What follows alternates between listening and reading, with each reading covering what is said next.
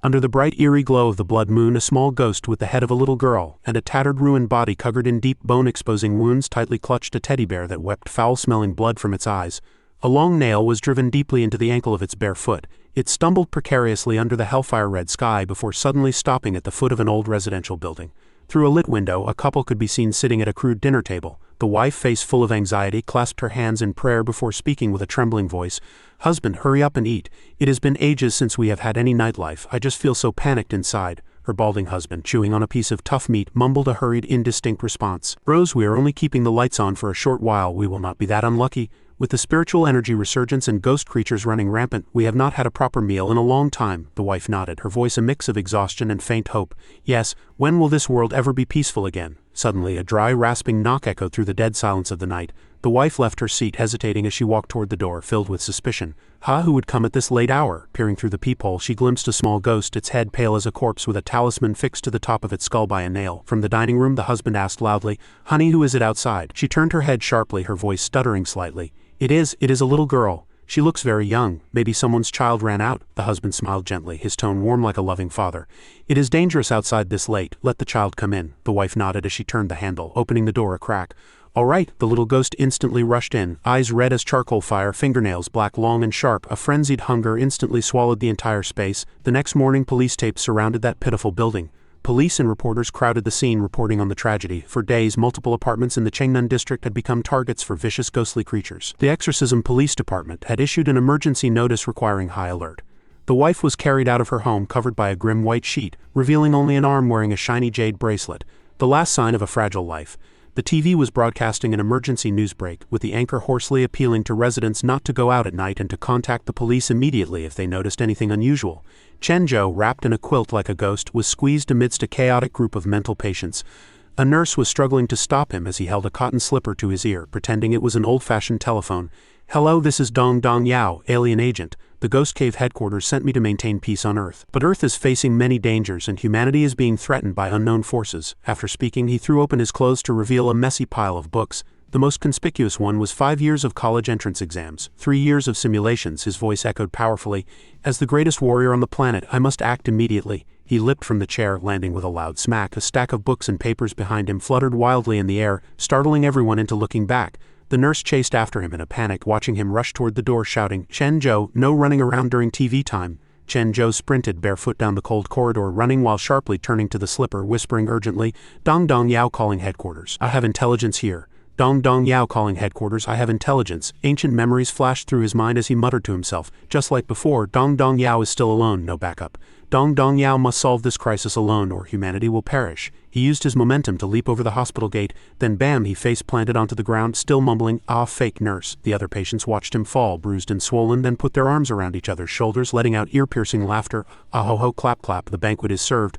The banquet is served. The moon had risen high in the sky. Chen Zhou, the bump on his head now treated, was sound asleep in his hospital bed when suddenly his eyes snapped open, and he sprang up like a spring, roaring, "Wah-ya-ya, who dares to knock out the noble planetary warrior Dong Yao?" Optimus Prime, sitting at the foot of the bed, was startled. He turned around, answering with sleepy eyes, "Nobody hit you. You fell by yourself." Chen Zhou looked around, then pointed his finger incessantly at Optimus Prime. "Who is speaking?" "Optimus Prime, is that you?" Optimus Prime jumped, hurriedly clarifying, I did not say anything." Just then, a green slime jumped onto him with a splat, shrieking, "It was me!" Chen Zhou looked in astonishment as it hovered in midair, then nonchalantly squinted, revealing a twisted smile. "You emit a strange glow. Congratulations, Chosen One. You have been selected by me, the noblest undead spirit in history. You must have accumulated a lot of virtue in your past life." Time rewound to the moment Chen Zhou fell at the hospital gate. The slime continued, its voice full of conspiracy. "There is only one reason.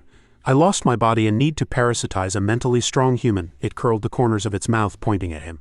"And you, a man with strength different from ordinary people, you are the one. You are my servant." Chen Zhou was bending over to pick something up while the slime spoke. "Of course I will not just boss you around, I will give you the power to fight against devils." Hey, what are you doing? Were you listening to me?" Chen Zhou took his slipper and smacked it directly onto the slime, roaring angrily, "Damn mosquito, get lost, do not block me from absorbing the essence of the sun and moon." The slime spun around abruptly, shrieking in dissatisfaction. Damn it, are you a psycho? You dare hit me? Do you know who I am? I am the ruler of this world, the first generation of immortal cultivators. Suddenly it stopped, sensing a strange aura.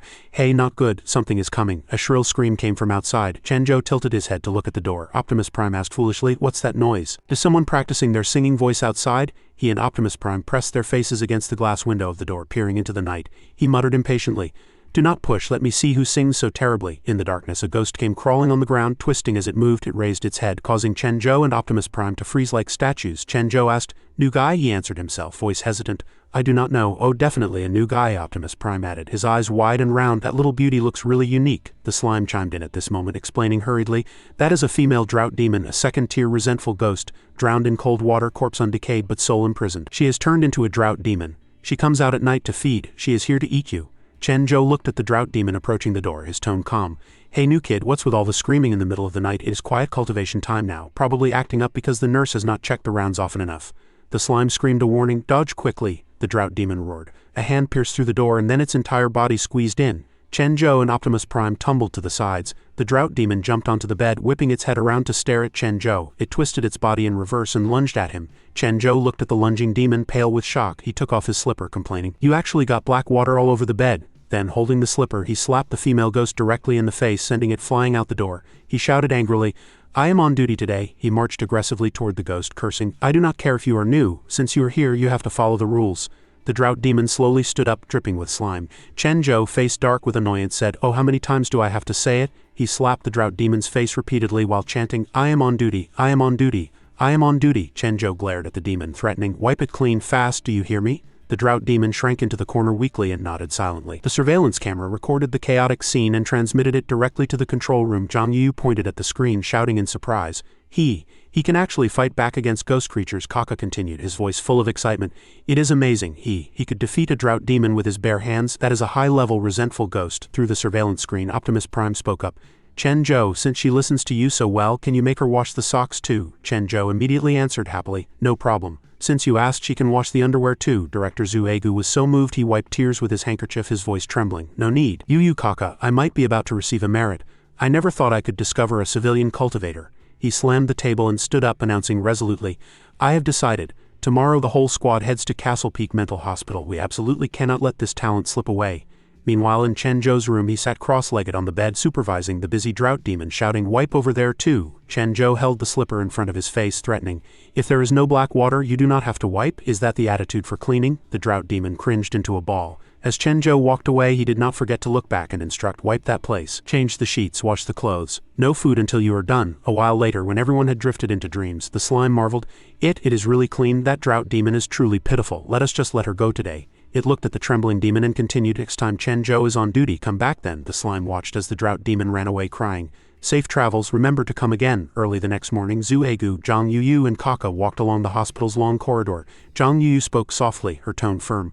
That is the situation, so we want to see that Chenjo. Director Li Qingshan walked ahead to lead the way, replying thoughtfully, I understand. Seeing him is fine, but once you meet him you'll understand. The group stopped at the ward door. Li Qingshan scanned the area, then said, but director, you cannot go in. You are tall and wearing a police uniform. Your aura is too strong. It will pressure the patient and hinder communication. Zuegu froze, his voice full of surprise. Ah, you are saying I am attractive? Li Qingshan gently pushed the door open, leading Zhang Yuyu and Kaka inside, then politely invited the other two. Please come this way. Kaka pointed curiously at Chenjo lying on the bed and asked, he is Chenjo? Li Qingshan nodded in confirmation. Yes, that is him. He turned and gently shook Chenjo awake, his tone mild. Chenjo, wake up. 2 officers from the Exorcism Bureau are here to see you. Outside the door, Zuegu peeked in, his gaze resting on a pile of clean clothes drying on a rope strung across the bed. He pondered silently, his heart filled with astonishment.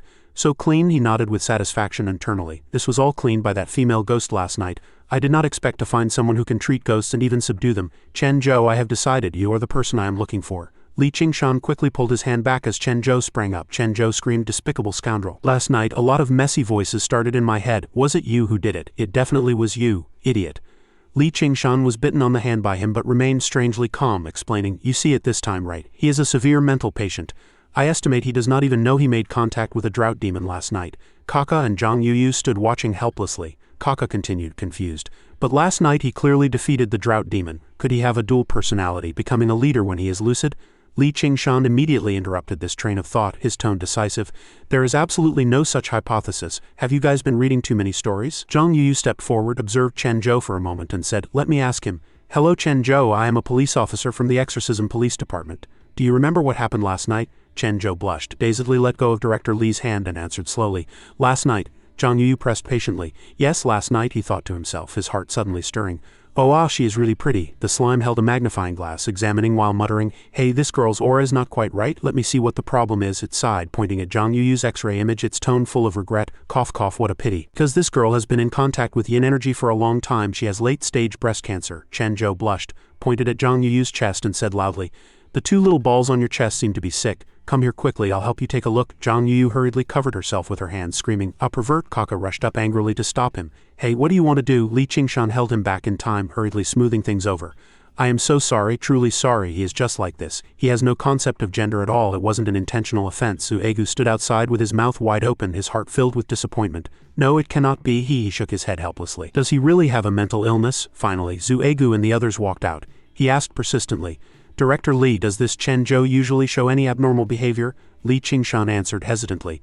If I really have to say, looking at those patients playing crazy and acting stupid, he sighed and continued, no one here acts normal, but recently he always thinks he is an alien and often takes off his shoe to contact headquarters. This has not happened before. Zhu Egu was puzzled. Alien? Li Qingshan continued. Yes, maybe because the hospital organized a movie viewing about aliens last month, making him. Zhu Egu was now in the cafeteria, holding a food tray and speaking to the chef. Master, give me a bit more meat. I spent quite a lot of money just now. Zhang Yuyu leaned in and asked, Director, what should we do next? Zhu Egu answered with a solemn face, it wasn't easy finding this talent, we absolutely cannot let him go easily. We need to wait and see, even if we leave we have to take him with us. Chen Zhou was sitting and eating when he suddenly shouted, Yahoo, today is my favorite meat too. Dong Dong Yao reporting, requesting headquarters to add a few more pieces of meat. Zhu Egu turned his head to look at Chen Zhou for a while, then said, let us go, let us find a place to sit too. The slime shouted irritably, heavens, his brain really is sick. I would better cure your mental illness first, do not just focus on eating. It sighed. Forget it. The drought demon did not succeed in feeding last night, so she will definitely come again tonight. Protecting this kid's life is the priority. Suddenly, a light flashed on the dining table. The slime waved its wand and conjured a talisman, saying, here is a Kaosidagarba talisman for you. Chen Zhou was startled and dropped his meat. He picked up the talisman, looked at it this way and that and scolded angrily. The meat is gone again. What game are you playing? You scared me. The slime collapsed helplessly. Knowing a mental patient was truly too difficult. He crumpled the talisman into a ball and threw it behind him. It accidentally landed right in Zhu Egu's rice bowl. Kaka stood up furiously, shouting, who dares to ambush our director? Come out! Zhu Egu hurriedly stopped him. I am fine, sit down quickly. Do not be so tense. Look at where we are, how can we fight here? He sighed. Sigh, drought demons feel no pain, which means Chen Zhou did not actually injure the drought demon. She will definitely come again tonight. We will not leave this afternoon. We'll coordinate with the police force to set up a sunlight array right here in the mental hospital. We must catch that drought demon. Zhang Yuyu responded with concern. Contrary to her, Kaka clenched his fist aggressively, determined. Subordinate understands, rest assured, Director. Zhu Egu commanded several subordinates to set up the position. Come, be careful, do not break the equipment. Move the boxes to the main gate. Be quick about it, seize the time, a nurse shouted while chasing Chen Zhou. Chen Zhou had stripped naked and was running through the hospital. Summer is here, I am going swimming. He jumped into the bushes, splashing around, and the nurse could not stop him. He cheered joyfully. The sea, it is all water, ha! A patient with a mushroom haircut picked up Chen Zhou's sock, took a few deep sniffs and then stuffed it into his pocket. Zhu Egu looked over, sweating with anxiety but helpless. He sighed. His path to merit seemed far away. Late at night in the hospital, the female drought demon stumbled along with a male ghost. Kaka looked at the screen. Something's wrong, Director. Why are there two people? Zhu Egu trembled as he replied. This is bad. Is not that a male drought demon? It is a top 10 dangerous creature on our city bureau's list, a most powerful second-tier wrath ghost. He is definitely here to avenge that female drought demon. He pointed at a police officer and ordered, the sunlight array cannot stop that male drought demon at all. Go intercept them and send more people to protect Chen Zhou. Go. He angrily slammed the table, thinking he had been too careless. Chen Zhou, I wanted to catch the female ghost before inviting you to join us, but do not let anything happen to you now. The female drought demon stepped into the array and was scorched, letting out a miserable shriek. Woo woo woo. The male drought demon released a burst of magical energy, instantly shattering the station's lighting. The female and male drought demons walked slowly down the hospital corridor. Chen Zhou was meditating, then suddenly opened his eyes wide. You guys are finally here. Bang, the ward door was smashed open, fragments scattering all over the floor. Chen Zhou stood with arms crossed as the two ghosts appeared, their bodies like withered skeletons. They opened their large mouths and roared, their eyes stared dead ahead, a murderous atmosphere enveloping the entire room. The three parties stood in a deadlock. Chen Zhou suddenly rushed toward the two monsters. He poked his head out the door looking around. Hey, where did my alien colleague go? Did not headquarters say a brave agent would be sent tonight to take Dong Dong Yao home? The corridor was full of viscous black liquid. After speaking, he immediately ran back inside. The two ghosts stared at Chen Zhou's movements, confused about what the hell was happening. Chen Zhou tightly clutched a slipper in his palm, pressing it to his ear as if whispering a secret code. Holy crap, Dong Dong Yao calling headquarters. Send someone for pickup. I have not arrived yet. Did something happen on the way? Dong Dong Yao calling headquarters. Whoosh. The two monsters behind him froze in place, eyes wide with confusion at this farce. They stared blankly at every movement as if they had never seen such a crazy scene. Why are you ruining my good deed again? He angrily threw the slipper onto the cold concrete floor. The impact echoed angrily as he screeched accusations at the shivering female ghost. The monster was terrified, hurriedly hiding behind the withered arm of her male accomplice. Her whole body twitched like a withered leaf in a storm. Seeing Chen Zhou's actions, the slime suddenly appeared on his arm, screeching a frantic warning. Hey, keep it down, that is a male drought demon, a second-tier wrath ghost much stronger than that female one. Suddenly, the wrath ghost opened its bloody mouth and a viscous liquid surged from the depths, its face twisted with rage. The foul black-green liquid sprayed into the air. The monster secreted massive amounts of it, splashing everywhere like a poisonous rain of curses. It charged at Chen Zhou and the slime with alarming speed. The slime hurriedly put up a glowing shield, barely blocking the sticky attack. Chen Zhou stood there dumbfounded, completely unaware that danger had descended. Bang, a gunshot rang through the clouds. Kaka rushed into the frame like a hero, gun in hand, heading straight for Chen Zhou, followed by a tide of police officers. Kaka aimed at the wrath ghost while pressing his earpiece, speaking decisively. Director, I have arrived at the scene. No casualties so far. Please instruct. The command came immediately from the walkie-talkie. Capture them, Kaka answered crisply. Copy that. Everyone charge. The black water is corrosive. Be careful. As soon as he finished speaking, the whole team charged at the monster with the agility of battle-hardened soldiers, everyone holding up sturdy shields. Seeing the crowd rushing in, the wrath ghost flew into a rage, opening its mouth to let out a deafening roar. Its eyes flashed green like a destruction curse upon the obstructors. It waved its hand in a violent slash, sending a green projectile flying toward Kaka at high speed. Kaka's eyes went wide with terror. Captain, look out! Two officers rushed up in time, raising shields to block it for him. The group uniting to resist. The shields touched the strange liquid sprayed by the wrath ghost and immediately sizzled, corroding and melting. An officer screamed miserably, "Holy crap, we are done for." Kaka frowned tightly, stunned by this terrifying scene. He retreated behind a shield, warning with a trembling voice, "The black water is too corrosive, the shields cannot stop it at all." Bang, the shields shattered into sharp fragments, blasting the team apart. Ah, Kaka roared in pain as the damn black water hit his body. The entire squad was instantly routed. In the blink of an eye, the remaining men were beaten to a pulp, scattered on the cold ground. Kaka struggled to stand up. The wrath ghost seemed to enjoy the chaos. Black water still flowed thickly down its arms, dripping onto the ground to form hideous mottled stains. Realizing the situation was critical, Kaka dragged his trembling, bloodied body, shouting a warning, "Chen Zhou, watch out for it." At that moment, the female ghost snapped her head around, staring dead at Chen Zhou, who was looking down at something in his hand. His heart sank. Bad. The slipper had been corroded into tatters by the black water. His face stiffened like a statue, cold from head to toe, his brain chaotic in the face of cruel reality. He muttered internally, despair welling up. Holy crap, the only equipment to contact headquarters is gone. The device is gone, crack. Chen Zhou clenched his fist and the slipper crumbled into powder. Yeah, damn it, I am gonna kill you. Rage erupted like a volcano. He had carved the image of this vengeful wrath ghost into his bones. Chen Zhou sprinted out with amazing speed. The slime hovered in midair, cheering excitedly. Fight time, enhancing host strength. Chen Zhou threw a furious punch, his arm pale with tension. A dazzling golden light wrapping around his fist like holy fire, the slime shouted. Crimson flame, golden venerable fist. The wrath ghost was caught off guard, stunned by the sudden attack. Bang, Chen Zhou landed a heavy blow, sending the monster flying dozens of meters. It took a solid beating without even reacting. Chen Zhou leapt high, red light exploding from beneath his feet. He roared like a mammoth, charging at the wrath ghost with terrifying power. The slime shook its head helplessly. Why give it such a silly name? This is the Buddha phenomenon kick. Chen Zhou stomped down with thunderous force, causing the opponent to spin several times in the air. Screaming in pain, he landed in front of the wrath ghost, whose body trembled ceaselessly. A golden talisman appeared in his hand. The slime smiled slyly. Kaosidagarba exorcism talisman. His whole body burst with blinding golden light, eyes flashing like meteors. Seeing this, the wrath ghost knelt in panic, begging for mercy. Ouch, Chen Zhou replied coldly. Now you know you are wrong, too late. He waved his hand forward and the golden light swept across. The ghost prostrated on the ground as his sharp gaze swept over. The slime said happily, "Congratulations, host, on killing a male drought demon, rewarding you with a top-tier item.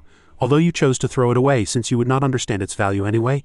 At this moment, Chen Zhou stood cowering before the female ghost, terrified by the horrifying scene just now. She shivered, holding her head and screaming, "Sob, do not hit me." Suddenly, his face turned red as if on fire.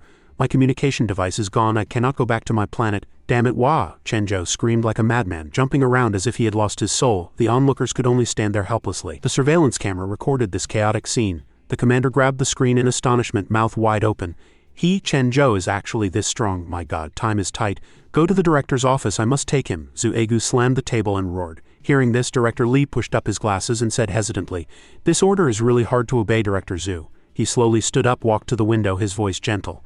"As the director of a mental hospital, protecting every patient is my duty. Such a terrifying thing happened last night. The ward was destroyed. Everyone must be scared. If you do not believe me, look." These words wiped the smile off Zhu Eguo's face, cursing internally. Holy crap, how annoying. This old man is too hard to persuade. Downstairs a long line had formed. They were buzzing with discussion. "Everyone hurry, go to the new ward. There will be new wards soon," one guy shouted excitedly. Someone behind him chimed in.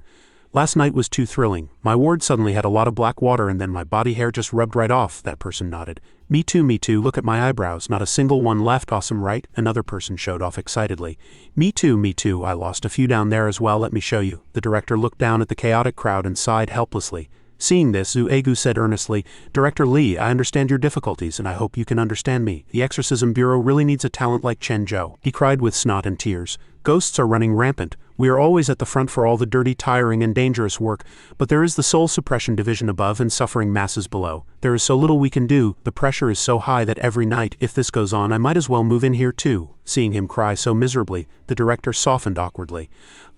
Director Zhu, stop crying, it looks really ugly," Zhu Egu continued to plead, voice urgent. "Director Lee, even if Chen Zhou has mental issues, I cannot care about that anymore. I need him. As long as he is here, I can definitely protect more people." He tightly grabbed the corner of the director's clothes. Suddenly, Kaka rushed into the room, face serious. "Director, bad news, something happened in Chengnan district again." The air instantly froze. The situation was so awkward everyone was at a loss. "Speak, what happened?" Kaka roared. "About a family of 7 lost their lives in Chengnan district last night." Hearing this news, Zhu Egu became even more distraught, stammering, Nani, what? "It is a deadly little girl," Kaka whispered, fear evident on his face. "She will appear tonight." As soon as he spoke, the director and Zhu Egu both widened their eyes, mouths agape in surprise as if struck by lightning. Time passed quietly, and in the blink of an eye it was evening. Zhu Egu sat blankly on the bench, eyelids heavy with racing thoughts. Kaka still waited patiently, gaze never leaving his superior. Other officers were laughing and playing. The atmosphere relaxed like a picnic. Kaka suddenly spoke, full of worry.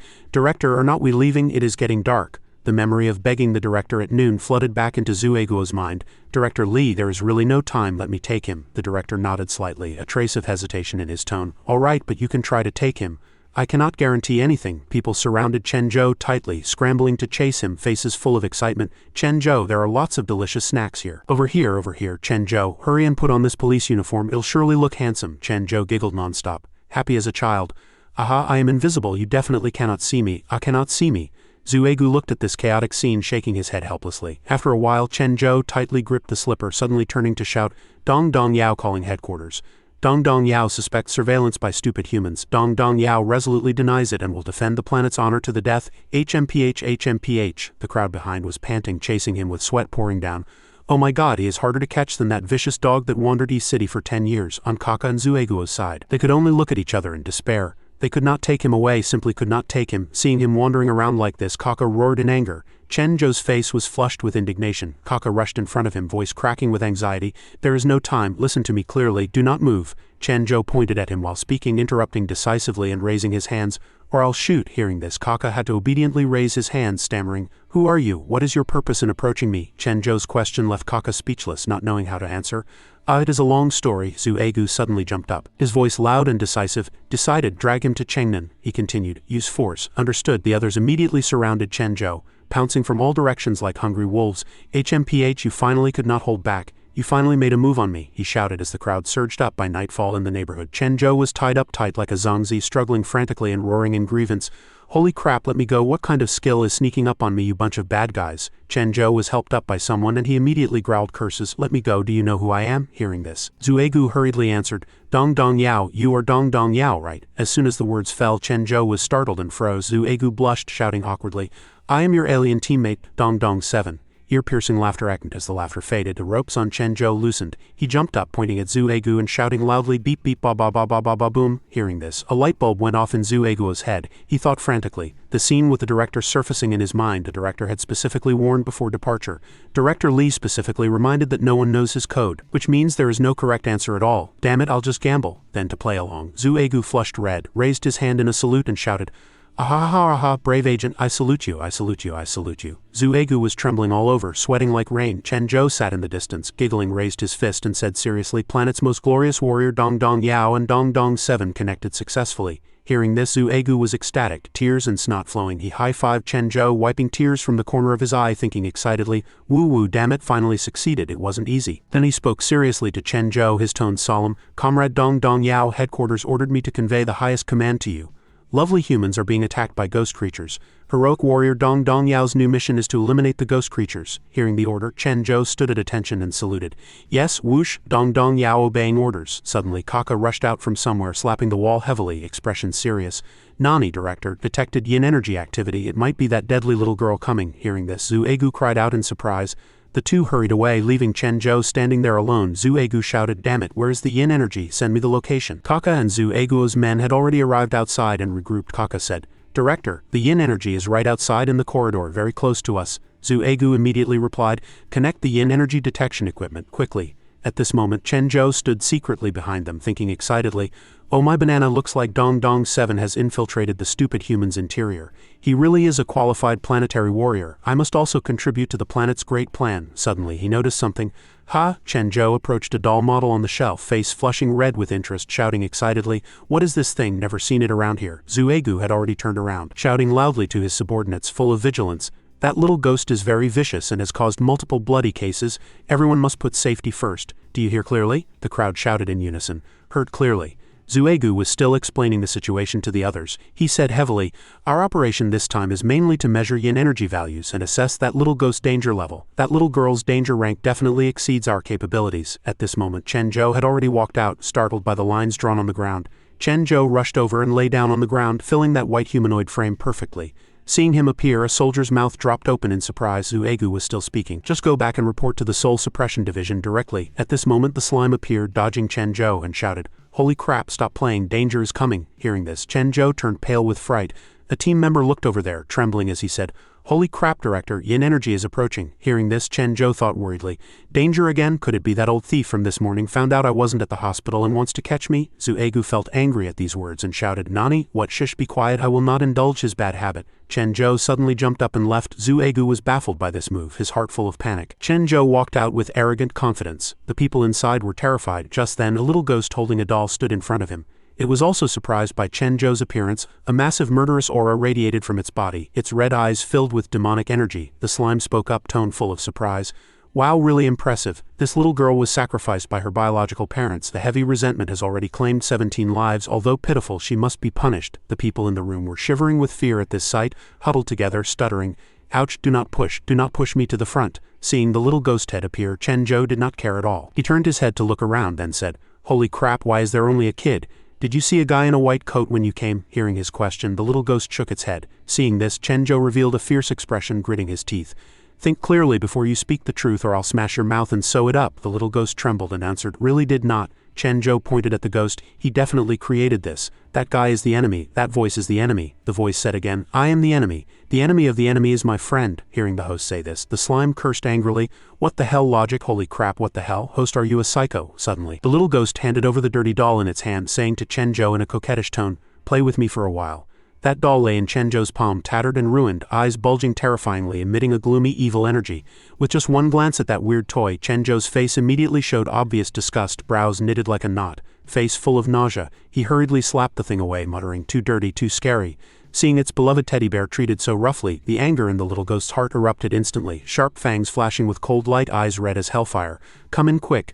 I heard them say it is dangerous outside tonight." Chen Zhou hurriedly grabbed the little ghost's small hand tightly and carefully pulled her into the room. Those red eyes still stared dead at him, a stream of black energy carrying rolling killing intent spreading constantly. He tried to soothe her with a friendly tone. "Sit anywhere, make yourself at home." At this moment, Zhu Egu and his group were all pale with fright, bodies shaking non-stop. A threatening red light hovered faintly over Chen Zhou's head. After bringing the little girl in, he immediately reached into his trouser pocket, rummaging for something while speaking in a teasing tone. "What's so fun about that doll, my doll here? You want to see it?" Zhu Egu watched all this in absolute terror, shaking like a sieve. Chen Zhou placed the musical toy on the floor, then the two sat on the soft sofa. He pointed at the toy, saying enthusiastically to the little ghost, "This toy makes a very nice sound. I wonder if it glows. Wait a sec, let me go close the door and try." The little girl sat quietly without saying a word, then suddenly snapped her fingers, looking cold. "Damn it." The surrounding space instantly plunged into pitch darkness. The officers, seeing this, panicked as if their souls had been sucked away. Chen Zhou, however, eyes lighting up, was incredibly excited. He cheered, "Hey, so awesome. Is this your special ability? I'll tell you a secret. I have a special ability too, invisibility art. Zuegu and the others remained highly vigilant at these words, feeling a wave of fear. Hearing him say this, the little ghost replied, tone full of doubt, I do not believe it. Chen Zhou quickly draped a white cloth over himself, laughing loudly. How about it, can you see me? The little ghost broke into a cold sweat, looking helpless. Chen Zhou circled the little girl, chattering endlessly. See me, see me, see me, see me, cannot stand it anymore. The little ghost gritted its teeth in anger, roaring, I see you. Hearing this, Chen Zhou froze, scratching his head awkwardly. What the hell, no way, he turned to ask the group, can everyone see me? They hurriedly answered, trembling, no, cannot see. So strange. Then why? The group hid behind Zuegu saying, Bureau Chief, what do we do now? He answered, trembling, what can we do? Just wait. He can really turn invisible. You try. As soon as he finished speaking, the little ghost body suddenly lunged toward Zuegu. Seeing this, he shuddered all over in fright. The surrounding people saw this and instantly fell into chaos. They screamed loudly. The little ghost body was now withered like a rotting skeleton. Eyes staring dead ahead, full of ferocity, Zuegu collapsed to the ground. Seeing this, Kaka rushed over, shouting, Director Nani, get water quick. The director fainted. At this moment, Chen Zhou was already hugging the little ghost tightly, running fast. Oh, invisibility successful. Suddenly, he noticed something on the little girl's chest and cried out in surprise. Nani, what is this? Why is there a nail pinned to the outside of your clothes? Hearing his question, the little girl looked down, saying calmly, this is a talisman. There are 5 wooden nails. Saying that, she pointed at the nails in her body for him to see clearly. Hearing this, Chen Zhou was furious, cursing, holy crap, that is too much. Which hospital dared to nail you like this? Too cruel. I am going to feed them to the dogs. The little ghost answered sadly, Mom and Dad did it. They are already dead. Hearing this, a wave of bitterness welled up in Chen Zhou's heart. He looked at the little girl with gentle eyes, leaning close to comfort her. How about I help you pull it out? It must hurt being stuck there. Saying that, he pointed at the nail. Seeing this, the little girl shook her head. It cannot be pulled out. There is nothing in this world I cannot do. Rest assured and leave it to me. Let me try. Chen Zhou said decisively. At this moment, Zuegu had woken up. Where is Chen Zhou? Seeing this scene, Kaka cheered happily. The director is awake. Seeing the scene before him, Zuegu immediately roared, Nani, he still dares to attack. Director Zuegu fainted again and fell to the ground. Chen Zhou was struggling to pull the nail from the little ghost body. See, it cannot be pulled out. I do not believe it. You lie down. Chen Zhou pinned the little girl down with both hands, pressing her to the floor. Seeing this, the slime suddenly appeared, curling its lip in dissatisfaction. Hey, that nail has pierced deeply into the soul. It is very hard to pull out. I am not helping you. At this point, Chen Zhou had pinned the little girl to the ground, one foot on her head, hands gripping the nail and pulling with all his might. Seeing this, the slime was even angrier, roaring, holy crap, there is really no way. This is the heart gate nail of the 5 elements soul-sealing nail exorcism. Chen Zhou ignored the warning, pulling desperately. The nail finally popped out of the little ghost body, stained with fresh blood. Success, Chen Zhou shouted happily. On the little ghost's side, veins red like fresh blood suddenly bulged all over her body. An eerie red light enveloped the surroundings. The little girl cried out in pain. Ah, cough, cough, cough. Chen Zhou was a bit surprised by this scene. Ah, the little ghost continued to groan in severe pain. She was shrouded in red light. That force instantly blasted Chen Zhou away. He slammed heavily against the wall, asking in panic, holy crap, are you okay? Zueguo's group hid behind the cabinet doors, swallowing saliva incessantly. Ah, the little ghost seemed to have turned into a real malicious ghost. She extended long red sharp claws and rushed at Chen Zhou. Her open mouth was full of jagged fangs. The two's hands immediately entangled. The little ghost was surprised by this strength. The slime interrupted smugly. 5 elements soul-sealing nail exorcism. Left palace suppression nail. Ah, cannot pull it out. Is the nail on the right hand? Chen Zhou answered. It is the left nail. Right. 5 elements soul-sealing nail exorcism. Right palace suppression nail. 5 elements soul-sealing left god suppressing position. Right god suppressing position nailed under the foot. That'll do. Why did you pull the one on the head too? That is the heavenly palace evil position. It cannot be pulled. It is very dangerous. Chen Zhou, however, was pulling the nails out desperately. Yeah, the little ghost was in extreme pain. Ah, alright. 5 elements soul-sealing spirit exorcism, heavenly palace position. The slime shouted, go. Chen Zhou pulled out that nail and threw it aside. It accidentally smashed right onto the director's head. Everyone present was stunned, terrified to the extreme. The slime continued, the soul seal is lifted. She will soon turn into a malicious ghost. You have to take responsibility for her. After speaking, the little ghost screamed in pain. Erg, a stream of black-red power began to gush out endlessly. Rumble explosion sounds echoed, surrounding bricks shattering into fragments. Everyone present was panic-stricken. Kaka immediately said, Director, bad news, that little girl has turned into a malicious ghost. The control instruments all exploded. During this sentence, Zuegu was scared out of his wits. Where is Chen Zhou? What is Chen Zhou doing at a time like this? Chen Zhou was immersed in joy. Ah, I can fly. Zuegu saw this scene and was rendered speechless by him. Chen Zhou was suddenly blown outside. Hey, holy crap, I am going to fall. Chen Zhou shouted in panic while falling. Zuegu reached out worriedly, wanting to grab him. Suddenly, a red light rushed over at high speed. That light rushed toward the falling Chen Zhou. A hand appeared and grabbed him tightly, wrapping around his arm. The little ghost gradually materialized, holding his hand. Seeing this, he was a bit surprised, and the little ghost pulled him up. Everyone present was incredibly shocked by what had happened. Zuegu rushed over like lightning, asking, Chen Zhou, are you okay? Hearing this, he answered, Ahaha, did you see that? Just now a sudden crack sound rang out. Hearing that sound, Zhu Egu immediately screamed in terror. Chen Zhou was surprised by what happened to him. I am dying, it hurts so much, my hand is broken. Blood flowed from inside. Seeing this, Zhu Egu thought to himself, holy crap, why so tense, I thought he was going to die. The little ghost's feet appeared faintly. A long time ago, an old grandma once told him that if a ghost wants to be with a human without affecting the human's fortune, there is a method called forming a ghost contract. The little ghost walked closer to him step by step while speaking, but he was worrying about his hand. The fingertip cracked. Who did it? Was the finger Brother Handsome uses to pick up meat broken? Hearing him say this, the slime appeared and whispered, Host, why do you talk so much nonsense? The little ghost smiled gently and answered, We'll use the first gift you gave me to make the contract. Let us form a contract, the little girl knelt down and said. Hearing this, the slime immediately cheered excitedly, voice echoing, Yo, that is great. She wants to form a contract with you. The little ghost held his hand tightly, gently pressing it against her forehead. Seeing this scene, the slime hurriedly said, It is truly rare for a ghost creature to actively request a contract. The surrounding people could not help but freeze, shouting an exclamation in unison, Oh! A glowing connection magic circle appeared beneath their feet. Image of magic circle, glowing red light radiated, wrapping around him, then soft blue light intertwined within, emitting a dazzling brilliance. He suddenly sat on the ground, finger trembling as he pointed at the little ghost. His mouth opened wide into a huge O shape in surprise. The light gradually dissipated, revealing the figure of a beautiful young girl. It was the little ghost, her figure now slender and charming. The slime was shaking with excitement, waving a cane with a like symbol, cheering, Congratulations, you obtained a demon officer, she will definitely be of great use in the future. Chen Zhou raised his hand, his middle finger was swollen and red, that was the old injury. He pursed his lips tightly, tears flowing down, sobbing, Woo, it hurts so much? The slime, wearing a red cross hat and holding a syringe, frowned and comforted. I know, helping you treat it right now. Chen Zhou immediately jumped up happily, pointing at the sky and shouting, Yo, I am healed. Instant recovery, my kung fu is truly profound. Behind him, specks of firelight floated around the little ghost. She turned her head to look at the three silent people behind her. Chen Zhou was still jumping around happily, humming la la la. The little ghost bowed, respectfully bowing to those three. Around the girl, green aura rose slowly, accompanied by countless mysterious runes. They gradually condensed into flames flickering black and red. The little ghost body slowly melted into them. After burning in the flames, she turned into a stream of thick black smoke and drilled into Chen Zhou's back. That guy knew nothing about it. Still jumping around there, singing loudly, La, I am a celestial being, capable of instant self-recovery. The three people opened their mouths wide, dumbfounded by this strange spectacle. Kaka whispered in Bureau Chief Zhu Eguo's ear. Director, that child disappeared. Seems she was very grateful to us, so should we count the mission as completed? Director Zhu nodded slightly.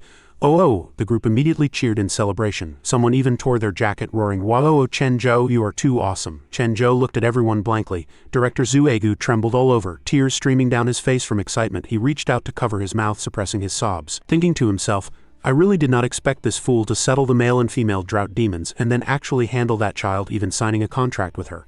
He is my salvation, Director Zhu calculated silently. You have to know, after the spiritual energy resurgence, ghost creatures are divided into 9 realms from strong to weak.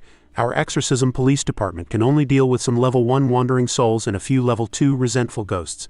The pyramid is divided into 9 levels, each representing a different color. The lowest level is wandering soul, then the levels rise in order: resentful ghost, wrath ghost, evil spirit, ghost general, ghost fiend, ghost king, ghost emperor, and the highest is ghost deity. That little ghost just now belonged to the wrath ghost level. Zhu Egu continued to think. Cases above wrath ghost level must be reported to the soul suppression division. Then wait for assignment, wait for staging, wait for commission, wait for processing, wasting so much time, who knows how many lives would be sacrificed. But now, Captain Zhu thought of Chen Zhou and could not help but smile. In the office of the Exorcism Police Department, Zhu Egu sat in his chair, legs crossed on the desk, happily making a phone call. Ah yes, I am Zhu Egu. I applied for assistance from the Soul Suppression Division before, but now it is not needed. Not needed, do not you understand? Throw away my help letter. He hung up the phone forcefully, voice loud and clear. You heard right, goodbye. Clenching both fists, Director Zhu cheered with a glowing face. Oh ho, so satisfying. He turned his head to reveal a gentle smile, calling out softly, Chen Zhou. Director Zhu rubbed his hands, walking toward Chen Zhou, who was sleeping soundly on the sofa with a face full of excitement, whispering, My path to merit relies entirely on you. A steaming bento box and a pair of chopsticks were placed on the table. A pink letter with a flower pattern was also stuck on the bento box. Chen Zhou sniffed, smelling the aroma, and slowly opened his eyes. The bento box was still emitting an alluring fragrance. He sat up clumsily, rubbing his eyes. A sleepy, groggy voice. Ah, smells so good. Crisply taking the letter off the lunchbox, he wondered aloud, Oh, this is a well-written letter. His eyes glowed, his whole body trembling, mouth chanting oh incessantly. Throwing the letter into the air, he smiled as beautifully as a flower with excitement. Cannot help it. Who asked me to be the bravest warrior on the planet? Jumping onto the table, he mumbled while eating. Ah, goodbye headquarters, Wakue Spices. He turned his head and shouted. The letter paper landed clearly on the ground, revealing its content. Remember to eat when you wake up. I am off to execute other missions. The matter of the deadly little girl has been perfectly resolved. Headquarters specially commends the cute Dong Dong. Signed, Dong Dong. Chen Zhou pushed open an office door. It was crowded with police officers burying their heads in work. A female officer was taking a call, answering politely, "Hello, this is the Exorcism Police Department." The officer asked the person on the other end, "Is there anything I can help you with?" When she turned around, she was startled by Chen Zhou, who had popped out of nowhere and was staring dead at the drink on her desk. Chen Zhou pointed at the Coca-Cola on the table, asking urgently, "I am dying, can I use this to save me?" Immediately, the officer covered the receiver. She thought to herself, "Where did this kid come from? He looks a bit abnormal and is wearing a patient's uniform," but on the surface she smiled awkwardly and said, "No need, you drink it." Chen Zhou held the drink in his hand, eyes wide, then picked up a piece of paper to scribble on, saying to the female officer, "Rest assured, I will not take things for free.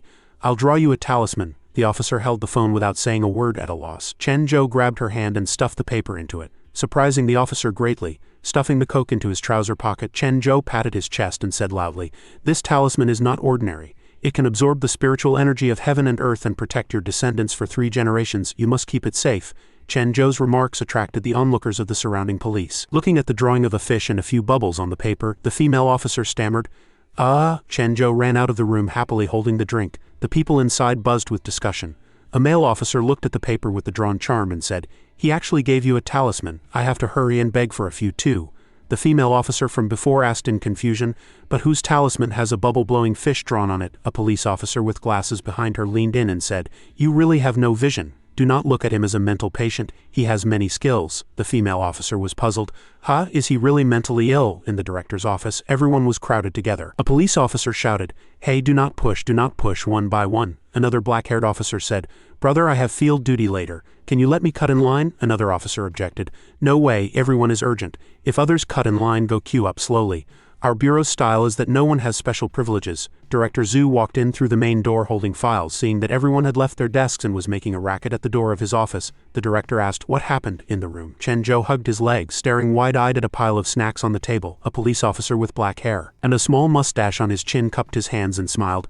"Master, these are all for you. Can you draw 5 more talismans for me?" The other police officers in the room also had their arms full of snacks. Zhu Egu peeked in from outside the door. Everyone was lining up. A police officer holding only a small apple pleaded, Bro, cannot you share a pack with me? The commissary at the entrance has been bought out by everyone. I have nothing left to buy." That bro shouted, "Share? Share what? Do not crowd and make noise here if you cannot buy any. Do you know now that efficiency determines success? Learn from this in the future." Director Zhu, standing at the end of the line, witnessed all this, his face as black as charcoal. Zhu Egu turned to look at the 2 subordinates who were talking. One, holding a paper with a chicken drawn on it, said, "Is every talisman different?" The other, looking at the paper in his hand with geometric symbols, answered, "I recognize your chicken, duck, and dog. My talismans are all triangles and circles." Zhu Egu coughed dryly a few times. The raspy sound startled the group, causing them to scatter like a disturbed hornet's nest. Bro and the officer holding the apple were trembling with fear.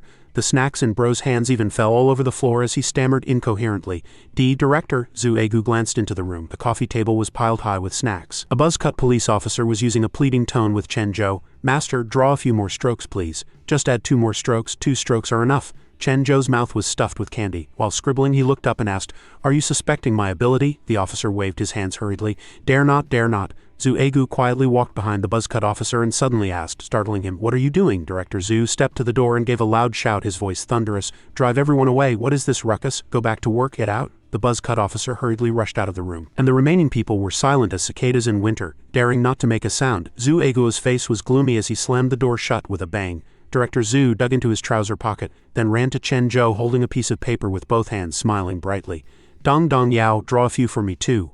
Chen Zhou rested his hand on the sofa, still sucking on candy, quietly watching Director Zhu without saying a word. Zhu Egu glanced at the mountain of snacks on the table and understood immediately. He hurriedly reached into his pocket, pulled out a stack of money, and offered it with both hands to Chen Zhou, who was sitting on the chair with his legs crossed. The director smiled apologetically.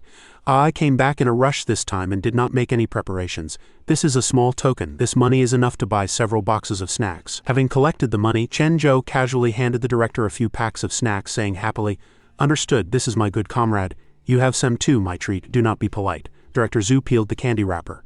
Meanwhile, Chen Zhou was focused on drawing his ghost characters. Just as the director put the candy in his mouth, he was startled by Chen Zhou suddenly looking up. Chen Zhou stared dead at him and smiled awkwardly. The director, with quick hands and sharp eyes, stuffed the lollipop into Chen Zhou's mouth.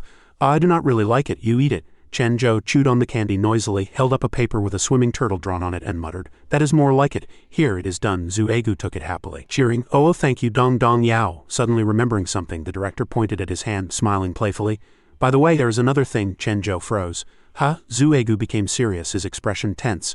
"A serial murder case has occurred at Dongdachao headquarters, specially assigned me and you to handle it." Chen Zhou jumped up like a spring and gave a standard salute. Oh, Dong Dong Yao accepts the order." Candy crumbs from his mouth sprayed everywhere. Night fell, shrouding the city, forcing the high-rise buildings to light up. At Dongdachao, the huge bridge spanning the two banks flickered with dazzling decorative lights. The police squad had already sealed off the scene. As soon as the patrol car stopped, a police officer rushed over to open the door. Chen Zhou, Director Zhu, and Kaka walked slowly into the scene. Two officers on duty saluted immediately upon seeing them. Director Zhu briefly introduced the situation to let Chen Zhou understand. "Passers-by are attacked here every night. To this day, we do not know if the killer is human or ghost. Last night, another drunkard died here. A headless corpse was lying on the ground with a wine bottle beside it." Director Zhu added, his voice low. "The body was incomplete when found. This is already the 36th murder case this month. We must identify the killer as soon as possible." Chen Zhou listened quietly while chewing on biscuits. Director Zhu's face was terrifyingly serious as he turned to ask, "It is up to you, Dong Dong Yao. How about it? Any findings?" Chen Zhou stuffed a biscuit into his mouth and answered crisply, "Yo, none." He pointed straight ahead. Director Zhu advised, "Look carefully. This bridge is very long. Do not rush to conclusions." Holding the biscuit bag, Chen Zhou looked in the direction Zhu Egu pointed along with the other officers. He nodded and said okay. Then he suddenly dashed forward. Two officers maintaining order hurriedly pulled open the cordon to let him pass. Kaka and the director watched his back. Suddenly Chen Zhou fell, crying out, "Ouch! Ouch!" The two officers at the scene and the director all turned pale with fright. Kaka hurriedly pulled out his gun and shouted, "All units alert! Situation." The two on-scene officers also drew their guns, scanning the surroundings. The director hurriedly reached out to stop them, but before he could speak, Chen Zhou had already crawled up, whimpering, "Boo-hoo!" The director pulled up the cordon tape and ran over, but did not forget to wave back to Kaka and the others behind him. "No, incorrect, he just tripped himself." Director Zhu ran over to help Chen Zhou up, asking anxiously, "Are you okay?" "Ouch, ouch, nosebleed." Chen Zhou had taken a fall. When he stood up, his hair was messy, a nosebleed was flowing, and tears were swirling in his eyes. Sobbing woo woo woo, then he burst into loud wailing. Wah! The officers at the scene and Director Zhu hurriedly ran over to coax him. Zhu Egu comforted, There, do not cry." These three did not notice at all that behind them a huge white tiger had quietly appeared, flickering with ferocious green light. Chen Zhou sat paralyzed on the ground, crying with the beauty of a pear blossom bathed in rain. "Woo woo woo." Director Zhu petted and comforted him from the side. There, blow, no pain, do not cry, okay." Kaka and the other three officers watched this weird scene of babying a child silently. Behind them a huge eerie black shadow suddenly rose. The slime suddenly appeared, shouting, "Danger! Little ghost, come protect the host quickly." Chen Zhou was rubbing his eyes and crying when a red aura erupted from behind him. As Chen Zhou rubbed his eyes, the little ghost appeared silently from the aura, dumbfounding Director Zhu and the two officers. Seeing the little ghost, everyone fled in panic, screams rising one after another. "Deadly little girl, why did she appear? Wow, run!" Heavens! A police officer ran out of the sealed zone and suddenly crashed into a massive white aura. He braked urgently, shouting, "Wait, there is another ghost here." The other two officers whipped their heads around. All three were pale with fright, looking at the ghost's massive figure. A white tiger appeared, looking ferocious, scaring the two officers into rolling and crawling away, howling as they ran. "Mommy, the ghost is so big, I want to go home." "Director, run!" The little ghost remained calmly blocking the front, protecting Chen Zhou, who was sitting on the ground. Slime crossed its arms and thought, "This is a tiger soul, a mid-tier wrath ghost. It finds prey by the scent of blood. I estimate it was attracted by Chen Zhou's nosebleed. It has killed hundreds of people and even cultivated a unique skill, the ghost yin claw. Truly amazing." Ignoring the officers running for their lives, the little ghost still stood firmly in the middle of the road. Chen Zhou glanced at everyone and crossed his arms. "Little ghost, you are no match for it." The little ghost raised her hand and a surge of black energy tumbled out. The fierce wind whistled, messing up her hair. Under everyone's surprised gaze, the little ghost launched an attack on the white tiger. She gathered all her strength into a massive energy blast and struck. She shouted, "Ha!" The white tiger broke free from her attack, and the little ghost immediately struck another blow at the white tiger. Black and white auras collided and exploded constantly in the fierce battle. Watching this huge white tiger emitting terrifying power before them, one person said, "That little girl is no match for it at all." Another person retorted, "Nonsense. That little girl only has 17 human lives on her. This tiger has at least hundreds." Another person sobbed, "Boo-hoo-hoo, adding us tonight it is estimated to be almost 250. That person howled, "Mommy, I want to go home." The white tiger became even more ferocious, opening its huge mouth to let out a deafening roar. Kaka aimed his gun at the tiger and said to Director Zhu, Director, do you remember? 10 years ago, an abused tiger escaped from the zoo and was shot dead on this very bridge." Zhu Egu trembled all over. Could it be that tiger? It was the culprit of the tragedy on this bridge. "We are done for. It is stronger than a resentful ghost. I definitely have to report to the Soul Suppression Division." Chen Zhou was still sitting cross-legged on the ground as the big tiger behind him pounced toward the crowd. It smashed a heavy fist onto the ground. The road cracked under the terrifying heavy blow, smoke and dust rising everywhere. A police officer looked down at himself. "Hey, I am fine." He looked up and saw a golden fish pattern emerging on his body. He cheered. The talisman worked. Other officers also looked through the chaotic dust. Symbols like flowers, stars, chickens, and birds were all glowing, forming a protective film. The tiger gently touched the protective film. It stared blankly at the claw that had just collided, then called out, "Whoa!" The tiger attacked the shield madly and continuously. Director Zhu and the two officers were inside the shield. Director Zhu turned around sharply, his voice full of majesty echoing among the police squad. "Everyone, do not be afraid. Charge. This beast cannot hurt us." The officers tremblingly took out the talismans from their pockets, held them high to the sky, and roared in unison, "Oh, oh, oh, oh!" All power converged into a ball. Everyone tightly gripped the shining charms in their hands. The protective layer expanded gradually, enveloping them like a sturdy light shield. They chanted in unison, "Persistence is victory. Power takes us home." The tiger was frightened by this group's imposing momentum. Wearing police uniforms, its green eyes rolled incessantly. Seeing it eyeing them covetously from outside the shield, the police officers cheered, "Great, that is it. It cannot hurt us." Suddenly, amidst those raised arms, a hand wearing a patient's uniform reached out, slowly extending to the very center of the tiger's forehead. That hand delivered a fierce flick on its head, the sound resounding through the clouds. Two nearby officers, one holding a cat charm and the other right next to him, whipped their heads back to look. Chen Zhou appeared with a brilliant smile of victory. Having just retracted his hand after the flick, he chuckled hee-hee, as wisps of white smoke curled up from the tiger's head. Director Zhu's face was deathly pale, and he screamed in a high-pitched voice, "This is going to be the death of my old life." The tiger bared its teeth, eyes flashing with raging fire. A police officer screamed miserably. Heavens, he angered it. The white tiger was furious, charging straight over with the force of a toppling mountain and overturning sea. People did not just stand there to be beaten, some were knocked flying in all directions by it. The air was suffocatingly chaotic. The slime tapped lightly on someone's shoulder, tone urgent. Tiger soul is enraged, strength increased by 3 times. Everyone run. The surging rage made the tiger fiercer than ever. It waved its huge claws and slapped fiercely. The shield was immediately covered with cracks. Director Zhu and his teammates fled in all directions in terror. He shouted, "Cannot hold it. Quick, everyone scatter." Zhu Egu shouted back while running desperately, "Chen Zhou, hurry and keep up." Chen Zhou slipped, his slipper flew off, and then he face-planted onto the ground in a dog-eating shit pose, falling on his butt hurt, and he groaned softly. "Ouch!" He sat up. Chen Zhou rubbed his knee, his eyes still a bit blurry. The white tiger flew over like lightning, heading straight for him. Director Zhu shouted heart-wrenchingly, "Chen Zhou!" A stream of black power suddenly erupted, emitting sharp hissing sounds. That energy tightly entangled the tiger's wrist, pulling it backward. The white tiger turned its head sharply, glaring at the little ghost who was doing her utmost to pin it down. The little girl's face was twisted with tension. Her eyes were red with rage. The little ghost roared, "You are not allowed to eat my master." She gritted her teeth, channeling enough internal force, and then threw the tiger toward the group of police officers who were running half dead. Amidst the astonishment of Chen Zhou and everyone, she shouted, "You go eat them." The police officers watched in horror as the tiger fell from the sky like a meteor, screaming wah wah in chaos. "I." The tiger smashed heavily onto the ground, howling in pain, dust flying. Chen Zhou patted the dust off his clothes, his tone calm. "Seriously, such a big cat showing this attitude over just a forehead flick." Chen Zhou continued with an arrogant face, "It is my first time seeing this. You shall be the mount for the great planetary warrior Dong Dong Yao." The slime hurriedly dissuaded him. Hey, that is a tiger. You cannot touch a tiger's butt. How can you think of riding it?" The white tiger snapped its head back to stare at Chen Zhou, baring its fangs, its aura imposing like a rainbow. The slime panicked and tried to stop him. "It will beat you to death." Chen Zhou held the tiger hair in his hand, expressionless as the tiger launched a terrifying attack, cracking the ground. The slime hurriedly pulled Chen Zhou to dodge, and he asked, "You want to eat me?" Chen Zhou gritted his teeth, bowed his body, and clenched his fist, preparing to counterattack. "I announce I will give you a home, yet you want to eat me." The slime cheered excitedly.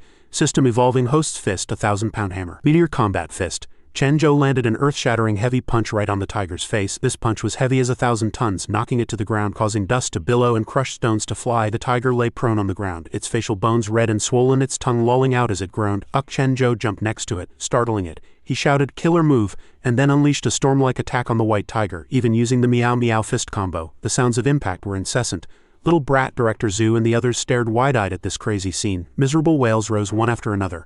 Woo-woo. Amidst the rolling white smoke, Chen Zhou sat on the tiger's back. The bump-covered tiger was beaten until its tongue lolled out motionless. He asked if the tiger submitted. The tiger scratched its head, one eye swollen high, raised a white flag to surrender, and cried with snot and tears flowing, "Woo-woo."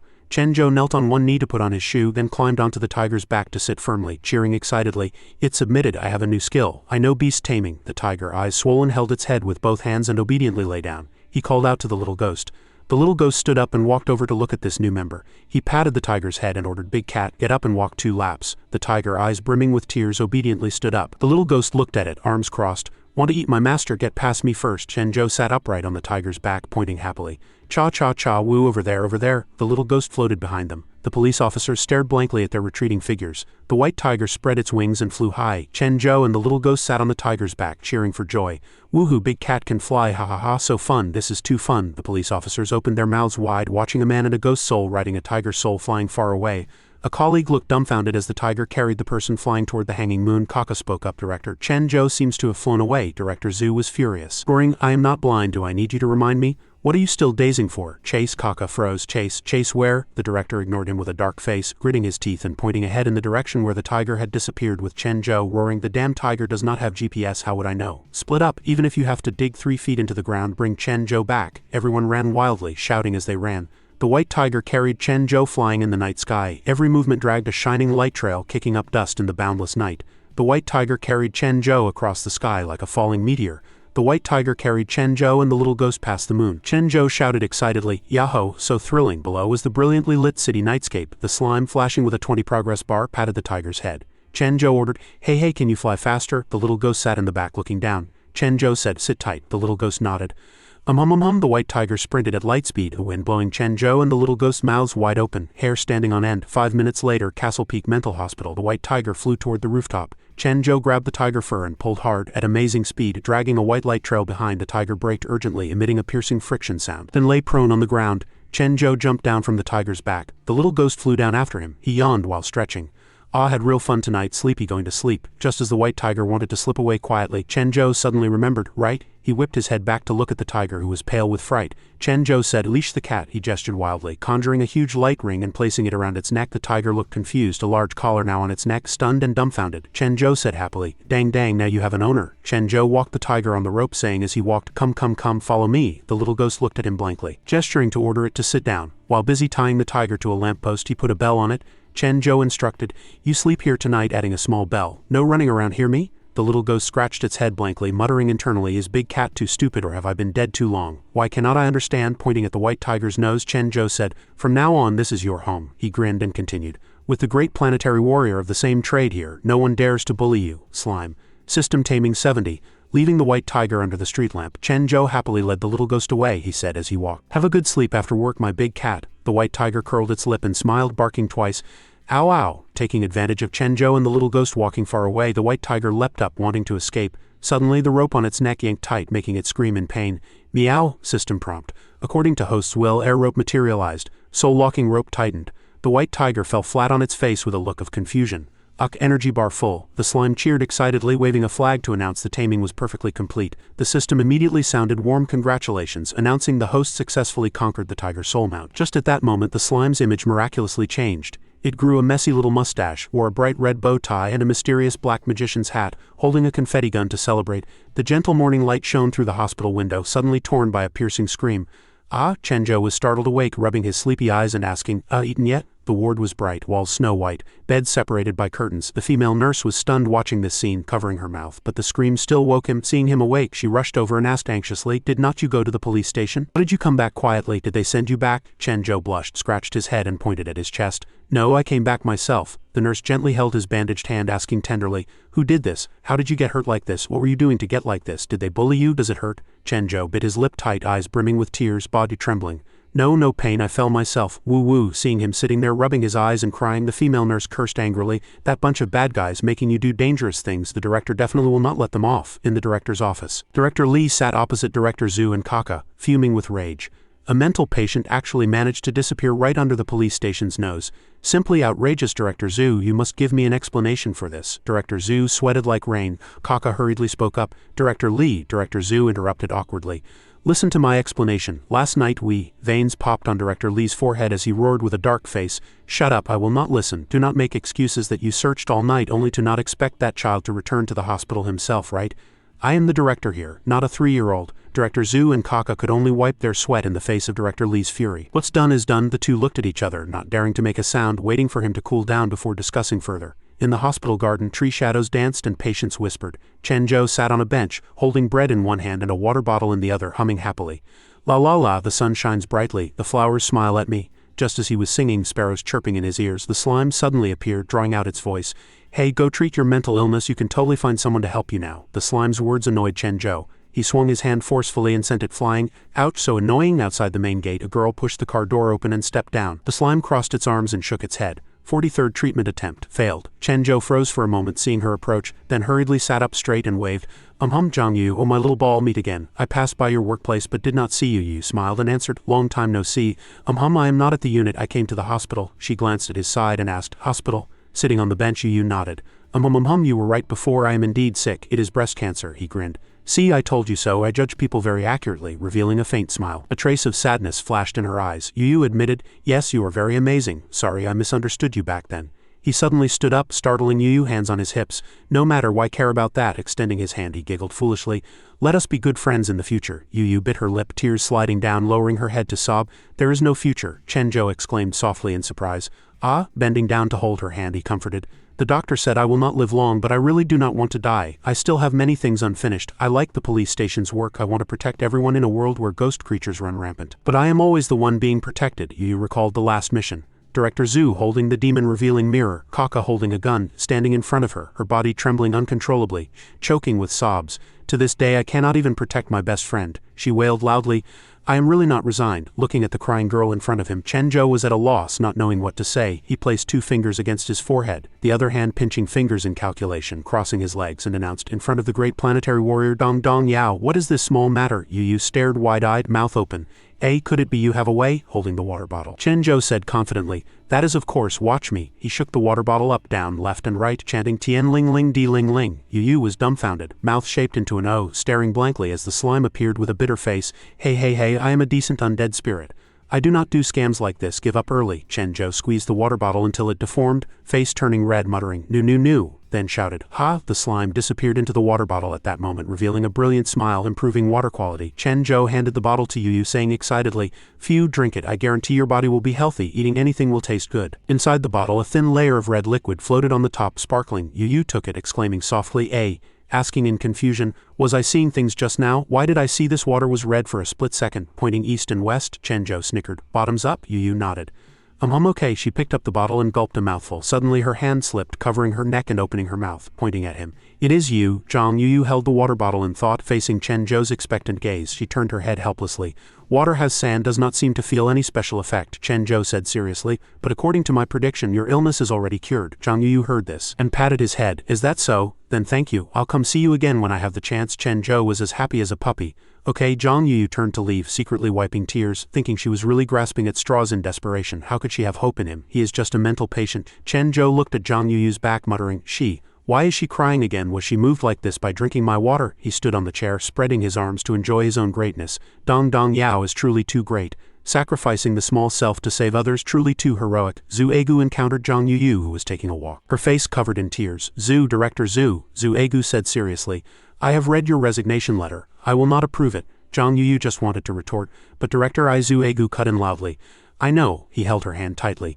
"I know that due to the particularity of our work your health has problems. Since the day of the spiritual energy resurgence, fighting ghost creatures, protecting people's safety and lives is our mission. So we must struggle day and night," Zhu Egu said. "I know better than anyone your love for the police station." Zhang Yu laughing with colleagues, facing every mission. Zhang Yu was once teased by colleagues for not knowing how to hold a gun. Zhu Egu continued, "You dedicated everything to the police station. So if you cannot continue working in this post, the police station will not abandon you either." Listening to Zhu Eguo's words, Zhang Yu wept silently. He revealed a kindly smile. "I will not approve your resignation report. The police station is always a family." He spread his arms. "Just treat it as a long vacation. Go wherever you want to play, buy whatever you want. The police station will reimburse everything. This is what you deserve after all. You are our bureau's most excellent officer." Zhu Eguo's words made Zhang Yu choke up, unable to speak. He cried, sobbing intermittently. Zhu Egu saluted, stating solemnly, "The above is the police station's most solemn promise to Officer Zhang Yu. Also thanking Officer Zhang Yu for her dedication and achievements in the past period. Zhang Yuyu made up her mind, answering loudly and clearly.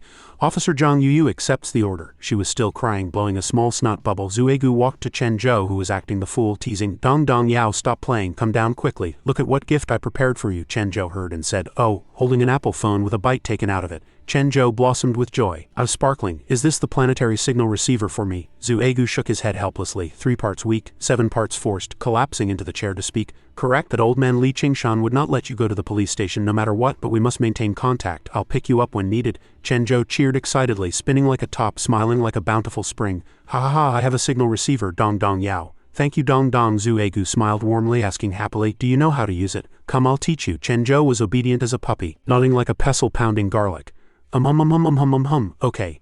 Finally, Zuegu sat in the police car. Kaka asked while driving, Director, are we taking today's case or not? Zuegu answered wearily, full of worry. There are too many cases regarding ghost creatures, and it is a missing persons case. We really do not have the energy to manage it. Let them send someone to ask, Kaka continued, full of concern. But the other party's identity is special. I am afraid they will not dare to take it if we send someone. Zuegu received a selfie of Chen Zhou and Optimus Prime, sighed helplessly, and rubbed his brow weakly. Kaka saw Zuegu looking dejected, and asked worriedly, what's wrong, Director? Zuegu brushed it off. Nothing a bit. Ding ding ding, the phone ringtone rang melodiously. Zuegu answered and Chen Zhou's happy voice echoed, hello hello, Dong Dong Yao requesting to contact Dong Dong 7. Dong Dong Yao requesting to contact Dong Dong 7. Please answer quickly if message received. Ku, Zuegu answered grumpily, dragging his voice out. Dong Dong 7 is executing a mission, temporarily unable to contact Dong Dong Yao. Chen Zhou continued, full of enthusiasm. Dong Dong Yao has important intelligence to share. Dong Dong Yao has important intelligence to share. Quickly contact Dong Dong 7. Ku, Zuegu answered gloomily. Dong Dong Yao, speak. Chen Zhou's voice trembled with tension. Shocking. Dong Dong Yao accidentally discovered the secret of the universe, Zuegu asked, panicked and surprised. What secret? Chen Zhou spoke enthusiastically and incessantly. The result of 1 + 1 is actually he equals. Chen Zhou extended 2 fingers and shouted happily, 2 ha, 1 actually equals 2. Dong Dong 7 did not know that, right? Ha ha ha. Hello, Dong Dong 7. Castle Peak Mental Hospital was shrouded in the quiet night. Optimus Prime slept like a dead pig, but Chen Zhou was still spacing out, pondering life. Chen Zhou whispered anxiously, Little ghost, what if I cannot sleep? I want to go out and play. The little ghost reached out to agree, then helped Chen Zhou climb out of the window. Chen Zhou mumbled reminders while climbing. Be quiet. Waiting below for Chen Zhou was his mount, Big Cat. Chen Zhou touched Big Cat, scaring it into a shudder and a miserable scream. Chen Zhou hissed angrily, Shish, do not make a sound. Then Chen Zhou happily climbed onto Big Cat's back. Flying off, he rushed out. He shouted excitedly, his voice echoing, quack, quack, quack, quack. Good luck. Suddenly, the little ghost said unexpectedly, Chen Zhou, look quickly. There is someone acting sneakily over there. Chen Zhou looked curiously in the direction she pointed. Where? Let us go see. Chen Zhou hurriedly lowered his voice, urging, quick, hide. Do not let him see. Big Cat let out a cute meow. A haggard man, looking like he was about to wither away, was carrying a girl forward. The man passed by the car where Chen Zhou, the little ghost, and Big Cat were hiding. They were staring dead at him. Suddenly he turned back to look at Chen Zhou and the 2 cute pets, scaring them into feeling guilty and not daring to look anymore. Behind the man was the girl with her mouth taped shut, unable to speak. The man ignored the 3 of them and continued forward. Chen Zhou angrily bonked Big Cat on the head, scolding strictly. What's the use of you hiding yourself? We are all exposed, this stupid cat. Big Cat cried bitterly, holding its head and shouting in pain. Meanwhile, the little ghost looked serious and said doubtfully, So strange. She rested her chin and thought, This person's 3 young fires are very weak. Even a dying person is not this weak. Chen Zhou asked with a blank face. What? Holding young fires. The little ghost explained patiently. Young fires are on the top of a living person's head and shoulders. They are flames representing the strength of life. Chen Zhou asked naively like a silly deer. Then why do not you have them? The little ghost answered crisply. Of course I do not. I am a ghost, but you do. Chen Zhou froze, asking in surprise. I have them. I actually do not have them. Suddenly the slime appeared, voice echoing, activating host's heavenly eye. Chen Zhou was startled by the slime and screamed in panic. Oh my, saw it, I have it. The slime shouted angrily, warning sternly. Host, do not run around. If the fire goes out, you'll die too. The little ghost urged, chase quickly or we'll lose him. Chen Zhou was in high spirits, dragging Big Cat's tail and pulling the little ghost's hand, sprinting like the wind, shouting happily while running. Go, chase quickly. I want to see that young fire clearly. Big Cat, being dragged by the tail, revealed 2 balls, screaming incessantly. Chen Zhou, the little ghost, and Big Cat tracked that man to a weird gloomy house. The man, expressionless, mechanically opened the door. Chen Zhou hurriedly chased up, urging, quick, keep up. Before he could get in, Chen Zhou slammed into the door with a bang. Chen Zhou sat on the ground covering his face and screaming, pain, I am dead. The man carried the girl into the house and walked into a dark room where ghosts wandered everywhere. A ghost shrieked, You are here again. What do you want to bet this time? The man looked irritable and gloomy, answering coldly, Old rules, bet my life. But that ghost laughed eerily, mocking. But your lifespan is almost lost. The man threw the girl on his shoulder onto the ground, pointing provocatively. Is adding her life enough? The girl with the taped mouth opened her eyes in pain. When seeing the ghost in front of her, she was startled. The girl wanted to scream in terror, but her mouth was sealed, only able to make whimpering sounds. The man and the group of ghosts looked at the girl struggling in fear on the ground. A hand reached out from behind the smoke. A woman sat on a chair, legs crossed, tone cold. Deal, let us bet. Zhao Shaoqiu sat at the table holding a cigarette, saying charmingly, what a cruel man. To win back your own life, you actually bring someone else's life to the gambling table, the man said irritably, looking indifferent. Anyway, I only have a few days to live, who cares, just count her as unlucky. Quick, quick, quick, do not dawdle. Shuffle the cards first. The kidnapped girl lay on the ground, trembling in terror. Chen Zhou squatted outside, covering his mouth, holding his breath. The slime appeared, warning anxiously, hey psycho, I am warning you, it is dangerous over there. If something happens to you. Before it finished speaking, it was punched by Chen Zhou, spurting blood. Chen Zhou roared angrily, get lost, I want to watch. After speaking, Chen Zhou stepped on Big Cat and had the little ghost push him in. The slime whispered helplessly on the side, does this kid not understand human language? After successfully climbing the wall, Chen Zhou and the little ghost ran in quickly, leaving Big Cat to climb awkwardly by itself. The three looked at the silhouettes inside from the outside, saying confidently, I will definitely win this time, such big talk. Chen Zhou signaled the two cute pets, shushing in a low voice, do not make a sound. Chen Zhou sighed in disappointment. Why cannot I hear clearly? Inside the room, the man, Zhao Shaoqiu, a bald man, and a youth sat around the mahjong table. Zhao Shaoqiu laughed insidiously, and the bald man laughed happily. One again, haha, the man said in exasperation. Damn it, my hand was clearly so good. Wait a minute, one more round. Chen Zhou sat down boredly and yawned. Only the little ghost was still listening attentively to the sounds in the room. Wan, you owe me another 30 years. The man was sweating profusely at this moment, holding the tiles with a face looking extremely ugly. Mocking sounds rose around him. Little brother, what's wrong? You do not look so good. The three questioned the man with gloomy faces, urging, play your tile quickly. A while later, he walked out of the room looking like a dead person, muttering to himself as he walked, lost again, it is over. Everything is over now. Chen Zhou looked blankly at the fire on that man, asking in confusion, look, why did the fire on him become smaller? The slime explained helplessly. He gambled away all his lifespan. Gambling harms people. A voice rang out, and Chen Zhou and the slime turned back simultaneously. This little brother. Zhao Shaoqiu poked her head out the window, looking weird, greeting gloomily. Stop hiding, come in and play. Chen Zhou scratched his head, saying awkwardly, am I discovered by you? So sorry, slipped into your house. The little ghost called out worriedly. Chen Zhou said forcefully, it is okay, I'll go see what's up. Zhao Shaoqiu greeted warmly. Little brother, come sit here. The bald man beamed with joy, eyes flashing with excitement. Luck is really good today, can still turn the tables. Chen Zhou, barefoot, accidentally stepped on something wet on the ground, scaring him into looking down. It was the girl kidnapped earlier. At this moment her body was shriveled, skin wrinkled like she was about to turn into a desiccated corpse. Chen Zhou's face darkened. Fear welled up in his heart. Who is this? The youth beside him said indifferently. Do not mind her, little brother. What do you want to bet? The bald man interjected temptingly. Whether it is countless money, a virtuous wife, parents' health, or a boundless future, we can give you all.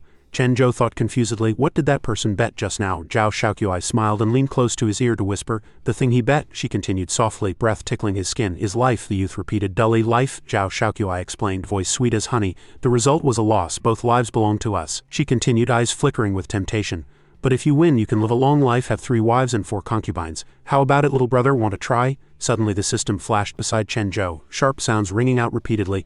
No, Chen Zhou, gambling is bad, absolutely do not touch it, better stay calm and just kill them. Chen Zhou answered naively.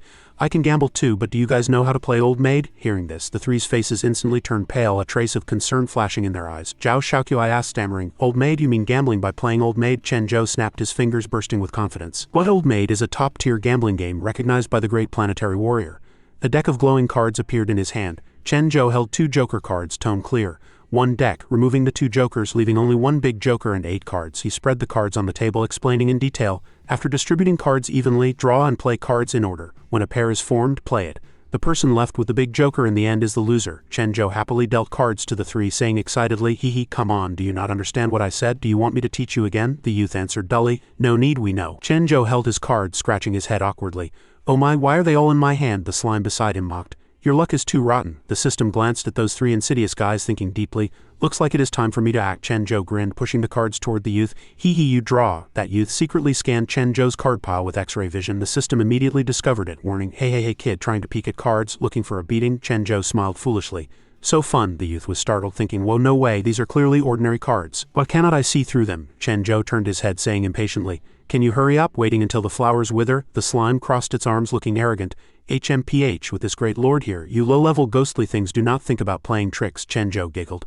Hey, look at your sissy look, not decisive at all. The youth drew a number 7, but as soon as he touched it, it suddenly turned into a joker. He stared with wide eyes and open mouth, thinking, this kid is too weird. He exasperatedly transmitted a voice message to the bald man. Very strange, I cannot see his cards, the bald man replied. Do not act rashly for now. Wait and see. Chen Zhou happily hummed a tune while playing cards, but those 3 were silent, their minds in a mess. Why did the 8 come to my hand too? This little brother has some skill. Give it to me, we'll transfer it back to him. Chen Zhou held the cards and laughed.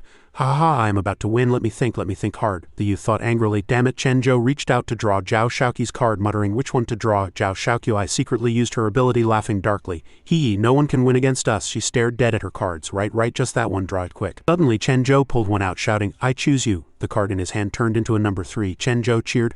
Ha, chose right. He jumped up and laughed. Did I win? This is a victory without cheating. The 3 froze, thinking, what happened? Zhao Shaoqi could not believe it, asking herself, that is not right. Was I seeing things just now? He clearly drew the joker. How did it become a 3? Zhao Shaoqi suddenly changed her face into a ferocious evil ghost, roaring, my lifespan that I worked so hard to win. The 2 beside her also dropped their disguises, revealing their weird true forms. The 3 ghosts angrily revealed their true bodies. Thinking this person was clearly here to find fault, they'd show him some color.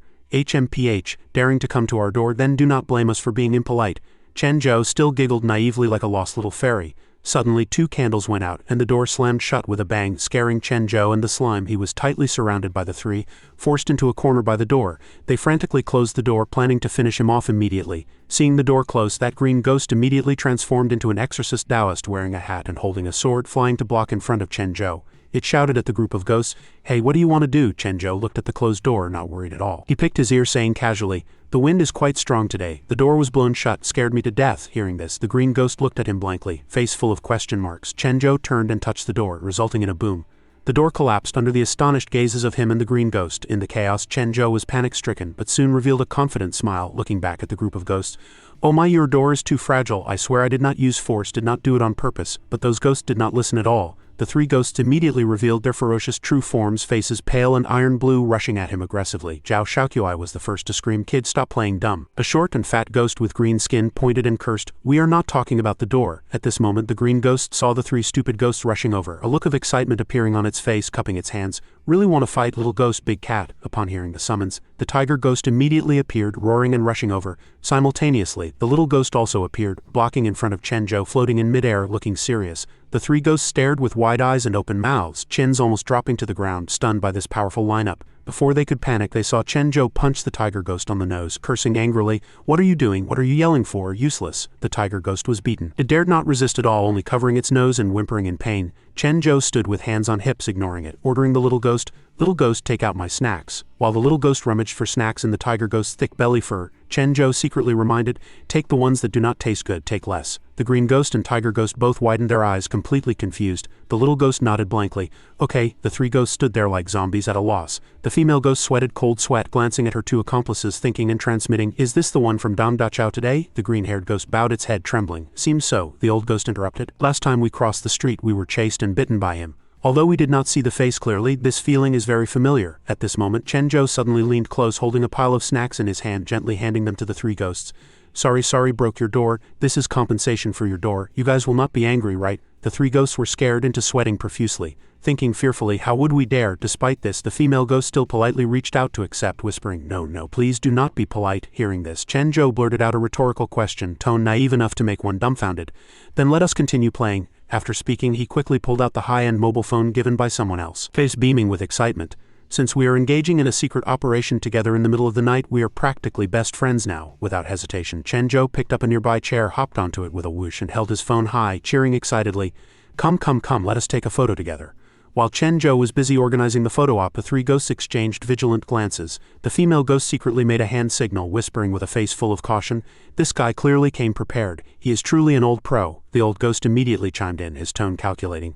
A wise man knows when to bide his time. Endure. The green-haired youth ghost and the female ghost were of one mind, replying in unison in their heads, their tones full of helplessness. Agreed, I'll endure too. Chen Zhou held the phone high, flashing a brilliant peace sign while the little ghost behind him clumsily mimicked the pose. The ghost tiger shoved its face into the frame. With the three ghosts on the periphery, Chen Zhou grinned widely and shouted happily, 3, 2, 1. At this moment the scene suddenly shifted to the exorcism police department. Although the night was deep, the lights in Zhu Eguo's office were still on. Zhu Egu sat behind his desk, stretching a big lazy stretch, yawning incessantly until tears streamed down his face. He groaned in exhaustion. He wearily picked up his phone to scroll through it, his heart full of resignation. A person's energy is limited after all. Better to give the young people more opportunities to shine. The handover work only required a click of the mouse. As he scrolled, he accidentally stumbled upon Chen Zhou's latest update. Zhu Egu was instantly startled awake, letting out a surprised "ha." It turned out that after taking the commemorative photo, Chen Zhou hurriedly posted it to his social media feed accompanied by an artsy caption, "Just met some card buddies, it is tough work but very happy." Zhu Egu stared dead at the photo Chen Zhou posted, blurting out in shock, "This is," suddenly, he widened his eyes to identify them carefully, terror surging in his heart like a tide. "This is," then his eyes nearly popped out of his head in horror. His hand shook and the phone fell with a smack, smashing heavily onto his foot. Ignoring the pain, he hurriedly picked it up and unlocked it to search frantically. After some searching, he identified the three ghosts beside Chen Zhou. They were the top 3 guys on the wanted list. Zhu Egu roared with surprise, his voice trembling with excitement. "Found them, the life gambling trio. They are actually Wrath Ghost level. How is Chen Zhou with them?" Without hesitation, Zhu Egu slammed the red alarm button, grabbed the microphone and ordered decisively, "All units assemble. Target that abandoned building." Meanwhile, Chen Zhou was giggling and playing cards with the 3 ghosts beside him. The female nurse ghost quietly observed every move he and they made. Chen Zhou smiled brilliantly, throwing out cards with high spirits while the 3 ghosts sat huddled like dogs with their tails between their legs, looking miserable, their hearts wailing in utter disappointment.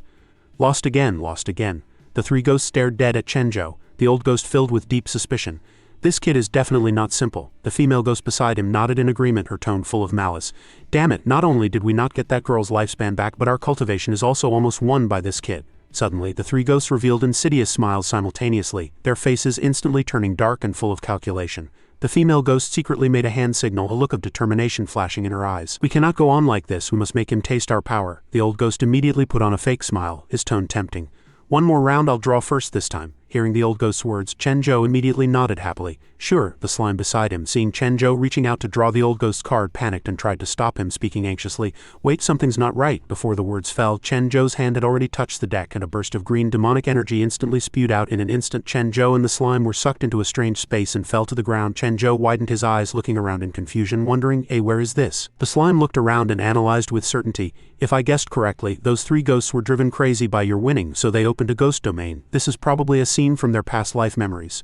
Seeing Chen Zhou still picking his nose nonchalantly, the slime pointed anxiously at his face, warning hurriedly, "They mostly likely want your life inside this ghost domain, if we do not get out quickly." The warning wasn't even finished when Chen Zhou's attention was attracted by something strange. He immediately rushed out, startling the slime so much it almost fell backward. The slime shouted in despair, "Hey, where are you going? It is dangerous, do not run around." Chen Zhou rushed into a narrow alley and immediately saw a group of people gathered together, discussing Big Fire 2 with great enthusiasm. "Come look quickly, this fool stole things and will not admit it. Does he need a beating?" Another person immediately chimed in, tone scornful. "Does not look like a good thing at first glance. Hit him." Then someone else interrupted, tone suspicious.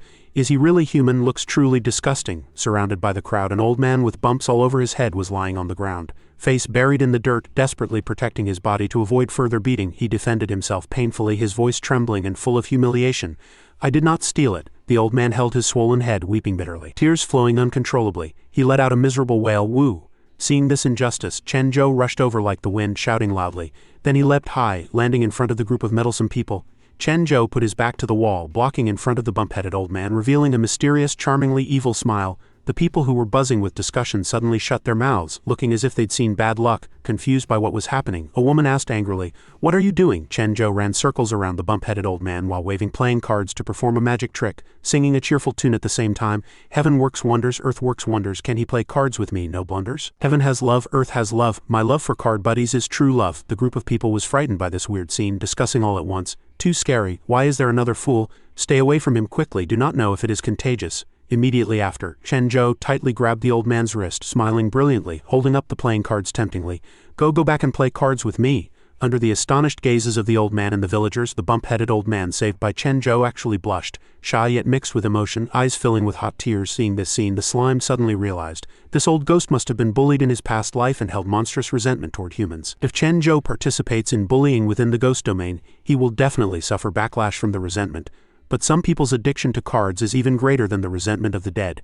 The old man followed behind him, keeping his head down. his heart surging like waves. He thought to himself, no one had ever stood up for him when he was alive, even if it was for another purpose. Suddenly, to Chen Zhou's astonishment, the old man threw off his hand and pointed at a pitch-black cave entrance. Go that way, they are waiting for you there, Chen Zhou asked in confusion, face full of doubt. They are over there? Another space appeared before his eyes. A magnificent mansion stood there. A female ghost stood below the stage, looking up at the man on stage who was intoxicated and singing opera. Then the female ghost poured a full cup of tea, brought it up and handed it to the man. The female ghost handed over the teacup gently and affectionately. Thirsty, right? Drink quickly. The man took it happily and asked proudly, how was my singing just now? The female ghost answered shyly, eyes twinkling with the light of admiration. It sounded extremely good. Not only is the singing good, but you look so dashing and handsome. I cannot get enough of looking at you. Suddenly, a group of soldiers rushed in, kicking the main gate open, scaring the female ghost into looking at the dignified-looking man and the soldiers behind him in terror.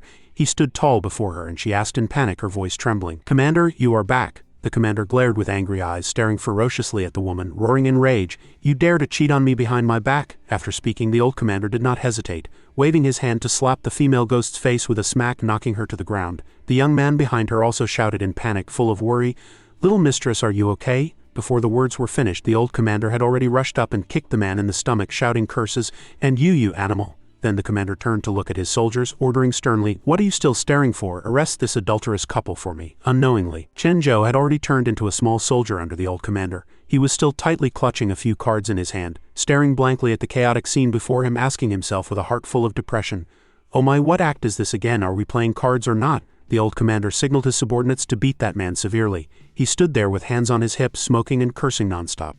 Zhao Shaoqiui, you really have some skill. Why did not I discover you were so loose before, actually daring to have an affair right under my nose? Zhao Shaoqiui covered her swollen cheek, looking up at the commander-in-chief, asking innocently, voice trembling, What is the commander saying? This concubine does not understand. Unexpectedly, the old commander-in-chief was unmoved, lifting his foot to kick Zhao Shaoqiui fiercely in the chest, spewing vulgar curses from his mouth, cursing that she was still playing dumb with him. Chang Sun, seeing her being tortured so cruelly, immediately hissed in pain, Shaoqiui. At this moment, Zhao Shaoqiui was kicked flying by the old commander-in-chief, crashing heavily onto the cold ground, her body trembling. Chang Sun could not bear it anymore.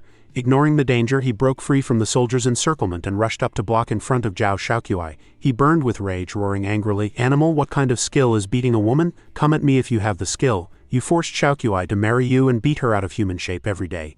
It is only natural she fell in love with someone else. You deserve to wear a green hat. We are not afraid of you. Behind him, Zhao Shaoqiui was temporarily protected, curling up in pain, clutching her stomach, trembling in fear, weakly calling his name, Chang Sun. Seeing her shaking badly, Chang Sun hurriedly hugged her tightly, comforting softly, Shaoqiui, do not be afraid, I am here. The old commander-in-chief watched this loving scene, burning with jealousy, his face gloomy, gritting his teeth to squeeze out two words, good, good. Then without hesitation he pulled out the Mauser pistol from his waist, a pitch-black muzzle pointing straight at Chang Sun's temple, shouting a threat, Then I will fulfill your wish. The old commander-in-chief glanced at the two, trembling in fear, revealing a malicious grin. Go be a pair of lovebirds in the underworld. Facing the pitch-black muzzle, grief and indignation surged in Chang Sun's heart, but in this moment of imminent peril he was powerless. Suddenly, Chen Zhou rushed out from the corner like a cannonball, slamming fiercely into the old commander-in-chief, stunning Chang Sun and Zhao Shaoqiui into open-mouthed shock. The old commander-in-chief was knocked dizzy, the cigarette dangling from his mouth falling out. He let out an ouch and face-planted, eating dirt under the gaze of Chang Sun, Zhao Shaoqiui and the group of soldiers. Chen Zhou stood with hands on his hips, a big bump on his head. But his mouth kept chattering curses, Son of a bitch, I'll count to 3, let go of my card buddies. The old commander-in-chief raised his head tremblingly to look at Chen Zhou. His bald head shone in the light as he roared in exasperation, Who the fuck are you? Do you have a death wish? Chen Zhou continued counting nonchalantly.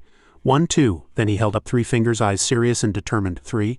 Ah, the old commander-in-chief's face turned iron blue with anger, clutching his stomach and pointing at those small soldiers to order. What are you still staring for? Arrest him for me, that bastard. Skin him for me. Hearing the order, the soldiers pounced like hungry wolves. Some locked his throat, some grabbed his hands and feet, instantly controlling Chen Zhou so he could not move. Chen Zhou struggled frantically in anger, hands and feet flailing, cursing loudly, You are the bastard, your whole family is bastards, damn bald donkey daring to bark. Watching this chaotic scene, the corners of Zhao Shaoqi's mouth suddenly curled into a mischievous smile.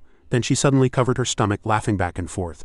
Although her cheeks still hurt from the swelling, she did not care at all, pointing at the farce before her and laughing heartily. Beside her, Chang Sun watched Zhao Shaoqiui laughing like this, both worried and confused, not knowing why she was suddenly so happy. He called out softly, Shaoqiui? Zhao Shaoqiui smiled brilliantly, turning to look at Chang Sun, tone-spirited. Chang Sun, I have lived for over 20 years and this is the first time I am so happy. There is actually someone who dares to defy the commander. Then Zhao Shaoqiui looked up at the night sky, eyes twinkling with the light of hope. She held his hand tightly, tone firm.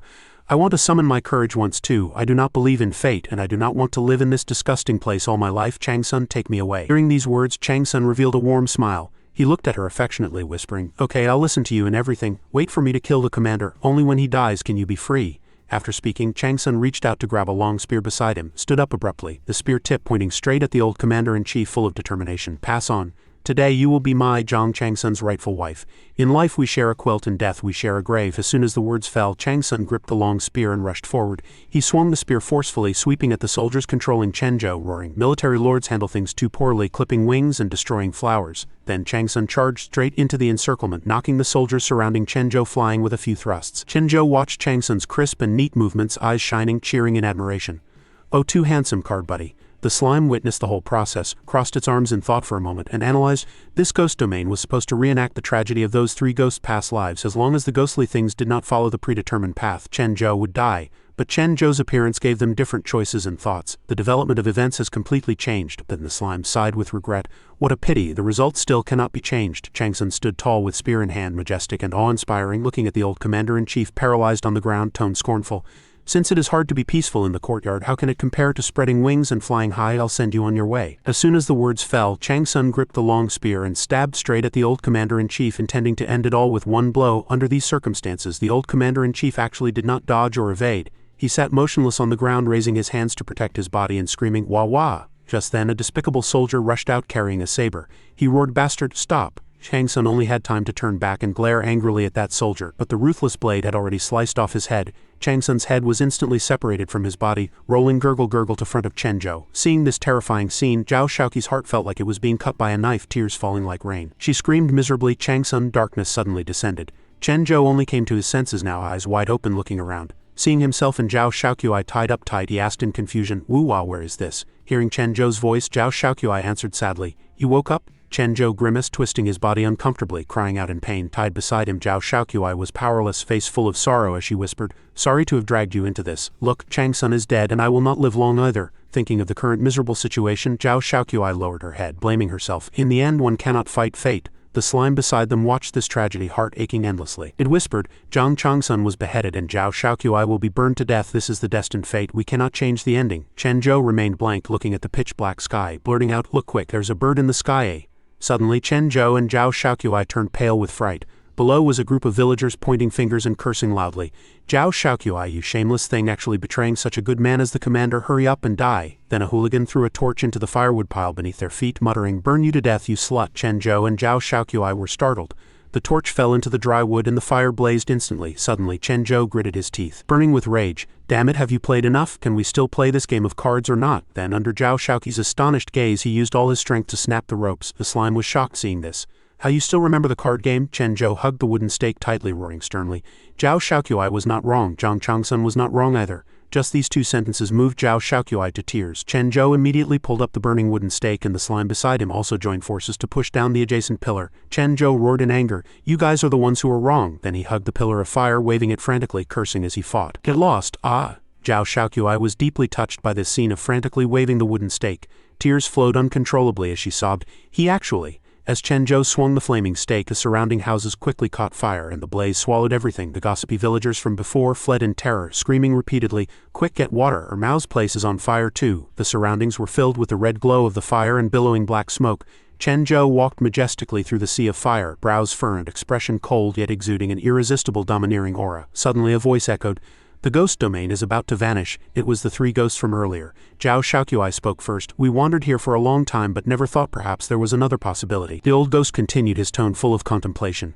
"If there had been someone like you at the very beginning, would we not have died with such strong resentment?" Hearing this, Chenzhou answered indifferently, "Where does all that resentment come from? If someone scolds you, you hit them back. It is such a simple thing." Hearing this, the Chang-sun ghost laughed heartily. "Exactly, you are right." Chenzhou looked at the 3 ghosts seriously for a moment, then said solemnly, "Anyway, I know that it is not this world that is crazy, it is you guys." After speaking, he strode away crisply, leaving the 3 ghosts standing there plunged into endless contemplation. A while later, the scene changed back to the familiar mahjong table. Chenzhou excitedly threw out a card, then excitedly held his cards high in front of the 3 ghosts. "So do not dawdle, hurry up and draw." The old ghost glanced at the card game, a sudden wave of weariness rising in his heart. He sighed helplessly, suddenly feeling that everything was pointless. Winning or losing seemed to no longer matter. Seeing this, Chen Zhou burned with rage, grabbing the fat on the old ghost's body and roaring, "What are you saying, dead sweet potato?" Then Chen Zhou lifted the old ghost up, chattering curses incessantly. "Cannot afford to lose, so you want to run away, right?" The old ghost was panic-stricken, waving his hands repeatedly. "No, no, no, how is that possible?" Hearing this, Chen Zhou finally let go, throwing the dead sweet potato. "Oh no," the old ghost onto the ground, then continued enthusiastically. "Then let us continue." Chen Zhou held the cards in his hand with delight, brimming with confidence. "I will definitely win with this card, so get ready to applaud for me, friends." The three ghosts watched Chen Zhou smiling as brilliantly as a flower. They groaned inwardly, so out of words they did not know what to say. The bright full moon hung high. In the empty, desolate house, the female ghost Zhao Shaoqiui had tears in her eyes as she sobbed. "I say, little brother, did you save us just to win away all our cultivation and make our souls scatter?" Night fell. In front of that house, a large number of police officers had already surrounded it tightly. Kaka saluted and asked, "Director, please instruct." The director answered crisply, "What instructions? Just charge." The door had already fallen before they got there. Director Zhu Egu led Kaka and the other officers charging in. Director Zhu shouted while running, "Chen Zhou, I am coming to save you." Suddenly, the entire team stopped abruptly. Kaka, the other officers, and the director were all stunned into silence. The director let out an awkward "eh?" Inside, Chen Zhou was sitting cross-legged on a chair, cheering happily. "Do not be a sore loser, hurry and hand over the bet." Standing beside him was a blonde girl in a pure white dress along with the little ghost and big cat. Director Zhu shouted, "Chen Zhou." Chen Zhou glanced over and responded, hum. He turned around sharply, clutching the cards tightly in his hand, and said, "You are here. I was just thinking of finding you to play a couple of rounds together." The brown-haired girl, the little ghost, and big cat also turned to look at the director. The director froze, blurting out, "Ah, this." Kaka and the other officers were also dead silent, not knowing what to say in the face of this awkward scene. Suddenly, three black shadows with glowing green eyes appeared behind Chen Zhou. The three ghosts jumped out of the void and lunged straight at the director, scaring a black-clad officer into screaming. "Holy crap," Kaka shouted. "Director, watch out." The three ghosts suddenly knelt down in front of them, stunning the director and the other two. Zhao Shaoqiui knelt and cried bitterly. "You guys are from the Exorcism Police Department, right?" Chang Sun also knelt, crying as he chimed in. "Hurry and arrest us, we beg you." The bald man cried out, "If we keep playing, my ghostly life will be gone." "Ah, Kaka," reporting to the director, "Director, the monitor shows they are wandering souls, are not they wrath ghosts?" Director Zhu Egu looked at Kaka and asked, "Hey, what's going on?" Zhao Shaoqiui cried while pointing accusingly at Chen Zhou, who was sitting there leisurely picking his nose. "All our cultivation was won by him." Chen Zhou snapped his fingers with a snap. "Why slander me? It is your luck that stinks." The brown-haired girl's mouth was taped shut, unable to make a sound, only able to smile silently. The previously bound brown-haired girl made whimpering sounds. "MMPH, MMPH, MMPH, MMPH, MMPH." The director, having his leg hugged by the three begging ghosts, saw the brown-haired girl and asked, "What's going on? Why is there a hostage here?" The rope was untied and the girl collapsed on the floor, rubbing her hands that were numb from being bound, panting as she recalled the morning's events. Kaka whispered in Director Zhu Egu's ear, "Director, this person looks very familiar. She seems to be the missing daughter of the Wu family." "The Wu family? The one who reported a case this morning that we did not accept?" Clap. Zhu Egu's eyes lit up. "Aha, then did not we just find a missing person in passing?" The girl breathed a sigh of relief as if a heavy burden had been lifted. Kaka and Director Zhu Egu exchanged a glance, secretly delighted. Thinking to themselves, Chen Zhou is truly amazing. The sky began to drizzle with light rain. Director Zhu Egu and Kaka watched with joy as the other officers escorted the three ghosts away. Director Zhu Egu even instructed, "All right, let us go, everyone, pack up quickly after finishing the job, did you hear?" The three ghosts were filled with joy as they were taken away by the police. Zhao Shaoqiui spoke up, "Thank heavens, finally do not have to draw cards. Officers, you are truly good people. We will definitely be good ghosts in the future." Director Zhu Egu stood at the door. Chen Zhou walked out, the movement causing Zhu Egu to snap his head back. "Ah, it is raining." He walked over to stand beside Zhu Egu, raising a hand to shield his brow bone as he looked at the gloomy sky. Chen Zhou said, "Then I will not play anymore either, going back to sleep." Chen Zhou stepped out to leave, and Director Zhu hurriedly shouted to stop him, "Wait, Chen Zhou, it is raining. I'll send a car to take you back." Chen Zhou put his hands on the backs of Big Cat and the little ghost, petting them casually.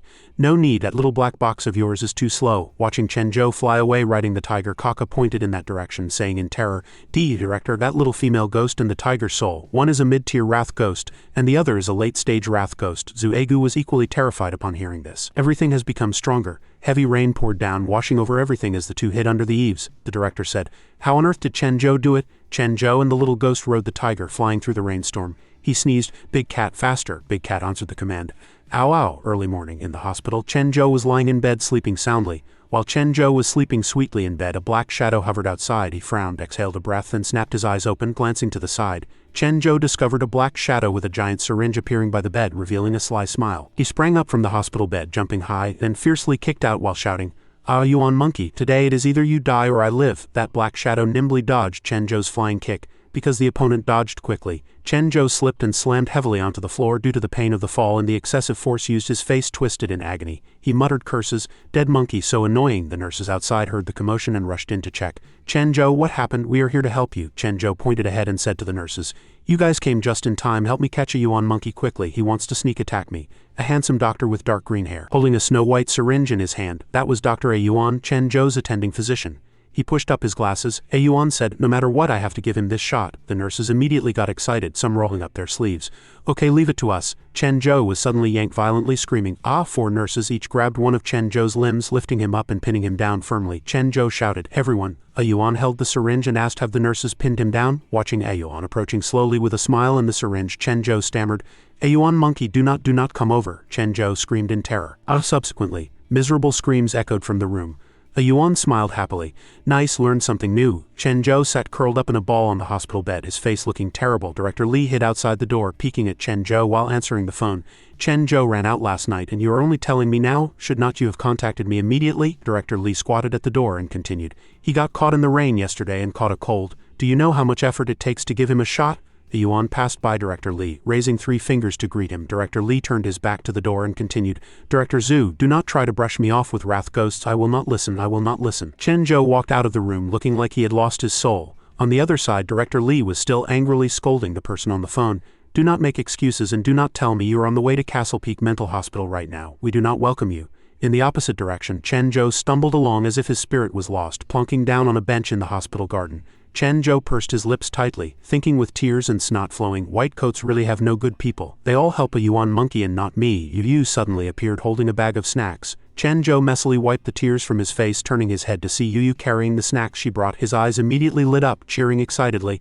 Oh, a little ball. Is this for me? Yu sat down on the bench beside Chen Zhou and answered, yes, I made them all myself. Chen Zhou braced his hands on his thighs and began to wolf down the biscuits, mumbling happily with his mouth full. Wow, smells so good, tastes better than all the meat I have ever eaten. Yu also smiled brilliantly, her tone playful. Haha, eat slowly, these are all yours. Thanks to you, after drinking the water you gave me last time, my body actually miraculously recovered.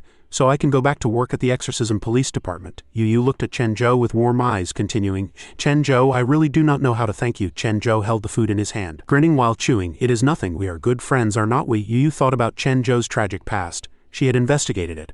Born with mental illness, abandoned by parents, grew up in a mental hospital, almost zero contact with the outside world. She truly hoped to take care of him more in the future. Cheeks slightly flushed, Yu spoke to Chen Zhou with a trembling voice. Chen Zhou, if you do not mind, I am also willing to become. Suddenly, a loud shout startled both Chen Zhou and Yu. A girl with brown-orange hair wearing a cute pink and white dress was running over laughing, waving at Chen Zhou. Found you. Amidst Chen Zhou and Yu's surprise, the girl extended her hand to him, full of gratitude. Do you still remember me? You saved me last night. I came specifically to apologize to you. Chen Zhou opened his mouth wide. Memories of this girl from last night flooded his mind, leaving him momentarily speechless, not knowing how to answer. The system's low voice sounded, Similarity 99, it is indeed the same person. Looking at the Wu family's young Mrs. Han, Chen Zhou stammered an apology. Miss of the Wu family. A flash of awkwardness crossed his face, followed immediately by a frown and an obvious expression of disgust. Beside him, Yu stared with wide round eyes and an open mouth in surprise. And the Wu family miss looked equally blank. HMPH, Director Zhu Egu and a man in a white suit and red shirt were standing at the main gate. Director Zhu was yelling at the security guard. Why will not you let me in? Open your grandfather eyes and look clearly. I am Zhu Egu, Director of the Exorcism Police Department. I have been here several times. Your Director Li is my good friend. The security guard answered crisply. I opened my eyes very clearly. Our director specifically ordered that to prevent the Exorcism Police Department from coming here to steal people, entering and exiting the mental hospital must be strictly registered from now on, and one can only touch the doorknob with his approval stamp. Director Zhu gritted his teeth in anger. Steal people? The man in the red shirt glanced at the director, gripping the gate bars as if he discovered something strange. Director Zhu's eyes widened. Seeing Director Li, he shouted, "Oh, Director Li, quickly tell the security guard to let us in." Director Li walked over, tone flat. Wanting to come in is fine. Did you register? The director held up a paper.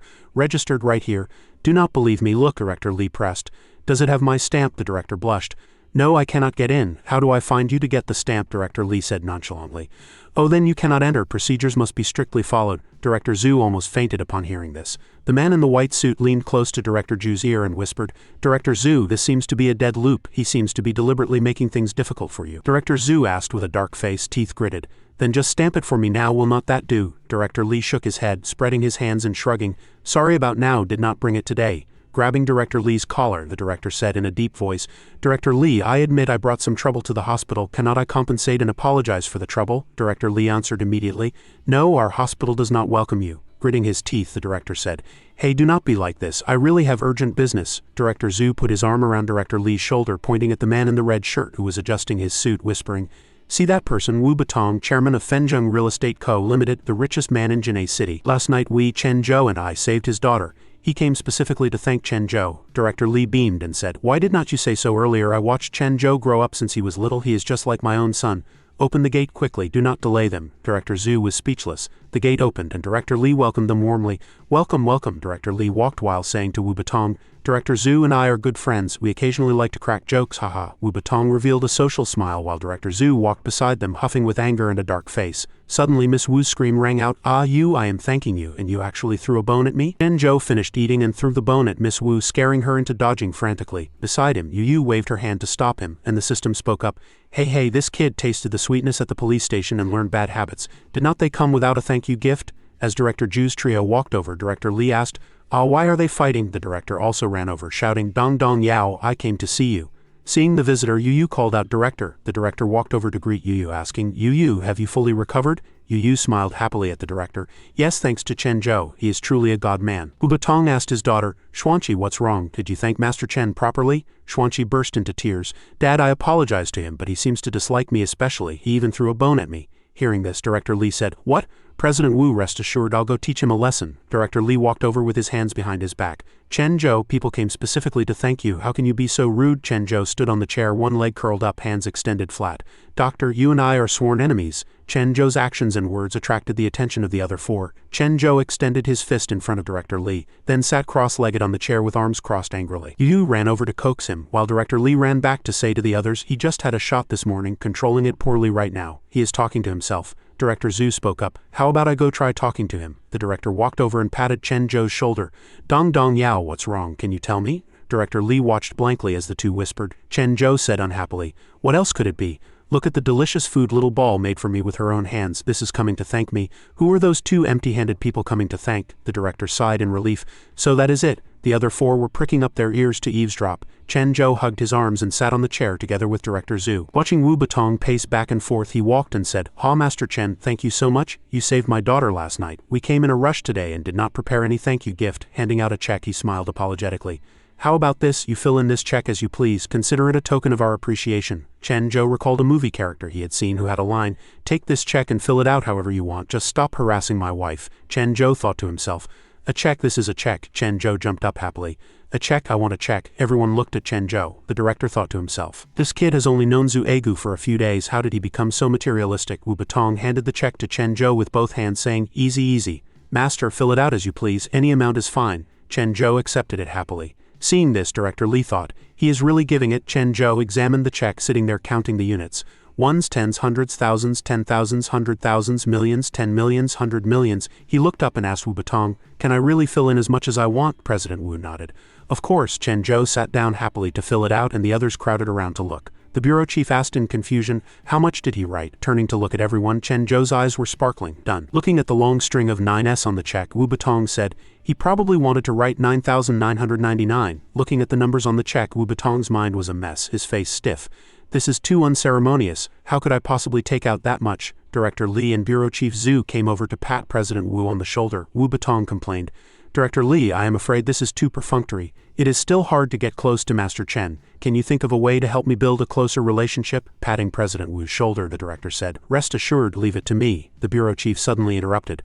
Mr. Wu, do not worry, leave this to me. Director Lee was angry. It is you again. The director went to communicate with Chen Zhou with an angry look along with Wu Batong. The bureau chief walked over, affectionately putting his arm around Chen Zhou's shoulder and advising, Dong Dong Yao, I truly want to thank you. Why do not you choose something practical? Chen Zhou asked back blankly. Food? What food? I am full. Bureau Chief Zhu chuckled and explained.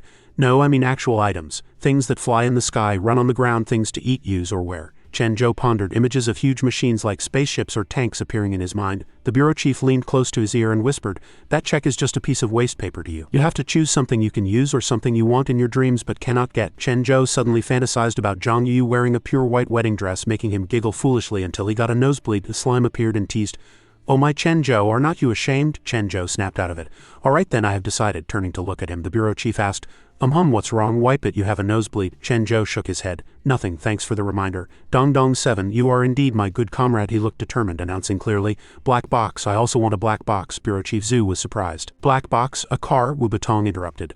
Can Master Chen drive? The director turned to answer. What are you thinking? Definitely not. Patting Chen Zhou, the bureau chief advised. Dong Dong Yao, how about you reconsider? Chen Zhou remained firm. No, my mind is made up. If I had a black box, I would not have gotten wet or suffered physical pain. I just want a black box. The four remained silent, not knowing what to say. Wu Batong laughed awkwardly. Master Chen, you want a car? No problem. But this matter is significant. It requires the agreement of Bureau Chief Zhu and Director Li. If they do not agree, I cannot do anything. Right? Chen Zhou listened to Wu Batong's words expressionlessly. Bureau Chief Zhu sat there looking helpless, as if struck by a sudden black pot. Director Li wasn't doing any better, holding a hot potato. President Wu was too cunning. Bureau Chief Zhu had a headache, thinking, what now if I refuse? Will this ship of friendship capsize? Holding the hot potato, Director Li also had a headache. What to do? Let a mental patient drive. I am afraid I'll have to retire early. Chen Zhou looked at the two with a grieved expression, his tone full of resentment. Bureau Chief Dong Dong 7, what are you hesitating for? Did you betray the planet? Daring not look directly at Chen Zhou's face, the bureau chief stammered, I did not. To stop Chen Zhou from pestering him, Bureau Chief Zhu raised his hand and said loudly, I have no objection. Chen Zhou is under the hospital's jurisdiction anyway. Let Director Li speak. The director turned sharply to glare at the bureau chief, cursing internally. What? You sure washed your hands clean of this? Chen Zhou clenched his fist with a gloomy face, walking toward the director. I understand it is the white coat playing tricks. You do not agree, right? Covering his face, the director hurriedly said, I also agree, but you must be assigned a driver. Chen Zhou was angry. I am the planet's noblest warrior. I do not need one. Before Chen Zhou could finish, the bureau chief patted his shoulder and advised, Dong Dong Yao, Director Li is right. People of status must have drivers. Hearing this, Chen Zhou conceded. So that is how it is. You spoke up softly. How can Chen Zhou drive himself? How about I be his driver? The bureau chief felt like he found a treasure, thinking, right, why did not I think of that? With you there, will not Chen Zhou and the police station be locked together? President Wu smiled awkwardly. Chen Zhou pointed at himself and asked, then that means you want to be. The bureau chief and Yu listened quietly. The slime appeared. Hey, I advise you not to act foolish as soon as you see a pretty girl. With a complacent attitude, he sat on the bench, then crossed his legs. The corners of his mouth turned up. Apprentice. The slime was surprised. What the hell? Yu was confused. The Wu father and daughter were also surprised. The bureau chief stepped in to smooth things over. You mean you want to accept her as an apprentice? Yu, are you willing? Yu lowered her head. I am willing, master. Please accept your disciple's bow. Chen Zhou sat on the chair with his legs crossed while the others applauded in congratulation. The slime was moved to tears, never expecting to experience the joy of taking an apprentice after becoming an undead spirit. Putting his hand in his pocket, Chen Zhou said, Haha, good, I have an apprentice. Let me think. What to give you? The slime lay on the treasure chest. Let me do it, let me think. Pulling out a small bell, Chen Zhou said happily, I'll give you a bell. Listen to it ring when you have nothing to do. The slime was also happy. This one will do. The 100-soul bell. It can ward off evil and avoid misfortune. Depending on the wearer's ability level, the stronger the wearer, the more it can make them invulnerable to all evils. Yu held the bell, and the others spoke in unison. Oh. Snatching the bell from Yu's hand, the bureau chief said, This is a genuine 100-soul bell. With it as an amulet, malicious ghosts will not dare to approach. You hit the jackpot. Yu asked back in surprise. What? Chen Zhou and the slime angrily snatched the bell back and handed it to Yu. Chen Zhou said, This is for little ball, not for you, old man. Yu accepted it and said, Thank you, master. The bureau chief scratched his head awkwardly and apologized with a smile. Sorry, I was just looking. No, Chen Zhou, are you still accepting apprentices? Chen Zhou refused. No way, not accepting. You are too old. Looking at the bell in Yu's hand, Wu Batong thought, he can take out such a treasure so casually.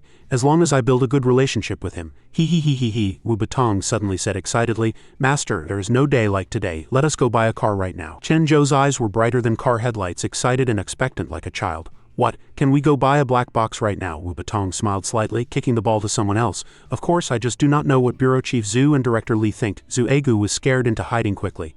I have no objection. What does Director Lee think? Li Qingshan answered perfunctorily. Ha, then I have no objection either. Getting everyone's agreement, Chen Zhou was so happy he raised his hands above his head. Ye Dong Dong Yao is going to have a black box. They looked at him and only felt a headache.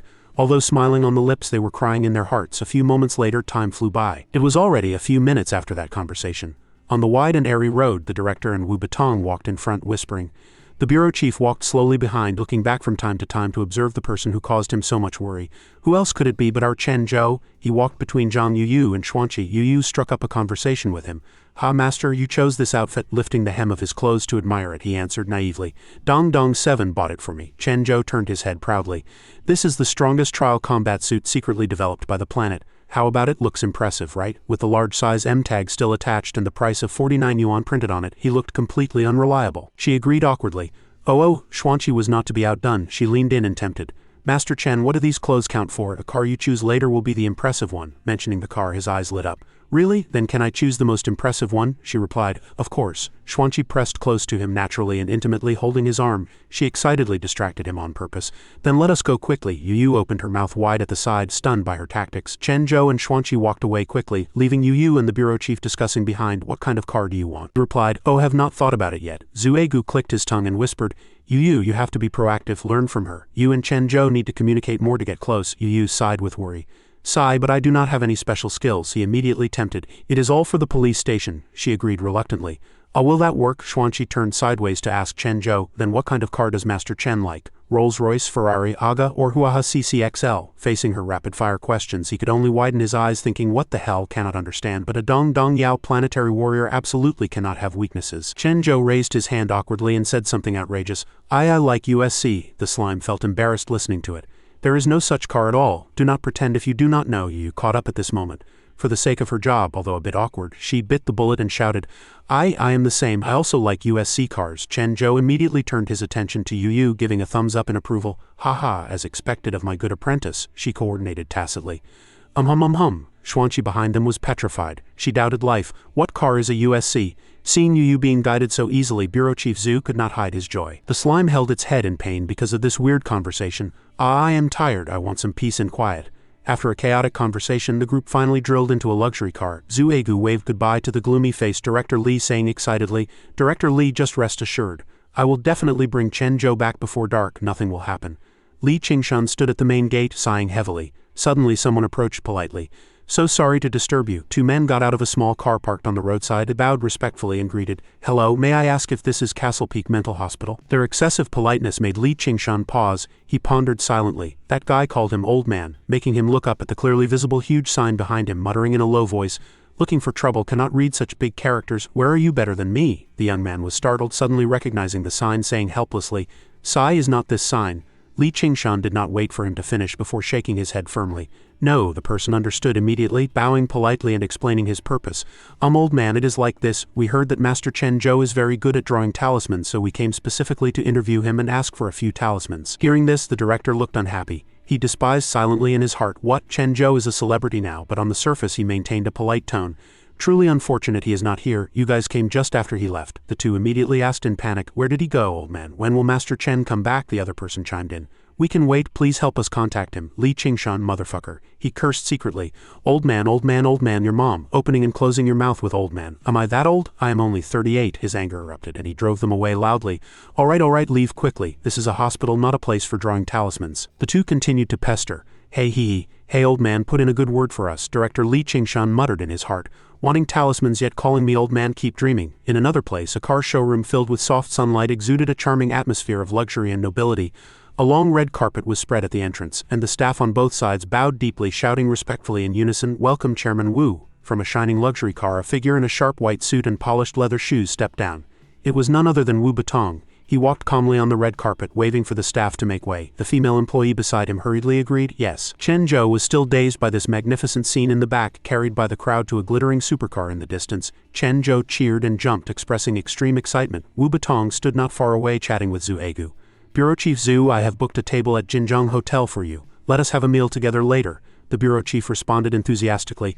All right, letting Chairman Wu spend money. At this moment, the female employee was showing him a red luxury car. Mr. Chen, choose whatever you like. He touched the outside of the car, then shouted, "Yo!" Immediately after, Chen Zhou sat in the driver's seat, resting his arm on the window, winking mischievously at everyone. "How is it?" The female employee smiled brightly. "The red model is very beautiful, fitting your temperament perfectly." He jumped to a 7-figure white car, grinning. "Then what about this one?" The sales consultant was even more enthusiastic. "This one suits you even better." Chen Zhou rushed to lean on an 8-figure luxury car and shook his head. "But I think this car is also not bad." The employees were as excited as if they won the lottery, surrounding him and exclaiming, "Wow, a perfect match." The female employee longed for a bright future, smiling from ear to ear, cheering internally that this year's KPI was done, but she suddenly closed her eyes and sat down, resigning to fate. In his excitement, Chen Zhou suddenly noticed something else. He stared for a while, then rushed toward a small car nearby. He took a fancy to it as soon as he touched it. "Too cute, I want this one," not choosing anymore. The employees who were originally hugging and cheering froze upon hearing this. "Ha!" Wu Batong was a bit awkward, looking at him tentatively. "Master, have you really decided this car is not worth much?" Chen Zhou rolled on the roof of the car, kicking his legs and struggling.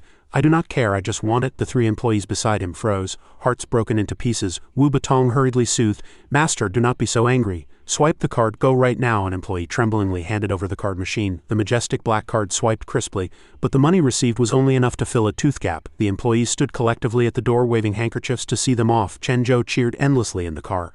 "Awesome, I have a black box." The female employee's heart welled up with tears of resentment. "Who put this car out today? I unilaterally declare that guy is the biggest enemy of my life." The shabby small car drove slowly into the tunnel. Zhang Yu concentrated on driving but still asked him concernedly, Master, what's wrong with you? Is your mood bad?" Chen Zhou hugged his arms, his eyes gloomy, sighing angrily. "This black box is too slow. How did Dong Dong 7 and the others run ahead of me?" She sweated awkwardly. Hee, Master, our car cannot outrun theirs anyway." He looked at the car in front and complained. The slime also got angry, looking up and roaring. "If you have that idle time, step on the gas, leave the rest to me." Yu slammed the gas pedal to the floor while the slime waved a flag and shouted from the side, signaling that the car had launched. The cheap compact car sped through the tunnel like a whirlwind. Wu Batong and Zhu Egu sat comfortably in the front, chatting leisurely. Wu Batong spoke first. "Director Zhu, since you have such a good relationship with Master Chen Zhou, could you put in a good word for me?" The director hesitated slightly. While Wu Batong held his head, face full of worry, his tone anxious. "Master Chen Zhou saved my daughter, and with your encouragement I trust no one now but Master Chen Zhou. 4 people died inexplicably at my construction site, and no cause could be found. If work does not resume soon, I will not be able to withstand the losses this time." Zhu Egu felt a pang of compassion, and nodded. "Okay, I'll ask for you. Actually, he is quite reasonable. Since he accepted your car, it should not be a big problem." Xuanqi, who was driving, heard their conversation and interrupted with a suggestion. If you want to talk to Master Chen Zhou, do not we need to catch up to him first?" Everyone looked behind. The two turned their heads curiously at the same time. They saw Chen Zhou sitting excitedly in the small car, tailgating them closely. Then with a whoosh he overtook them, leaving them far behind. He and the slime simultaneously gave a thumbs-down gesture, provoking them. "Dong Dong 7, ha ha ha, catch me if you can." "Aha!" Wu Batong clung to the car door, leaning out to look, exclaiming in amazement, "Oh my, how can that small car run so fast?" Zuegu hurriedly turned on his walkie-talkie to contact Yu. "Zhang Yu, what are you doing? Piloting a rocket, trying to go to space?" Yu felt wronged to the extreme. "I do not know Bug Dao what's going on either. This car seems much faster than usual." Director Zhu was helpless. "Fine, since it is like this, just take him directly to the Jinjiang Hotel. President Wu wants to treat us to dinner." Yu saluted. "Copy that." A table full of delicacies from land and sea was swept clean in the blink of an eye. After they had eaten and drunk their fill, the slime reported with excitement that it was getting late. The luxury sedan slowly stopped in front of a gloomy, eerie construction site. Wu Batong opened the car door and beckoned to the people behind. "We are here, this is the place." Chen Zhou was still focused on gnawing on a lobster, with Yu following closely behind him. President Wu and Director Zhu flanked him, one on the left and one on the right, explaining the situation as they walked. "Ever since those strange events happened one after another, I have not dared to continue construction. I withdrew the people and locked it up." Zhu Egu picked up the conversation. "Dong Dong Yao, look, President Wu treated you to so much delicious food, can you help him out later?" He answered casually. Got it." Wu Batong walked forward tremblingly, leaning against the iron gate. "I'll unlock it first." He held a mandarin duck lock, hurriedly inserting the key, but it would not budge. "Oh my, why will not this hand listen to me?" Chen Zhou's voice came from behind. "Let me." He jammed the lobster head directly into the keyhole. "Open sesame." The lock opened, the keyhole instantly bursting apart from the sudden impact. He removed the lock, which still had the lobster head stuck in it, and tossed it aside, cheering excitedly. "All right, we can go in." Everyone shivered at this bizarre behavior. The deeper they went into the construction site, the thicker the darkness became, and the bone-chilling cold intensified. They instinctively huddled together. Zhang Yu felt uneasy, calling out softly, "Director Zhu Egu." Zhu Egu, however, turned to ask Wu Batong with an innocent face and blank expression, "Did not you say work was suspended? Why are there people? Upon hearing this, Wu Batong shook like a leaf. Where are there people? Those are not my workers. After the two listened, their faces instantly turned as pale as paper, and they screamed in terror in unison. Wu Batong muttered something, suddenly discovering that the eerie sound was coming from the high-rise building shrouded in heavy yin energy. That was the source of all the trouble at the construction site. Under the desolate night sky, the scene was even more horrifying, with ghostly sounds from unknown sources echoing shrilly from time to time. Chen Zhou and the slime walked leisurely in front, while the rest of the group shrank into a ball, shuffling behind them, shivering. Wu Batong spoke up, trying to dispel the fear surging in his heart. Director Zhu, you are the bureau chief. You must possess profound magical power. You have to protect me, Zhou Egu answered hurriedly, his voice laced with fear, forcing himself to say, that is of course. But then he hesitated. But brother, did not you stop work a long time ago? Why is there still movement in this building? Wu Batong shook his head, his voice as faint as a mosquito. I do not know either. Chen Zhou was striding ahead when he suddenly stepped on a strange flickering light on the ground. The slime issued a panicked warning. Wait a minute, Chen Zhou, watch your feet, looks like a formation. This place is very wrong, let us go up and take a look. Chen Zhou was only slightly surprised upon hearing this, then continued walking as if nothing had happened, the light beneath his feet already spreading outwards. The slime looked at him, face full of annoyance. He picked his ear, pretending to know nothing. The crowd behind fell back, looking around cautiously as they walked. The slime flew up high. Proposal, I feel this place is completely abnormal. I wonder if we can receive planetary signals from a high vantage point. Chen Zhou immediately mounted the white tiger Big Cat, charging aggressively into the sky. Big Cat, go check from above. Big Cat responded excitedly, its roar echoing. The people on the ground could only watch helplessly, shouting with hearts in their throats. Chen Zhou, where are you going? Heavens, master, do not leave me behind. The master suddenly disappeared, leaving Zhang Yuyu standing alone in the cold wind. Zhu Egu hurriedly comforted everyone, his tone calm. It is okay, everyone follow me closely. If this detection instrument does not beep, it means the problem is not big. High in the sky, Chen Zhou, Big Cat and the slime observed the ground below intently. The slime judged decisively that this place was indeed abnormal. Underground was a formation shrouded in black aura with dense yin energy permeating the massive space. The slime continued to analyze the situation. This was the sacrificial eye of an evil ghost claiming to be a god. The evil ghost suppressed in the array eye was constantly sucking the blood of living people through the stone tablet to nourish itself. No wonder accidents happened here one after another, but how could such a thing exist here? Suddenly a shrill scream came from downstairs, startling the slime and Big Cat. Dong Dong Yao, help, the slime hurriedly reminded. That is your comrade asking for help, are not you going to do something? Chen Zhou and Big Cat acted as if they were deaf, pretending not to hear. Another scream rang out, shaking the three of them. Master, help! The slime's face darkened. The beloved disciple was in danger. Big Cat let out a cry and dove down while Chen Zhou performed a flashy front flip and jumped down. Disciple, do not fear. Master is coming. Seeing he was about to face plant, the slime shouted urgently. No, let us save Big Cat quickly. You catch Chen Zhou. At this moment, those three people were already scared green. Wu Batong pointed forward tremblingly. He is my worker. Zhu Egu gripped the instrument in his hand tightly. Is that the one you told me about? The one smashed to death by a hammer? He answered hurriedly. Yes, that is him. In the distance, a worker ghost was burying his head in work. Wu Batong recounted. He appeared on my construction site. He was the first to die. He was responsible for demolition. When he took the sledgehammer, he suddenly fell. The gloomy worker ghost slowly turned his head to look at the three, and a hammer suddenly fell, smashing his head. The three were scared out of their wits, their screams shaking the heavens. President Wu hugged the director tightly. That is how he died. Zhang Yu pointed tremblingly in another direction. Director, look over there, that is. Over there was a ghost walking unsteadily with limbs hanging loose. Wu Batong screamed. Old Ma, that is Old Ma who followed me for over 10 years. He was the second worker to die. He slipped and fell, breaking his legs. More and more wandering ghosts appeared around them. The common point being they all wore work clothes. He held his head, fear swallowing him. That is Old Wang, pierced through the body by rebar. That is Old Kui, sudden heart attack. Zhang Yu looked around, shivering. Director, there are more and more ghost creatures. Zhu Egu hugged the instrument tightly, full of suspicion. What exactly is going on? Why is the detection equipment not reacting? He took out his pistol and ordered, You, take Chairman Wu and run first. She turned to comfort Wu Batong, who was paralyzed on the ground with fright. Chairman Wu, do not be afraid. Get up quickly and come with me. He remained immersed in panic, wailing incessantly. Do not kill me. Director Zhu, save me. Something suddenly smashed heavily onto the ground, dust flying. Humans and ghosts turned their heads to look there simultaneously. Chen Zhou dropped from the sky, still spacing out for a moment. Zhu Egu shouted in pleasant surprise. Dong Dong Yao you. Hearing her voice, Chen Zhou snapped out of it completely. He raised his hand and announced, Disciple, do not fear. Master is here to save you. The worker ghosts quickly rushed up to attack him. The slime cried out, Strange, the ones up here are not real ghosts, it is a ghost domain, it reminded. A ghost is using Wu Batong's fear to recreate the death states of the deceased. We must find the ghost behind the scenes. At this moment a ghost had already approached him but could not hurt him in the slightest, merely passing through his body. Director Zhu was confused. Ha? Those ghosts did not even touch a hair on Chen Zhou. Yu answered hesitantly. Is it because Master is too powerful? Chen Zhou only then began to act. He pressed the index fingers of both hands together, forming a spike shape, and yelled, "Why ya?" The slime shouted aggressively. "Charge, you bastards," he shouted seriously. "Coward, feel my ultimate pain." Chen Zhou sprinted toward the three people. Zhu Egu called him in panic. Chen Zhou. Wu Batong knelt on the ground holding his head. "Master Chen." "Chen what? What do you want to do to President Wu?" He stopped and struck decisively. Wu Batong jumped up, clutching his butt in pain. He clapped his hands, satisfied with his beautiful solution. Director Zhu roared in terror. "Dong Dong Yao, what did you do to Chairman Wu?" Zhang Yu turned to remind him. "Director, look. Ghost creatures have all disappeared." She stood there, resting her chin in her hand and speculating. Could it be that these ghost creatures are not real but related to Chairman Wu? I remember during training it was said that there is a type of ghost domain that can amplify people's fear and manifest it concretely. Could this be that ghost domain? He agreed. Seems correct. Wait a minute, does not that prove there are other ghost creatures here? A black shadow peered out from the distance, letting out a strange cry. Ah! Sharp gazes from Chen Zhou, and the slime shot over there. He reached out his hand. "Little ghost, catch it." The little ghost immediately rushed forward. Rushing in front of that purple ghost, a ball of red light condensing in her hand. Deep crimson vines shot out from the light ball, tightly binding that ghost. She returned with a trophy to show everyone. It turned out to be a pretty female ghost. The slime had already seen through the female ghost's background. This girl is an earthbound spirit. She died in a car accident, a new ghost, so she is weak. Estimated she was sucked in by the formation while wandering here and could not escape, Wu Batong asked half believingly.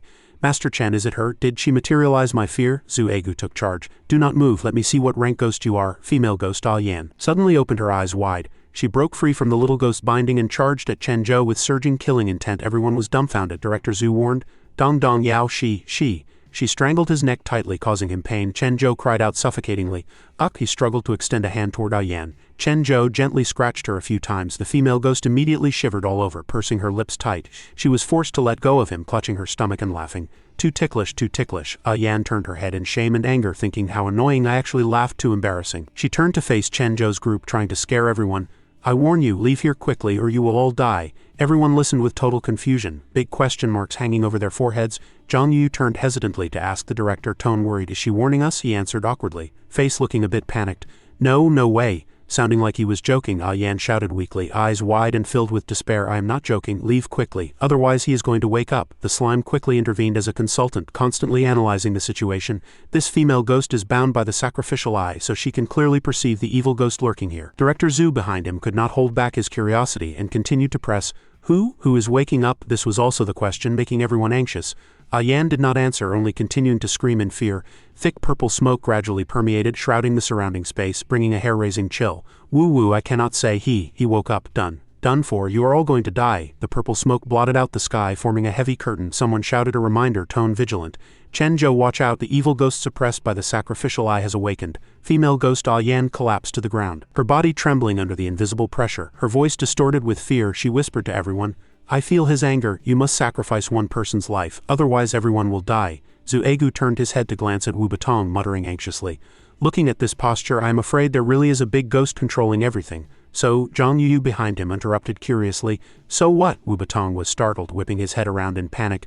"Director Zhu, what do you mean by looking at me?" Zhu Egu turned and rushed toward the door, looking back to instruct hurriedly.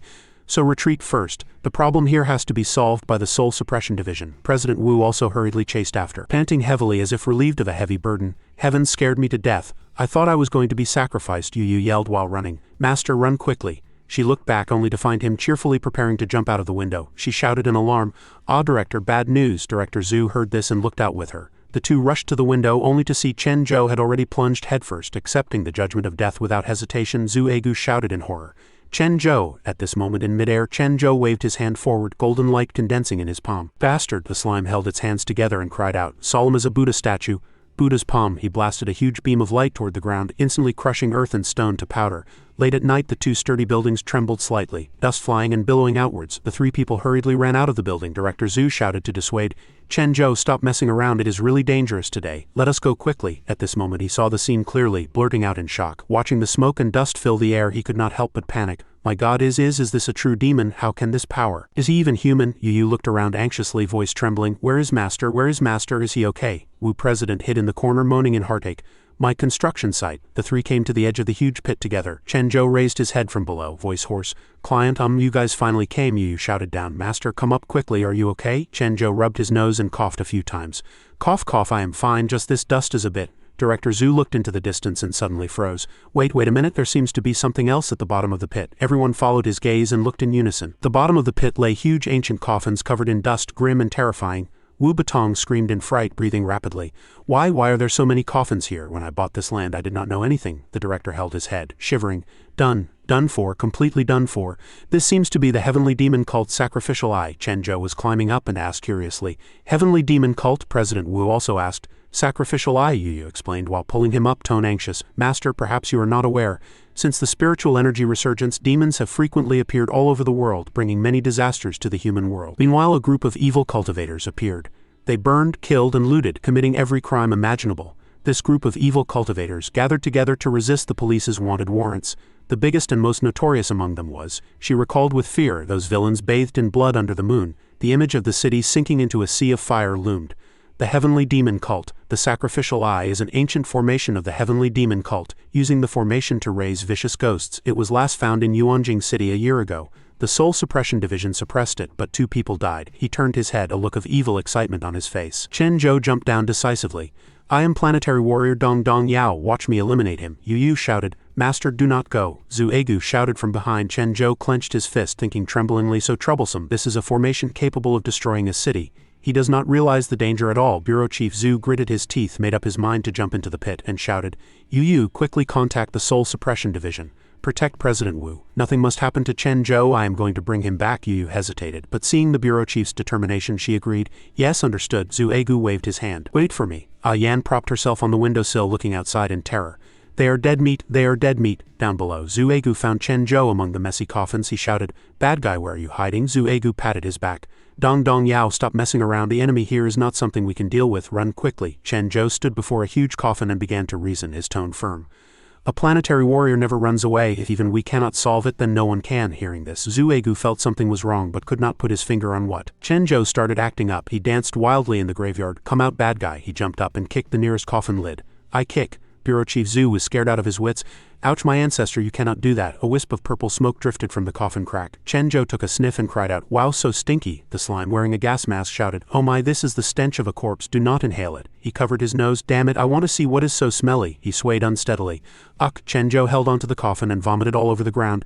The death aura is getting heavier. He continued to vomit. Zhu Egu shook him. Chen Zhou, let us go. Something's wrong. The coffins around the two vibrated in waves. The slime discovered something and muttered, Sense someone approaching, should I warn them? The coffin lid in front popped open a crack, black smoke spurting out. And Chen Zhou shouted, Ah! The bureau chief was startled. We are done for. All coffin lids opened simultaneously, dense purple gas rolling out. Those coffins surrounded that huge coffin. The purple gas shot straight into the clouds outside. Yu was on the phone, her tone anxious. Correct, everyone come quickly, any later. The bureau chief will be gone, Wu Batong shouted tremblingly from the side. Officer John, look, that smoke is so big. She turned back in surprise.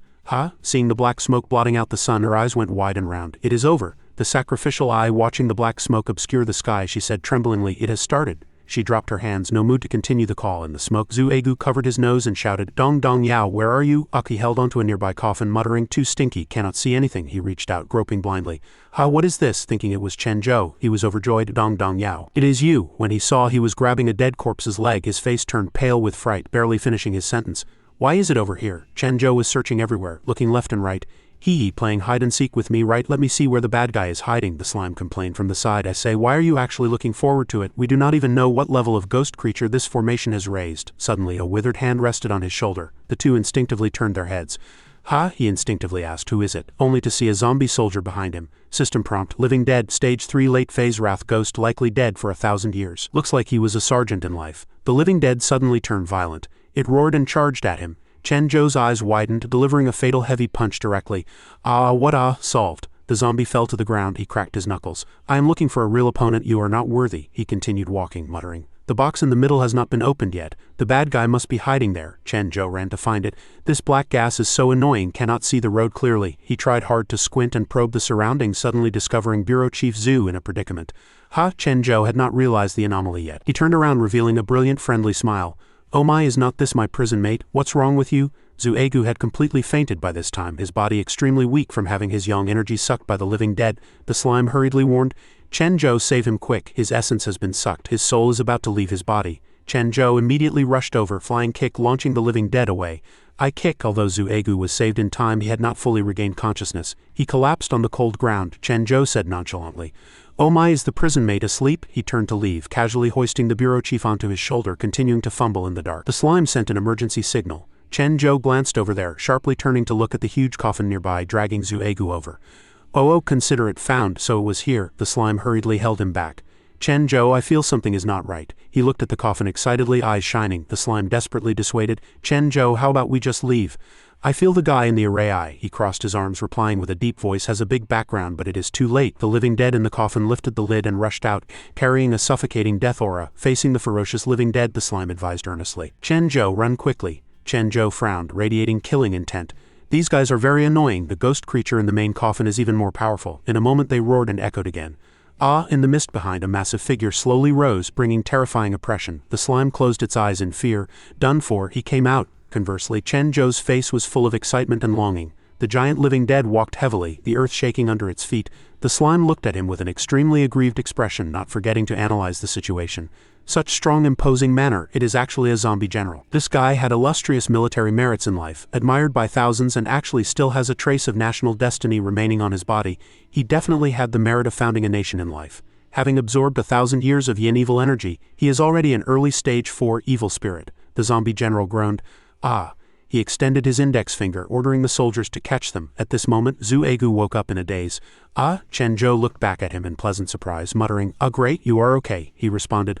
Luo, you woke up? Before the words were finished, Chen Zhou violently threw the pitiful bureau chief Zhu out. Since you just woke up, then rush up and fight together. Dong 7. Zhu Egu was thrown out before he was fully awake, hitting a living dead and stopping it. That living dead was defeated. He sat paralyzed on the ground, rubbing his head. Hurts me to death. Chen Zhou gave a thumbs up, a brilliant face of praise. Good job, Dong 7 easily eliminated an enemy.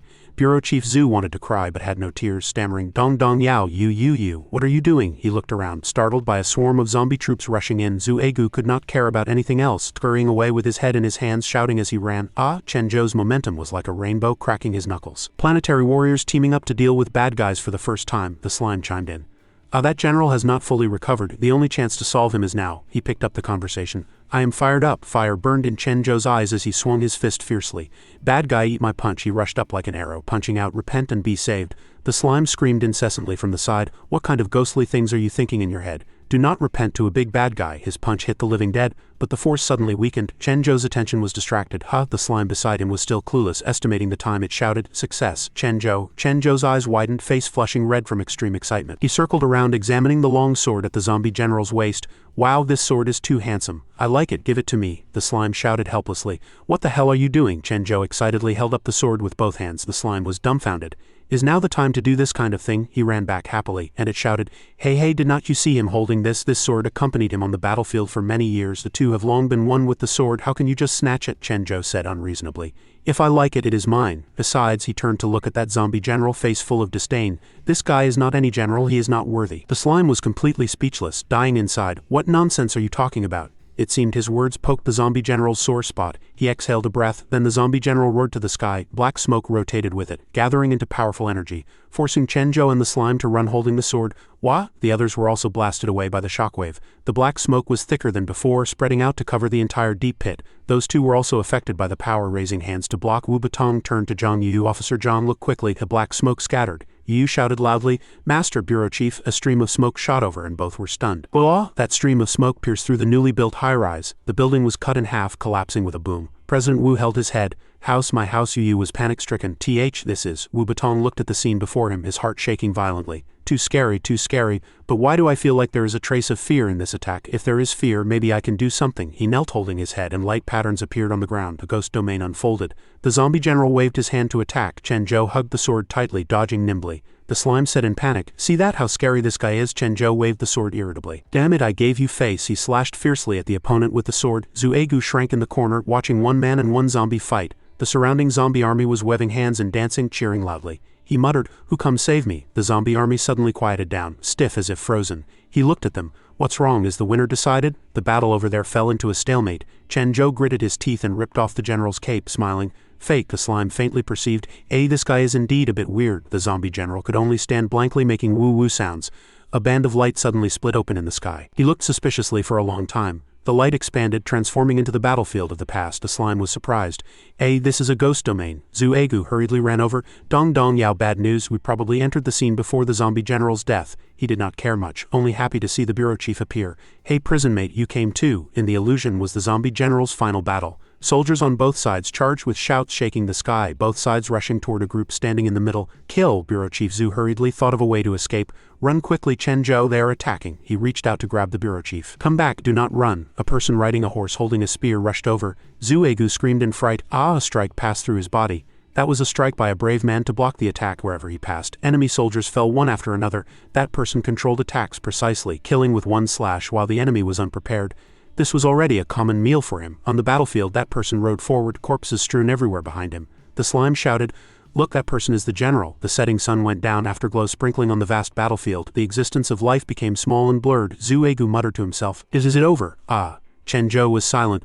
That warrior still stood tall in the dust. Bureau Chief Zhu pointed at him. "He is still alive. He is the only one left." The general gripped the flagpole in his hand, struggling to thrust it fiercely into the battlefield soil. Hair messy, flag fluttering, highlighting the general's might. He exhausted his full strength, spurting a mouthful of black blood. Zhu Egu and Chen Zhou watched the general quietly from afar. The slime lamented, "Dragon blood goes far and never returns." The general used this body to spread national prestige and fulfill responsibility. Only after death will there be national destiny on the body. He died in battle. He deserves to be a great general. In the pile of corpses in front of the great general, something suddenly moved. He clutched his chest in surprise, watching.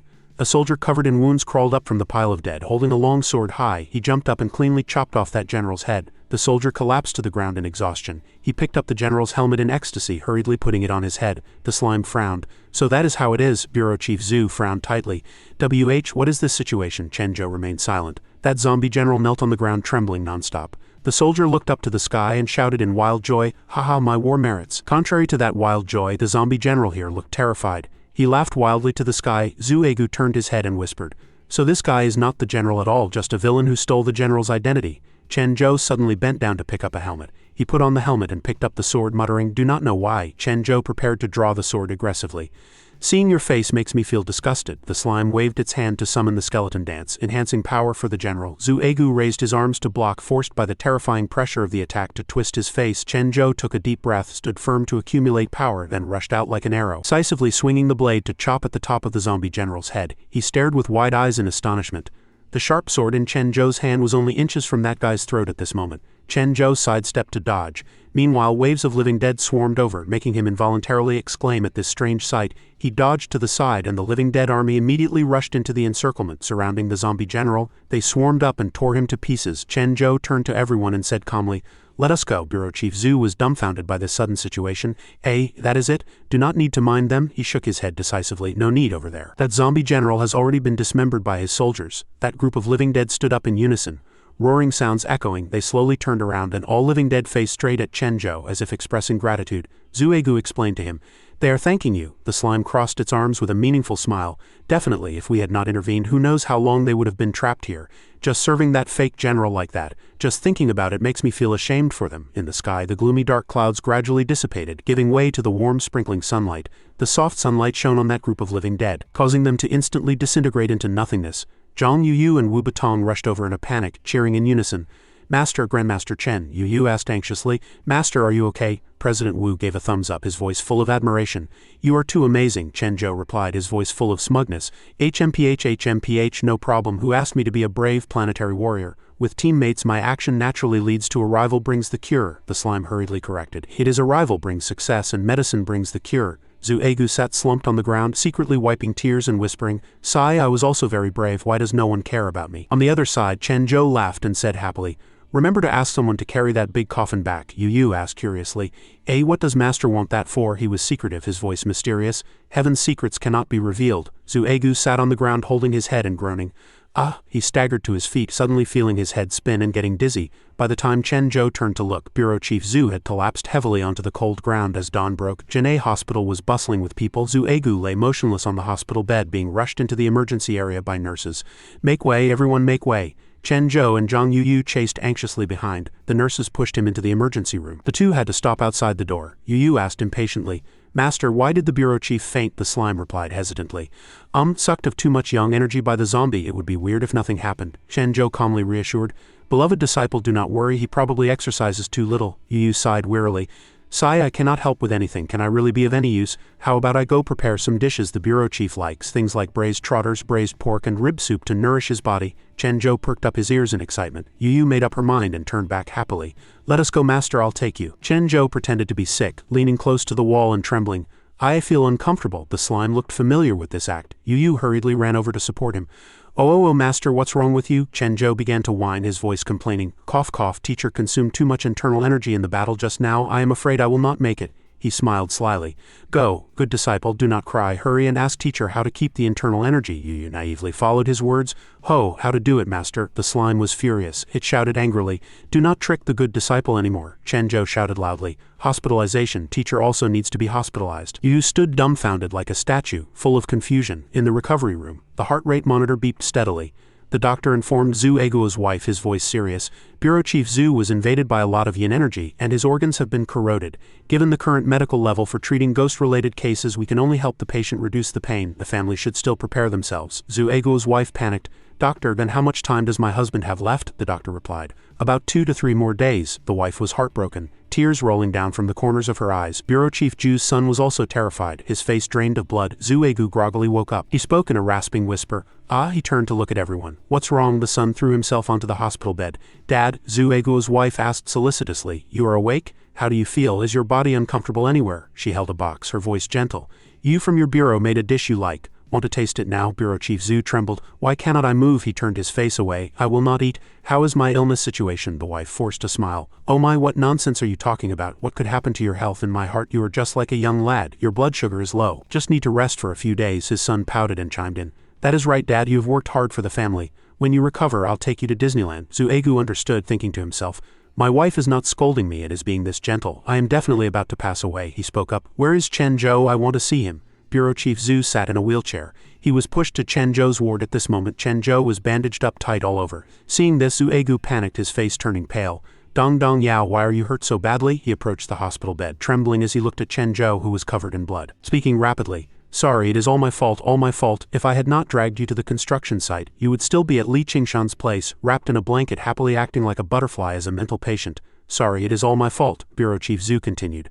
"Last time at East Bridge when you broke your nose you cried up a storm. Someone afraid of pain like you, now with no intact spot on your body. Why are not you crying or making a sound?" Chen Zhou woke up blankly. Zhu Egu was still repenting. "Looks like us two brothers will go to headquarters together this time. How is that place?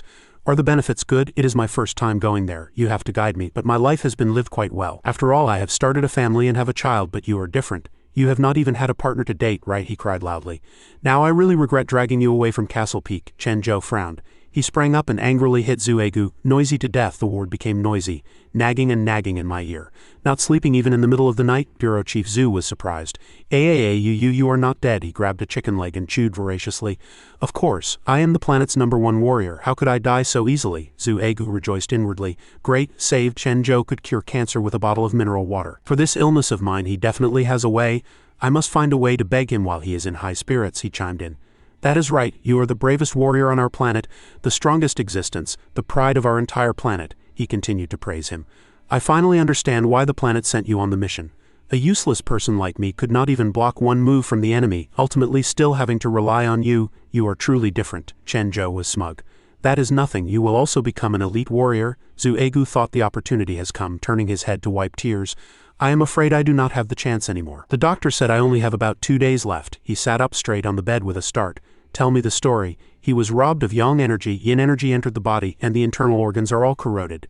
Estimated not to survive past the day after tomorrow. Chen Zhou grabbed a roll of white bandage.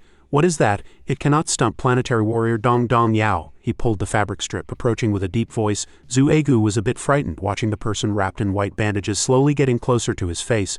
If it were a romantic drama script it would be fine. but the person above even lifted his leg to the level of his face. As it lifted higher, little Dong Dong 7's face became increasingly pale. He stammered, "Dong Dong Dong Yao, what are you doing?" Chen Zhou pointed his butt towards the camera, his body covered in white bandages due to injuries, looking like a mummy as he spoke sluggishly, his tone full of fatigue and helplessness. "Healing that person." Zhu Egu averted his eyes to avoid looking at the private area, but Chen Zhou seemed not to care, acting as if he wanted to climb up and sit on his head, getting scarier and scarier. This made Zhu Egu panicked into a daze. Why do not we drink mineral water or something?" The slime on his shoulder also could not have expected such an intense situation to unfold. It opened its mouth wide in surprise, eyes rolling back. "Holy crap, no way, you do not mean to use that?" A sticky, blurry white paper was suddenly pasted smack onto the top of his head. A stream of bone-chilling cold air rushed straight into his forehead, causing Zhu Egu's eyes to snap shut instinctively. His hand extended forward also froze, daring not imagine what the person had just spat out. Seeing the other party recoiling like that, Chen Zhou took the opportunity to press forward, fiddling around on Zhu Egu's face for a while. The movements were so agile and rough that he was tortured into pieces before he could utter a word. Then a series of strange rectangular paper scraps rained down in all directions, making the person's appearance extremely miserable. That gruesome scene made the slime squint, daring not look further. "Damn, for real? Clearly there are 360 methods to expel yin energy, yet you chose the most tiring one every time." Watching the paper talismans it regarded as life and death treasures being thrown around like trash by that person. It was so angry its eyes bulged. Amidst the pile of charms in hand, it tried to use words to stop that blasphemous behavior. Talisman Boost, 7 Laws Body Protection Talisman, Spirit Nourishing Talisman, 5 Thunders Great Talisman, Exorcism Talisman. Finally it went crazy, using its hands to tear apart its own life. Screaming in pain, "Cough cough cough, give it a damn rest." After a long period of struggle, Chen Zhou finally exhausted his strength. He leaned back onto the bed, hands pulling the edge of the blanket loosely over his body, tiredly listening to the person muttering, "A Dong Dong Yao, does this actual L work?" After a moment of silence to regulate his breathing, he replied, "Of course, these talismans cost me 100 years of cultivation power. It takes a full 88-49 days to recover." "Got it?" The slime lay on top of his head, speaking weakly, even though it had done nothing but scream uncontrollably. Phew, dead tired." Zhu Egu also asked back vaguely, voice full of doubt. "Duh, 49 days, then what if they fall off in between?" Chen Zhou did not even bother to turn his head, curling tight into the blanket, answering crisply, "Falling off means it is fine." But as soon as Zhu Egu turned sharply around, the person's round face was covered with tiny paper talismans matching his round chestnut-like head, making his expression look even more ridiculous and funny. However, something was wrong. Wisps of black smoke drifted slowly from his body, and a burnt smell spread through the ward, causing Zhu Egu to inhale it and tremble all over. His body felt increasingly scorching hot. He whispered softly, "Why is the person next to me sleeping so soundly he does not even bother to turn over? Dong Dong Yao, why does my whole body hurt more and more? Ah." At that very moment, 2 sets of footsteps echoed consecutively in the hospital corridor. A red-haired guy led the charge in, hands shoved in pockets, looking arrogant like a market thug about to collect a debt. The blue-haired guy following behind looked calmer. He glanced around, not looking like a debt collector but like a professional MLM salesman. Going in the opposite direction was Zhu Egu, screaming incessantly on a wheelchair pushed by a nurse. Behind him, twitching violently, eyes staring wide, face still covered in the weird talismans pasted by Chen Zhou. Knowing full well the cause was those tiny scraps of paper, he still resolutely refused to remove them. It was indeed Dong Dong Yao, Chen Zhou's fatal treasure. "Ah, hurts to death, I want anesthesia, pain relief. Do not touch my talismans, do not touch." The nurse could only reply helplessly, "I know, shut your mouth." The blue-haired guy behind revealed a suspicious look when looking at Zhu Egu. He squinted to scrutinize the person groaning in pain, observing silently. Strange blue light flashed from his platinum pupils. Eyelids lowered slightly, unclear what he was calculating. Anyway, his appearance exuded an aura forbidding others to approach, making it hard to pry into his thoughts. Only saw him turn slightly, directing his gaze toward the pile of talismans scattered everywhere. "He is the person related to this sacrificial eye. Exorcism Police Zhu Egu, right?" The red-haired guy did not bother to turn his head to answer immediately. "That is right, yin energy entered the body, probably will not survive." He dragged his steps wearily, posture stumbling as if about to fall asleep. "Countless people die every year because of ghosts, and he counts as dead too. Act quickly. Investigate clearly early to go back and eat early." "I have the night shift, terrible. Next, I am almost worked to death." The blue-haired guy nodded, sighing tiredly. "That is right, I heard the pancakes in the canteen tonight will have spicy sauce, let us go." Inside the ward at this moment, the slime was still diligently advising the person on the bed, words stern mixed with worry. It was truly dedicated to Chen Zhou, though the person knew nothing of that heart. "Hey, let us make a deal. Next time you want to save someone, can you pay attention to your method? Do you know how tiring it is to use talismans to expel yin energy?" He tiredly bit into the apple in his hand, not bothering to answer, only focusing on scolding it. "Stupid you, this is truly using the golden cudgel to embroider. Dummy." As soon as the figures of the 2 MLM guys appeared in the corridor, he clearly recognized their aura from afar, saw him turn his head to give a half-hearted smile to the red hair and blue hair. Oh ho, 2 7-string monks. Chen Zhou was clearly still as sloppy as ever, leaning back and crunching on the apple. The red-haired guy stepped forward to ask the person wrapped in white bandages on the bed, "You are Chen Zhou," but this person was clearly just a glutton, not even bothering to answer, just hugging the fruit basket tight. This made the blue-haired guy even more suspicious. He covered his teammate's mouth and dragged him out, smiling at the person. "Wait a moment, sorry, seems we found the wrong person." Gagged suddenly, the other guy struggled violently, making MMPH sounds of dissatisfaction. The noise outside the ward attracted his attention, saw those two trying hard to suppress their volume. But clearly these two did not mesh well, causing the conversation to echo to the end of the hall, everyone hearing clearly. "Well, what are you doing? How could we find the wrong person? Boss said it was this ward." The other person whispered back, tone urgent mixed with caution. "Careful sails the ship for 10,000 years. To avoid complaints, we will check again." The two pulled out the photo distributed earlier, examining it carefully, eyes darting left and right, analyzing the hair and facial features. Even the red-haired guy's eyes squinted tight, comparing carefully with the image of the boy in the room. "This fool looks exactly like the person no matter how you look at it." The blue-haired guy looked toward that face. Indeed, the more he looked, the more it resembled. Those soulless eyes also matched perfectly. Immediately, the two clowns slammed the door and rushed in, no longer having a shred of the polite pretense from just now, ruthlessly revealing their true forms. The blue-haired guy used his body to slam the door open, grinning broadly. "That is right, it is him." Behind him was the red-haired fool standing with legs apart, face full of inexplicable pride. Only now was the badge on their lapels clearly visible. A yin-yang circle wrapped in a layer of golden metal, blue crescents radiating evenly like sun rays. These two were probably even dumber than Chen Zhou. Meeting such dazed people for the first time, he could only stare blankly, mouth wide open, the apple still intact without a single bite mark. One of them pulled a small notebook from his lapel and thrust it close to Chen Zhou's face. Seeing the other party still stunned, he spoke up to introduce. "Hello, we are from the Soul Suppression Division. Last night, the heavenly demon called Sacrificial Eye was discovered at the Fenzheng real estate construction site." The serious tone echoed evenly in the room, but the actions of those two just now remained unforgettably haunting. Not sure if the ward was tilted or what, or if his legs were limp, Chen Zhou felt dizzy as that small notebook kept getting closer to his face. "According to reliable sources, you were also present at that time, right?" Truly two fools who completely did not give the person opposite time to digest. The red-haired guy immediately took over for his partner, rattling off words like a machine gun.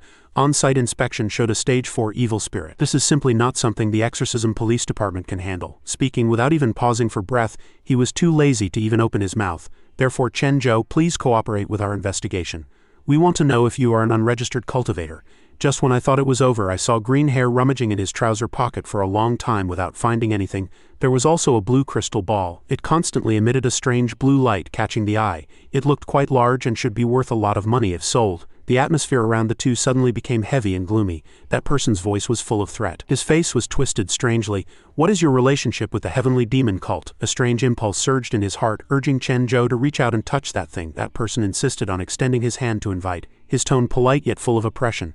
"This is to test a cultivator's aptitude. Please, trouble yourself to cooperate." Unexpectedly, Chen Zhou suddenly waved his hand and slapped the back of his hand fiercely, knocking the crystal ball up to the beam. The blue gem hovered in midair, making him panic-stricken as he hurriedly reached out to grab it. Red hair rolled up his sleeves irritably, eyes practically popping out, closing in. "You still want to resist? We are from the Soul Suppression Division. Cannot you recognize this uniform?" Behind him was green hair hugging the crystal ball tightly, breathing a long sigh of relief. If this was lost, both would lose their rice bowls. A heavy punch like a bolt from the blue suddenly smashed onto his face. The instantaneous scene startled green hair, eyes widening round, speechless with surprise. Chen Zhou glanced at them coldly. Although covered in bandages, his imposing manner remained as steady as Mount Tai. Suddenly, two pyramid schemers popped out from somewhere, getting touchy-feely, wanting to test some spiritual aptitude. Who are these people? Are they crazy? Standing before them was Chen Zhou, the person beaten until he was covered in bandages and paralyzed in bed. Seeing this, the one with glasses pointed angrily at Chen Zhou's face, assuming a weird twisted posture and roaring, "You actually dare to hit someone from the Soul Suppression Division? Who gave you the guts?" Chen Zhou stared seriously at the two people in front of him, his tone sharp. "I do not care who you are, shifty-eyed and mouse-like. You do not look like good things at first glance." He leapt up, preparing to rush up and teach these two a lesson. Chen Zhou assumed the mighty stance of a rock spreading its wings. Just as he was about to make a move, a gentle call suddenly rang out from outside the door. "Master, I am here to deliver dinner." It turned out to be Zhang Yuyu, holding up a food bag to show off. "There is duck meat, your favorite today." Although wrapped like a mummy, Chen Zhou still cleverly and easily dealt with the two men in black. He greeted Zhang Yuyu calmly. "You are here?" Zhang Yuyu froze, shouting, "Ah, why are you fighting?" After a flurry of frantic explanations, everyone seemed to understand each other a bit. Zhang Yuyu asked curiously, They are people from the Soul Suppression Division. Seniors, I am truly sorry." Chen Zhou sat there picking at the dishes in the bento box Zhang Yuyu brought, looking nonchalant. While Zhang Yuyu was busy mediating the conflict between the two sides, she bowed repeatedly. My master is a bit direct in doing things. He definitely did not mean to offend. The two men had been beaten black and blue by Chen Zhou, faces covered in dirt, losing their initial neat appearance. The one with glasses crossed his arms, tone severe. You are handling the case for the Exorcism Police Department's Soul Suppression Division, and you are very familiar with Chen Zhou. Please ask him to cooperate with us for a check. Seeing this, the brown-haired man also chimed in to agree.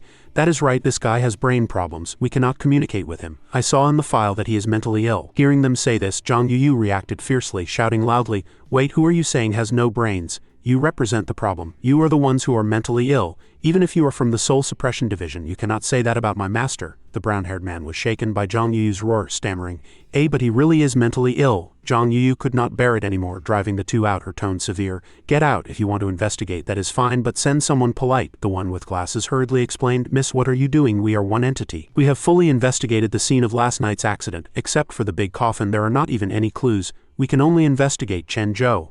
Hearing this, Chen Zhou suddenly noticed his words. He suddenly asked, "Wasn't that big coffin given to me by the zombie general?" Outside the hospital, which was originally peaceful, a figure was suddenly blasted flying, smashing through the wall, scaring passers-by into throwing away their medical forms in terror. Curses echoed. Chen Zhou walked out steadily, dragging his leg in a cast, soaring with rage, glaring at the glasses-wearing man lying on his back before him and roaring, "Bold Soul Suppression Division, you actually snatched my coffin." The two from the Soul Suppression Division were trembling with fear at Chen Zhou's amazing power, stammering continuously, so strong, what rank cultivator is he?" "A Taoist, brother, look at that." The brown-haired man stared at the thing tidily gripped in Chen Zhou's hand and screamed, "White light, how can he, an ordinary person, explain this?" What Chen Zhou was pinching in his hand was the testing stone, which can measure the rank of cultivators below the Saint Realm, each rank displaying a different light. Cultivator ranks correspond to ghost creatures. Only the strongest Divine Realm and Emperor Realm exceed the detection range. Chen Zhou ripped the bandages off his body, turning to instruct Zhang Yuyu, "I am going to the bandits' den to snatch back the big coffin. I can compromise on such small matters, disciple, do not worry." Zhang Yuyu was also a bit panicked hearing this. But Master Chen Zhou crushed the stone in his hand, turned to call the little ghost Big Cat and Slime, announcing aggressively, "Go get back the things that belong to us." Under the cold wind of the night sky, the full moon flickered like the thoughts of a 17-year-old girl. A figure riding a tiger cut through the night sky. It turned out to be Chen Zhou and his gang. He was rushing anxiously to ask for the coffin snatched by the Soul Suppression Division. The slime only grabbed onto the big cat's tail. It roared, "What are you guys doing? The Soul Suppression Division is not over there." Hearing this, Chen Zhou violently yanked Big Cat's ear. Breaking urgently in the forest, he turned to ask the little ghost calmly, "Does little ghost know where that Soul Suppression Division is?" The little ghost answered with a blank face, "Do not know." Big Cat roared, "Ow, ow." The slime pointed behind, panting heavily. "Phew, over there." Hearing this, Chen Zhou jumped up, pointing in the completely opposite direction of the slime and shouting, "Okay, let us go, I feel it. It is over there." Seeing Chen Zhou being so silly, the slime still roared, "Not that way, I said it is this way. I really cannot go on with you for even a day." Big Cat was sprinting in the direction Chen Zhou pointed when a voice suddenly rang out, "Senior, wait a moment." Chen Zhou turned his head sharply with a blank face, then suddenly recognized her. "I remember you." Seeing Chen Zhou recognize her, the female ghost waved her hands and feet, asking in a high-pitched voice, "You are that female ghost from the construction site. What do you want?" The female ghost shyly pointed in the opposite direction. "Senior, are not you going to the Soul Suppression Division? It is over there." Seeing this, Chen Zhou immediately answered happily, Sure enough, I felt it was over there." The slime shouted in anger and jealousy, "Why do you believe her as soon as she speaks?" Knowing the direction, Chen Zhou immediately ordered Big Cat to go that way. Suddenly the female ghost waved her hand and shouted, "Senior, wait a moment." Chen Zhou pressed, "HMPH, do you have anything else?" The female ghost stammered shyly, "Senator Senior, I have nowhere to go. Can I follow you like them? I am willing to become your ghost servant and listen to your orders." The slime nodded while explaining to Chen Zhou, "Although this female ghost broke free from the control of the sacrificial eye, the world is vast. A stage 1 wandering soul like her is still full of danger. Moreover, she possesses the rare 9-yin body, kind-hearted, and has never harmed anyone." Hearing this, Chen Zhou stroked his chin in contemplation. Seeing Chen Zhou hesitating, the slime spoke up, "Suggestion. You can sign her." Before it finished speaking, Chen Zhou revealed a face full of disgust and refused flatly. "Too weak, do not need," making the female ghost cry out in surprise. Chen Zhou rode Big Cat and rushed out decisively, waving goodbye. Being afraid of tickling is a weakness. Dong Dong Yao does not keep weaklings around. Goodbye. The slime shook its head helplessly. "Sigh, a pretty good girl, what a pity." The female ghost shouted helplessly, "Senator Senior." The abandoned female ghost sobbed and trembled alone, crying. Thinking to herself, sure enough, it was too embarrassing before, but is that wrong too? She clenched her fist, making up her mind not to let go. "I cannot give up, still have to continue fighting for it." then she flew to chase after. Wait for me. Suddenly a stream of red energy rushed over, blocking the female ghost. It turned out the little ghost had turned back, stopping her from following. Chen Zhou surprised the female ghost greatly. The little ghost glared and shouted, "You hurt him. Stay away." She released a red energy beam, pinning that female ghost to the ground. Just flying. When the female ghost came to her senses and looked up, she was surprised to find the little ghost was gone. The female ghost shouted, "Senior, I will not give up." In a magnificent and resplendent place, Chen Zhou arrived. He jumped down from Big Cat's back. The slime looked up blankly. "This is probably it," Chen Zhou interrupted, asking, "Is this the Soul Suppression Division?" One human, one ghost, one slime, and a tiger looked up at the huge city before them together, unable to help sighing. "It is even more imposing than mine back then." Everyone walked into the Soul Suppression Division together. Chen Zhou asked again, "Is this the Soul Suppression Division?" He cheered, "Big Coffin, I am coming." Suddenly a hand pulled Chen Zhou's hem. He subconsciously looked back to see the little ghost and Big Cat sobbing in fear, stammering, "We cannot get in, we'll die." Seeing Chen Zhou looking blank and dull, the slime hurriedly chimed in to explain, "That is right, the Soul Suppression Division has set up the immensely powerful 12 Heavenly Gates formation. If the little ghost and Big Cat barge in, I am afraid their souls will scatter immediately." Wherever the slime pointed, Big Cat and the little ghost would tremble, bodies shaking like sieves. Seeing this scene, Chen Zhou put his hands on his hips, the corners of his mouth raising in a disdainful arc. "So troublesome, I got it." After speaking, he turned decisively. "Then you guys wait for me here." Big Cat and the little ghost stood obediently behind him, cheering enthusiastically. "You can do it." But then asked Chen Zhou curiously, "Where did you get the bedsheet?" Chen Zhou draped a snow-white bedsheet over himself, sneaking around, wanting to scare the two guards. Seeing the white shadow moving, the two guards immediately shouted, "Soul Suppression Division, important ground. Idlers, please do not approach." The piercing roar echoed, startling Chen Zhou so much his face lost color, sweating like rain. "You can see me. Did my cultivation regress?" the slime shouted in panic. "Did you think this torn bedsheet really has invisibility functions?" He threw away the bedsheet, assuming a majestic posture, arrogantly threatening the two guards. "In that case, I'll just use the manifestation art to have a showdown with you." The two guards did not panic at all. "You two want to fight?" The slime revealed a weird and inhuman smile behind Chen Zhou, then spoke up, "Really cannot do anything with you. I'll give you a fun skill." It jumped into midair, activating the ultimate move, Hypnotic Eye. The surrounding space became twisted and blurred like a dreamscape. The ultimate move emitted psychedelic sound waves, making the two security guards drool, looking dull. Unable to resist at all, the two guards swayed and fell to the ground. Chen Zhou shook his head and sighed in depression. I have not even used the planetary mystery yet. How come you were scared down?" The slime waved its hand repeatedly. All right, go in quickly. Go in, the result is the most important. Do not mess up the process." Chen Zhou put his hands on his head, sneaking deep inside like a thief, muttering praises as he walked. "They have some skill," the slime hurriedly claimed credit. "That is the credit of the Hypnotic Eye. I'll keep watch for you. You roam around yourself. I am leaving too, revisiting an old haunt, going to see old friends." The place was unusually deserted. Suddenly voices came from the Soul Suppression Division courtyard. "Did you hear?" It turned out to be two monks patrolling. "Yes," the fat monk spoke. "In Janae City we also found the Sacrificial Eye." Chen Zhou secretly followed behind, closely watching the two monks' tracks. The thin monk clenched his fist fiercely, shouting loudly, "Heavenly Demon Cult is really becoming more and more arrogant. I really want to let them taste my sandbag-sized fist." Chen Zhou pretended to be a bush, squatting quietly nearby without making a sound. The fat monk whispered in the thin monk's ear, "I heard the Sacrificial Eye was solved by a mental patient." The thin monk was surprised. "Real or fake?" The fat monk hurriedly explained. "Real, do not speak loud, this is top secret news. I heard the higher-ups intend to recruit him and have already sent people to contact him." Hearing this, suspicion rose in Chen Zhou's heart and he could not bear it anymore. He jumped out, blocking the two monks, asking loudly, "Hey, do you two know where my big coffin is?" The two monks were startled, shouting, "Who?" His mind was full of only the coffin. Chen Zhou pointed at the two monks' faces threateningly. "Speak quickly or do not blame me." Suddenly his ability spontaneously erupted, making the two monks fall to the ground and sleep soundly. He shook them angrily and vigorously, actually ignoring me and falling asleep directly. Chen Zhou continued deeper, encountering a girl holding a high stack of documents. He raised his hand to greet. "Hey, do you know?" Before he finished speaking, the ability triggered automatically again, making her faint, asking one by one, "Where's my big coffin?" One after another, everyone was knocked unconscious by his ability, lying all over the ground. He walked to a large door, stamping his feet angrily and throwing a tantrum, shouting, "Why does this Soul Suppression Division love sleeping so much? There is not even anyone who can talk to me. Did not Dong Dong 7 say this is the strongest organization on the planet?" After speaking, Chen Zhou pushed open the main door. In front of him were people with various shapes, from Superman to anime characters. Everything was there. Chen Zhou cheered happily. "Great, there are still people here." He opened his arms, shouting happily, "Excuse me, but what should come still came." His ability spontaneously activated again, making everyone in front of him faint. The slime appeared slowly behind him.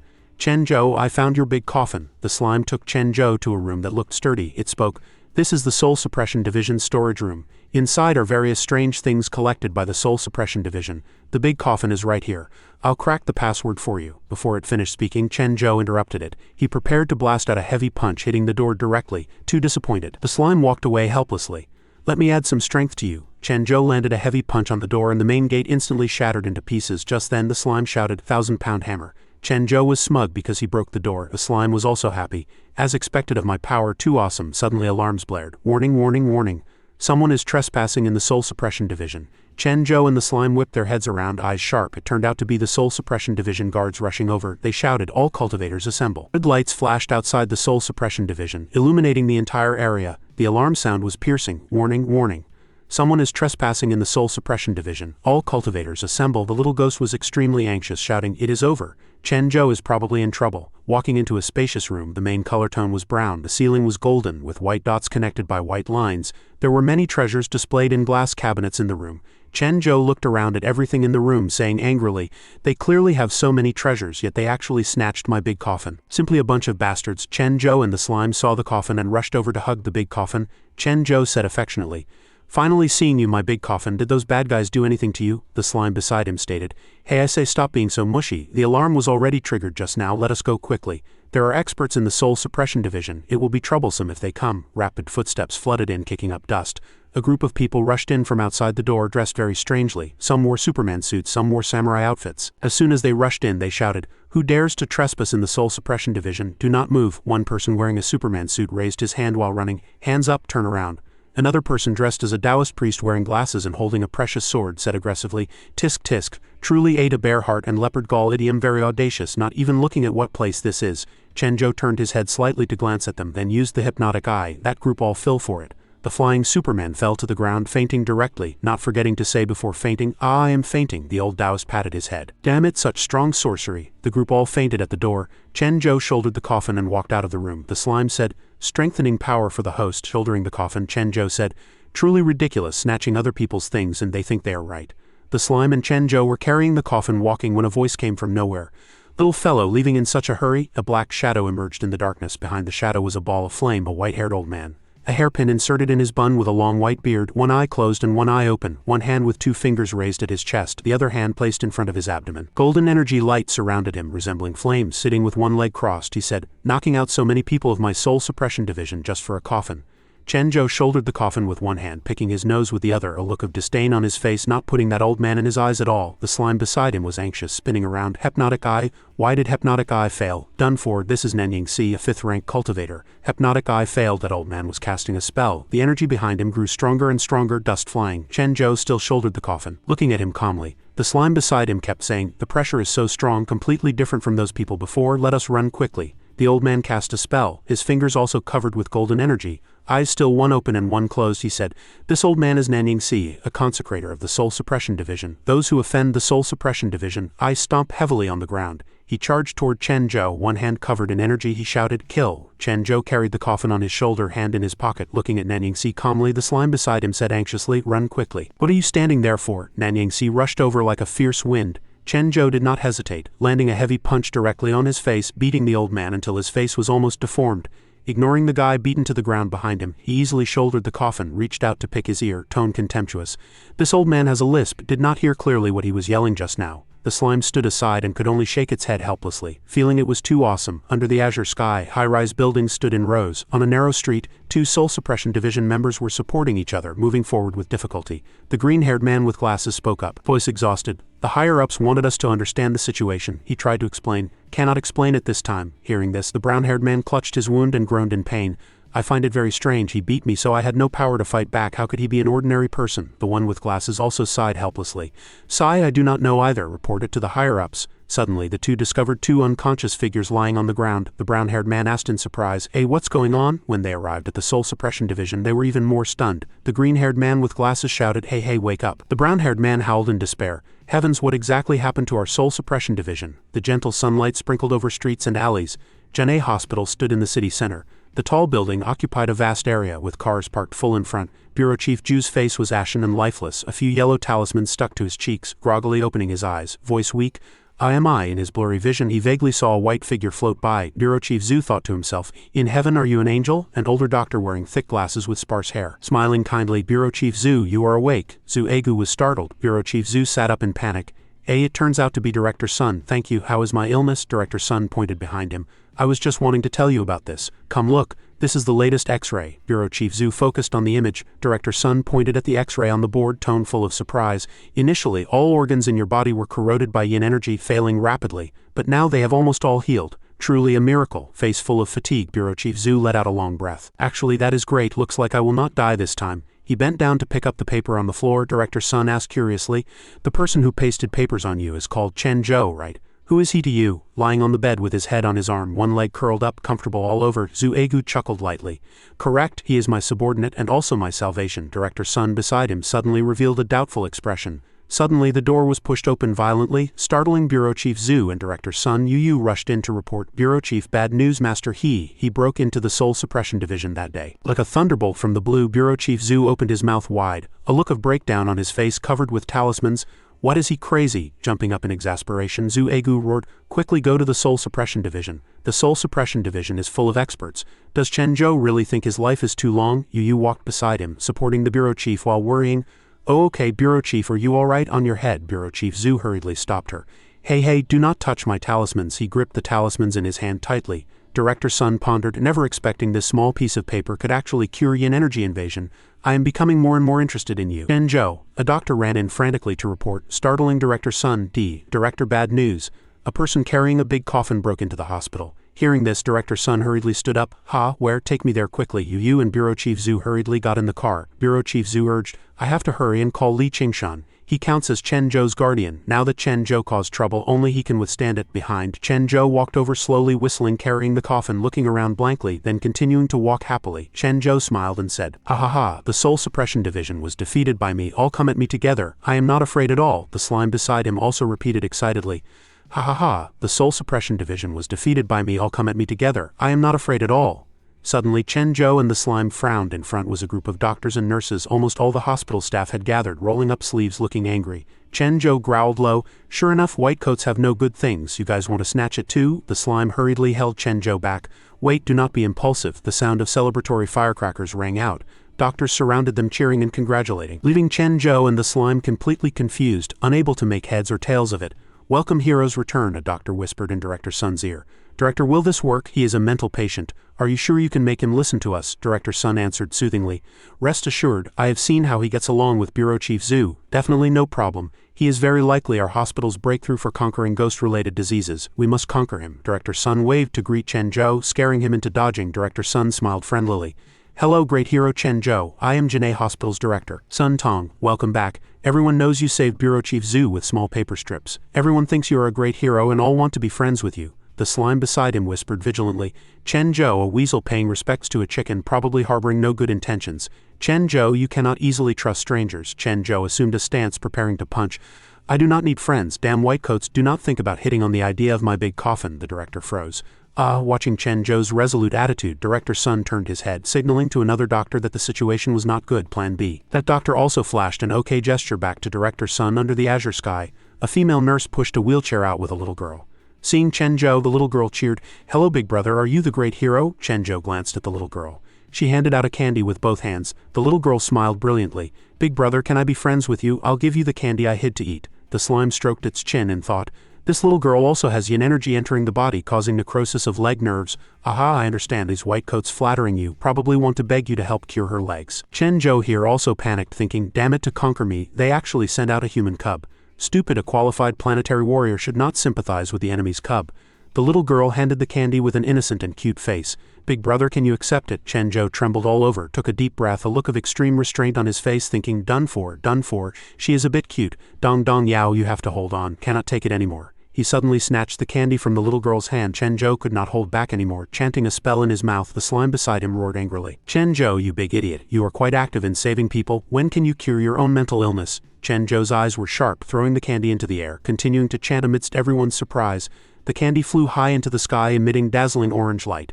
The slime stuck a syringe into the candy, changing the candy's composition, dancing with bent knees and waving arms. Chen Zhou cast spells at amazing speed. The candy fell back into his hand, leaving a straight red light trail. The candy in Chen Zhou's hand emitted highly attractive orange light, making everyone unable to take their eyes off it. The slime mumbled. Chen Zhou, holding the glowing candy, giggled. The slime shook its head helplessly, while the little girl in the wheelchair stared with wide round eyes in surprise. The doctors whispered curiously. A person with sparse hair pointed and said, "Look quick, the candy in his hand seems to be glowing." Another person immediately asked back, "Real or fake?" The slime watched Chen Zhou peel the candy wrapper. After peeling, Chen Zhou put the candy in his mouth amidst the slime's shock. The slime screamed, "No, wasn't it for that little girl to eat?" "Ah?" Chen Zhou ate the candy, jumping around happily. "Done, I ate it, tastes not bad, you leave." The little girl reached out, stammering, "Big brother, Qianqin cannot walk." Chen Zhou looked down at the little girl's legs. The slime beside him roared, "Weren't you going to save her? What the hell are you doing?" Chen Zhou placed his hand on the little girl's head, turned Qianqin's head, pointing at the wheelchair Qianqin sat on, and said, "Give me this thing you are sitting on, you can go." Qianqin froze, exclaiming in surprise. Round eyes filled with astonishment. The slime flew into a rage, roaring angrily, "Chen Zhou, you big idiot, making me work another round." The slime put away the Tai Chi mirror, switching to injecting medicine into Qianqin's head, even transmitting Qi to her, chanting busily. Treating the little girl's necrotic nerves, wearing a Taoist hat, holding a sword covered in talismans, the slime shouted, "Expel yin energy." Under the azure sky, Chen Zhou opened his mouth, tone cheerful. Alright, try walking yourself." The slime was so tired its ears turned red. Qianqin looked down at the ground, voice trembling, "Big brother, I am a bit scared." Chen Zhou smiled gently, eyes warm, comforting. "It is okay, I am here." He rested both hands on the wheelchair. Qianqin tried hard to stand up, body trembling violently. She took small steps, then swayed and fell to the ground. Screams echoed. "Oh my!" Director Sun hurriedly rushed over, asking worriedly, "Are you okay?" Sitting on the wheelchair with legs crossed, watching Qianqin fall, Chen Zhou's tone was firm. "Do not help her, she can walk by herself." The slime folded its arms and sneered at the side, humming with full sarcasm. Amidst the shock of all medical staff, Qianqin slowly stood firm on her weak legs. She cheered excitedly. I can stand up, big brother." Qianqin can stand up. Chen Zhou smiled brilliantly, giving a thumbs up to praise her. Director Sun shouted happily, secretly surprised in his heart. Heavens, he can really do it. Qianqin hopped and skipped to the wheelchair Chen Zhou was sitting on, grinning from ear to ear. "Big brother, Qianqin can walk again." "Thank you, brother." Director Sun was busy in the distance, urging the hospital doctors. "Did you learn it? Did you take notes? Did you understand from the beginning?" he ordered eagerly. "Quickly go, bring another patient," a doctor answered hurriedly. "Yes." Under the azure sky, autumn wind blew the leaves, withered yellow leaves fluttering down. The soul suppression division appeared like a huge tower, a simple yet majestic building. Director Li, Director Zhu, and Yu Yu were walking briskly down a deep corridor. Yu Yu looked around, her tone full of amazement. "Director Zhu, is this the Soul Suppression Division? It looks really impressive." Director Zhu immediately nodded. "That is, of course. The Soul Suppression Division is the highest level agency for handling ghost creatures in our country. Wait a moment, you two listen to my command. Absolutely do not speak out of turn. We will save Chen Zhou and leave. Is that clear?" Yu Yu and Director Li spoke in unison. "Clear." Along the way, the three saw countless staff members fainting in the spacious hall. They saw a man in a black suit with messy brown hair pointing at his subordinates and cursing angrily. "Raised a bunch of useless trash. You let a mental patient in and out and you all fainted without even exchanging a single move. If this gets out, where is the dignity of cultivators?" Yu Yu suddenly turned her head and whispered to Director Zhu, "Director, it seems my master wasn't caught." Director Zhu nodded. Listening to this, "It seems he wasn't caught," a voice suddenly echoed. "Yo, is not this Director Zhu?" A man in a suit with his coat draped over his shoulders and hands in his pockets walked calmly toward the trio. Director Zhu spoke up, "Long time no see, I was just about to look for you." The man had a head full of white hair, but his face still retained the handsomeness of his youth. He was tall, wearing a sophisticated suit and a monocle. It was none other than Director Luo Yuman. In the director's office, the walls were painted a soft color, and gentle sunlight spilled in through the window. Director Li, Director Zhu, and Yu Yu sat quietly on the sofa opposite them. Luo Yuman looked calm while the others were trembling with fear. Director Zhu spoke first. Director Luo, "Chen Zhou is just a mental patient with no civil capacity. Besides, he did not really do anything to the people of the Soul Suppression Division." "Your words are too heavy," Yu Yu hurriedly interrupted. "That is right, Director Luo. If you want to convict him, are you sure you can beat my master?" Yu Yu's words made the director spit out a mouthful of tea. Director Luo laughed heartily, holding a flickering, glowing stone in his hand. Luo Yuman winked, his tone eccentric. "Just a joke, you misunderstood. Of course, I know Chen Zhou is a rare talent. There is just one thing unclear, and I want to ask for your help. The person who went to do the test before performed a cultivator appraisal on Chen Zhou, but the results showed he was just an ordinary person." Director Zhu asked blankly. "Chen Zhou cannot be an ordinary person." Yu Yu also chimed in. "Right, master is so powerful. How could he be an ordinary person?" Director Li muttered in his heart. "Is not he mentally ill?" Director Zhu stood up representing everyone and reached out for the glowing stone. Director Luo wants us to examine Chen Zhou again, right? Rest assured, leave this to me. Handing the stone to Director Zhu, Luo Yaman nodded. Good, then I entrust it to you, Director Zhu. When his hand touched the stone, Zhu Egu was startled because it turned a dazzling orange. Luo Yaman was confused. Strange, wasn't Director Zhu a first enlightenment cultivator before? Holding the stone, Zhu Egu answered awkwardly. Yes. I have not even cultivated. How did I level up? Hearing this, Yu said, strange. Director, let me try. Yu held the stone and it also turned orange. Yu asked in surprise. Am I also a stage 2 cultivator, but half a year ago when I checked it was white light. Stroking his chin in silence, Director Zhu suddenly thought of something and shouted, I know, that bottle of water. You drank the water Chen Zhou gave you so you became a cultivator. Then what about me? Probably because of that paper Chen Zhou stuck on me. Stroking his beard, Director Luo whispered, What is going on? You contacted Chen Zhou and your cultivation improved unknowingly. Handing the stone to Director Li, Director Zhu said, Old Li, you try. You have been in contact with Chen Zhou the longest. The director heard this and agreed. True, maybe I awakened something too. Director Li reached out toward the glowing stone on the table. Director Zhu also stared intently. As the hand touched the stone, it emitted a light as dazzling as a diamond. Director Zhu was surprised. This, Director Li was confused. What does it mean? What does it mean? Looking at the stone in Director Li's hand, Director Zhu covered his mouth and snickered. You are nothing, Yu looked at the director with disappointment. Heavens, how is that possible, Director Li? You are the person who has been in contact with my master the longest. How are you more ordinary than a passerby? Director Zhu grinned. It seems that being in a favorable position only helps the smart ones. A fool only wastes natural resources. Director Zhu laughed out loud. He. Director Li was furious. He saw a corner of paper exposed at the director's collar. Director Li grabbed the piece of paper exposed at the director's collar. Then he yanked it out fiercely, speaking to this blabbermouth. Director Zhu threw his head back and screamed, Ouch, ouch, ouch, ouch, ouch, ouch. The director held the talisman rope and pointed elsewhere. Director Zhu leaned forward to ask for it back. This is the yin-expelling talisman Chen Zhou gave me. I had a hard time making it into an evil warding necklace. Yu looked at the two of them, feeling a bit nauseous in her heart. Luo Yaman stroked his beard, studying Director Zhu's evil warding necklace, and said, Yin-expelling talisman.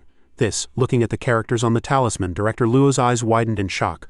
Wait, this is actually Ghost Cave script. Grabbing the evil warding rope in Director Li's hand with one hand and grabbing Director Zhu's hand with the other. Director Luo called out to Director Zhu, looking serious, his articulation perfect. Luo Yaman said to Director Zhu, Trouble you to introduce me, I want to see Chen Zhou immediately. In the fresh air of Zhenhe Hospital, inside a cozy ward, Chen Zhou sat before a bountiful dining table, holding 2 chicken legs in his hands, wolfing them down deliciously. Director Sun and another doctor stood behind him, tone pleading. The good stuff is with him. The opportunity only comes once. Everyone must grasp it. The doctor beside him whispered in Director Sun's ear. Director, is this okay? We have been tossing and turning all morning. Director Sun replied, No other way. We cannot learn it even by stealing glances. It is the same after watching for half the day. I see Chen Zhou is not a complex person. Let us just go for it. Director Sun stammered, whispering, Hero Chen, we have all witnessed your skills. You can bring the dead back to life. Do you think you can teach us a little? Chen Zhou held the chicken leg, gnawing while speaking, tone confident. You cannot learn it. Those talismans contain my billions of years of cultivation power. You cannot reach my level even if you practice for hundreds of thousands of years. Director Sun's hand trembled, his tone reasonable yet still earnest. What you say makes sense, but we still want to learn a little surface knowledge, to do our duty as doctors to the best of our ability in this world rampant with ghost energy. Images of sad faces when seeing off the deceased floated in his mind beside the wailing of relatives. Director Sun could not help but continue, voice choking with emotion. Yin energy invasion is a terminal illness to us. We have seen too many lives end because of it. That sense of powerlessness is like a nail driven deep into every doctor's heart. Standing in front of Chen Zhou, Director Sun clenched his fist, full of determination. So if there is a way to reverse the status quo, no matter how great the price, we are willing to pay it. The other doctors also showed determined expressions on their faces, nodding in unison to agree with Director Sun's words. That is right, yes. Director Sun cupped his hands, revealing an awkward smile. Hero Chen, try teaching me. Suddenly, Chen Zhou handed a stack of yellow paper covered in crooked symbols to Director Sun, holding a chicken leg in his other hand. Then spoke, tone teasing, Who gave this to you? That is the basic version yin-expelling talisman.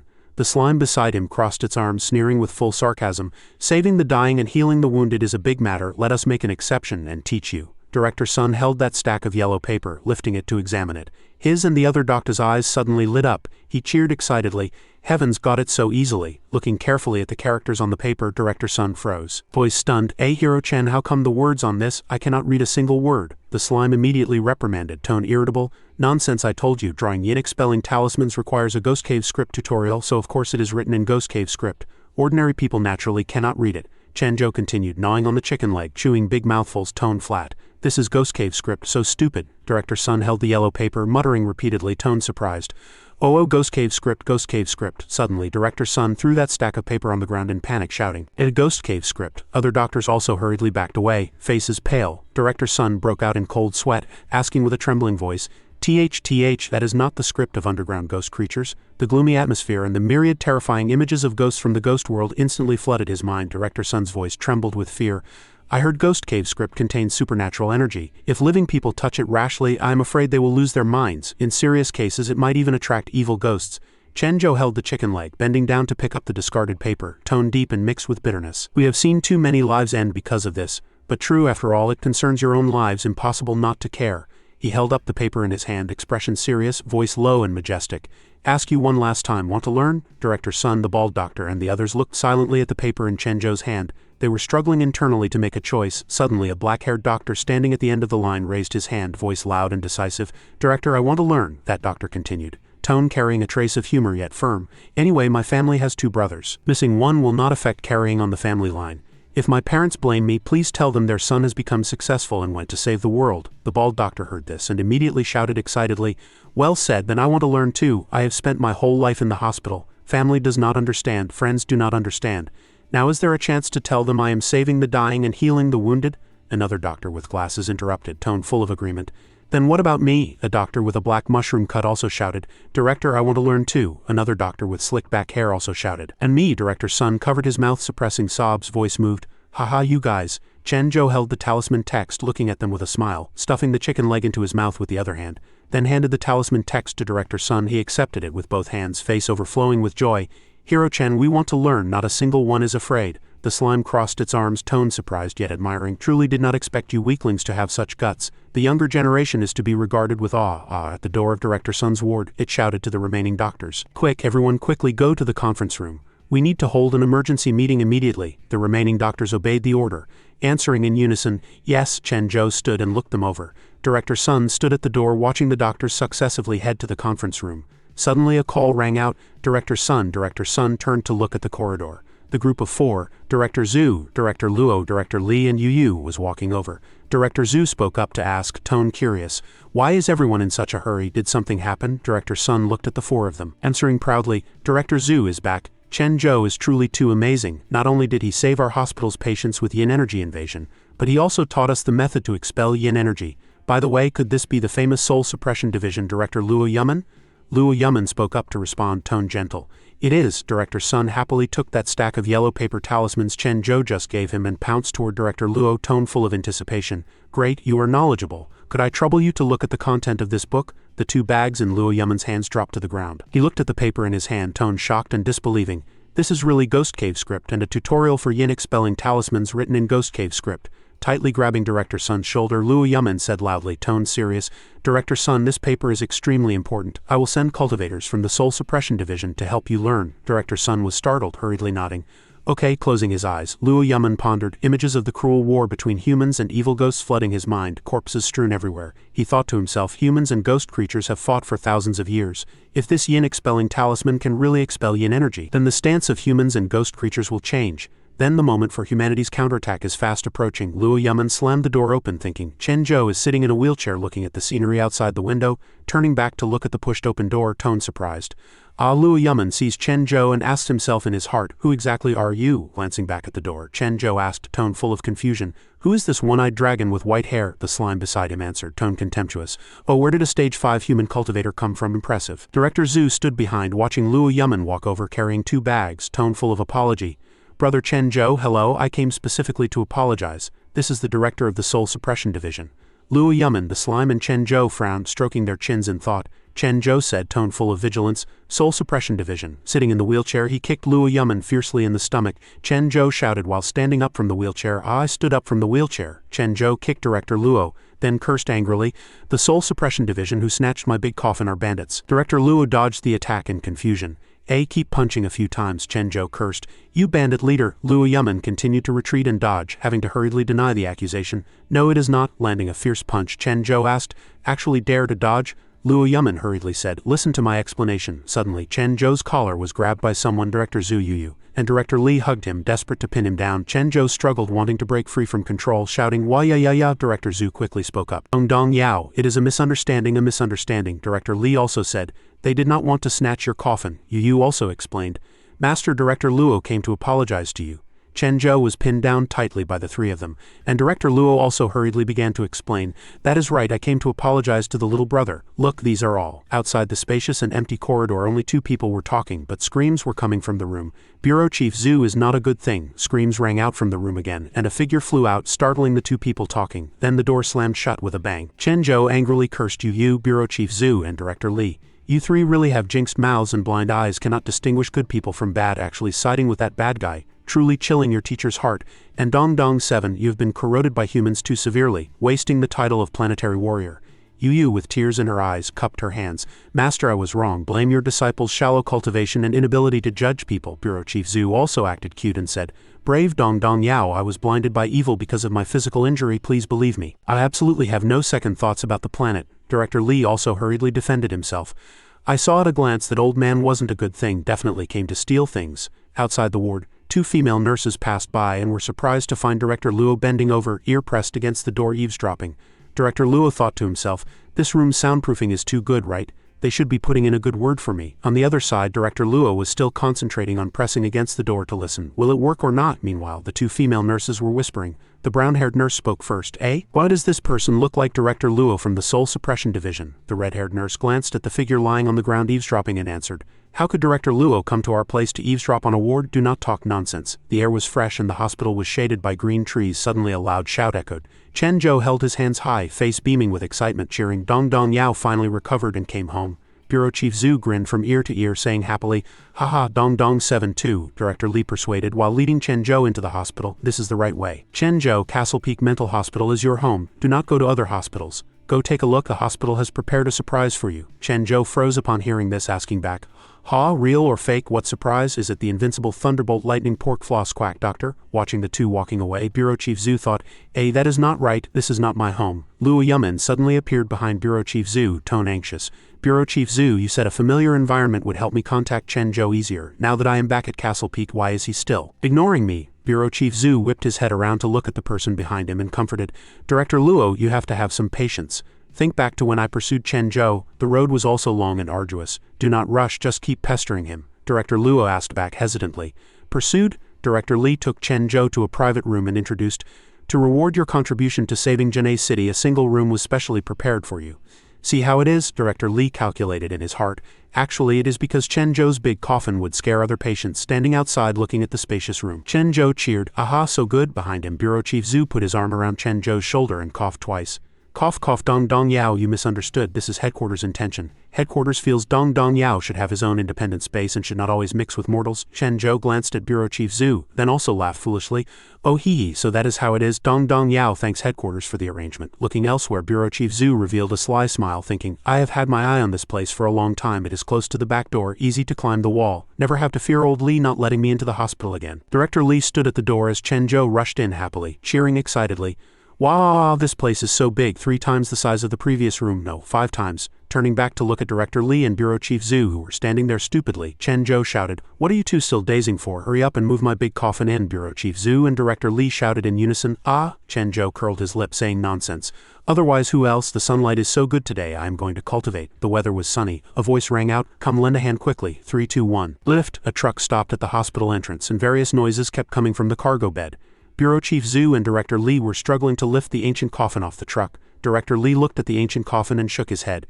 Can we too lift this thing? Hugging one end of the ancient coffin, Bureau Chief Zhu answered. What cannot be lifted? Did not Chen Zhou carry it back alone when returning? Lift it onto the car. Director Li nodded. All right then, the big coffin covered in talismans.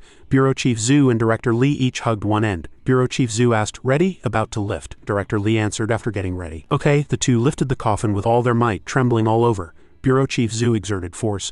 NNGH, Director Li showed no weakness either. The ancient coffin covered in talismans did not budge an inch, but Zhu Egu and Li Qingshan were exhausted and swaying. Zhu Egu panted while complaining, Huff puff, this thing is so heavy we cannot even lift the coffin lid. Director Li over here also panted while shouting, Huff puff, this thing is so heavy we cannot even lift the coffin lid.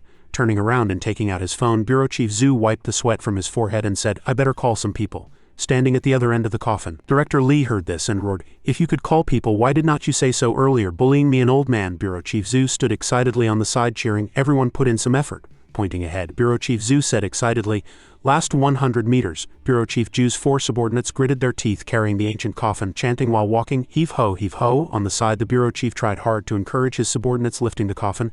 "Add oil, go for it, work hard, the atmosphere is very good." Chen Zhou sat cross-legged in the garden, hands clasped, eyes closed, concentrating on practicing kung fu. Suddenly he opened his eyes and glanced behind him. Luo Yamen appeared from behind a tree, waving to greet Chen Zhou. "No, Master Chen." Holding a popsicle with mixed flavors, cantaloupe durian decorated with cookies and strawberries, Director Luo said, "Master Chen, cultivation is hard work, eat something." Chen Zhou looked at the popsicle, drooling with craving, one hand holding a snack bag, the other holding the popsicle. Director Luo explained, "Please listen to my explanation. Everything was really a misunderstanding. We wanted to help you clean and maintain the coffin, not snatch it." Chen Zhou maintained the meditation posture but opened one eye. Glancing at the popsicle in Luo Yamen's hand, another vanilla popsicle appeared in his hand. Director Luo tempted, "So high expert, do not be angry anymore. Our entire soul suppression division hopes to receive guidance from the high expert." Chen Zhou looked at the 2 popsicles in Luo Yamen's hand, drooling straight down. The slime beside him sighed helplessly, one eye closed and one open, corners of its mouth raised slightly. Chen Zhou thought, "High expert, hee, at least you have some taste." Holding a popsicle in each hand, observing Chen Zhou's expression and seeing him smile, Luo Yamen was both happy and relieved. He smiled. There was hope. Luo Yamen asked, "High expert, it is so hot, what are you cultivating?" Face looking ugly, mood gloomy, Chen Zhou said unhappily, "I saw you had some aptitude and understood some cultivation methods, did not expect you to be so stupid." The slime beside him also chimed in to mock, HMPH, so stupid." Suddenly, Chen Zhou's whole body erupted with an extremely powerful aura, shaking everything around. The bag in Director Luo's hand was also affected. Luo Yamen sweated profusely, face turning dark, gritting his teeth thinking such strong aura. Luo Yamen hurriedly formed a hand seal. It was Luo's poor judgment. "Please give me some pointers, high expert." "Just take these popsicles." Chen Zhou licked his lips. "Seeing your sincerity, sit down, I'll give you some pointers." Put down. 2 bags were placed on either side of Chen Zhou's hands and Luo Yamen also sat beside Chen Zhou. The 2 sat cross-legged together, hands clasped, eyes closed to calm the mind. Chen Zhou instructed, "Calm your mind, close your eyes, absorb. Cycle like this, you will enter a white world, follow instructions seriously." Director Luo answered, "Yes, close eyes." Chen Zhou continued teaching, "The so-called cultivation cultivates the heart, so one must abandon the mortal world and sever thoughts." The slime beside them said, "Hee, rare to meet a stage 5 cultivator, I'll lend you a hand." Luo Yamen was sweating all over, starting to lose hearing of the surrounding sounds, thinking, what is he saying? The slime above Luo Yamen's head began to cast a spell, white light starting to condense into a bagua circle, hypnotizing into the spiritual body world. Luo Yamen tilted his head back, expression looking a bit off, thinking, "This is, I feel it." In the wide garden, Luo Yamen suddenly fainted on the ground, surprising both the slime and Chen Zhou beside him. Chen Zhou gave a cry and Luo Yamen was dragged away by 2 nurses. Chen Zhou said, "Bandit leader, that was the self, it has nothing to do with me." The slime beside him also spoke up, that is right, useless thing," kindly helping him cultivate. He actually got heat stroke. Hands pressing on the ground, Chen Zhou slowly stood up under the scorching sun. Chen Zhou stood up, hands placed on his chest, saying, "Cultivation time is over. Time to protect the foolish humans." Looking at the pile of wrappers at Chen Zhou's feet, the slime hummed helplessly, "Just this bit of ambition, that is why you got heat stroke in the 24-hour convenience store." Yu came out of the store holding a vegetable popsicle, wiping sweat from her forehead, saying, "Phew, it is too hot today. How about buying a popsicle for Master too? Buy something." Just a flash and the popsicle in Yu's hand disappeared at an amazing speed, leaving only an orange light trail. Yu stared with wide eyes at the hand that was just holding the popsicle, now empty. Yu looked over in astonishment, only to see Chen Zhou moving at light speed, body emitting orange light, mouth holding the popsicle Yu just bought. The slime beside him cursed, "This is your protection, bastard, how could you rob your beloved disciple's popsicle?" The door opened. Yu walked out of the store door holding 1 green and 1 red popsicle. She sighed, thinking, the money for buying Master a popsicle will probably have to be reimbursed by the bureau chief later. Suddenly a black shadow swept past, leaving only an orange-white light, making Yu freeze again. Yu trembled with anger, hands clenched white, lips pressed tight, tears swirling in her eyes. She suddenly roared in anger, "Master, give me back my share." Chen Zhou had a popsicle in his mouth and another in his hand, looking back while running, tone full of teasing and happiness. "Haha, beloved disciple is angry." The slime beside him also laughed along. "Haha, that is right, run fast, run fast." The sky was washed azure blue, white clouds drifted leisurely. The slime held a popsicle after making a scene in Wardo 1, tone deep after making a scene in Wardo 1, arrived beside the coffin. Chen Zhou stretched a big stretch, yawning refreshingly. "Aha, protecting the beloved disciple consumed too much energy. Dong Dong Yao needs to rest." The slime immediately interrupted. "Hey, I say, should not you thank me?" Watching Chen Zhou step 1 foot into the coffin, the slime chattered endlessly. "Thanks to me, you are probably the best treated mental patient in the world, right? By the way, you will not recognize the bed and be unable to sleep, right? No, only with the dead fatties snoring would I not be able to sleep. Chenjo closed his eyes and slept soundly as soon as he drilled into the coffin. The slime crossed its arms and sneered, "Hey, how is that possible?" Night fell. The full moon red as blood at the hospital gate. A figure silently pulled the door, revealing a terrifying strange foot. The security guard muttered in his heart while pulling the door.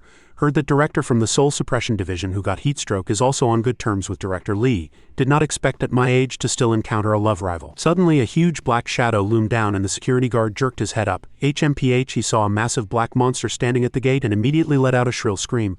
Ah! The security guard fell to the ground, foaming at the mouth, and fainted. The monster pushed the door and entered, its huge body full of horror. It waved its hand and slashed fiercely 3 times, the gate instantly shattering into powder. It slowly walked into the depths of the hospital. It muttered as it walked, "Where is Chen-Zhou?" In Chen-Zhou's room he was curled up in the coffin, sleeping until drool flowed out. Suddenly Chen-Zhou snapped his eyes open, pupils flashing with blood-red light, face iron blue, sweating like rain. He whispered, "Coming." Chen-Zhou sat up from the coffin, and the slime hurriedly asked, "You woke up? What coming?" The little ghost hugged Big Cat, tone worried. "Are you saying the female ghost outside? She has been following you." Big Cat also meowed. Meow. Meanwhile in the dense bushes a pair of purple eyes flickered. Yan hid quietly there, listening to the sounds coming from the room. "Need to drive her away?" She trembled all over, hurriedly pressing tight against the coffin wall. Chen-Zhou stammered, voice trembling, "Not her, I am saying the demon hidden inside my body." The little ghost rushed to Chen-Zhou's side. "Are you okay?" The slime interrupted. "Do not tell me you are, do not tell me it is." The slime recalled the things Chen-Zhou ate today, suddenly understood, covering its mouth to snicker. The slime said, "Want to poop, right? Robbed the apprentice of dozens of popsicles during the day, finally got retribution, serve you right." Chen-Zhou stuck his butt out, seeming to even fart. The slime and little ghost faces turned iron blue. The slime pointed and shouted, "Quick, quick, not enough time." The little ghost had quick eyes and hands, lifting Chen-Zhou by the neck and flying out. Chen-Zhou was lifted, flying, hands and feet dancing frantically, screaming, I am irreconcilable with the demon." Yan watched the retreating figures of Chen-Zhou, the little ghost and the slime, heart full of confusion. What exactly should I do to join them? Suddenly a strange sound came from behind. Yan whipped her head back to look. What thing? Suddenly, a face of skin and bones appeared clearly, teeth ghastly white, skin dark and wrinkled, eyes blood red, only a sparse tuft of hair on the head, mouth spewing black smoke, extremely terrifying. Yan was panic-stricken, eyes wide like copper bells, mouth agape, shouting, "There is a ghost, look closely at that monster." Yan muttered to herself, "No, that is not right, that is a zombie." The zombie shuffled step by step to the door of Chen-Zhou's ward, muttering, Chen-Zhou. Yan trembled with fright, holding her head and whispering, "Too scary, cannot see me," holding her head, face twisted, recalling Chen-Zhou's words, "If you do not have the ability, following me will only be a burden," gritting her teeth, making a decision, "No, I must let the senior see my shining points." Clenching her fist tightly, Yan rushed out roaring, I'll fight you." The zombie turned back to look. Yan slammed on the brakes, trembling with fear. Stammering, "Wait a minute." Inside the men's restroom, Chen-Zhou took off his pants and sat on the toilet, a look of pure relief on his face. So comfortable. The demon has been expelled." The slime shook its head. "Stomachache, right? Let us see if you dare to eat that many popsicles in one go next time." The restroom was pitch black and empty. Suddenly a shrill scream rang out. Wow, too scary. Chen-Zhou and the slime were startled at the restroom door. Yan popped out screaming, "Too scary, scared a ghost to death." Chen-Zhou sat on the toilet with his pants down, pushing Yan's face away. Yan, woo. The slime was speechless. Chen-Zhou pushed Yan away and scolded, "Do you have any manners? I am pooping. Get out." The slime stifled a laugh, pushed aside. Yan stammered, "Senior, something bad happened. A super zombie. A super scary zombie entered your room. It seems to want to steal your stuff." Chen-Zhou asked, "What? Someone is targeting my coffin again." The slime cut in. "Who would want that thing except you?" Chen-Zhou kicked the door angrily, rushing out at light speed. "Protect the big coffin, let us go." The slime held the toilet paper roll, shouting, "Hey, wipe first." Chen-Zhou ran to the door and saw a black shadow. He shouted, "Open sesame," the audacity. Daring to steal things from Dong Dong Yao's home, the zombie was rummaging for something inside the coffin. Hearing the human voice, it turned sharply. Its body was soft as if boneless, terrifying to behold. Mouth wide open, revealing white teeth, red eyes, skin and bones. Chen-Zhou cursed, "See if I have." Suddenly his eyes went wide, his tone changing, "Do not you." Chen-Zhou slammed on the brakes. The zombie stared at Chen-Zhou. Chen-Zhou was on guard. Yan ran over holding a broom. "This is a zombie. Too vicious. This is a product of using evil arts to directly refine a living person." Chen-Zhou, "This kind of zombie is extremely strong, very hard to fight." Chen-Zhou covered his nose with one hand and pointed with the other. "I am warning you, while I have not lost my temper yet, get the hell out quickly, or I will not be polite."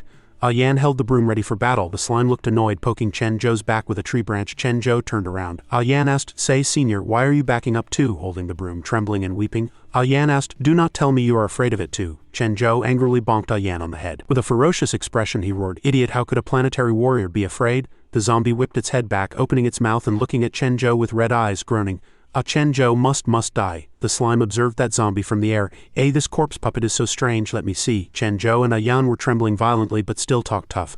"I am warning you, I am very strong, do not come over." Ignoring them, the zombie walked over. Its massive shadow covered the two of them, both trembled. Screaming, "Do not you come over."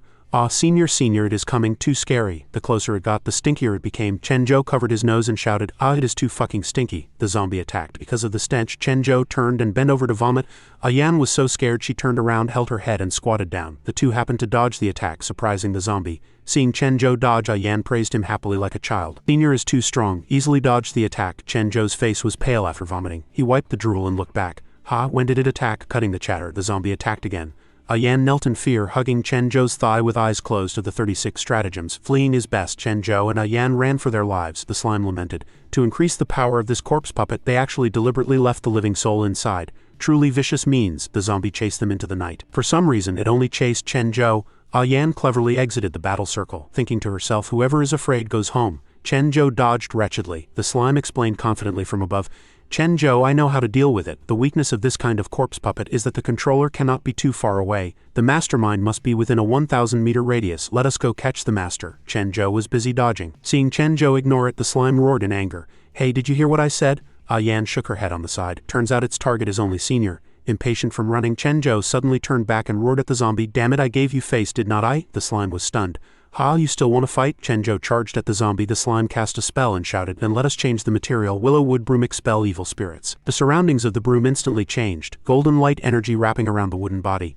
Chenjo gripped the broom tight, delivering a fatal stab toward the zombie's head. With the energy boost, the zombie was knocked flying several meters by Chenjo, hitting the wall with a loud bang. Chenjo rushed up without mercy, delivering a decisive heavy blow. Looks like you are not that great either. Told you earlier not to mess with me. The heavy blow caused golden light and dust to scatter, cracking the ground. Chenjo roared in anger. Now do not blame me for being impolite. He shouldered the broom, squinting to observe. The slime explained vigilantly. The corpse puppet's body is naturally strong. It will not die that easily. Careful. The dust settled. The zombie lay in a heap, but its body was intact. The slime sighed, as expected. The zombie slowly sat up, its body shaking violently before cracking open.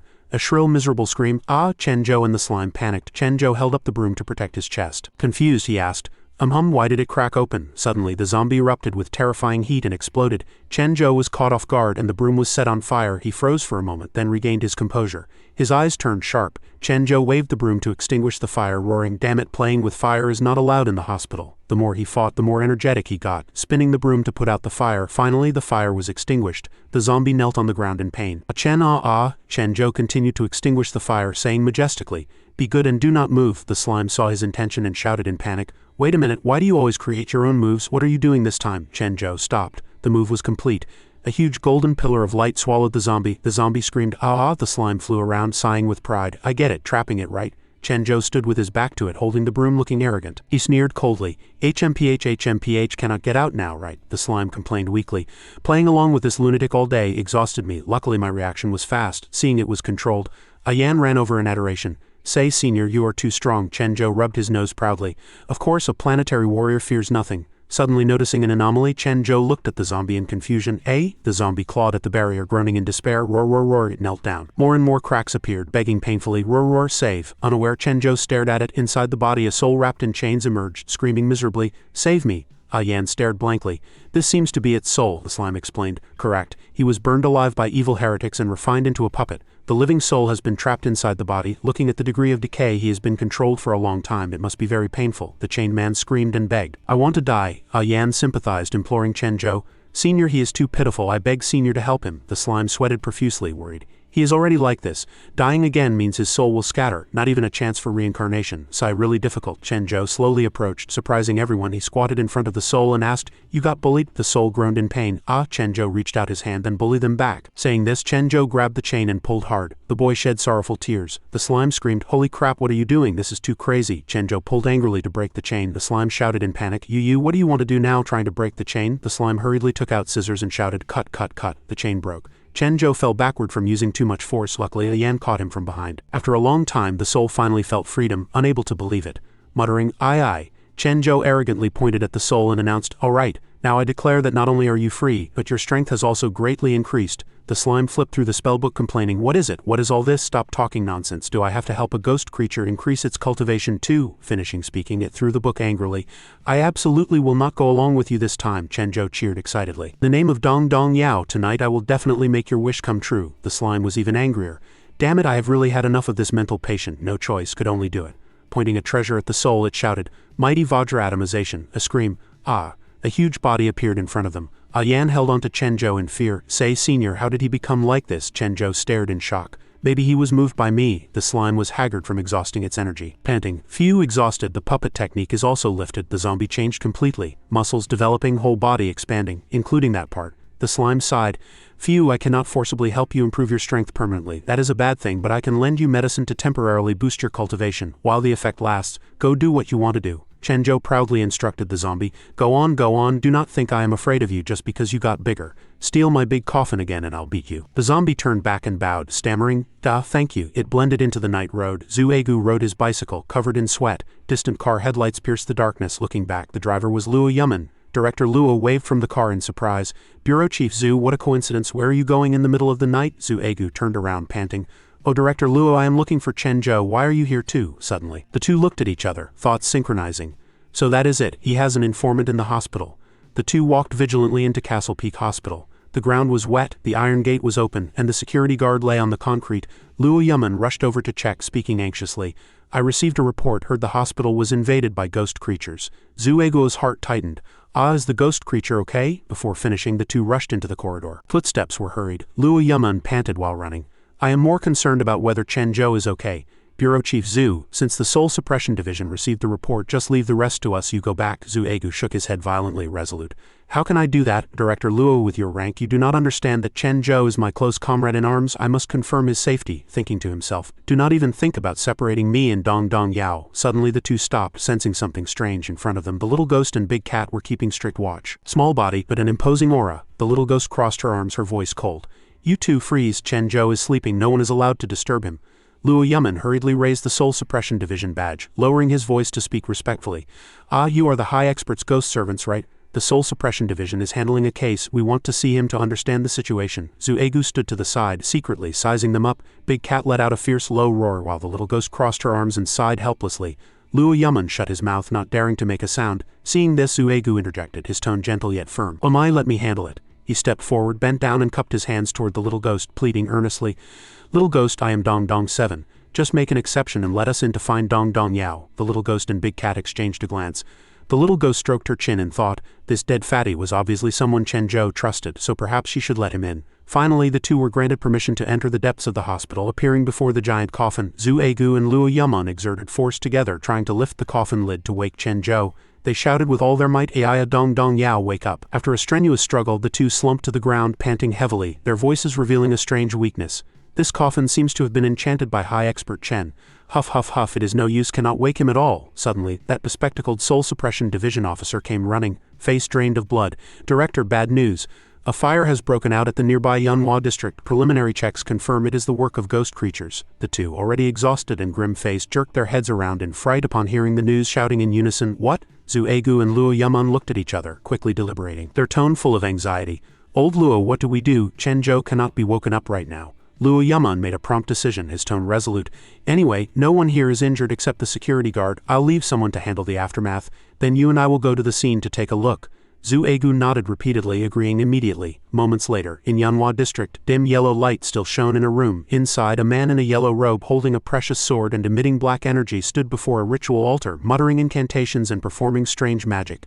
The two disciples behind him whispered, their tone nervous. Senior brother, the incense is burning unevenly, 3 long and 2 short, I know. Shesh, do not disturb, master. The master was immersed in chanting when he suddenly spurted a mouthful of fresh blood.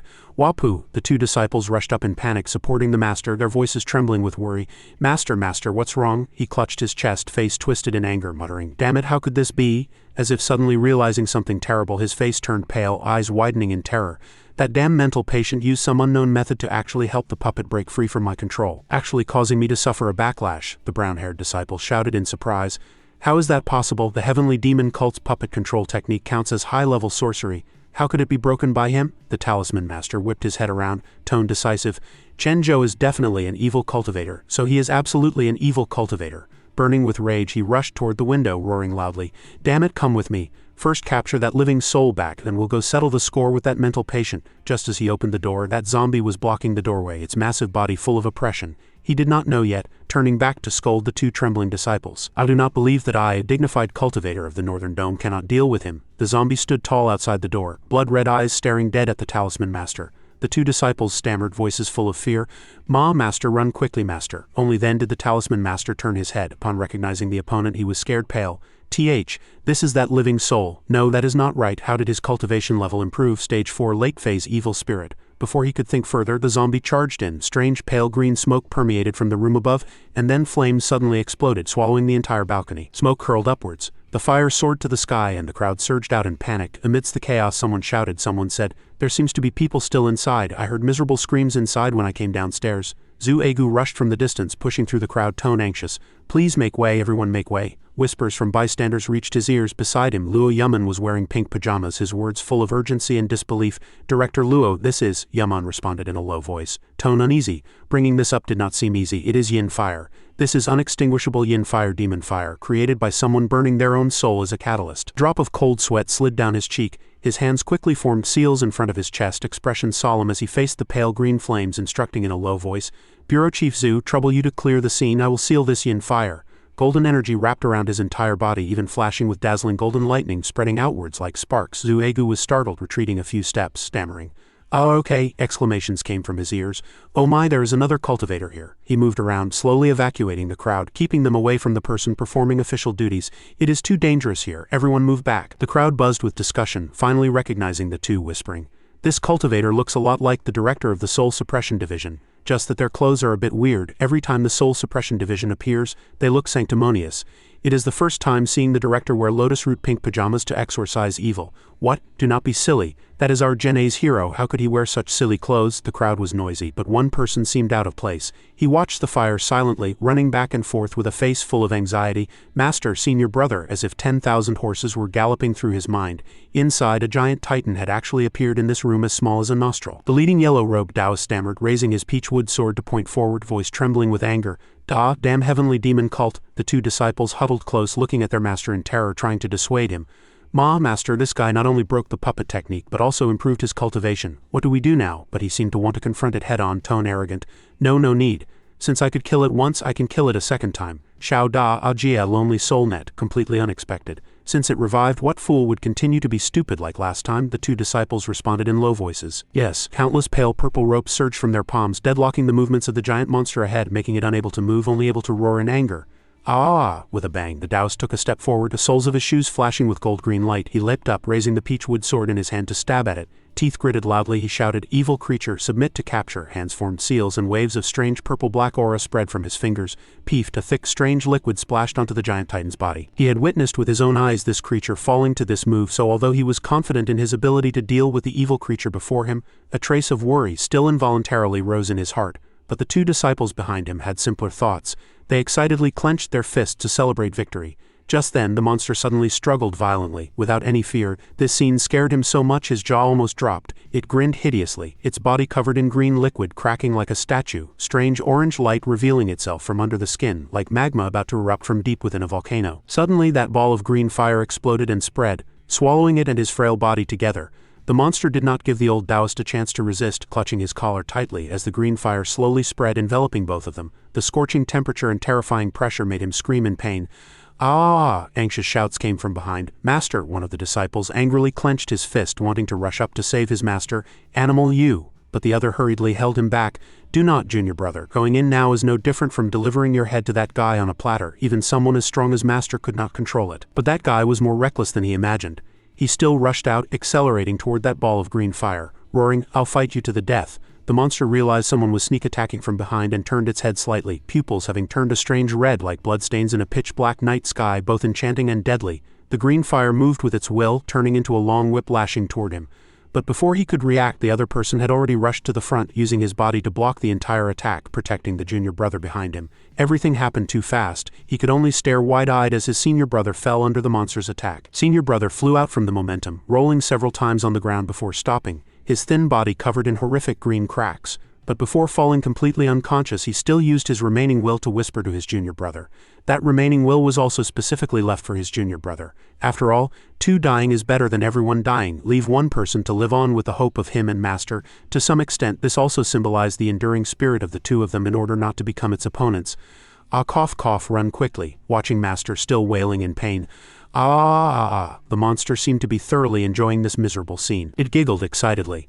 The remaining disciple was stunned, expression crumbling, just watching helplessly as his master died miserably. He could not even leave peacefully, did not even have a tombstone. Even senior brother was on the verge of death because of his own reckless stupidity. Tears rolled down his cheeks as he called out softly, "Master, senior brother." Then he rushed out with all his might, leaving the desolate scene behind, mind in chaos, heart broken into countless pieces. Only then did he truly realize the limitations of his own abilities. Turns out it was that guy from the crowd just now. Saw him now with tears and mucus flowing, the depths of his eyes seeming to shatter into 10 million pieces. "Have a safe journey, everyone. I will definitely avenge you." A loud shout came from the right. "Hey Chen-jo." He squinted at that person, startling the other into widening his eyes. "What are you crying for? Is it your house being burned?" "Oh," the slime beside him seemed to discover the anomaly, chattering endlessly. "I told you the Soul Suppression Division ran in such a hurry, something big must have happened. It is all your fault for being greedy for sleep. Look, the fire has burned so big." Chen-jo ignored it completely, propping himself up to ask that guy, "So is that your house?" That guy had a guilty conscience and denied it repeatedly. This is not," he chuckled lightly. "Then you came to watch the excitement?" The disciple was startled, covering his face with his hand, stammering. Right. Chen-jo turned to look at the fire scene, using his hand to shield the light above his head, staring intently ahead. "All right then, I'll take a look too. Dong Yao and that white-haired old man are here too." This left the slime with no choice but to shut up helplessly. When that disciple wanted to take the opportunity to slip away, he was grabbed by Chen-jo and yanked backward. "Meeting me means your ancestors accumulated virtue. I know people in the Soul Suppression Division and Exorcism Police Department. I'll take you to meet them. You can see more clearly." He did not want to return to that terrifying place, stammering his refusal. No need, I can see just fine from here." But that person was full of loyalty, as if doing a good deed. "Drag him along, why be polite? Let us go." How could an ordinary person's strength compare to Chen-jo? He easily dragged the guy of similar build along the ground. The opponent tried to wrestle with the monster dragging him, but it was like striking a stone with an egg, obviously a waste of effort. No need, I do not like to watch." Said you do not like to watch, then why so much nonsense? He walked up to the two. Zuegu waved to greet. "Hey ho, good evening." He turned back suddenly, shouting, Dong Yao, you finally came." Even Luo Yaman looked back happily. "Looks like this case is very tricky, high expert. You finally arrived." The disciple behind was being dragged helplessly, heart full of annoyance. "Damn it, who is this guy? Why are the Soul Suppression Division people acting like they are sucking up to him? Did he figure out I am from the Heavenly Demon Cult?" He pointed in another direction, trying to change the topic. I suddenly remembered I have something to do at home. I am leaving first." But he was immediately pulled back by him. Going to do what? Had a hard time squeezing in to watch the excitement up close. Instantly the clothes on his back were torn open, revealing a special tattoo on his neck. "I said I do not like to watch. You forced me to come." The two immediately opened their mouths wide, looking at that pattern with serious eyes. Luo Yaman reacted first, shouting loudly, "That is the Heavenly Demon Cult symbol. Do not move. Already here, why leave?" Immediately after, Zuegu also pinned the person to the ground. Great, sure enough it is the Heavenly Demon Cult up to no good. The pressure of the weight made him unable to struggle. Let go of me." Luo Yaman could not help praising Chen-jo. Still, Master Chen is formidable, spotting he is an evil cultist at a glance. He was still trying to break free from the restraints, shouting, "Our sect does deeds of great kindness and justice." Zuegu held his phone, seemingly contacting headquarters. "Hey, shut up, hey, correct, Yanhua District, come quick." Chen-jo scratched his head in embarrassment. "What thing? How come I am being praised for being formidable again?" Even the slime could not help sighing. What a coincidence. Just then the green fire behind instantly spread, growing larger and larger, startling all four of them. It seemed something big was about to happen. The crowd panicked, screaming and fleeing in all directions. "Run quickly. Bad news, the yin fire is more violent." Luo Yaman turned to Chen-jo for help. "High expert Chen, do you have a way to extinguish this yin fire? If you succeed, my Soul Suppression Division will offer heavy thanks." But he only sighed. "Have not tried, do not know." But looking at that unceasingly burning fire, even watching it felt a bit difficult. This fire sure enough was created by that living soul. Just then Zuegu leaned close to his ear and whispered, Dong Yao, let me tell you, Director Luo has been tossing and turning for hours and has not put it out yet." He did not expect that, looking a bit surprised. Immediately he turned his head, pretending to reprimand that person. Dong 7, how can you be like this? Even the bandit leader knows to gesture a few moves, can you do nothing? And you have the nerve to call yourself a planetary warrior, cannot be like this. So angry, his tongue stuck out. These words startled both of them. Luo Yaman stared at him with round eyes, while Zuegu was a bit awkward, poking his fingers together, body pressing lower and lower, expression gradually becoming aggrieved. "No, is not my strength average? If I were as strong as Dong Yao, why would the planet send me to assist you? Why would the planet send me to assist you?" The slime looked at Chen-jo with a dark face as he pointed at the man, unable to speak for a long time. "You are not just average, you are truly weak." He looked behind him with a sharp gaze, raising his hand to land a punch on the head. Luo Yaman cowered behind him, and although he tried to dodge, he still took a solid hit. Chen-jo, however, showed no fear toward the man, leaving the people around dumbfounded. This guy is just a loser. Last time I carried you to fly, you did not put in any effort at all. The slime watched helplessly as these three messed around like children, even Luo Yaman. The head full of white hair was as innocent as a teenager. Chen Zhou, stop spacing out. If you keep spacing out, the living soul will scatter. He was finally conquered by the other party's extraordinary ability, forcing him to rub his trembling hands together and awkwardly fawn. Yes, the high expert is right to lecture me. My natural aptitude is dull. So look at this fire. Seeing that although Chen Zhou bravely rushed into danger, his lazy appearance eased the tense atmosphere considerably. Although they did not know if he was reliable, everyone was more or less relieved to leave matters to this planet's noblest warrior, Dong Yao. However, letting Chen Zhou take the risk alone was probably inappropriate. After all, he had the ability, and an extra person helping was always good. Director Luo, I want to go in and take a look with the high expert. The fire extinguishing method used by high expert Chen is too dangerous. You stay outside. Zhu Egu also yearned to contribute, but Luo Yaman sighed lightly and interrupted him. Oh my, but I do not have the spare energy to protect you. He clenched his fist, his voice low. HMPH, then no need for Captain Luo to worry. Calls from two people suddenly came from behind high expert Chen Zhou. Wait for me. Dong Yao and me. Soft green light slowly covered their whole bodies. It turned out to be Guanyin Willow Dew. Since you insist on following, just do not drag me down. Luo Yaman and Zhu Egu followed behind, watching him chant spells while slowly putting on magical treasures. Yes, understood. Zhu Egu had a golden talisman pasted on his head and golden energy also enveloped him. Suddenly looking down at his body, he asked in surprise, "Is this the yin fire?" As soon as they stepped inside, the scene within made the three of them drop their jaws in shock. They saw two souls and a mage. That guy was naked, one purple and one brown, grappling in midair, roaring in anger. Evil creature, do you want to perish together with me? Zhu Egu shrank behind Chen Zhou. And Luo Yaman had not expected this bizarre situation either. Sure enough, someone is fighting a soul. Just what kind of grudge is this deep? The slime sighed, placing its transparent hands on its hips, shaking its head helplessly. In the end, he still chose to use enhanced power for revenge. Looks like it was that evil cultivator who refined him. If he had just run away, he might have been heartlessly free by now. As soon as Chen Zhou saw the Taoist's scorched black corpse twisted out of human shape, he could not help but frown and mutter in a low voice, "Oh my, why is this person all black?" The slime hovered to the side, scanning the eerie green flames around them, its face gradually turning pale. This is yin fire burning. Eventually it will turn to ash. It turned to look at the two guys who were still fighting regardless of everything, and said irritably, Hey, do not you know you cannot play with fire in the room? Do not even understand this bit of common sense?" The Taoist whipped his head around, surprised to find that there were actually outsiders here. Chen Zhou wasn't affected by the gloomy aura in the slightest, leaving the three people stunned. The Taoist roared in anger, his face hideous and terrifying. "Since you caused me to be buried with this, then pay for my apprentice with your life." After speaking, he rushed toward Chen Zhou like a madman, his purple body sweeping past like a ghost, fast as a rat, as if to tear him apart. The apprentice stared blankly as his master rushed over like the wind, then was swatted away like a fly. After Chen Zhou slapped him away, he pointed at the remaining one and roared unhappily, "Did not I say you are not allowed to play with fire at home?" At a glance, that guy wasn't an ordinary person. His master was currently shocked motionless. He stammered, sorry, ghosts can actually be touched. How can physical attacks work even after death?" Chen Zhou did not care about the atmosphere at all, waving his hand and giving him a slap too. "If apologies were useful, what would we need the police for, raising a bunch of trash like you?" The slime beside him immediately chimed in, screeching, Exactly, gave you a chance for freedom, yet you ran back to send yourself to death." Seeing his apprentice being bullied, the Taoist trembled with rage. "You broke my spell, harmed my apprentice, and actually dare to look down on me like this." Purple energy wound tightly, gathering into a huge glowing sphere. Seems a bit chaotic." Seen rolling his eyes hard, teeth grinding loudly. Even if his soul scattered, he wanted to immediately channel the power under his feet. He pushed his hands forward, speed so fast that the people next to him had not even had time to yawn before that purple sphere had already rushed in front of Chen Zhou.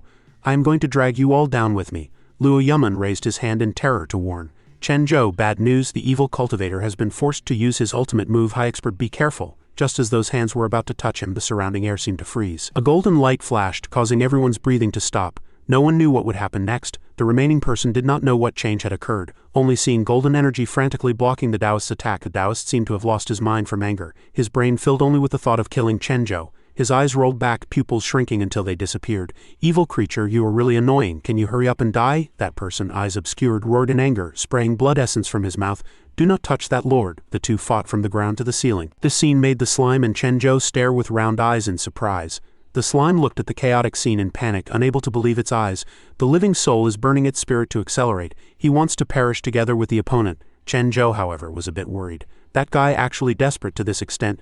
Since he cannot win, why not run, this idiot? He moved his arms, immediately shouting, "I have to go help him." The purple aura on the Taoist erupted to the extreme, veins popping on his forehead, gritting his teeth and chanting, damn it, all of you go to die." Seeing this situation, the slime immediately shouted, Bad news, he is going to self-destruct. Suddenly, his body expanded like an inflated ball, smoking incessantly, mouth opening wide in pain. Before the others could react, he had already started to self-destruct.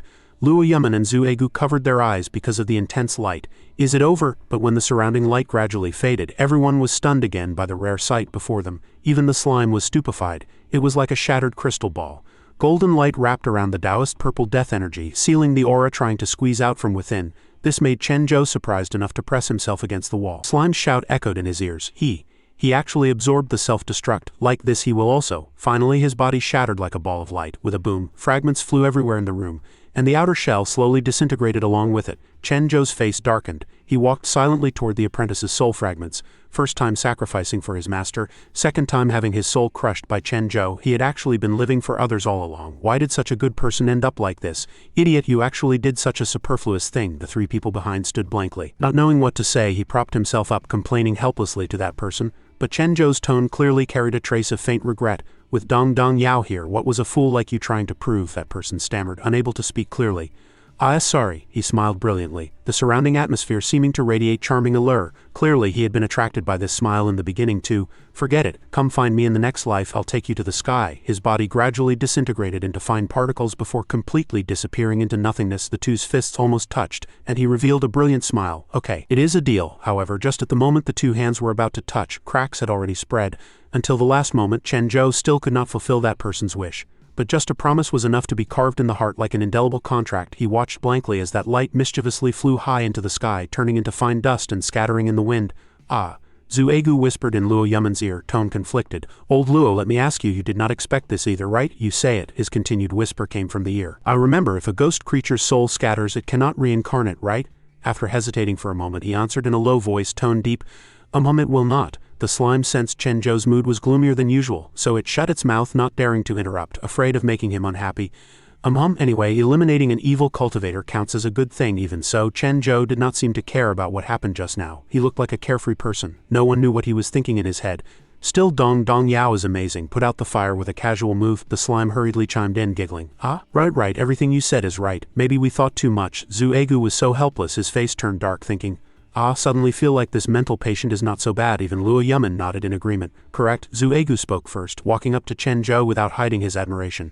Amazing, Dong Yao, the battle was so intense and you solved this huge fire in the blink of an eye. Words that made him feel so good his nose was about to point to the sky. HMPH, that is of course who asked me to be the planet's #1 warrior. Luo Yaman walked slowly from behind. Heart in chaos, he is truly too strong. Not only did he dissolve the puppet, but he could also shake the living soul, pulling them to his camp to fight the heavenly demon cult. This is simply a miracle. He gently pushed Zhu Egu away, extending his hand to invite sincerely. High Expert Chen, I am truly conquered by your charm. Please join our soul suppression division. This startled Zhu Egu greatly. He froze. What? Snatching the kill? The two pressed their faces together, staring at each other. Zhu Egu said unhappily, his tone nasty. Old Luo, how can you be like this? Chen Zhou is an integral part of our police station. How can you snatch people right to my face? Immediately he was glared back at by the other party. What are you saying? When did High Expert Chen join your exorcism police department? Speaking of which, Chen Zhou coming to me is a promotion. How many people seek it but cannot get it? The sound of teeth grinding came from his ear. No way, he is my comrade in arms, he cannot leave. They turned in unison to shout at Chen Zhou, scaring him. Chen Zhou, you say. But Chen Zhou ignored these two lunatics completely, complaining while picking his nose. What? I am not going anywhere. How can a noble planetary warrior go to that kind of bandit's den? Hey. The slime clearly understood this guy's temper best. You mean falling into banditry, right? Immediately after, he answered excitedly. Right. How can I go to the mountain to feed dogs? He immediately turned to walk toward the main door, footsteps showing no intention of stopping. I am going back, completely ignoring the two people's retention. Oh, wait a minute. He poked his head out the window. The noisy sounds downstairs immediately attracted his attention. Look quick. The hero came out. The crowd below was in chaos, endlessly excited. It is that blondie. I remember Director Luo went in with him. He is too amazing, put out such a strange fire. Must be a cultivator from the Soul Suppression Division, right? Everyone looked up at Chen Zhou standing upstairs. Someone even wanted to give vegetables, although not knowing who this person was, having never heard of him. But no matter what, he is our Manhwa district's great hero. That is right, if not for him, my house might have been burned too. Thank you, great hero. Thank you, Soul Suppression Division. This scene made the two upstairs flush red with satisfaction. Wow, the slime's cheeks flushed red like it applied rouge. Looks like you did a good deed. Luo Yuman, wearing a pink uniform, leaned against the wall, tempting earnestly again. Look, our soul suppression division is so loved by the people. If you can join us, you will become a national idol, a superhero. Zhu Egu maintained an unyielding attitude but could only stand there with arms crossed, so angry his face twisted. But before he finished speaking, that person decisively jumped out of the window. So High Expert Chen, please join. He suspended in midair, striking a dashing pose before falling. Dong Dong Yao is hero class. The slime panicked, waving its hands desperately, trying to stop him. Hey, what do you want to do? Two idiots quickly worship me. But the brain circuits of this group of mental patients were really hard to understand. The two were scared into lying on the railing. Shouting Dong Dong Yao, High Expert Chen. The slime reached out painfully to block, only able to grip Chen Zhou's shoulder tightly, screaming in despair. Ah, you're really seeking death? Like a free and uninhibited wild sparrow, the wind messed up his hair. Chen Zhou laughed loudly. Heroes are just different. Below, facing the youth rushing down, the crowd scattered and whispered, "Oh my, why did he jump?" But Chen Zhou, like a real superhero, stomped heavily on the ground, smoke and dust billowing. The coat on his body fluttered in the wind. Majestic and awe-inspiring, looking alive like a hero wearing a red cape, this scene made the surrounding people drop their jaws in shock. Heavens, unscathed, too amazing, it is light kung fu. The slime was so angry smoke wreathed from the top of its head. Counting silently in its heart, the slime was so angry it was about to smoke. Hateful fellow, 1436 failure to cure the host mental illness. But at this moment the ears were full of young girls' exclamations, drowning out the slime's unreasonable anger. Look carefully, he is so handsome and strong as expected of a hero. Zhu Egu gave up completely. Who can stand a mad dog that cannot be leashed? Especially when this mad dog is unfathomably powerful. Old Luo, are you confident your soul suppression division can control Chen Zhou? That very day, major social media headlines were full of Chen Zhou's photos from the morning. It was about his heroic deeds of extinguishing the fire and saving people in Manhwa district. In the photo he looked majestic, hands in pockets, with a mottled scorched building and pitch-black room behind him. Just one look at the expressions of the crowd surrounding him and anyone would know who the protagonist was. Tell me. Chen Zhou was sitting on the roof with the little ghost and big cat. He whispered softly, his tone deep. What exactly is a hero? But these two blockheads could not give an answer at all. They did not know. Meow meow. Only the slime tried to express its view. A hero is probably about protecting the weak and then doing the right thing, right?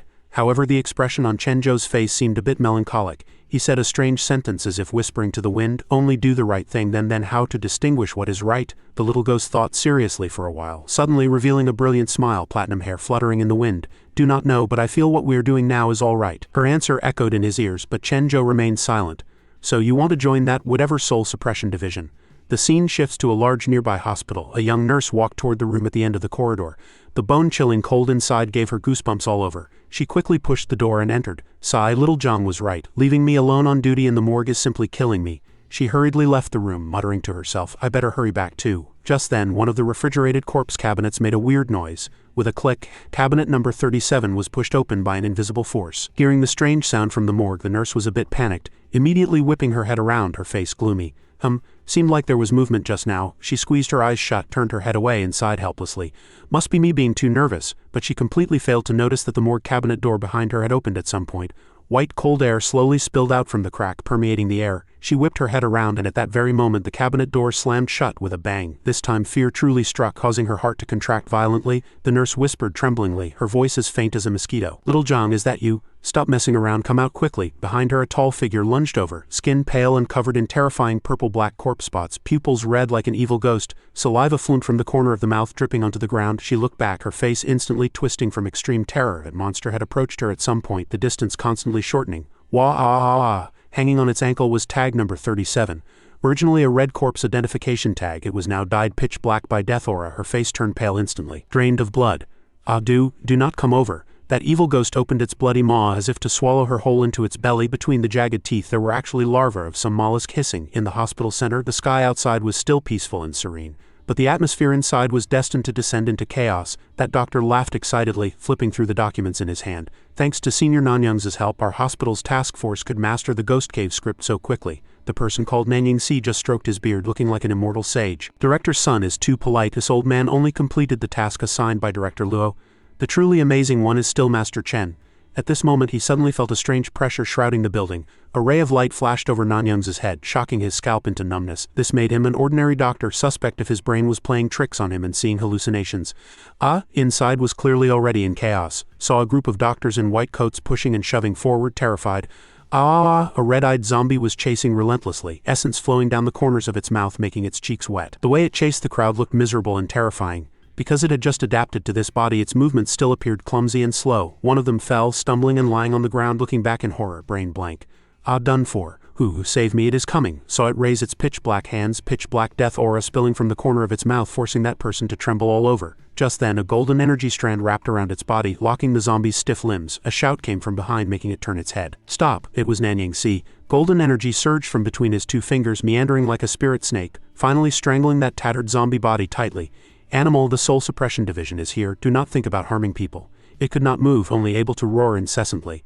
Ah, the old man saw the strange situation before him clearly, a trace of gravity flashing across his expression. Strange, this is not a ghost soul but a corpse. It suddenly leapt up violently, body stretching, breaking free from the golden energy's binding like a terrifying black frog. It pounced on Nanyang-si, body elongated weirdly and twistedly. He looked up vigilantly. A brush wrapped in vigorous energy gradually emerging in his palm. Nanyang's eyes rolled back from exertion, hands forming seals in front of his chest, spells flowing out. In midair, a talisman gradually condensed. 5 stars suppress colors, light illuminates the dark underworld. 1,000 gods and 10,000 sages protect my true spirit. 5 days demon ghost destroy body and form. 10,000 gods welcome. That golden talisman seemed wrapped in 10,000 thunderbolts. Power amazing. That doctor ran over, panting heavily, sweat sliding down his temples like coating his bald head with a layer of oil. Senior Nanyang-si, what is going on? Looking at the thing, knocked unconscious. After looking carefully, he wished he could smash his glasses. He shrank behind Nanyang-si, whispering, Is not he the corpse temporarily stored in the hospital? Nanyang-si clearly felt this zombie's power was too amazing. He exhausted his full strength to trap it. If released, I am afraid it will cause a catastrophe no one can bear. I do not know either. Prepare to report to the Soul Suppression Division. The next day, the atmosphere outside the hospital was scary quiet. Luo Yaman walked inside dressed neatly, holding a roast chicken that was extremely mismatched with his dashing appearance. Sorry. Situation urgent. Luo has been rude. He actually used a roast chicken to tempt Chen Zhou. Saw Chen Zhou's eyes lighting up, eyeballs about to pop out, following involuntarily. Behind was the slime, looking at this comical and shameful scene with a helpless face. The nurses and doctors inside were dumbfounded seeing this director's weird behavior. Is this bullying a mental patient? Originally wanted to report it, but heard from superiors that these two are unique special cases. All roast chicken, quack quack. Luo Yaman took Chen Zhou to the place where that doctor stood yesterday, introducing as they walked. Hi, expert Chen. A strange thing happened at Janae Hospital last night. A corpse declared dead suddenly revived. The two looked at Chen Zhou, who was happily gnawing on the roast chicken, and also let out a long sigh of relief. Luckily, our consecrator suppressed it with a soul-soothing talisman, otherwise the consequences would be unimaginable. That doctor rubbed his hands awkwardly, a bit unable to believe this adult was actually this appearance. Turned out to be a mental patient, mind unclear, but the ancestors said one cannot judge a person by appearance. Maybe under this frail skin hides extraordinary power. After all, the Soul Suppression Division's director is not someone who speaks without thinking. Oh my, everyone is here. The day before yesterday, this person said he felt uncomfortable and came to the hospital for a checkup. But there were no pathological features. Then body indicators became abnormal. We rescued him many times to no avail. Helplessly could only announce natural death. Luo Yaman pointed at the corpse on the hospital bed. It still maintained the posture when it was hit, hands stretched forward flatly. After a night, the corpse was already terrifyingly black. The slime flew around observing curiously, brainstorming all sorts of things. Hi, expert Chen, you are knowledgeable. I want to ask you to see what is wrong with this person. After silent contemplation for a moment, the slime finally reached an amazing conclusion. This is a living dead. Chen Zhou poked the corpse's face with a chicken bone, lazy voice sounding, stupid, is not this just a common zombie? The group of people behind were stunned hearing this news. After all, zombies are just fictional images in books, news and movies. In everyone's collective memory, it is just a product of human imagination. Did not expect a real zombie to actually exist. They even faced a real zombie directly. Zombie? Could it be the kind of zombie that appeared 100 years ago has reappeared? Luo Yaman felt uneasy, heart in a mess. If so, trouble is big. According to file records, this kind of zombie is invaded by bugs from the ghost world, losing body control rights, soul gradually eaten until swallowed completely. The slime heard this news, surprise mixed with interest. Correct, did not expect you kid could still see that record. I wrote that. Chen Zhou's face darkened upon hearing this, black irises shrinking like beans. What are you saying? Luo Yaman rummaged through old memories and continued. What's more scary is this GU worm will control the host. When the host touches other living things, the GU worm will parasitize onto the other party just like this. 1 infects 10. 10 infect 100. All living things will become carriers, carrying GU worms and swallowing souls. That doctor heard this and panicked to the extreme, groaning painfully. What? Are we in Janae City about to welcome a catastrophe? Chen Zhou stepped forward, slapped the zombie on the head, knocking it face down on the hospital bed. What's there to be afraid of? Even the slime did not expect him to dare be so reckless. Hey, what are you doing? Anyone hearing about ancient monsters from centuries ago would involuntarily feel fear and trembling in their hearts. But this person did not shrink back at all. Indeed, no one can keep up with a mental patient's train of thought. Luo Yaman heard this and immediately saw the dawn of hope, hurriedly rubbing his hands expecting fawningly. Hi, expert Chen, why hit him? Do you have a way to handle zombies? His way of thinking indeed never ran on a normal track. Chen Zhou instantly erupted with a confident aura, saying loudly, just dig out the strange bug in its belly and it will be fine. This cannot stump the great hero Dong Dong Yao. The slime heard this and was scared pale, blocking frantically. Do not get the host killed. If you forcibly handle that GU worm, the soul that has been eaten to incompleteness will also dissipate with it. That is when he really dies. Luo Yaman seemed to be weighing this plan too, but immediately waved his hand to slap Nanyang's face, hesitating. Hi, expert Chen, that can indeed solve the zombie problem, but this person can still be saved now. Once pulled out, it equals us killing a person. Luo believes this is not the correct choice. Chen Zhou's mind flashed with what the slime said to the little ghost. The little girl's brilliant smiling face clearly emerged. Those words like a clear spring aroused his inner power. After all, as a superhero, protecting the weak is a matter of course. I got it, then leave it to me. The great hero Dong Dong Yao is omnipotent. The slime was so scared its face turned green, mind flashing with images of turning back time to beat up its past self. A human life is at stake. Do not make random promises. Although Chen Zhou is strong, the opponent this time is probably not those small fries from before. He suddenly got interested, hopping around the sickbed like he lost his soul, hands waving wildly, chanting words: heaven spirit spirit, earth spirit spirit, answer when called, cannot see me, bug bug disperse.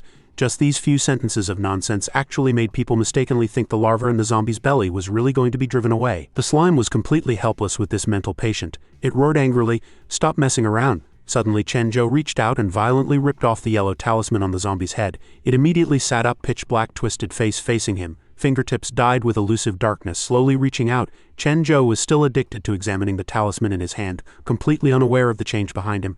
Ah, is it this broken paper blocking the eyes, making you unable to hear me call you? This horrifying scene made the two behind open their mouths wide in terror, as if feeling they were being peeped at from behind by something. Chen Zhou turned around, facing the pitch-black ghost claw rushing over. Luo Yaman gritted his teeth, channeling qi, attempting to block this blow. High expert Chen, back up quickly. This zombie moved again. But Chen Zhou did not care at all. He even calmly picked his nose, perfunctorily glancing at that black claw grabbing at him. The slime was so scared it almost smoked, eyes wide, screaming, danger, really annoying. Desperate, it forcibly occupied the host body to make a wise decision. Ignore it. Forcibly take over host body. Make the correct choice for the host. Secret art, body and soul separation. With a poof, the space around Chen Zhou fell into pitch-black mist. Only the faint light on his body remained. Like a lonely firefly under a sparse starry sky, he looked up in surprise. Colorful air currents hovered overhead. Did not expect just picking a nose would lead to teleportation, Chen Zhou muttered blankly. Ah, where is this? Another space appeared in the colorful air currents, clearly still the familiar hospital. Chen Zhou was startled this time, shrinking back. Is not that me? The first real fear surged in his heart. He stared wide-eyed at the scene before him, unable to believe it. How come Dong Dong Yao cannot control his own body? At this moment, the ward was a grotesque picture. The mental patient Chen Zhou, who was just comical like a lunatic, now had an aura radiating from his body that gradually compressed the air in the room. Behind him, Luo Yaman was still struggling to resist the zombie's attack. He chuckled lightly. The smile mixed with confidence and arrogance. HMPH, a mere zombie, time to show the young master's real technique. After being possessed, Chen Zhou's tone and wording underwent an earth-shaking change. A 180-degree turn, no longer having the silliness of the mental patient from the beginning. He turned to look at Luo Yaman, who was struggling against the zombie, voice low. White-haired old man, you step down quickly. Luo Yaman did not expect his temperament to change greatly, stammering and answering hurriedly. Ah, yes. With a whoosh he retracted his hand, and the golden energy dissipated with it. The zombie, free from restraint, looked up, revealing dark circles and weird pupils. It leapt up violently, opening its pitch-black mouth, larva inside wriggling incessantly. Luo Yaman did not have time to fight back, looking over there in panic only to see Chen Zhou still standing there calmly. Meaning you want to bite me? The usually innocent eyes suddenly became unusually sharp, flashing a trace of ruthlessness. Soft green gas wrapped around his fist. His eyes were also dyed with a dreamlike pale green. I am afraid you are living in a dream. With a boom, the wave of qi in his hand pierced through the zombie's body like a giant arrow, knocking it flying. The terrifying oppression scared that doctor into retreating repeatedly, until he slumped to the ground. An emerald green soul immediately separated from the corpse. The crimson GU worm stuck fast to its chest, struggling desperately. The crowd cheered. The GU worm had left the body. It wasn't over yet. The pale green qi in his hand erupted again, transforming into countless threads moving through the air like water snakes. That worm was still small. The needle tip aimed at the position of the heart, suspended in midair. You dare be arrogant in front of me. Those pale green auras gathered into a sharp sword, slashing the GU worm's soul with a swoosh, lifting it into the air. The speed was so fast it was dazzling. Before the two could even blink, a ridiculous illusion appeared. The GU worm's body was severed, blood dripping down. Luo Yaman had not expected things to go so smoothly, resolved so easily, but he turned panic-stricken to Chen Zhou, who was withdrawing his qi, and said urgently, "High Expert Chen, the victim's soul is already incomplete, he is about to die," but that person remained calm as if he had expected this.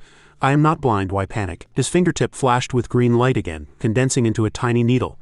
No one expected his method to be so bold. They witnessed with their own eyes Chen Zhou using his own true qi to stitch up those broken soul fragments. This statement sounded reasonable, yet revealed a weird absurdity. Just sew it up? They already knew he had brain problems, but they did not expect him to be this sick. Even Luo Yaman, who had invited him, was stunned, dumbfounded.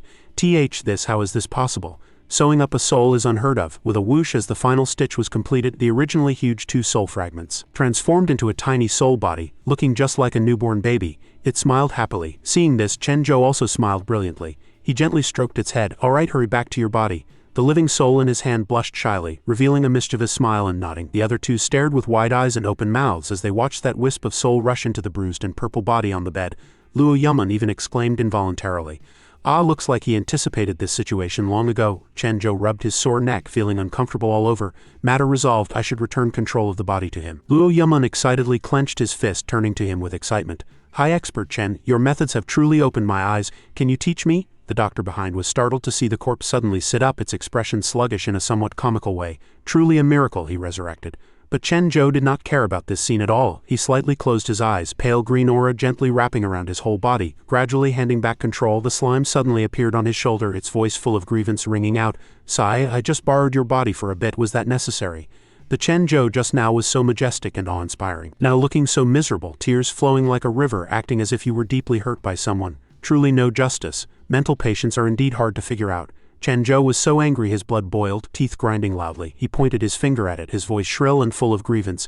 "You are the mental patient. Your whole family is mental patients, idiot." The slime was naturally not one to be bullied, and immediately retorted fiercely, "Bastard Chen Zhou, I helped you maintain your hero image and you still scold me? You are the idiot." Chen Zhou's hand was originally pointing at it, but it ended up pointing at Luo Yaman. He looked down at himself blankly, uttering in confusion, Scolding me?" Watching Chen Zhou suddenly talking to himself, a bizarre fear rose in the hearts of the other 2. He suddenly pointed at the air, mouthing indistinct curses. Luo Yaman's face sank, turning to ask the person beside him, "Director Sun, you are a doctor. Is High Expert Chen having an episode?"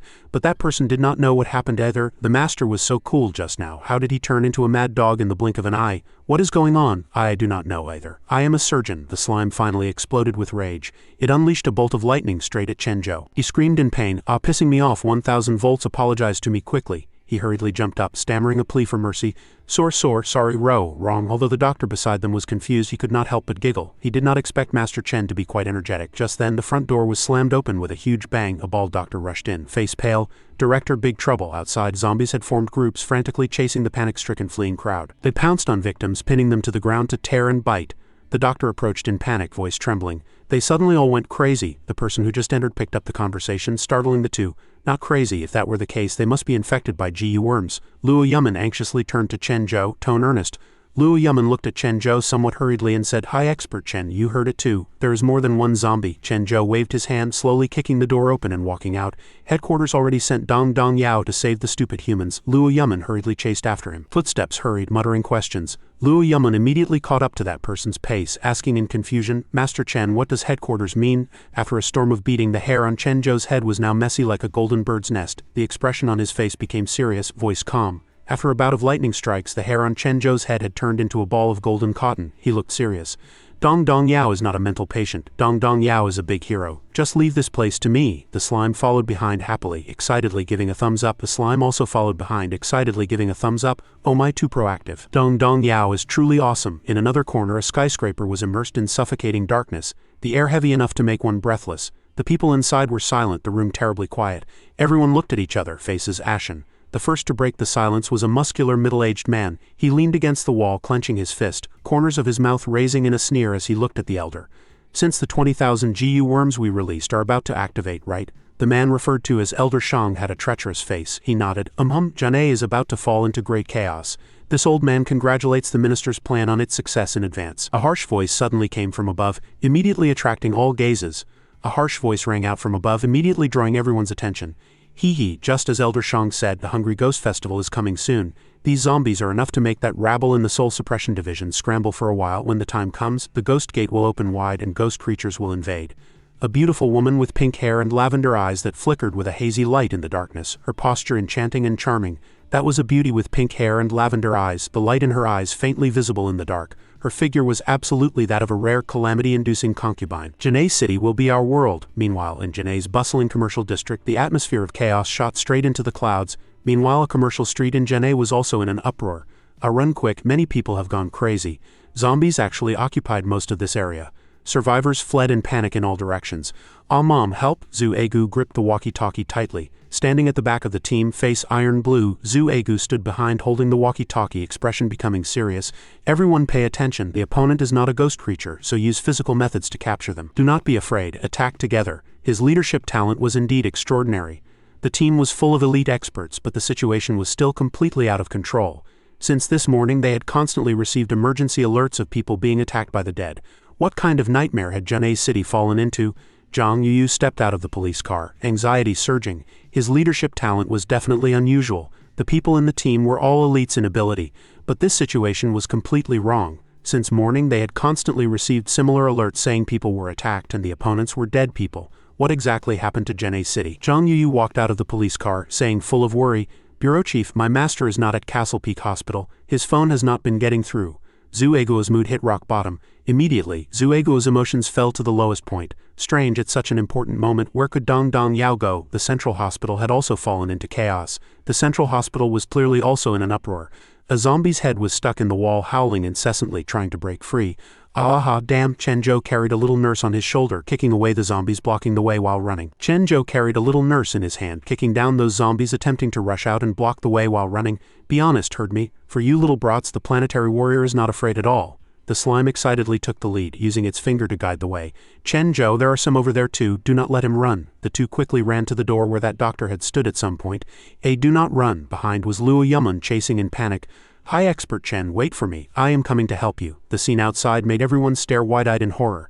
The scene outside immediately made everyone stare wide-eyed in surprise. This is Janae's street, actually turned into a real hell on earth. Red firelight spread from this building to that building. Those zombies shambled on the road like broken robots. The bizarre scene made anyone who saw it tremble with fear. What happened? A reporter from JHV TV station was at the scene, reporting with a trembling voice. JHV TV station reporter reported from the scene. Starting last night, a group of crazy people appeared in Janae City. They indiscriminately attack passers-by, currently causing serious chaos in many places in Janae City. The female reporter and cameraman stood at the scene, continuing the report. The Exorcism Police Department and Soul Suppression Division have both issued serious warnings, reminding citizens to take shelter. But so far, neither department has given an explanation for the cause of the event. Therefore, we appeal again to relevant departments to investigate the truth of the event. Currently, Janae's citizens are waiting for a hero's rescue. Unfortunately, the female reporter was targeted by a lunatic. That ghost pounced and grabbed her. The unlucky female reporter was targeted by a lunatic. That ghost rushed over and pounced on the female reporter. Her screams attracted other monsters to approach. In the room, 4 people were watching the news on TV about the suddenly crazed crowd. The atmosphere was tense like a taut zither string.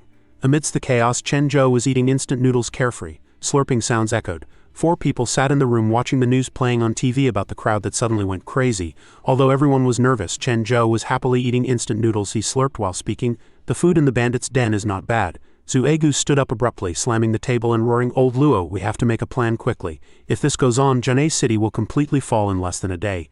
Luo Yumun nodded, answering solemnly, "Bureau Chief Zhu, I know what you are saying. Our cultivators have been fighting all night." Luo Yumun used the remote to turn on the soul suppression map.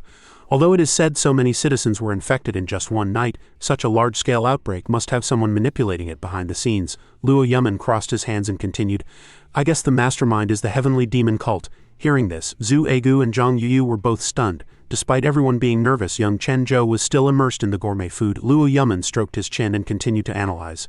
"I guess they are using the whole city's citizens as hostages to force us to deplete police forces." After all, just as Luo Yumun was discussing seriously, Chen Zhou choked on the instant noodles. The youth covering his neck and coughing violently. Zhu Egu suddenly realized, Hungry Ghost Festival. When the time comes, the ghost gate will open wide. The consequences will be unimaginable. Luo Yumun confirmed, "Correct. The urgent task now is to stop the rapid spread of zombies and protect the people's safety. I decided to set up safe zones in the east and south of the city, where the situation is not too serious." Zhu Egu clenched his fist, tone firm. "I understand. Leave the north of the city to the Exorcism Police Department. We will send survivors there safely." Luo Yamen patted Zhu Egu's shoulder and said, Bureau Chief Zhu, we will go support you after solving the west of the city. And I have already requested support from headquarters. You must pay attention to safety. Zhu Egu nodded decisively, voice full of confidence. Chen Zhou could not hold back his curiosity and interrupted.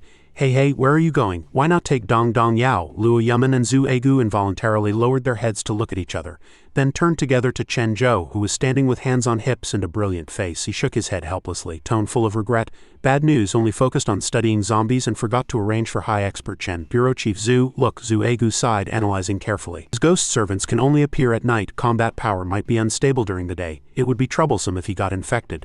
Better to coax him to stay obediently and wait for orders. Luo Yamen nodded in agreement.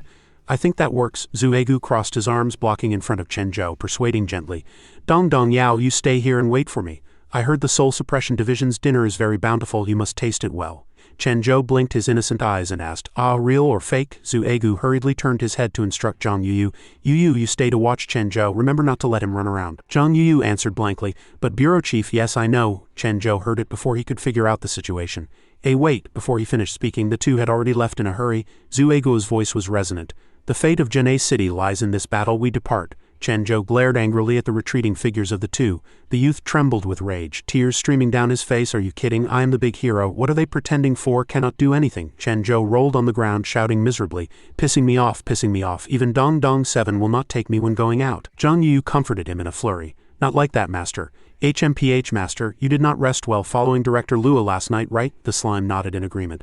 Right, how about you go sleep for a while? Chen Zhou was aggrieved with tears in his eyes. Planetary warrior Dong Dong Yao was isolated. I am not a big hero anymore. Zhang Yuyu hurriedly waved her hands. Even less so, master. The slime glared at Chen Zhou. What is all this? Zhang Yuyu persuaded Chen Zhou gently. The bureau chief and the others went to deal with zombies. I guess they must be afraid you would be in danger, so they let you stay here. After all, you are the most important superhero in everyone's hearts. Chen Zhou was half believing and half doubting. Really? Zhang Yuyu and the slime felt guilty. They spoke in unison. Of course it is true. That is right. The youth Chen Zhou seemed to be injected with vitality. He jumped up fiercely, smiling brilliantly.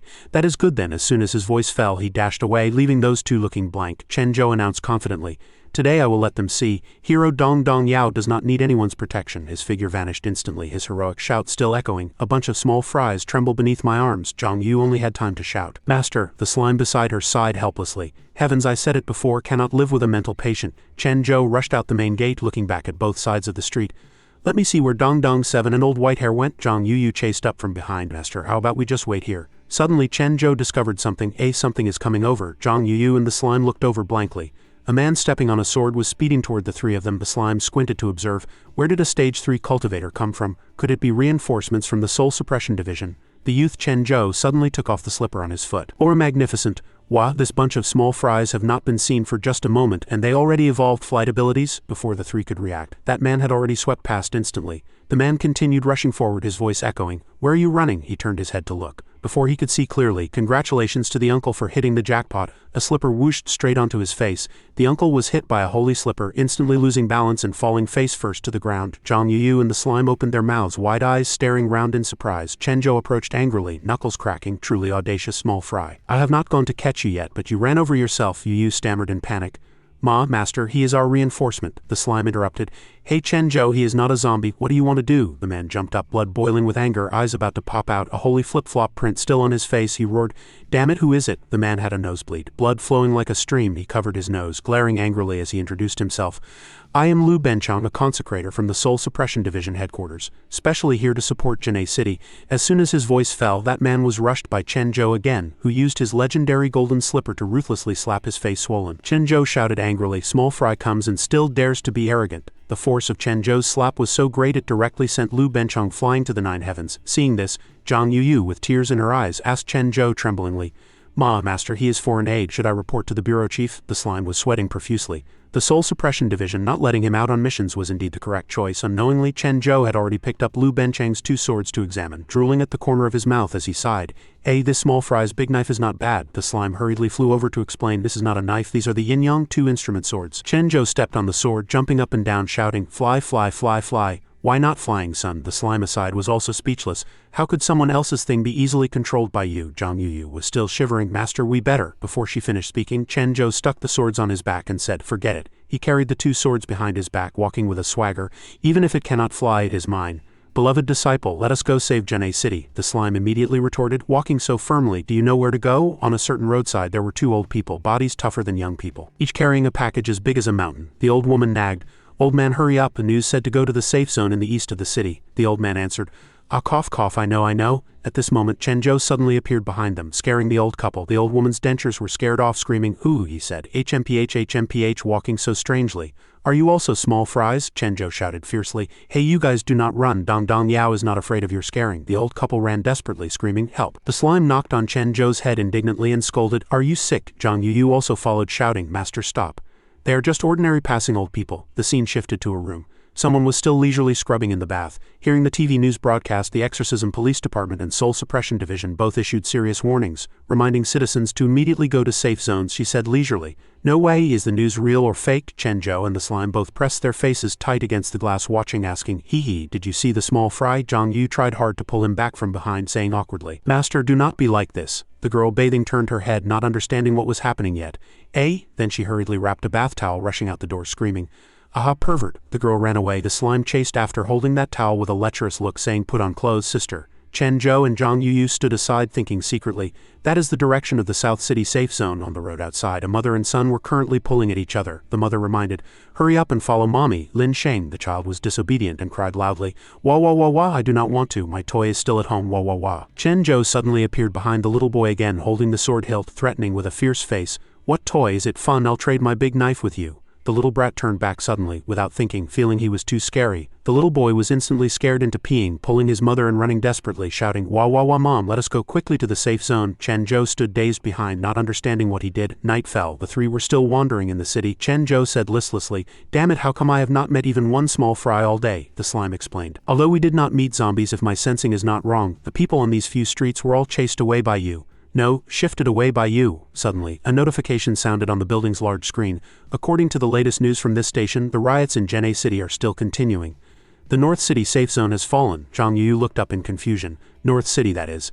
That is the Exorcism Police Department's area. She pointed in that direction, grabbing Chen-jo and shouting, Master, bad news. The bureau chief is in danger. Chen-jo slowly turned his head and asked, What happened to Dong Dong 7 again? He was furious, rolling up his sleeves and roaring at that group of small fries. If you have the ability, come at me. What kind of skill is bullying the planet's waste? It seemed a fight occurred somewhere. Zhang Yu hurriedly called Chen-jo. Master, look quickly. That is not a fight, it is a group of people in black suits running wildly, shouting, Quick, everyone go support North City. Watching the noisy running crowd, hurry. Chen-jo watched intently, then asked, if we follow them, can we find the small fries? Zhang Yu nodded and answered, Correct, the bureau chief is in that direction. He immediately agreed. Then let us go too. Suddenly, an A rang out. It turned out to be Yan hovering in midair holding an umbrella. She whipped her head around to ask Chen-jo, Senior, why are you here? Chen-jo was also very surprised to see Yan. He pointed at her and shouted, It is you, big-breasted coward, after being recognized. Yan was overjoyed. It is me. Chen-jo had a look of scrutiny, stroking his chin, asking, Your clothes? I feel very familiar. She put away the umbrella, jumping to the ground, answering, This is the Soul Suppression Division's uniform. Senior, I am now a civil servant ghost of the Soul Suppression Division. Zhang Yu was startled and asked, Does the Soul Suppression Division recruit ghosts too? She explained embarrassedly. On the day of the fire they said my constitution was some 9 yin body, seemed very rare, so they invited me to join the Soul Suppression Division, the slime interrupted. Correct, your 9 yin body can step into the immortal path in the future boundless. No wonder the Soul Suppression Division wants to recruit you. Yan lowered her head. I am too weak. Without a backer I cannot live long in this world, so joining the Soul Suppression Division counts as having a stable shelter. Hearing this, Chen-jo suddenly began to sob. Unexpectedly, the style changed. He shouted, Traitor, you are a traitor. Did not you say you would forever follow planetary warrior Dong Dong Yao? Liar. I saw you were a liar from the start, so I did not agree. Yan shouted in panic. Saw him rolling on the ground throwing a tantrum. You actually defected to the bandits and bragged that the bandits' den is a shelter. Yan stammered in confusion. No, I did not. Hearing Chen-jo wronging herself, Yan also lay on the ground throwing a tantrum. She shouted, I do not like the Soul Suppression Division at all, forcing me to study every day and having to clock in for work. If Senior was willing to take me in, I definitely would not go to the Soul Suppression Division. Woo. No choice, a small ghost soul like me cannot survive at all. Chen-jo was confused, thinking, How come she rolls faster than me? She cried even louder. Senior wronged me to death. The place I want to go most is by your side. Woo. Chen-jo was at a loss, thinking, Why is she crying? The slime aside cursed indignantly. Chen-jo is not at all your fault. Before you said she was useless. Now you scold her as a traitor. The little girl just wants to survive. Are not you too excessive? Apologize quickly. Chen-jo turned his head aside, putting on a stink face. The slime slapped his face even angrier. Go apologize. Seeing this, he had to squat down and ask Yan, do you know where the small fries are? Yan was still sobbing, answering timidly. I know. Chenjo stroked his chin, thinking, that is fine then. Then he reached out his hand, looking away awkwardly and saying, I forgive you, giving you one more chance to be my follower. Yan immediately turned sorrow into joy, hurriedly agreeing. Really, senior, the slime said excitedly. Then let us start concluding the ghost pact. Chenjo and Yan held hands. A mysterious white energy seemed to form a membrane wrapping the two. Looks like the contract has been concluded. Chenjo watched Yan stand up abruptly. She said happily, that is great. Yan flew up excitedly. I really became Senior's ghost servant. She immediately took off the Soul Suppression Division uniform and threw it away. This hindering clothes, get out. Zhang Yu held the clothes, face full of black lines, thinking the Soul Suppression Division is a legitimate unit after all. How can it be so despised by a ghost? Yan approached lightly, leaning close to Chenjo, saying sweetly, Senior, then what do we do next? Suddenly the little ghost drilled out from Chenjo's body, one hand pushing Yan's face away, one hand grabbing Yan's ear, warning, hey, pay attention to keep a distance from Chenjo. Yan cried in pain. Ouch, heavens, little ghost sister, hurts I know. Seeing everyone was there, Chenjo said excitedly, all right, it is dark, you are all awake. The little ghost was still angry. Big cat only meowed. All members assembled. Chenjo said, go beat small fries. Big-breasted ghost, you lead the way. Yan seemed to not dare believe she was accepted yet, stammering, okay. When the group arrived at another urban district, it was already ruins and broken walls. Everywhere was war smoke. Looks like the people of the whole block were scared away by the fire, fled to other places. At this moment, Chenjo and the group were still running forward. He also had a serious face as if ready for battle. Suddenly, Yan screamed, facial muscles trembling from fear as if seeing something terrible. She grabbed Chenjo's shoulder tremblingly. Senior, there seems to be something ahead. Woo, so scary. Chenjo squinted upon hearing this. He looked around. Where? Let me see. There was a pit on the road surface, crying coming from inside. Chenjo and the group all quieted down to listen. The crying became louder and louder, clearer and clearer. Seeing this, Chenjo turned around, frowning, pointing at Yan's face. He stammered, "Tra, trash, what is there to be afraid of?" Then he turned to the little ghost, saying, "Little ghost, you go see the situation." The little ghost heard the order, looking at Chenjo with a blank face at a loss. Slime suddenly spoke up, "Are not you unafraid?" At this moment the little ghost had approached that pit. Suddenly a moan came after a while. The little ghost grabbed a little brat's leg. She held the little boy upside down, saying, "Chenjo, it is a child." Zhang Yu had been hiding behind Chenjo. Hearing it was a child, she hurriedly poked her head out to look for a while, then asked in panic, "Master, is not this the child we met during the day?" The slime frowned suspiciously, asking in confusion, "Should not he have gone to the safe zone with his mom? How come he is here?" Chenjo looked blank, evidently not understanding the situation. "Oh, has Dong Yao seen this human cub?" As soon as the voice fell, Chenjo walked to the little ghost and the little boy. "Hey kid, where's your mom?" Mentioning mom, the little boy cried loudly again. He sobbed, saying, "I got separated from mom." Hearing this, female ghost Yan covered her mouth, looking at the little boy with sympathy and pity. Poor child. At this moment the little boy kept sobbing and shouting, "Mom!" Yu hurriedly ran over, stroking his head to comfort the little boy. She worriedly and comfortingly said, "Little friend, be good, do not be afraid." She opened her mouth to ask Chenjo, "Master, what should we do? Should we help this child find his mom? Now the whole Janae city is full of zombies, very dangerous." Chenjo sighed, hands on hips, looking at her and the little boy, saying, "HMPH, truly troublesome. Then bring him along." Suddenly the little boy lay on the ground throwing a tantrum, crying and screaming, then shouting, "I do not want to go with you. I want to find mom myself. My mom will definitely protect me. I do not want to go with you. Get out, wild child, rude guy." He shouted for mom to save him while sobbing. The little boy's scream startled Chenjo. He roared angrily, "This noisy human cub is annoying to death. Dong Yao does not have a mom and never cries." At this moment the little ghost discovered someone behind. She looked back for a while, saying to Chenjo, "Seems something is wrong." The slime also shouted in panic, "Bad news. The child's crying attracted nearby zombies. We are surrounded." Looking at a group of zombies approaching ahead, the little boy suddenly waved his arms tremblingly. But unfortunately no one noticed. Chenjo saw the zombie group but was high-spirited. He rolled up his sleeves. He shrugged and said, "That is great, so many zombies." Suddenly the child slowly stood up, his eyes becoming hollow. Then he started crying and ran straight toward the horde of corpses. He opened his arms as if wanting to hug someone. He cried and shouted while running, "Mom, mom!" Chenjo looked in surprise at the child running toward the zombie horde, obviously not understanding what was happening, his face blank. Meanwhile, seeing the child in danger, Zhang Yu shouted in panic, "Hey little kid, do not go. It turns out your mom is among those zombies." Those terrifying creatures approached with slow steps, emitting bone-chilling groans from their mouths. But the child showed no fear, still opening his arms to rush over and hug his mom. After observing for a moment, the slime suddenly said, "Looking at the number of these zombies, he probably did not get separated, but encountered a large group of zombies on the way to the safe zone. His mom must have risked her life to protect him." At this moment, the little boy stood before a female zombie. He revealed a brilliant smile, cheering, "Great mom, baby found you." The zombie mother suddenly knelt on the ground, opening her arms to fiercely hug the little boy. The little boy still naively believed the woman before him was his biological mother. He sobbed, hugging her back tightly, whispering, "Mom, I will not run around anymore." The slime suddenly roared, "Hey kid, do not go over." Zhang Yu was worried to death. She hurriedly shouted, "Little friend, get away from her quickly. She is not your mom anymore." The little boy was still stammering about wanting to protect his mom. Before he finished speaking, the zombie mother took a bite out of his flesh. Fresh blood sprayed out instantly. Seeing this scene, Zhang Yu covered her mouth, face pale, full of horror. She screamed, "Heavens!" Yan beside her was also terrified. She retreated a few steps, asking Chen Zhou tremblingly, "Senior, what should we do?" Standing beside Chen Zhou, the little ghost glanced at the panic-stricken Zhang Yu and Yan, hands on hips, eyes scornful. Sure enough, moms are unreliable. Just then, a scene suddenly flashed in Chen Zhou's mind, a mother dragging a suitcase holding a little boy's hand walking into the distance. He stroked his chin, muttering to himself, "Dong Dong Yao seems to have a mom too." Chen Zhou fell into a vague memory. Do not know if it is real or fake. In the memory, an infant lay on a wooden board amidst a raging fire. In front was a woman fighting desperately with evil ghosts. She looked back at the child, tone firm. "Mom will protect you." Back to reality, Chen Zhou stood not far from the zombie horde, watching the little boy being bitten by the zombie mother, his face twisted in pain, hollow eyes filled with tears, mouth still stammering. Mom. Facing this tragic scene, he could not suppress his emotions, tears sliding down his cheeks. After a while, he regained his calm, wiped his tears, and looked at the slime. "What is this? Why do I feel a bit strange now? Chest hurts, eyes are hot too. What is this feeling?" The slime was a bit confused hearing this. "Kid, could it be the first time you feel sadness?" Chen Zhou did not answer the slime. At this moment his eyes were cold as frost. He charged into the zombie horde, roaring, "I do not like zombies, all disappear for me." "Received," the slime responded. After speaking, it controlled Chen Zhou's body, letting him erupt with dazzling golden light. The slime gave a loud shout, waving a hand to launch a crushing heavy blow at that zombie mother and son pair. The little boy from just now had also turned into a zombie. Chen Zhou whispered, "Human cub, this is what you said. Later it is your turn to protect mom." Then he blasted a powerful strike at the mother and son, knocking the GU worms parasitic in their bodies out along with their souls. Chen Zhou moved like lightning, doing the same to the remaining guys, shouting, "And you guys!" He leapt up, shuttling nimbly between various positions. When he landed safely, 5 golden silk threads were tightly wrapped around his 5 fingers. The slime continued to instruct, "Then you must sew up their souls in one go." Chen Zhou nodded. "I got it, do not run around." He fiercely pulled the thread, pulling all the souls parasitized by GU worms out of their bodies, then commanded, "All behave yourselves." The group behind Chen Zhou witnessed the whole process, everyone staring with wide eyes, surprise mixed with admiration. Yan spoke first. "Senior, is this stitching up their souls?" Zhang Yu stood beside Yan, having watched the whole process, praising incessantly.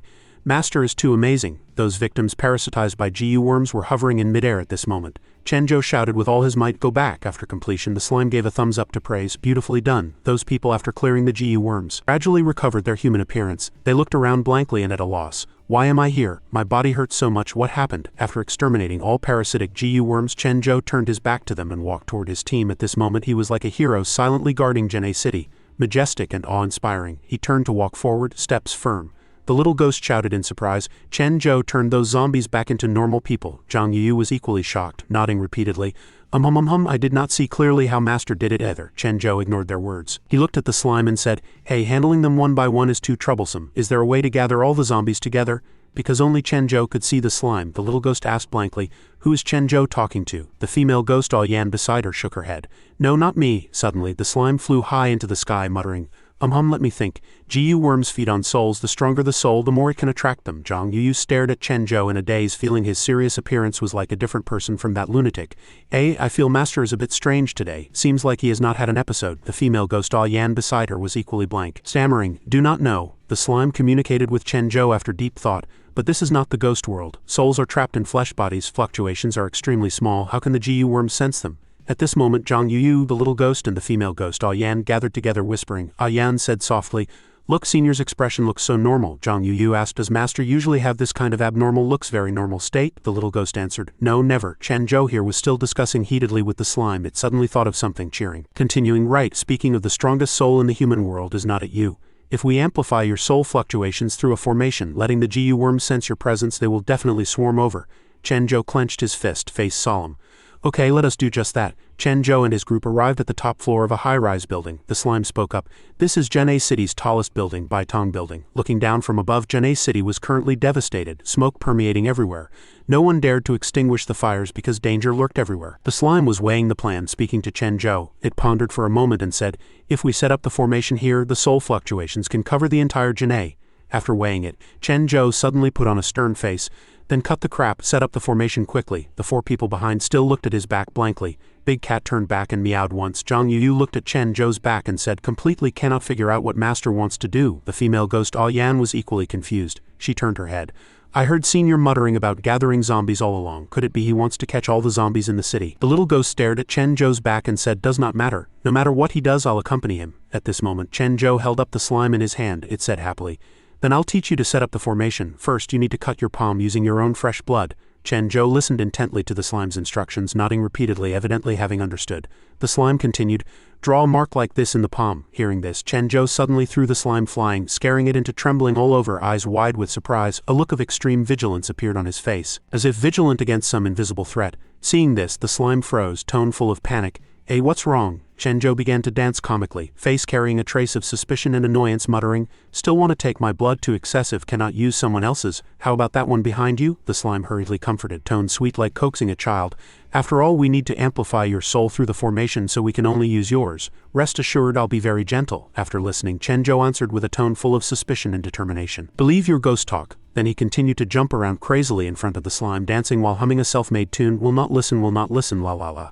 Chen Zhou's weird behavior made the slime burn with anger, too lazy to talk nonsense anymore. It waved its hand and slashed Chen Zhou's palm. Fresh blood instantly splashed like raindrops. The slime roared. Stinky mental patient, be serious for me. Sure enough, cannot be normal for 3 seconds. Hand it over. Suddenly cut. Chen Zhou let out a miserable scream. He raised his palm. It turned out the slime was carving a strange symbol on his flesh. The slime pulled his hand and pressed it on the ground with lightning speed. Severe pain spread and he groaned softly. The slime shouted, set formation. At this moment, Chen Zhou gradually regained his calm. He raised his hand to examine his palm, surprised.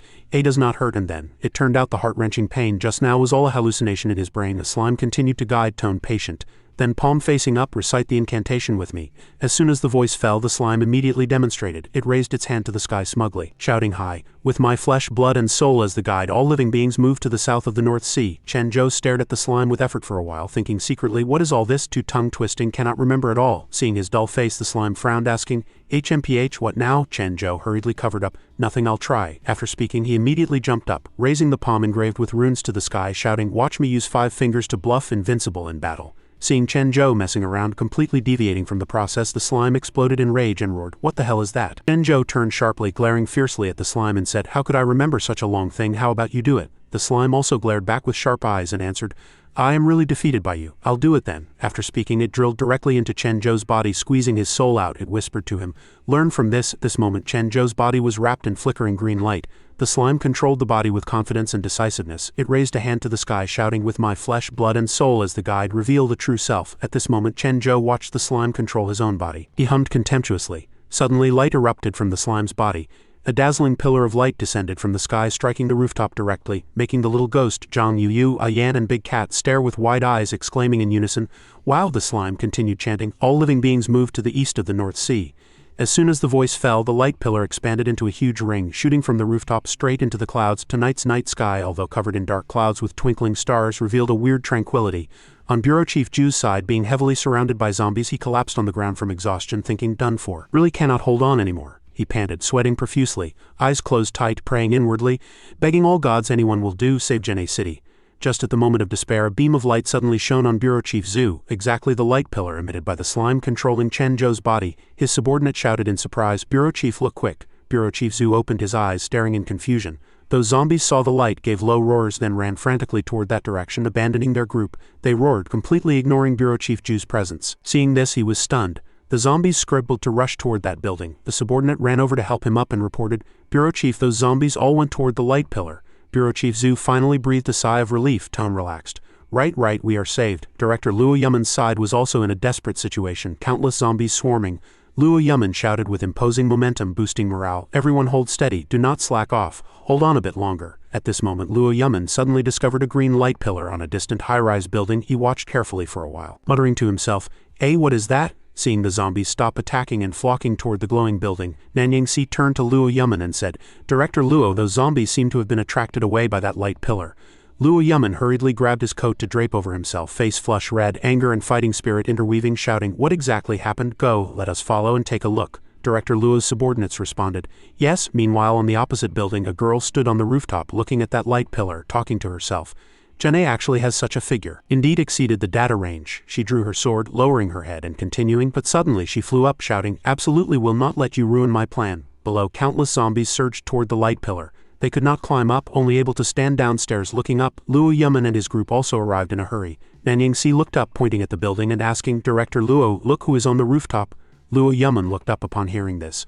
After observing for a long time, he suddenly exclaimed, it is High Expert Chen, such powerful soul fluctuations. I understand, it is High Expert Chen who attracted all the city's zombies here. Not far away where Bureau Chief Zhu stood, he also discovered the person on the rooftop was Chen Zhou. Bureau Chief Zhu shouted seriously, that is Dong Dong Yao. Here, seeing Chen Zhou's power was so terrifying, Luo Yaman shouted, High Expert Chen is too strong. At this moment on the rooftop, Chen Zhou still sat cross-legged with eyes closed, surrounded by flickering green light. Seeing this, the little ghost flew close in panic, pointing below and reporting, Chen Zhou, they are about to climb up. At this moment, the zombies were already climbing up desperately. Clinging to the wall, struggling to climb up to the rooftop, looking down from above, the scene was indeed hair-raising. Suddenly a voice echoed in his mind, hey, wanting to expel the GU worms from their bodies and repair their souls in one go is a bit difficult. Chen Zhou asked blankly in his mind, why? At this moment the slime inside his body answered, I am just a spirit body.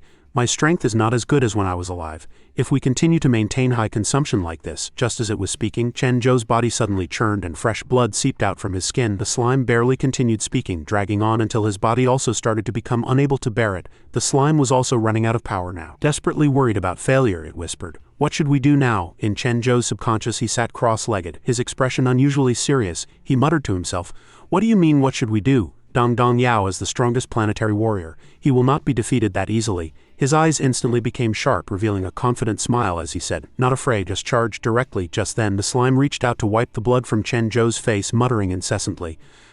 Did not expect to be lectured by a mental patient one day. After speaking, it controlled Chen Zhou's body. Hands clasped together, then the green light on his body erupted violently like a raging fire. Seeing the moment for the decisive battle had arrived, the slime shouted hurriedly, then let us burn together with my remnant soul.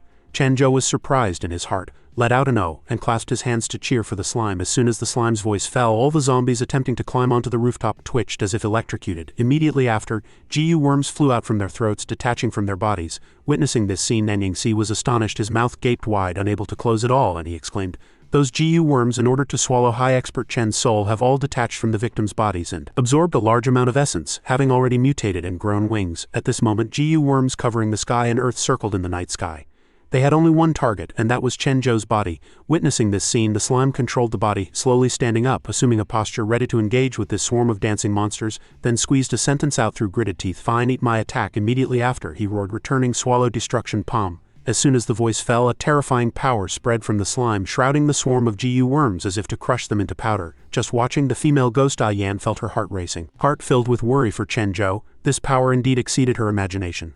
Yan said tremblingly, is this senior strength? At this moment, under the starlit night sky, the GU worms had been completely cleared. After everything ended, Chen Zhou's body collapsed, gasping for air, face covered in sweat. The slime inside the body whispered wearily, finally solved perfectly. Just leave the rest to Dong Dong 7 and the others. At this moment downstairs, everyone looked up at those victims who were once controlled by zombies, now free-falling from high altitude. Bureau Chief Zhu pointed at them in panic. Don't urgent. Old Luo, catch them quickly. The people around hurriedly channeled power, creating an energy cushion to catch those citizens. Hearing Bureau Chief Zhu's order, Director Luo immediately responded, I caught them. Back on the rooftop, the slime finally left Chen Zhou's body. At this moment it was exhausted, haggard, bod thin as a bag of bones. It let out a long sigh, then said to him, all right, it is over, returning the body to you. There. Chen Zhou listened and gave a thumbs up to praise it.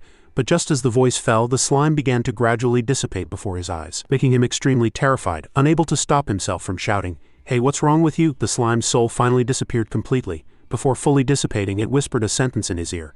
Too tired. The consumption this time was really too great. Chen Zhou stared with wide eyes in horror, staring dead at this scene, daring not believe this was the truth. As soon as the slime's revenant dissipated, a man with blonde hair dressed in black suddenly appeared. That mysterious man turned his back to him, walking slowly toward the illusory light. Chen Zhou hurriedly reached out, wanting to grab him, shouting, hey, where are you going in such a hurry, chasing that mysterious man? But suddenly a completely unfamiliar time and space appeared in front of him, making him mutter in confusion, hey, where is this? Chen Zhou looked around, observing carefully, and found the surroundings were full of countless rotting evil ghost corpses. The further he walked in, the more the stench assaulted his nostrils, forcing him to cover his nose tightly, shouting irritably, So stinky, do these people not shower? Walking along, Chen Zhou saw that mysterious man from just now again. He stood with his back to Chen Zhou, whole body emitting bright red heat waves like hellfire, repeating a sentence over and over in his mouth. Kill them all, kill them all, kill them all. Seeing this, Chen Zhou spoke up to ask, Hey, what are you muttering about there? That mysterious man remained motionless without any reaction, just repeating, Kill them all, kill them all. Chen Zhou walked closer, tone severe.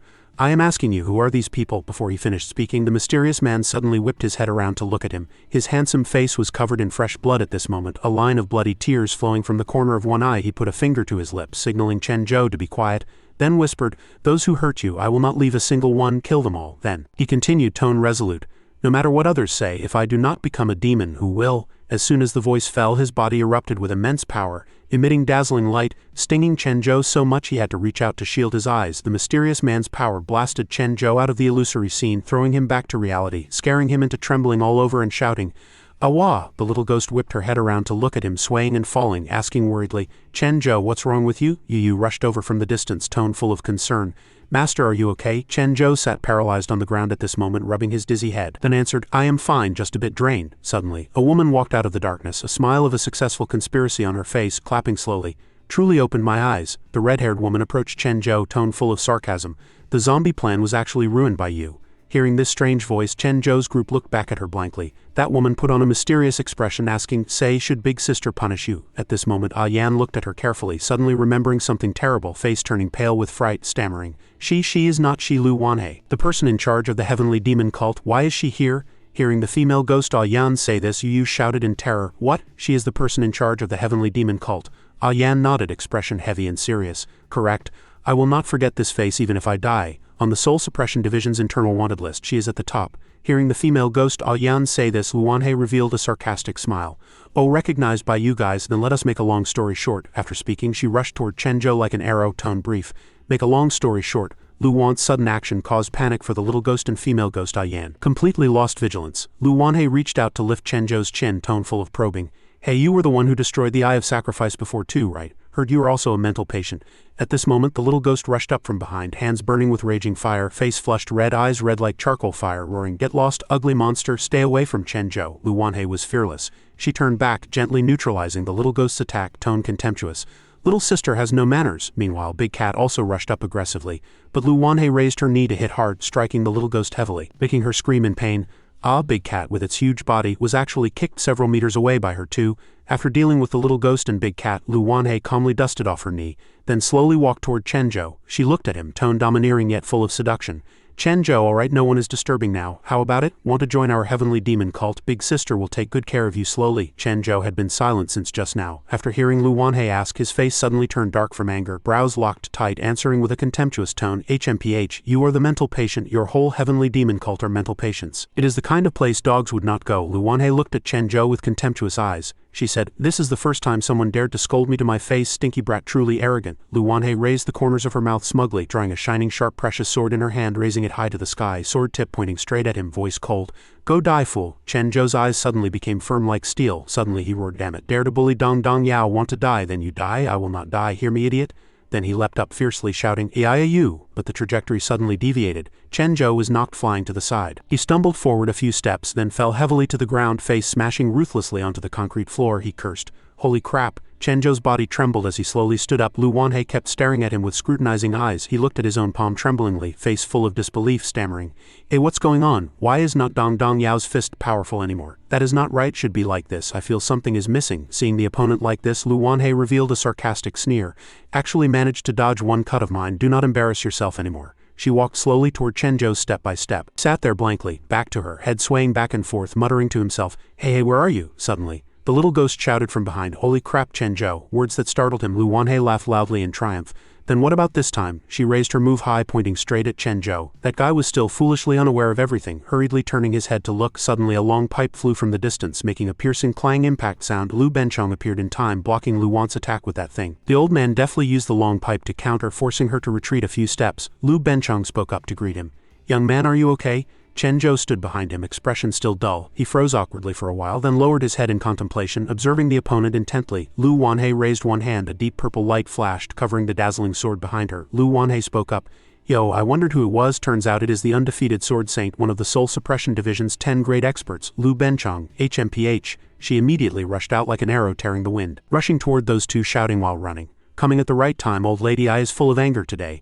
I'll cut you too. The sword blade erupted with dazzling light, rushing toward Chen Zhou and Lu Benchong. The old man nimbly used the weapon in his hand to block the attack. That woman kept swinging continuous moves at the two. Lu Benchong constantly used the steel pipe to resist. Lu Wanhei aimed continuous moves at Lu Benchong, sneering, "Do not you use double swords? Why use a steel pipe? Did you not bring enough weapons when going out? This guy is truly ridiculous." Hearing this, Lu Benchong answered, "Do not want to use double swords today." The old man revealed a smug face as he shouted, "The steel pipe fits brother's temperament." Ha! Swinging down with one move under Lu Wan's feet, she dodged in time. Lu Wanhei suddenly retreated backward. She said, "Dogmen, sure enough your Soul Suppression Division has no good things." Lu Wanhei jumped high into the air, hands tightly gripping the sword, flashing with purple light. Face full of excitement, rushing toward Lu Benchong, she screamed, "Today old lady will gouge out your dog eyes." Lu Benchong held a cigarette in hand, whoosh, blowing out a puff of smoke. He shook his head.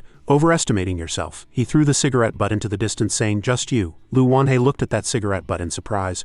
Raging fire instantly wrapped around her sword. A look of obvious surprise appeared on Lu Wan's face, thinking this guy is indeed rank 3. Throwing a cigarette butt has such power. Whoosh whoosh, the fierce flames forced Lu Wanhei to retreat to the distance. She slashed horizontally, dispersing the flames. "TCH," Lu Wanhei continued, "forget it. Want to kill you but cannot, plus there is an extra damn rogue." Lu Wanhei blew a flying kiss at them. "Stinky brat, I'll take your dog life another day. Bye-bye." After speaking, she walked to the wall and jumped down. Seeing this, Lu Benchong thought helplessly, ran away in the distance. The little ghost flew over to greet Chen Zhou. "Are you okay?" A Yan flew from the distance, riding on Big Cat's back. "Scared me to death." Zhang Yu also walked over. "Master, you two squat down." Lu Benchong reached out to pat his body, saying, "Young man has quite some ability, actually saved the whole Jinei with just one person's strength." Chen Zhou's body swayed with the rhythm. He fell to the ground. Seeing this, Lu Benchong panicked a bit. "Ah, Master Chen Zhou," the two disciples exclaimed. Zhang Yu walked up, holding him in her arms, greeting, "Master, what's wrong with you?" "Master." Yan saw this and shouted worriedly, "What's wrong with little treasure? Why did he suddenly faint?" The three formed a circle, pointing and scolding Lu Benchong. They said, "Damn human, you are done for. Truly sinister hearts, why did you hit him? Too excessive." The old man was rendered speechless by them. Lu Benchong was also dumbfounded. Zhu Egu walked over from the distance, hunching his back. "Dong Dong Yao, you are too amazing." In the distance, Lu Yuman draped his suit jacket over his shoulder with one hand, raising the other hand to wave greeting. He also spoke up. "Master Chen." Zhu Egu was surprised by the scene before him, exclaiming, "Heavens, what happened to Dong Dong Yao? Why is he lying on the ground?" Lu Yuman spoke up, "Quickly call an ambulance. He is our big hero. Absolutely nothing can happen to him." The people around appeared very excited at this moment, everyone cheering happily. The setting sun began to hide over the city. Chen Zhou was surrounded by everyone praising him. Zhu Egu praised, "Thank you for saving Jinei City. You are our hero." Another worshipping woman clapped, big hero, give me an autograph." Chen Zhou laughed triumphantly. Then other fans also surged up, "Big hero, I like you very much. Are you still single?" "I like you too, big hero. I love you super much." He looked toward the corner, seeing a man walking away. He said in surprise, Chen Zhou chased angrily, pointing at that person, shouting loudly, "Hey, which planet are you from?" Everyone was celebrating. Dong Dong Yao became a big hero. "Why are not you coming?" He reached out, wanting to grab him. "Hey, I am talking to you." He looked in surprise as the man's body suddenly dissipated. It turned out to be just a dream. Chen Zhou woke up in a panic, dancing with his hands and feet and shouting, startling director Li Qingshan. "Ouch, answer me." Li Qingshan asked cautiously in a whisper, Who is it? "You finally woke up. You have been sleeping for 3 days. Heard from old Zhu and the others that you saved the whole Jinei City." Chen Zhou curled his lip, answering, "Ah, Big Mountain, how come it is you?" Li Qingshan asked back uncertainly. Is Big Mountain calling me?" "What's wrong with you? Want to eat something?" Chen Zhou smiled gently and replied, "Nothing." Zhu Egu and the others ran in immediately upon hearing the news. Zhu Egu spoke up to greet, "Dong Dong Yao, are you okay?" Zhang Yu ran in hurriedly holding a lunchbox and said, "Master." Lu Yuman walked up joyfully. "That is great, high expert Chen, you finally woke up." Chen Zhou laughed brilliantly and happily. "Beloved disciple Dong Dong 7, old white hair, you all came." Zhang Yu ran up, opened the lunchbox and handed it to him. "Master, I made braised pork and potato chicken soup, all your favorites. Taste it quickly." Chen Zhou looked around absent-minded, wondering, "The teacher has no appetite right now." Only you guys came?" Zhu Egu immediately answered. "Yeah, otherwise who else?" He pondered for a while. Why did he always feel something was missing? Suddenly remembering something, he ran away hurriedly, Chen Zhou shouting while running, "That guy, where is he?" Zhu Egu turned his head and shouted, "Dong Dong Yao, where are you going?" Chen Zhou searched around the stone chair of Optimus Prime. "Hey." Optimus Prime turned his head helplessly and asked, "What are you doing? I'll blush if you take off my pants." Pulling at his pants to search, "Where are you?" Optimus Prime shouted, "Oh my Gatling gun cannot be exposed outside." Unable to find the person, Chen Zhou groped into the restroom again. He climbed up the door to look inside, looking at the security guard uncle who was relieving himself, and said loudly, "Do not hide, speak up." Then Chen Zhou took a broom to find Dr. Ah Yuan and threatened, Ah Yuan monkey says, where did you hide it? Ah Yuan immediately countered. Chen Zhou, you want an injection again, right? He was helpless and at his wit's end, saying, annoying, sure enough there are no good people in white coats. Late at night, Chen Zhou sat on the roof of his room. Staring blankly at the sky, his ghost-packed partners also appeared to congratulate him. The little ghost spoke first. Great, Chen Zhou, you finally woke up, finally someone to play with me. Ah Yan interrupted with a smile. Senior, Chen Zhou looked back absently. It is you guys? The little ghost walked closer, observing him with worry in her eyes. What's wrong with you? Look like a sad face. Ah Yan hurriedly interrupted, tone full of confusion. That is right, Senior, have not you become a big hero? Why are you still unhappy? Chen Zhou was silent for a long time, then spoke softly with contemplation. Big hero? He placed his hand gently on his chest, turned around, tone carrying a trace of confusion. I am not clear either, just feel a bit stinging here. Sadness suddenly surged in his heart. He dazedly recalled the days fighting side by side with that slime, then continued with a distant tone. Seems like something cannot be found. The little ghost crossed her arms, expression serious. Tried to comfort. It is okay, we'll help you find it. Big Cat's nose is the most sensitive. Let it handle it, we'll definitely find it. Big Cat seemed to understand the thought, immediately lowered its head, sniffing incessantly, meowing. Chen Zhou laughed heartily, sorrow dissipating a bit. Ha ha ha, good, it is good to have you guys. Suddenly he looked into the distance, tone surprised. At this moment in the hospital yard, Li Qingshan was busy distributing exorcism talismans to everyone, even plastering a corner of the wall full, fearing someone might be missed. A little ghost crossed her arms, tone calm. You have been sleeping for the past 2 days, so you do not know. Today is the Hungry Ghost Festival. They are using the protective talismans you drew before to keep safe. Chen Zhou froze, hurriedly asking, keep safe? Why? Ah Yan hurriedly explained, tone mixed with fear, describing the scene of ghosts surging like a bursting dam. Because every Hungry Ghost Festival, the ghost gate connecting the human world and ghost world opens, and countless ghost creatures enter the human world. She described with fear the scene of ghosts surging like a pot of exploding bees. In past years, the Soul Suppression Division and Exorcism Police Department would block the ghost creatures behind the ghost gate from invading the human world, but this year is different. The heavenly demon cult consumed too much of the Soul Suppression Division's power. Zhenei City very likely cannot withstand this ghost gate opening wide, so the people in the city are very worried. Chen Zhou suddenly remembered the scene of Zhu Egu and Luo Yaman leaving in a hurry.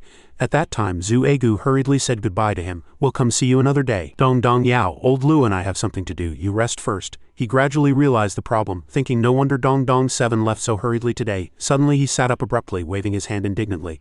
Where's the logic in this? Do they want to isolate planetary warrior Dong Dong Yao again? Such a big matter. If Dong Dong Yao does not act, they cannot solve it. His ghost-packed partners stared with wide eyes, looking blank. He nimbly climbed onto Big Cat's back, shouting heroically, let us go, we'll go look at that ghost gate too. Ah Yan blocked in panic, voice trembling. Ah, it is very dangerous over there. Senior, do not go. The little ghost frowned in confusion. Then are not you looking for the thing anymore? Chen Zhou's tone was serious, expression determined. Not looking anymore. Dong Dong Yao still has to protect the foolish humans. Let the past be the past. The little ghost nodded in agreement. Okay. Ah Yan shivered, trying to find an excuse to escape. Say, Senior, can I not go? Big Cat carried Chen Zhou rushing into the clouds. He shouted excitedly, charge! Big Cat also gave a loud cry. Meow meow. Ah Yan had already been grabbed tightly by the little ghost at this moment. Dragged behind, voice begging for mercy, full of fear. I'll go, little ghost sister, let go of me. Woo woo, the sky was shrouded in darkness, thunder rolling. Today is the Hungry Ghost Festival, a once-a-year festival. Ever since ghost energy revived, a ghost gate appears every Hungry Ghost Festival. Could it be? The nurse beside screamed in panic. Director, where are the protective talismans? The director hurriedly urged her. Quick, go find the ghost drawing talismans Chen Zhou drew. No, go find Chen Zhou to draw 2 more strokes quickly. Once it reaches the hour of the rat, the ghost gate will open and countless ghost creatures will flood into the human world. The director's face revealed extreme anxiety. This could be said to be a catastrophe for the human world, every year accompanied by slaughter and death. Not only that, this year the Soul Suppression Division's police force is severely depleted, afraid they cannot be counted on. The only thing to rely on right now is those small protective talismans. Li Qingshan held the talisman paper high, tone helpless. Are several thousand human lives going to depend on these papers again? The nurse ran over, panting. Director, Chen Zhou is not in the room, he disappeared. Ha, what did you say? What did you say? Li Qingshan was so shocked his jaw dropped. Where is he when needed, really? The camera turned to the street. People were evacuating in a hurry. All units attention. Evacuate in line. Do not push or cut in line. Zhang Yu reported urgently to the bureau chief. Bureau chief, bad news. Director Li called saying my master is missing. What? Why at this time of all times on the street? Group A cultivators had assembled in nervously arranged formations waiting for the enemy attack. District B and District C had also completed deployment. Director Luo Yaman stood on the roof saying to the person beside him, Uncle Master Lu, this year Janae's defense force is too weak. We can only rely on you. Rest assured everything is under control, but I heard you have a good relationship with that silly kid, right? Introduce us some other day. Silly kid, Uncle Master, you mean high expert Chen. Ha, is there something you need him for? Get back my great precious sword. He took a puff of strawberry cigarette while speaking. Behind him in the sky a huge roar echoed, tearing through the long sky. Chenjo rode Big Cat, taking the little ghost and Yan. Where exactly is it? I order you two to find the ghost gate within 1 minute. The little ghost pointed to the right. This way, definitely this way. No, should be the left. There are more cultivators over there. Big Cat, go over there quickly. Awa, which way do you actually want me to go? Two sisters. Big Cat was hovering. A bolt of lightning struck in front with a clang, scaring it because something suddenly appeared. Chenjo cheered. Something fell down. The little ghost hurriedly pointed over there. That super huge thing, is it the door? That colossus suddenly appeared majestically, making Chenjo stare with round eyes and open mouth in surprise. Below, the bureau chief sat in the command vehicle. The ghost gate has descended, comrades. The ghost creatures are about to attack. Hope everyone is mentally prepared. The director spoke through the walkie-talkie. All cultivators, listen to the order. Defend the homeland, protect the people, fight to the death. Everyone in position. Woo-woo. The director shrank in the corner, also seeing that huge door through the door crack. Chenjo, ah woo-woo-woo. Where exactly did you go at the critical moment? That door was wide and long. Big Cat hovered along the edge of the door. Everyone could not help but marvel. Too domineering. When shall we go visit this ghost gate together? After a while, they saw something rushing toward the ghost gate. Director, Someone wants to rush into the ghost gate. It is Chenjo. Shit, it really is him. Luo Yaman dared not believe it, hurriedly magnifying the telescope to confirm. Heavens! Uncle Master Lu was so shocked his scalp went numb, voice trembling. Could it be I have to say goodbye to my baby? My ancestors, my great precious sword, cannot let them go in. Finishing speaking, the two sped away. Chenjo was already standing in front of the gate, knocking bang bang nonstop. Ding dong, is anyone there? Open the door. The planet's noblest warrior came to knock. Or could it be no one is home? Senior, let us go back. There seem to be ghosts here. They seem very afraid of ghosts. Impossible. I know someone is home. You have the ability to hide inside. How come you do not have the ability to open the door? If you do not open the door for us, I'll go in myself. Ah, huff, ate too full tonight. Cannot use strength. What are you guys staring for? Come give me a hand quickly. Oh, coming. Okay. Add oil, heave ho. Push this door open together. Oh woo. Charge open quickly. Sure enough, the door opened a crack, smoke billowing. Those two were a step too late, just a little bit short of catching them. Holy crap, really opened. The two hurriedly turned around and ran, disregarding standing before the entrance where 10,000 ghosts might pour out. Saving life was the priority. Slip away quickly, quick. Chenjo pushed the door open, leaning his eye close to look inside. HMPH did not expect it to be so big behind this door. Is this the ghost world? Let me see, then let us go in together. Cough, we can enter ourselves. Hey, have not come out to welcome yet. Just as they stepped in, the door closed, attracting Chenjo's attention. But he was quickly called by the little ghost. Chenjo, come quickly. The director and Uncle Master Lu outside saw the door closed, toned surprised. What happened? Seems like it closed again. Again, what happened? No need to run. Inside, after passing through that door, they were lost in a completely unfamiliar world. Yoho did not expect it to be so big behind this door. Is this the ghost world? All pitch black, but cannot say for sure. Do not know. I am here for the first time too. Chenjo was full of interest in this ghostly place. He took big strides excitedly. Let us go quickly. Let us go look ahead. Definitely has something fun. Suddenly, Yan seemed to discover something strange, hurriedly waving to point ahead, voice trembling full of surprise. Say, senior, look, what is that over there? Instantly, a huge thing stood majestically before their eyes. New stuff surrounding fierce ghost hordes surged gloomily from all directions. They crawled slowly, yet approached this group of people full of threat. Heavens, really have ghosts? Looks like everyone was surrounded on all sides. Roar. Those ghosts jumped over frantically, looking like they wanted to tear Chenjo and companions apart to swallow. We were discovered. Too scary. You guys are too arrogant. Let you taste my power. He moved his hands and feet, ready to kick butt. Although exposed, the situation was indeed terrifying, but they were fearless, ready to fight everything. So many ghosts, but refused to open the door to welcome Dong Yao. Truly no manners. Looks like they completely do not understand rules. Watch me give you some color to see. Suddenly everyone thought he would punch the leading ghost directly in the face. Thought he would punch that ghost's face directly. How come he got beaten back instead? Painful screams echoed. Looks like a painful fall, right? Fell far away. That fall wasn't light. Chenjo fell on the uneven ground, rolling a few times. The little ghost was a bit worried, not knowing if he was seriously injured. Damn it, ouch, too painful. This guy actually ambushed me. He rolled, covering his face, expression twisted in pain. Seeing that appearance, the little ghost suddenly doubted, although not knowing the reason. It seemed his unique power had disappeared. Sure enough, Chenjo at this moment looked much weaker. The ghost horde took the opportunity to surge up, attacking them frantically. Roar, quick. Protect Chenjo. Dare to hurt him. We definitely will not let you off, the little ghost shouted, simultaneously unleashing a ruthless move. Just with a light wave of that small hand, a force erupted, hitting until flesh and blood flew, instantly eliminating that troublemaking ghost. Suddenly, dazzling light flashed on her body as if injected with abundant energy. Seems like every time I kill a ghost I become a bit stronger. She glanced aside, seeing Big Cat also rushing into the battlefield with hot blood. Tearing and biting nonstop, its power also seems to have increased a bit. She cheered excitedly. Big Cat, you also became stronger? Sure enough, I did not guess wrong. After taking the counterattack, Chenjo froze in place, face blank. Why could not he fight back? Impossible, absolutely impossible. Must be because the posture just now wasn't standard. Nova Yan stood aside, scared stiff, daring not move. The little ghost hurriedly urged, "Heavens, big-breasted woman, do not be afraid of them. Kill monsters to level up quickly. I will work hard." Although she said so, she still revealed extreme fear. In the void, an evil ghost suddenly drilled out and rushed straight at Yan, scaring the wits out of her. This is bad. She was forced to strike back in self-defense. Ghost domain boost. Who are you trying to scare? Hurry up and attack. Go die, you ghost. The move erupted like thunder and lightning, and that evil ghost was instantly stunned in place, unable to move. "Ah, you were the one who hit me just now, right?" Chenjo recognized it at a glance. This familiar face flashed through his memory. "Now I want revenge. Take this. Damn it, I gave you face, did not I? Take this." As he spoke, he swung his fist straight at the evil ghost's face. Seeing the evil ghost knocked down, Yan secretly rejoiced. "Success, senior. Rest assured we will definitely protect you well." HMPH, how come I hear you saying this? Dong Dong Yao needs your protection. Should be killing them, that is right. Outside, Bureau Chief Zhu and Uncle Master Lu were still guarding their original spot. Bureau Chief Zhu said, full of suspicion, "The hour of the rat has passed. The ghost gates in other cities have all opened. How come there is no movement at our ghost gate? It is really strange. Could it be High Expert Chen killed all the ghost creatures behind the gate? That would be too domineering." Lu Benchong shook his head in rebuttal, looking skeptical.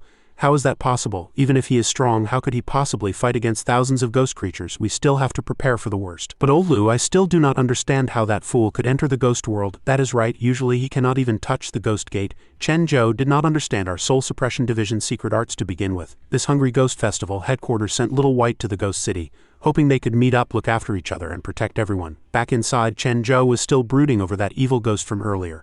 "That ghost, if you have the guts, gut up, let us fight another 300 rounds. Yan hurriedly interrupted, her voice a bit stuttering. Yan is only at severe ghost level, but Little Ghost and Big Cat have become stronger. Are they ghost generals now? What sauce? Soy sauce?" Chen Zhou did not hear clearly. Muttering, Chen Zhou did not hear clearly. Just walked forward to take a look. They stopped in front of a strange bridge. Bridge of helplessness. Then this is the river of forgetfulness. Heard that only after crossing the river does one truly arrive in the ghost world. Hearing this, Chen Zhou could not hold back the excitement in his heart. "Then what are we waiting for? Cross the bridge." "Wait a minute, senior. I heard the bridge of helplessness does not ferry the living." Despite this, they decided to proceed. But this bridge looked very eerie, twisting incessantly as if deliberately trying to throw them off. Even so, they set off. But why was this bridge so strange, twisting back and forth as if to push them down? "Bad news, this bridge eats people. Hold on to me quickly." Chen Zhou was suddenly swallowed. Miserable screams echoing. Chen Zhou was howling as if being devoured. "Oh my, why is it so heavy, like something is working against us? Add oil, add oil." The little ghost used all her might, gritting her teeth unwillingly. The little ghost exerted herself to the limit, refusing to believe she would fail here. "Damn it, I do not believe it." The two girls struggled together to pull Chen Zhou out of the bridge's envelopment. Finally, he was flung into midair. A shrill scream came. The two girls were exerting force, trying to help Chen Zhou break free from that bridge. Then he was thrown high into the sky. He screamed, probably flew too far. Chen Zhou, Senior Chen, woo woo woo, wonder if he is okay." They hurriedly ran over to search. They quickly ran in that direction to find him. He spoke while drilling out of a sea of red-dyed flowers. "Heavens, where is this? A sea of flowers? Wow, the flowers are so beautiful. Is this the legendary flower of the other shore? Senior, look quick, look quick. How is this wreath I just made? Quick, make a fiery red one for me too beautiful." Chen Zhou wore it on his head, face beaming. Chen Zhou wore it on his head, asking if it was beautiful. "Extremely beautiful." He, Chen Zhou is the most beautiful person in the world, ha ha ha. He felt satisfied with the little ghost's praise. Heart full of joy, Chen Zhou was content with Dong Dong Yao's praise. "I am the most beautiful person in the world," just as he was immersed in dancing among the flowers. Suddenly a figure slowly appeared in the distance, attracting everyone's gaze. Suddenly someone appeared in the distance, drawing attention. "Yo, look who this is, smelly brat. We meet again." Behind that woman followed two lackeys. "What a coincidence meeting again." Lu Wanhei spoke up to welcome. He, Minister Lu. "Is he that mental patient you mentioned? What a coincidence, he actually came to the ghost world too. Should we kill him?" The two subordinates began to provoke and launched an attack. Big Cat let out a fierce low roar and rushed up to protect its master, but Chen Zhou just could not remember. Smelly woman lingering like a ghost. Perhaps the little ghost could not forget this face, so she roared low. Smelly brat's memory forgot big sister so quickly. Lu Wanhei took out her weapon as she spoke. "Sure enough, men are all of this virtue. Then how about dying under big sister's blade today?" As soon as the voice fell, Big Cat and the little ghost charged simultaneously. Those two subordinates also stepped forward to engage. "Haha, animal, I'll play with you." The two sides fought in a melee, blades and swords flashing, the scene spiraling out of control. The two sides rushed together, slashing and killing, moves flying wildly, evenly matched. Everyone is busy. "Since it is like this, then I'll go kill that smelly brat." That woman gripped her weapon tight, flying toward Chen Zhou. The little ghost hurriedly rushed out to block in the middle. Those subordinates also suffered from this little one's attacks. Those subordinates also took heavy hits from this little girl. The little girl smashed down with a move. "Old hag, go to die." but this woman dodged it. Yo, little sister became stronger but still as rude as before. One of them, Elder Shang, saw she seemed to have an opponent. Then let this old man meet this mental patient. What did you say? Actually dare to scold Dong Dong Yao's companion, meaning looking down on Dong Dong Yao, this mental patient. Before he finished speaking, Yan had already rushed up at high speed and kicked the old man. Beat you to death. This damn girl, ha, a mere small ghost, overestimating yourself, daring to hit this old man.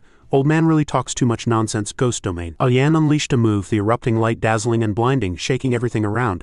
Yan unleashed a move to expand, the exploding light blinding the scene before eyes. This magnificent scene seemed to freeze Chen Zhou. He stood motionless. He was alone below, seemingly enjoying their battle.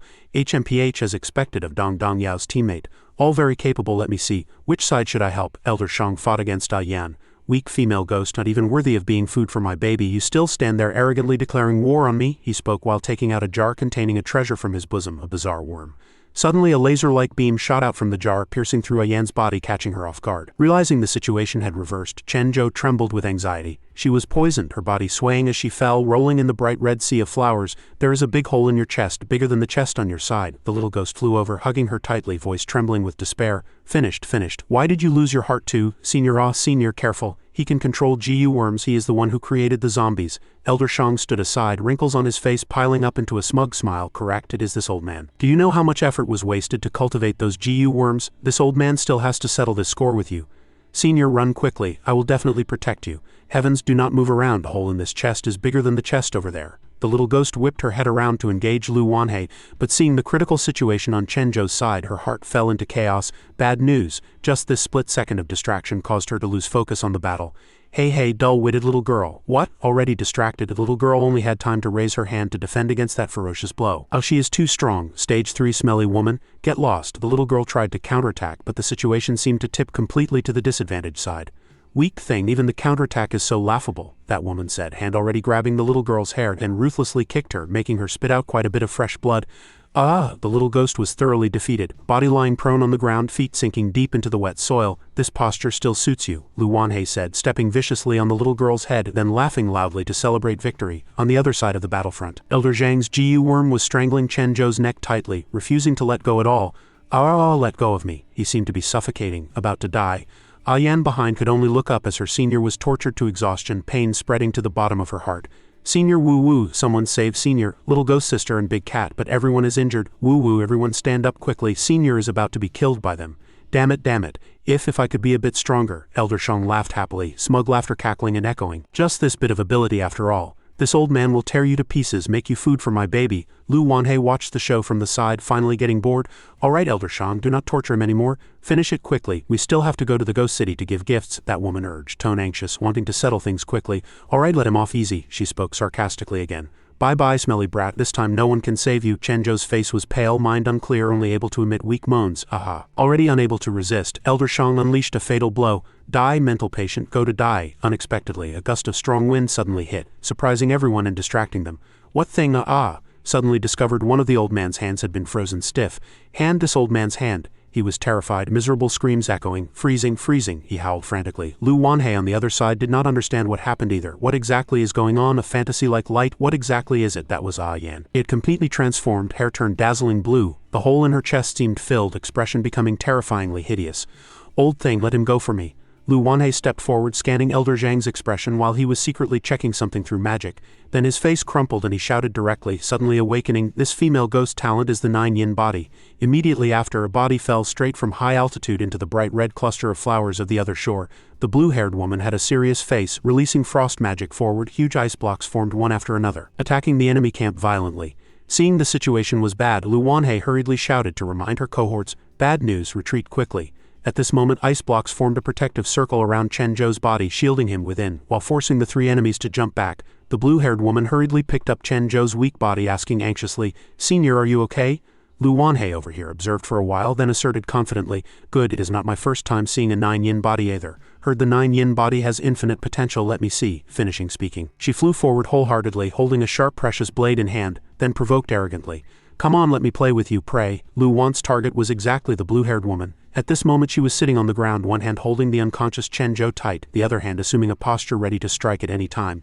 Just then, the blue-haired woman seized the opportunity, summoning thousands of sharp ice blocks shooting straight ahead. Stop! Ice blocks attacked Lu Wanhei like a storm, but this woman was agile, skillfully dodging that terrifying attack. She thought this was cool, evaluating smugly. Haha, speed is a bit slow, force is not bad though. Saying this, Lu Wanhei turned and flew over, conjuring countless deep purple energies from the magic blade.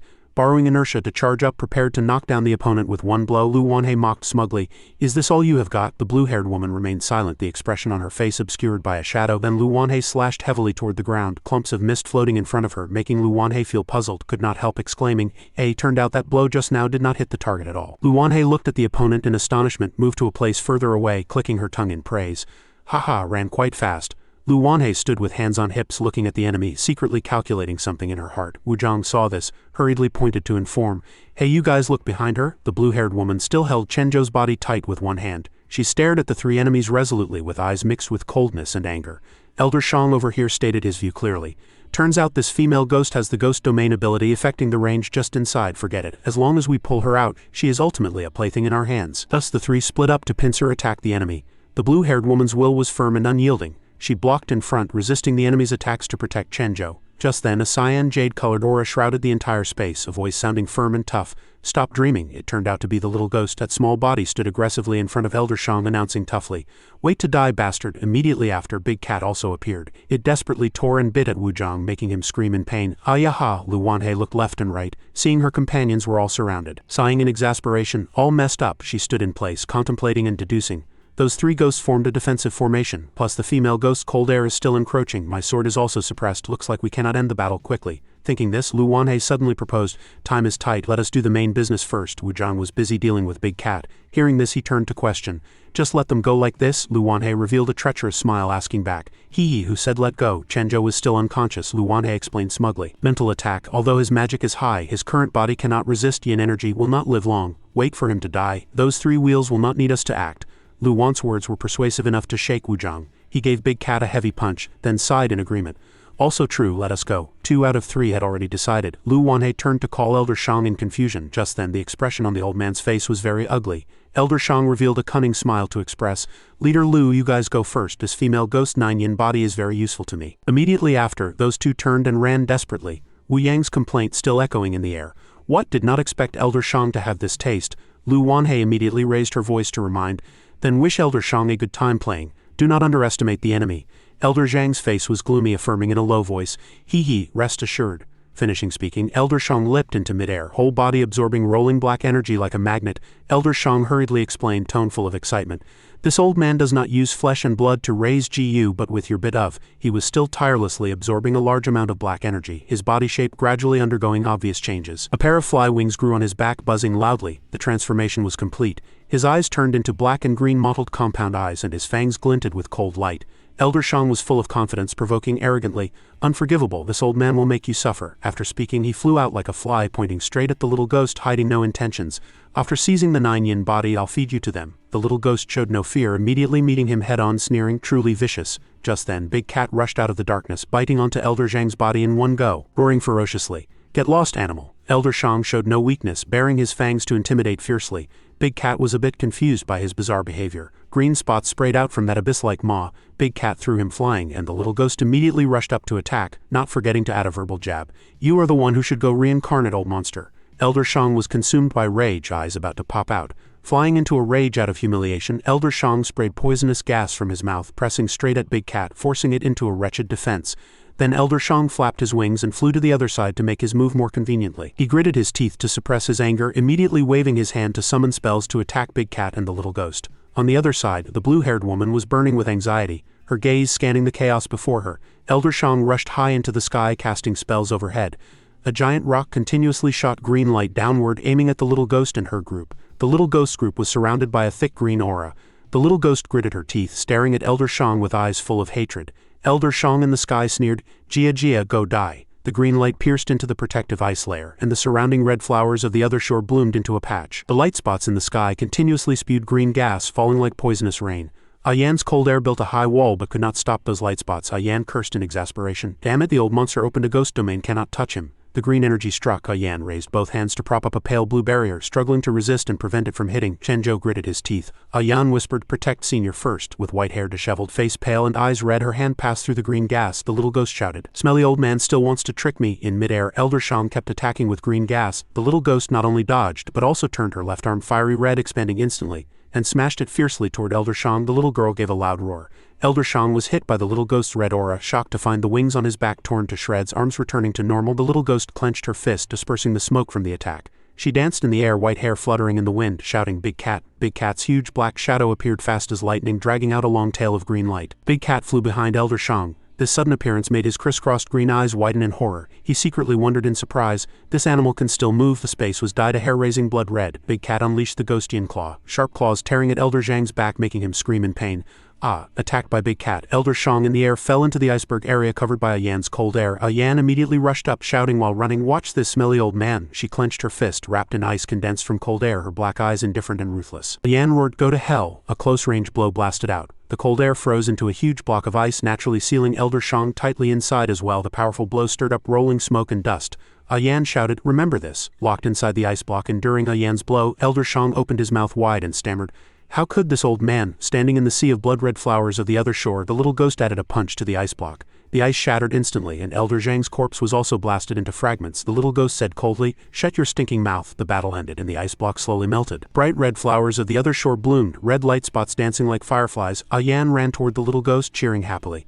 "Little ghost sister, you are all okay, that is great." The little ghost also ran toward Yan, shouting excitedly, "Big-breasted woman." Big Cat also cried out, "Meow." The flowers of the other shore were dazzlingly red. Yan ran to hug the little ghost. Amidst the surprise of the little girl and Big Cat sat watching the little ghost and Yan. The little ghost called out, "Little ghost sister." Yan stammered, Yan." Suddenly she wailed loudly, tears flowing down her cheeks. Yan choked with sobs. Yan protects Senior. Yan is useless. Patting Yan's head, the little ghost smiled mischievously and comforted, "Hee, it is okay. Yan is our good friend." Big Cat beside them also meowed twice in encouragement. "Meow, meow." Yan still cried while speaking, "Meow, yeah, the ghost world is so scary, sister, hug me." Yan was just about to pounce to hug the little ghost, but the little girl was quick-eyed and deft-handed, kicking Yan in the face to stop her, looking disgusted. "You're snot." A scream resonated through the sea of red flowers of the other shore. Chenjo was so angry his face scrunched up into a ball, then he roared, "Annoying, what is that guy hugging for?" Seeing him, the little ghost called out, "Chenjo." Yan beside her cheered happily. "Senior, you woke up in the sea of red flowers." Chenjo huffed and puffed, rolling up his sleeves and cursing, "Hateful guy, where did you hide? Let me drag you out and beat you up to relieve my anger." Yan and the little ghost, Big Cat, sat watching Chenjo lose his temper. The little ghost asked, "Is he talking about the heavenly demon cult with noses growing long?" Yan and the little ghost boasted confidently. Yan hands on hips, patting her chest. "The old monster is dead, little ghost sister, and I defeated him." The little ghost, hands on hips, said, "Hee, we three are truly mighty. Just a pity we let that woman run away." Big Cat behind puffed up its muscles, meowing once. "Meow." Chenjo beat the three until their heads were full of bumps, pointing and saying, "Do not brag. How could it be possible to win relying on you guys?" Adoring eyes, Yan said, Really is Senior's credit. The Senior in the dream granted us power." The little ghost scratched her head, turning to look at Yan in confusion. Under Chenjo's gaze, Yan continued, "Senior is the most powerful person in the world, guiding the way for us." Chenjo, hands on hips, giggling, "Haha, knew it was like this. Haha, Dong Dong Yao can kill enemies even while sleeping." The little ghost turned to whisper to Yan, "Who did you learn these bootlicking skills from?" Yan looked innocent. "Learned from the bureau chief of the exorcism police department." "What's wrong, sister?" the little ghost said helplessly.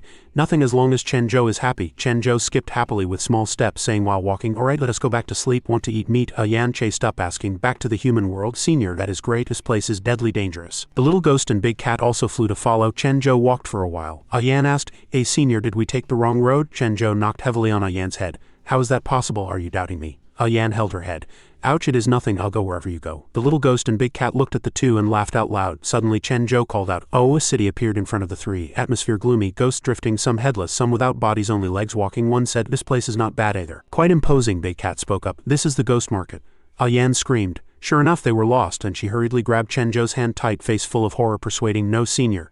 Yan heard people from the Soul Suppression Division say, "The ghost world has an independently existing ghost market. There are many treasures there, but countless powerful ghost creatures eating people without spitting out bones." A light of excitement flashed in Chenjo's eyes, asking, "Treasures?" Yan urged, "Let us leave quickly." "Hey," she turned her head sharply. But those two and Big Cat were gone. It turned out the three had already slipped to the ghost market city gate. Chenjo skipped with small steps, face glowing with radiance. The little ghost turned and waved, "Let us go, big-breasted woman." Yan was startled. "I'll wait for me." Together with the three, they passed a guard, face only mere white bones, holding a spear, head lowered in deep sleep, then passed another guard, head hanging on the city wall, also dreaming. A notice hung on the wall: mortals entering the market take note, no noise, no forced buying or selling, no fighting, otherwise go to the Ghost King's manor for tea. The group suddenly stopped, the little ghost and Big Cat dazed, Yan scared pale. Chen-jo spoke. Oh, inside the city, countless ghosts drifted and wandered wearing all kinds of clothes from gorgeous ancient costumes to fashionable modern outfits. Of course, since it was a ghost market, the atmosphere was shrouded in gloomy chill. The ghosts turned in unison, gazes focusing on Chen-jo's group. Chen-jo asked, "These guys look really weird, like a costume party." Yan hurriedly explained, "Stop, senior, you are too rude. Because they died too long ago, coming from different dynasties, so their dressing is different." A sharp voice rang out, "This little brother." Chen-jo turned back. A ghost with a face like withered bones, face covered in ash and dirt, draped in a tattered black robe with a candle emitting green smoke on the table, spoke up. That ghost said, "This little brother." Chen-jo looked at that ghost. The insidious smile and cunning eyes made him shiver. Did that ghost say living person? Yan, the little ghost, and Big Cat's faces immediately tightened, highly vigilant. Chen-jo waved his hand, face full of disgust. "Do I know you? Seeing your old age, stay away from me, old woman." The ghost emitted weird green gas all over, one hand reaching into the robe, rummaging, other hand pointing out. The ghost laughing, hee hee, little brother, do not rush, old woman, I have treasures to show you. She took out a box and opened it, inside flickering with 3 black pills emitting foul black smoke. The ghost tempted. "This is ghost grass pill, can boost strength for a short time, only effective on living humans. Hee, seeing little brother is extraordinarily handsome. I only charge 5 yen for each." The black pills in the box emitted a foul smell. Big Cat rolled its eyes, smelling it, opening its mouth, wanting to vomit. Chen-jo took a breath. "Looks quite delicious." The little ghost covered her nose. "Chen-jo, do not get excited, stinks to death, do not eat." Yan also covered her nose, persuading. "Right, and where do you have money?" The old woman spoke. "No, money does not matter, we can barter." The old woman revealed a cruel smile, eyes flickering with weird green light. She said, "Living person's heart, liver and lungs, old woman, I accept all." The old woman poked Chen-jo's chest and pointed at the black pills in the box. Watching Chen-jo pick up the box, her fingers suspended in the air, smiling and saying, "How about it, little brother, decided?" Yan whispered to Chen-jo from the side. "This color. Senior, we better not." The little ghost looked vigilant. "Chen-jo, do not listen to her. Let us go. This old woman has no good intentions." Chen-jo looked at the things in the box and gave an picking up the box, expression a bit conflicted. Chen-jo said, "I get a stomachache easily eating street food, better forget it." The old woman waved her suspended hand, putting on a look of regret. She said, all right, ghost grass pill is a huge opportunity. Looks like you have no fortune to enjoy this opportunity." Chen-jo asked in surprise. "Opportunity?" hand grabbing the box. Chen-jo slapped the old woman's hand, saying excitedly, "Good, I'll swap with you. This is my heart and liver." The old woman looked at the red flower wreath in her hand, confused. Chen-jo's group turned and walked away. Chen-jo said happily, "Haha, everyone tasted quickly." Yan refused. "No, I am also afraid of stomachache." The old woman held the flower wreath in one hand, waving the other, shouting, Wait, this is a flower of the other shore, do not go." She knelt on the ground, shouting, "Stop. Actually dared to trick old woman me, simply robbery. Return the ghost grass pills to me." Chen-jo turned back. Bent down to pick up the flower wreath and put it on the old woman's head. Chen-jo laughed. "Is not it treasure for treasure? This is my little heart, sweetheart, just picked, still fresh." Wearing the flower wreath, the old woman screamed in anger. "Bullying ghosts too much, are you a mental patient?" All ghosts on the street turned to look upon hearing the shout.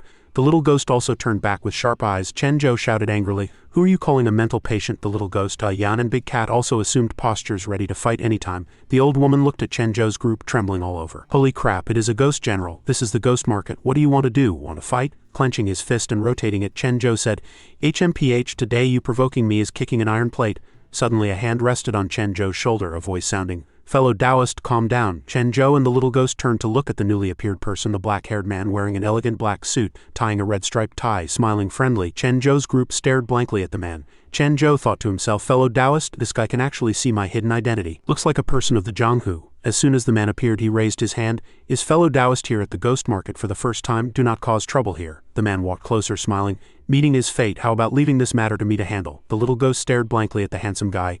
Yan whispered in Chen-jo's ear, "Senior, that person is not a ghost, he is a living human." Chen-jo giggled and answered, I know, he is not simple. He is Dong Dong Yao's fellow Taoist." Reaching into his inner pocket, the man looked at the old woman, smiling.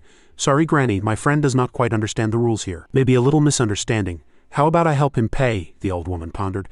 "Actually, someone helping, truly nonsense, absolutely cannot let them settle privately." The old woman suddenly held the flower wreath in her hand, smiling happily in the man's surprised gaze. No need. A young man's transaction with old woman me has no problem. Do not take it to heart." While confused, the man turned to smile friendly at Chen-jo's group, wondering in his heart about the old woman's attitude. Why suddenly so easy to talk to, revealing a brilliant smile. The youth said, "Is that so? That could not be better." The youth and Chen-jo's group turned to leave. The youth asked Chen-jo, "How should I address you, fellow Taoist? I see you guys do not seem to understand the ghost market's rules." Chen-jo immediately chimed in. This poor Taoist is surnamed Chen. Tell me about the rules. The old woman watched their backs thinking, HMPH, bullying an old woman will not end well. I am going to report to the Ghost King's manor. There are living people robbing in the ghost market. Chen Zhou's group sat in a remote corner talking, pointing serious expressions. The youth in the suit said, so the ghost market's rules are no loud noises, no forced buying or selling, and no fighting. Violating the rules will anger the Ghost King, and the consequences are severe. Chen Zhou's trio started discussing. The little ghost crossed her arms. So that is how it is? That old woman just now wanted 2 more flower wreaths. Yan's eyes lit up. It really was because she felt Yan's craftsmanship was very good. Chen Zhou, hands on hips, nodded. Correct, that is it. Dong Dong Yao even mistakenly thought she wanted to bully Dong Dong Yao. Watching the heatedly discussing trio, the youth thought secretly, oh, they understood. Chen Zhou happily ran over and grasped the youth's hand, saying, fellow Taoist, thank you. If not for you, Dong Dong Yao would have fought that old woman just now. The youth also happily held Chen Zhou's hand. Fellow Taoist, Chen is too polite, went away from home. One more friend means one more path. I am Bai Zhengcheng, if you do not mind, just call me Little Bai. Chen Zhou said, mind. Dong Dong Yao will still call you fellow Taoist Bai. Bai Zhengcheng nodded, silently observing Chen Zhou's group, a thought flashing through his mind. Looking at this person's innocent heart, he should not be a treacherous villain like the heavenly demon cult. He is clearly just an ordinary mortal, so why are there so many high-level ghost creatures surrounding him? He must be hiding some big secret. If I can befriend him, it might be of huge benefit to the Soul Suppression Division. Suddenly, Chen Zhou whipped his head around, asking curiously, what are you doing here? Looking at Chen Zhou's brilliant face, Bai Zhengcheng stroked his chin and thought, every year when the Ghost Gate opens wide, headquarters sends people to the ghost market to purchase treasures and magical artifacts. With good luck, one can encounter great opportunities. As far as I know, rogue cultivators usually do not like the Soul Suppression Division, so it is best not to reveal too much. He revealed a warm smile and answered, haha, fellow Taoist, Chen may not know, but the merchandise circulating in the ghost market are treasures without exception. I came this time just to hunt for a few treasures suitable for myself. Chen Zhou stroked his chin, a face full of contemplation, leaving Yan, the little ghost, and Big Cat dumbfounded. Done for, this guy is also here for treasures. What if he likes the same one as me? I have to keep an eye on him, Bai Zhengcheng asked. Fellow Taoist, Chen, what's wrong? Chen Zhou suddenly grabbed Bai Zhengcheng's hand tightly, saying heroically, fellow Taoist, Bai's business is my business. Then he dragged him along and continued walking, saying, follow me, I'll help you find treasures. Being dragged by Chen Zhou, Bai Zhengcheng was startled. Hey, what's wrong? Suddenly the two stopped in front of a red-clothed boss's stall. Chen Zhou turned his head and said excitedly, fellow Taoist Bai, look at these, do you fancy any? Tell me if you like any, I'll give them to you. Seeing customers, the stall owner immediately beamed with smiles, waving, what would the honored guests like to buy? Feel free to look, feel free to look. Bai Zhengcheng pointed at the things on the stall, his tone a bit hesitant. This is not quite appropriate, right? Chen Zhou waved his big hand. Children of the Zhonghu must repay kindness. Pick whatever you want, all costs are on Dong Dong Yao. Bai Zhengcheng scratched his head and smiled awkwardly. Then I'll respectfully accept. Yan turned to whisper to the little ghost sister, where do we have money? What do we spend? The little ghost answered crisply. Do not know, it does not matter. Chen Zhou will have a way. Looking at the magic treasures on the table, Bai Zhengcheng cheered excitedly. Soul-hooking melon, bloodblade knife, netherworld drum, too amazing. These are all stage 4 magical artifacts. Stall owner hurriedly followed the conversation. The honored guest truly has good eyes. These are all good treasures. Chen Zhou stood to the side, his face darkening a few shades, arms crossed in thought. He likes this kind of trash too. Sure enough, his brain is like wood. Could it be fellow Taoist Bai only likes waste products? Then I have to help him. Chen Zhou reached out his hand, tone decisive. Wrap up everything my fellow Taoist looked at just now. The stall owner's eyes lit up, agreeing hastily. All right, right away. Guess that is a total of 30,000 ghost coins. Bai Zhengcheng was stunned. Fellow Taoist Chen. The boss handed the wrapped items to Bai Zhengcheng to hold. Chen Zhou rummaged through Big Cat's bag while saying, what does this count as? Fellow Taoist Bai, no need to be polite with me, take it. He threw a pile of flowers onto the table, leaving both Bai Zhengcheng and the shopkeeper stunned. Chen Zhou said no need for change. Then he told Bai Zhengcheng to go somewhere else. Looking at the bulging package in his arms, Bai Zhengcheng's face turned pale, cold sweat streaming down, whispering, this package is too heavy, right? Too heavy, too heavy.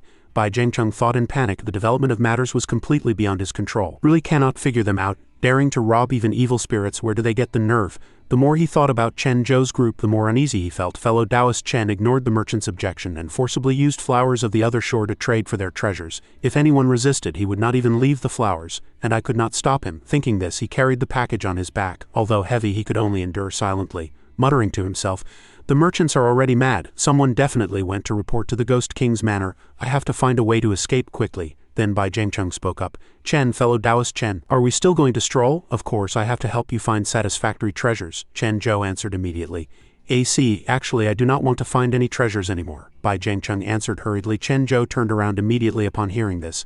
Fellow Taoist Bai, no need to be polite with me. Tell me whatever you want. Bai Zhengcheng smiled bitterly. Oh okay, but senior, no shops are open anymore. Why are we still here? Yan spoke up. The small vendors nowadays really like to slack off. Clearly there are still customers. Why close the door? Chen Zhou asked. Exactly. Yan nodded repeatedly in agreement. Bai Zhengcheng raised his middle finger to the side, a sinister smile on his face, thinking, who is the reason they closed their doors? Suddenly Chen Zhou had a flash of inspiration, clapping his hands. I got it, let us set up a stall, restore this street's prosperity. The surrounding people were stunned hearing this. Ha? Yan doubted. Does Senior know how to sell things? Of course. Dong Dong Yao is the universe's #1 capitalist. Look how many useless treasures we have. Chen Zhou patted that big package and said. Bai Zhengcheng held that bag of treasures speechless. Weren't these bought for me? Chen Zhou pointed at the small vendors behind and muttered, and I see they seem to want treasures very much. Great, we can definitely make a big profit. Hearing Chen Zhou say this, everyone cheered. Bai Zhengcheng stood in the corner at this moment, thinking he could not delay any longer. Fellow Taoist Chen plays too wild, better not mess around with him. Looking at the weapons and treasures laid out in front, the little ghost gestured and asked Chen Zhou, can this be sold too? Seems useless, all a bit broken. Do not care, just lay them all out, he answered. Bai Zhengcheng saw 2 great swords and stammered, Fellow Taoist Chen, I remembered I have a little, he thought. Are not these Uncle Master Lu's Yin Yang 2 instrument swords? How are they here? He hurriedly picked up the 2 swords and asked fellow Taoist Chen, where did you get these swords? This, a smoking ghost gave them to me. Chen Zhou answered, the smoking ghost must be Uncle Master Lu. Uncle Master Lu is so strong, yet he gave the swords that accompanied him for years to someone else? Could it be? Bai Zhengcheng thought for a while, looking at Chen Zhou, thinking secretly, he is a peerless expert. Fellow Taoist Chen, these swords are of extraordinary significance to me. I wonder if you could bear to part with them and transfer them to me. Bai Zhengcheng picked up the swords and said excitedly, so fellow Taoist Bai likes these swords, then what to do? Chen Zhou stroked his chin and said, rest assured, I definitely will not let fellow Taoist Chen suffer a loss. Just name your price for how many ghost coins you want. Bai Zhengcheng shouted. Chen Zhou thought again, ghost coins? Then he turned to shout at Yan, what, 50,000? How can that be? Fellow Taoist Bai is our good fellow Taoist. Yan sat to the side, startled by his words, eyes wide and face blank. 50,000 back then. Uncle Master Lu bought this set of swords at the ghost market too, seemed to have spent over $1 million. Bai Zhengcheng thought silently, then closed the deal. He took out a bag of money, carried the 2 swords on his back and said, crying, you are not allowed to go back on your word. Watching Bai Zhengcheng crying and sniffling, Chen Zhou panicked. Why is he crying? Could it be I took too much? Must be. 50,000 might be a bit too excessive. Yan muttered, then what to do? Should we refund him a little? No, Senior keeps his word, we cannot go back on it, better think of another way. All right, do not cry. Chen Zhou patted Bai Zhengcheng's shoulder to comfort him. The money cannot be refunded, but take all these things. Chen Zhou pointed at that pile of treasures and added, what do you mean? Bai Zhengcheng asked blankly. Finishing speaking, Chen Zhou packed up that pile of things and stuffed them into Bai Zhengcheng's hands. Dong Dong Yao keeps his word, so you do not need to feel bad. These are all yours, you go. Looking at the things in his hand, Bai Zhengcheng stared with wide eyes. My task this time was to purchase treasures at the ghost market. Now the ghost coins are spent and the things all belong to me? Suddenly a group of people appeared in the distance. My lord, it is them, my lord. They robbed my things and broke the ghost market's rules. You must seek justice for us. The old woman was aggressive. Exactly. Now they are even setting up a stall selling our things to make money. Someone shouted. Seeing this group of ghosts surrounding them, Chen Zhou's group hurriedly retreated. Mortals are truly bold, daring to cause trouble in the ghost market. Tired of living? A guy shouted loudly. Bai Zhengcheng worried in the back, thinking, bad news, the people from the Ghost King's manor came after all, absolutely cannot have a conflict with them. Look at that bulging bag in his hand, it must be the illicit money earned from selling the swords. The old woman spoke up. Screw your grandma, Daddy's money was earned selling those swords, what does it have to do with your trash? Chen Zhou immediately chimed in. Tone excited, these bastards spitting blood to frame people, you guys go. Dong Dong Yao is not afraid of you. Chen Zhou retorted aggressively. My lord, did you see he is so fierce and says he did not rob things? Do you think that is okay? You are talking nonsense. Dong Dong Yao never robs other people's things, Chen Zhou added. Audacious, cut the crap. He said he sold those 2 swords, then whose goods were those double swords? No one claimed them. Very well, mortal, I ask you one more time, are the things robbed from these merchants in your hands? That ghost official asked with a dark face. No, those are all fellow Taoist Bai's things. Bai Zhengcheng was at a loss hearing this. Heart in a mess, thinking secretly, why do I feel something is very wrong with this matter? Did I fall into a trap? Bai Zhengcheng stammered. Fear in his heart surging, suddenly a treasure rolled out of his hand, startling him. Seeing this scene, that group of ghosts immediately pointed at his face. It is this is my family's treasure vase, now stolen by this guy. Ghost officer, my lord must catch him. Facing this group of angry evil ghosts, Bai Zhengcheng hurriedly waved his hands trying to explain. Wait, everyone, listen to my explanation. Explain what? What are you doing? Want to rob my fellow Taoist things? Chen Zhou shouted. Then turned to comfort Bai Zhengcheng gently. Fellow Taoist, yours is yours, take it. But Bai Zhengcheng answered, stammering, I see, I cannot wash myself clean even if I jump into the Yellow River. The task this time was to acquire the ghost market's treasures. Now my task counts as overfulfilled, better hurry back to the human world, Bai Zhengcheng thought, then hurriedly hugged the treasures and slipped away. He ran away, the ghost horde shouted. Anger erupted, they shouted while chasing. Damn it, audacious mortal, still dare to run, everyone chase quickly. You dare to break the ghost market's rules, we'll chop you into pieces to make soup. Chen Zhou stood in the angry ghost crowd, pushed until dizzy. Do not you guys rely on numbers to bully my good fellow Taoist. The little ghost said worriedly from the side. Chen Zhou, are you okay, fellow Taoist? Do not be afraid. Dong Dong Yao will protect you. Chen Zhou said while rushing in Bai Zhengcheng's direction. Senior, it is this way.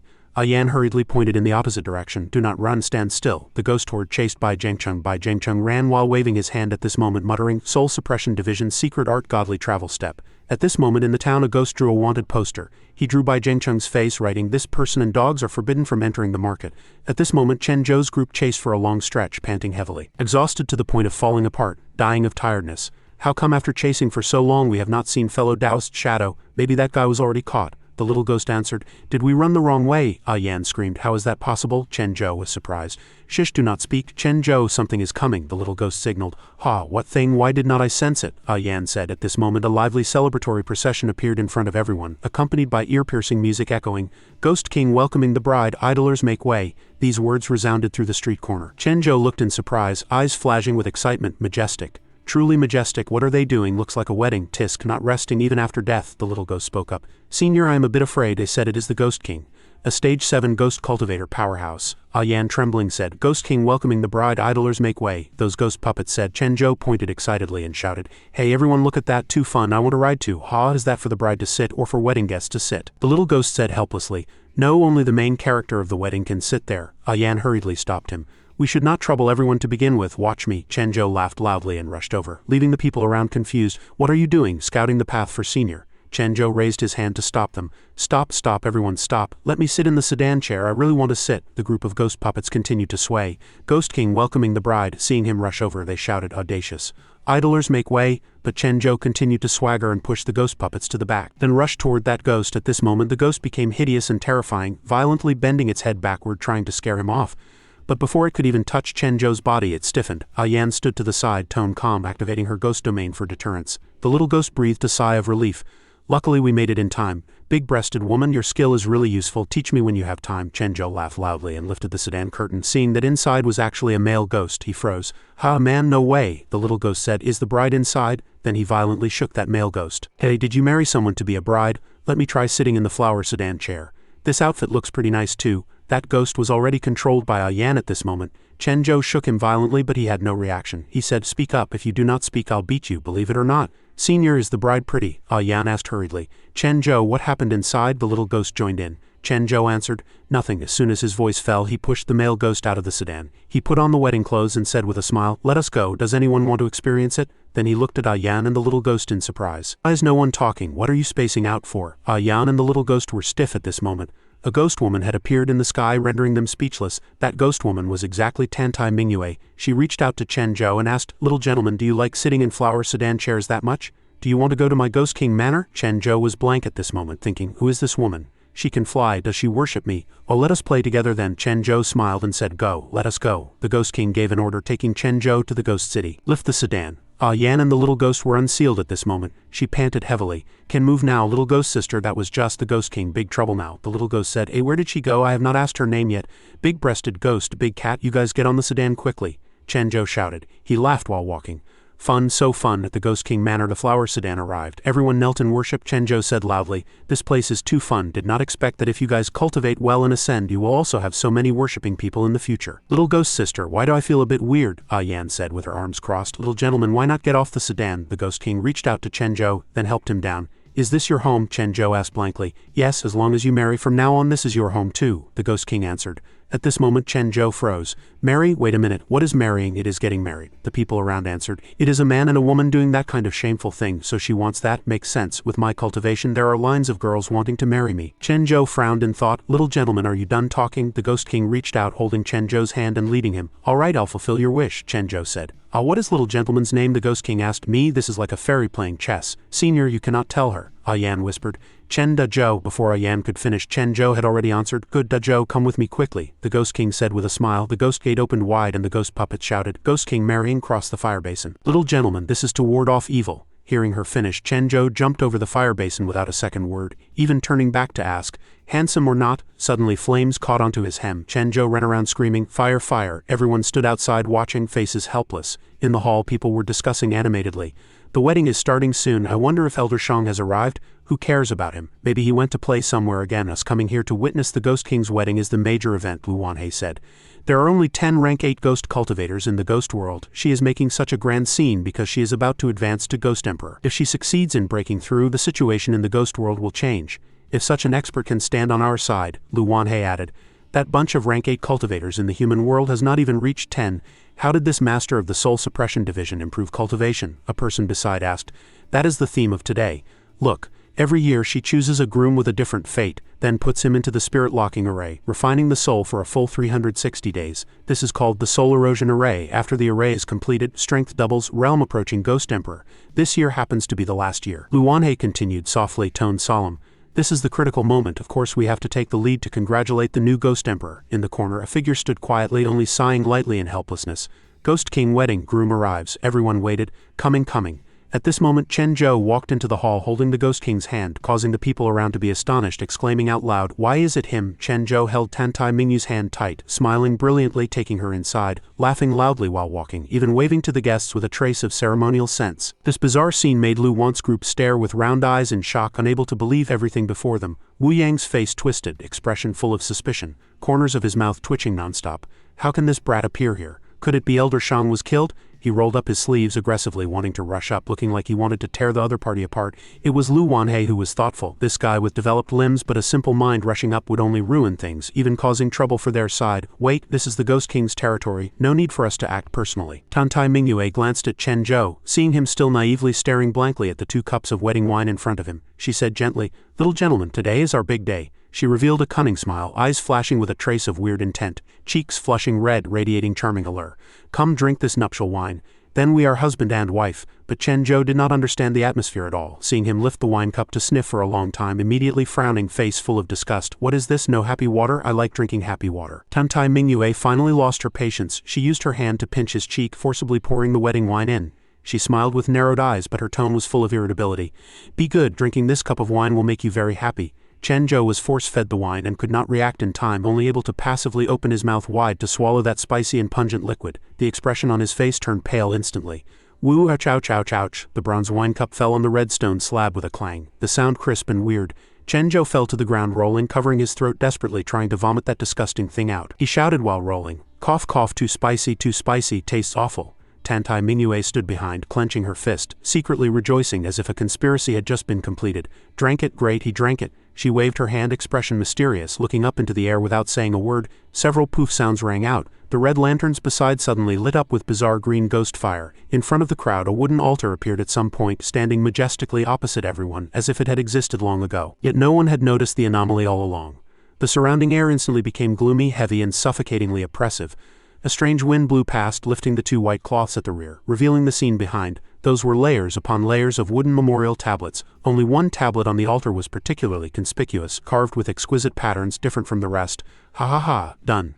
Tantai Mingyu's face changed instantly. The originally beautiful eyes now sank deep into the sockets, thoroughly dyed terrifying pitch black. She looked up to the sky and laughed, black nails growing long weirdly. Red-dressed bride from just now turned into a terrifying female ghost at this moment.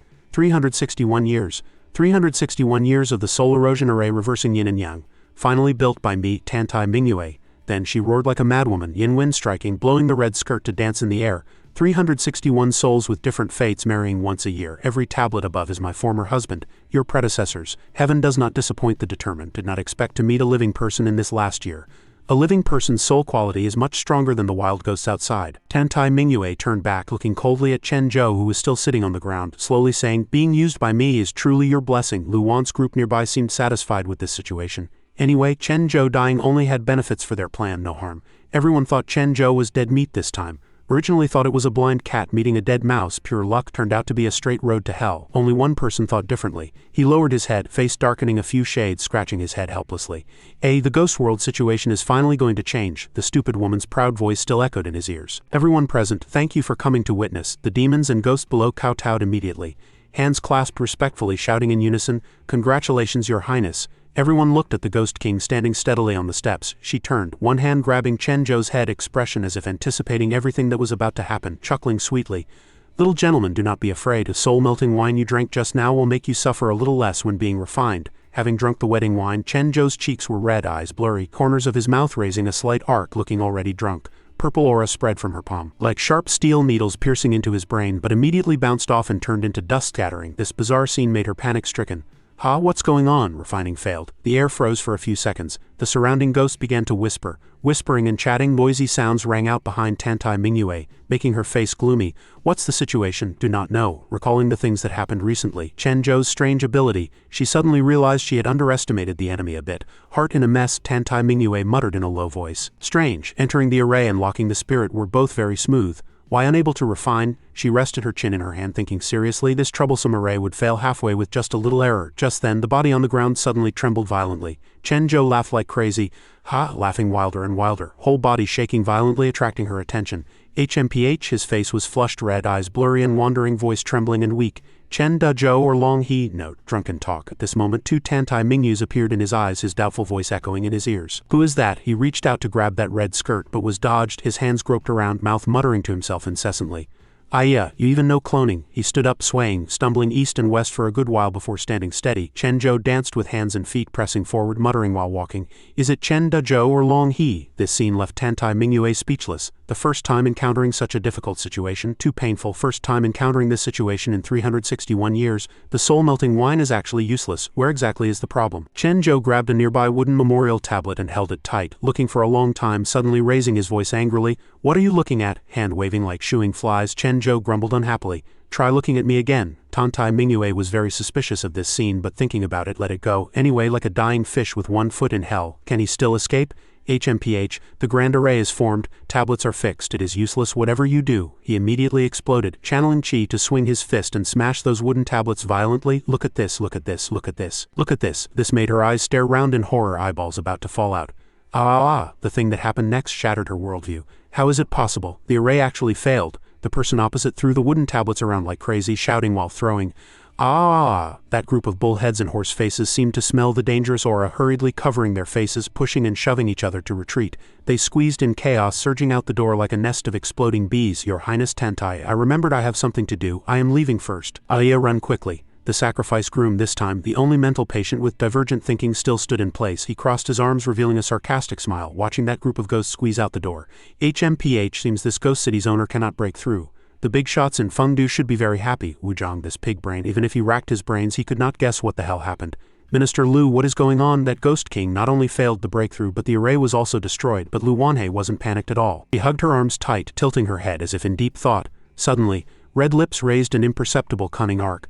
I know what happened. She strode to the side of the red skirt bride, whispering with a tone full of conspiracy. Your Highness Tantai, are you wondering why the painstaking effort of more than 300 years was destroyed in an instant? Tantai Mingyue obviously had no time to pay attention to this group of people. She did not even turn her head, answering coldly, What do you want to say? That person bowed in greeting, eyes flashing with treachery, mixed with ambition. What a coincidence. I have met that man a few times in the human world. This sudden news made Tantai Mingyu's face flush with panic for an instant, then immediately turned grim at a speed visible to the naked eye, so dark she could not say a word. She whipped her head around to look at the fool who was still playing with the tattered memorial tablet like a naive child. Goosebumps instantly crawled all over her body, a chill rushing up her spine, body trembling involuntarily. This cowardly little man actually dared to use a fake name. She spun around violently. The bride, who was just beautiful and moving, instantly turned mad. The bottom of her eyes red like hellfire, she opened her arms and pounced on him. The surroundings were shrouded in terrifying purple energy. You ruined my plan of over 300 years, Chen Zhou. Yan and Big Cat were waiting for Chen Zhou outside. Behind him, the little ghost was pouting aggrievely, squatting on the ground drawing circles. Just then, a group of ghosts surged out of the building in panic. Run quickly. This chaotic scene stunned the two at the door. Why did so many people run out? Is the wedding over? But the person on the ground was still poking his fingers gloomily, not caring at all about what he was thinking. The scene of Chen Zhou bidding farewell to the three just now echoed in her mind. There was actually not a trace of reluctance or attachment. Clearly a heartless, cold-blooded animal. You guys wait for me here. These words made the little girl's eyes turn red. Did not take me to the wedding, did not take me to get married either. A majestic black energy suddenly erupted from the building ahead, blowing Yan's skirt to flutter wildly. Even the little ghost was startled into standing up abruptly, having to struggle to stabilize her body to avoid being blown away. An anxious look immediately appeared on the little girl's face, and she called out softly, Chen Zhou. The black energy became thicker and thicker, surging out like thousands of entangling silk threads. Tantai Mingyue had clearly gone mad. She covered her face with both hands, roaring frantically and ceaselessly. Black energy spewed from her body, filling the entire empty room. Bizarre patterns wandered on her beautiful face, black energy spilling from both corners of her mouth. My pure yin energy. The black energy flew along the walls at a speed hard to catch with the naked eye, pouncing straight at those wooden memorial tablets above. Loud rumbles continued one after another, the commotion so great it seemed the house was about to explode into hundreds and thousands of pieces. Wu Yang's huge body shrank behind a wooden pillar, saying timidly, "The Ghost King's state is not quite right. What happened?" Conversely, Lu Wanhei appeared indescribably calm. "Cannot you tell? Chen Zhou messed up her grand array, absorbing all the pure yin energy she accumulated for 360 years. The Ghost King has gone directly into qi deviation." Purple-red flames wrapped around Tantai Mingyue, her eyes flickering with angry firelight. She raised her hand violently, the flames in her palm pointing straight at Chen Zhou's position. "I will tear you into 10,000 pieces." Chen Zhou was still a bit tipsy, staring blankly at the whistling flames, unable to recover his senses for a long time. "Go die, that guy is dead meat." Tantai Mingyue obviously thought so too. After all, she was the unique Ghost King in heaven and earth. But the scene before her eyes made her expression change drastically. Her outstretched hand freezing in midair opposite her, a huge bloody hand suddenly appeared, grabbing Chen Zhou and blocking the attack. Just now, the little ghost stood in the pool of blood she created, corners of her mouth pressed tight in a serious face, staring dead at the woman in front of her. Her movements were agile as flight. The little girl immediately picked up Chen Zhou, turned around and rushed outward. "I know this woman," listening to that guy still talking nonsense. She shouted in panic, "What is going on? Why does your wife want to kill you?" Tantai Mingyue turned around violently, purple fire igniting in her hand again, the surrounding purple light spots becoming denser. "What? Annoying ghost servant." Countless purple fires shot toward the two instantly like arrows leaving the string, sealing off all directions. "Let us see where you run." The little ghost used a blood shield to block the attack, kicking off under her feet to rush forward, but still appeared a bit struggling. After all, she still had to carry Chen Zhou, this constantly squirming caterpillar. Easy to carry away, hard to control. HMPHR, the two struggled to rush toward the main gate. However, Tantai Mingyue remained motionless, a deep voice sounding, staring dead ahead. "Damn it, soul body damaged too severely, cannot stabilize the soul form, forget it." Immediately, she channeled power under her feet, accelerating to rush forward. Anger burned blazingly in her eyes, purple fire becoming increasingly intense. "I will chase personally." Yan watched the two rushing out like a human pyramid, involuntarily freezing in place. Big Cat tilted its head, staring confusedly at Chen Zhou, who was being dragged on the ground. "Junior, oh, what happened?" The little ghost ran in front, shouting at the two. "Quick, keep up. Quick, block that mad woman." Yan hid at the door, peeking timidly into the room. "What?" Saw the Ghost King rushing toward the door like crazy, the expression on her face shrouded in black mist, purple fire wrapping her body. Magnetic field constantly spreading to the surroundings as if to compress the air until it was suffocating. The huge but timid as a mouse Big Cat meowed in terror. Yan got goosebumps all over, terrified into disappearing at extreme speed before she could react. Big Cat was dumbfounded again, rolling its eyes. "I cannot do this." Lu Wanhei walked out with Wuzhang. The expression on her face was both smug and gloating. "Yo, all still alive, looks like Elder Shang left quite a lot of trouble." Conversely, Wuzhang was a bit unhappy seeing this group of people. This scene made Yan freeze in surprise. "Done for, they are here too." Big Cat also meowed blankly twice. "Meow-ow." Lu Wanhei immediately squeezed past the two forcefully, shouting back before leaving, "Leave them to you, I am going to chase the Ghost King." Yan clearly did not keep up with the rhythm. By the time she reacted, that person had already run far away. She looked solemnly at the person in front of her. After all, that guy is also one of the key members. "Afraid it is hard to even draw. What are the chances of winning?" "Meow meow, prepare for battle." Saw white smoke rising from the corner of Wu Yang's mouth, eyes rolling back, muscles on his body bulging terrifyingly, gnashing his teeth.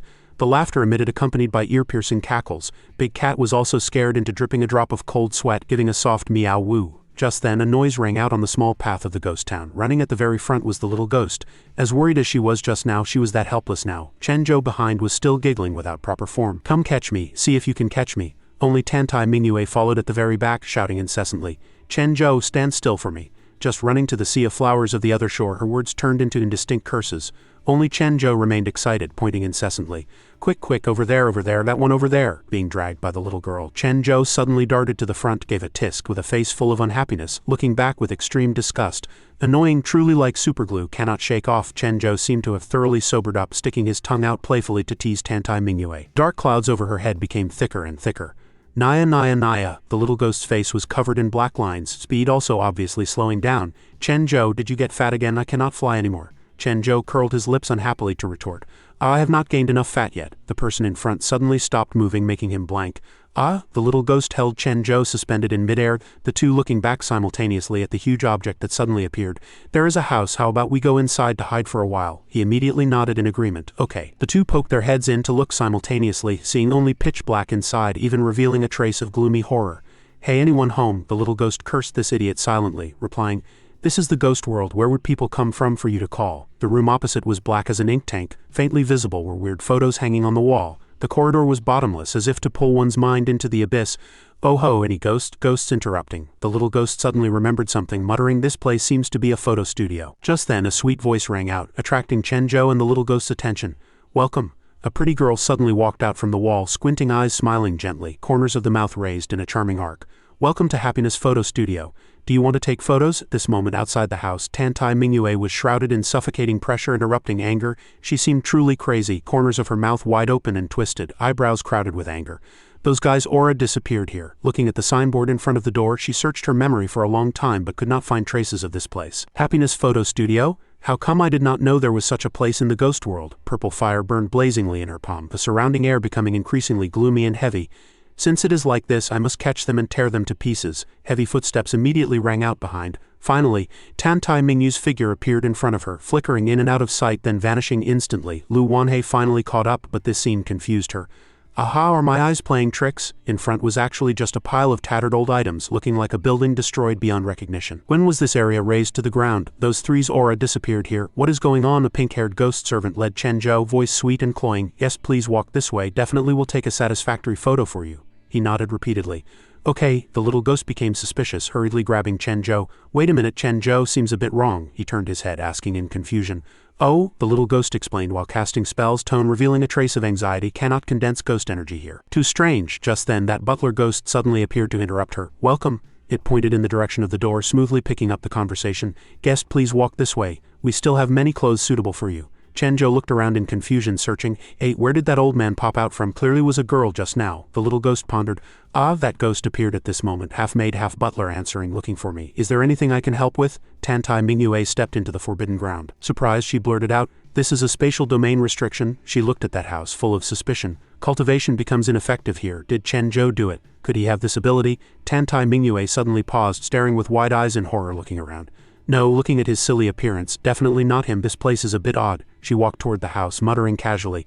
Whatever, came already. Can a mere restriction stump me? She pushed the door to enter, but was stunned by the scene before her eyes. Chenjo was grabbing that half-man, half-woman ghost's collar. Threatening angrily, spit it out quickly. He clenched his fist, shaking all over from anger, teeth grinding loudly. You dead old man, how could you have the heart to swallow that girl? Chenjo wanted to rush up to beat that ghost, roaring, damn guy, I'll beat you up, see if you spit it out, but was helplessly blocked by the little ghost. Chenjo, calm down. She wasn't eaten. They were originally a ghost without a fixed face, sometimes an old man, sometimes a girl, sometimes a child, stammering to beg for mercy. So, sorry, I definitely can take a happy photo. Finishing speaking, it dissipated like smoke. Tantai Mingyue walked up, revealing a treacherous smile. So that is it. Sure enough, there is a spirit here. Legend says if dead objects are tainted for a long time, they will produce intelligence. Chenjo and the little ghost turned to look at her in surprise. This spirit looks like it just formed, having no humanity yet, probably imitating the ghosts existing here. The little ghost was nervous, sweating cold sweat, hurriedly turning to whisper to Chenjo, your wife chased here, what to do? Chenjo chimed in panic. No, impossible for me to have a wife. She must be transformed from that dead old man just now. He rushed up stubbornly, wanting to have a big fight, shouting, that old man just finished eating, hit him. The little ghost was helpless but had to go along with him. She actually ran away, protecting him is the most important. Tantai Mingyue still stood at this moment muttering, but what spirit is it? Immediately after, sounds of punching and kicking rang out. Chenjo was already paralyzed on the ground. The little ghost was also knocked by her until head was full of bumps. She said angrily, can you guys listen to me finish speaking? The little ghost held her head, screaming in pain, hurt. Chenjo was also in so much pain he could not speak. Tantai Mingyue glared at Chenjo, thinking I cannot use ghost arts here, although very angry, better wait until getting out to fix this kid. She grabbed the little ghost's hair, stepping on Chenjo, threatening, listen clearly to me. We are about to be trapped in this spirit's spatial domain, but all domains have a cracking method. You guys came in earlier than me. Did it say anything to you? The little ghost struggled, shouting.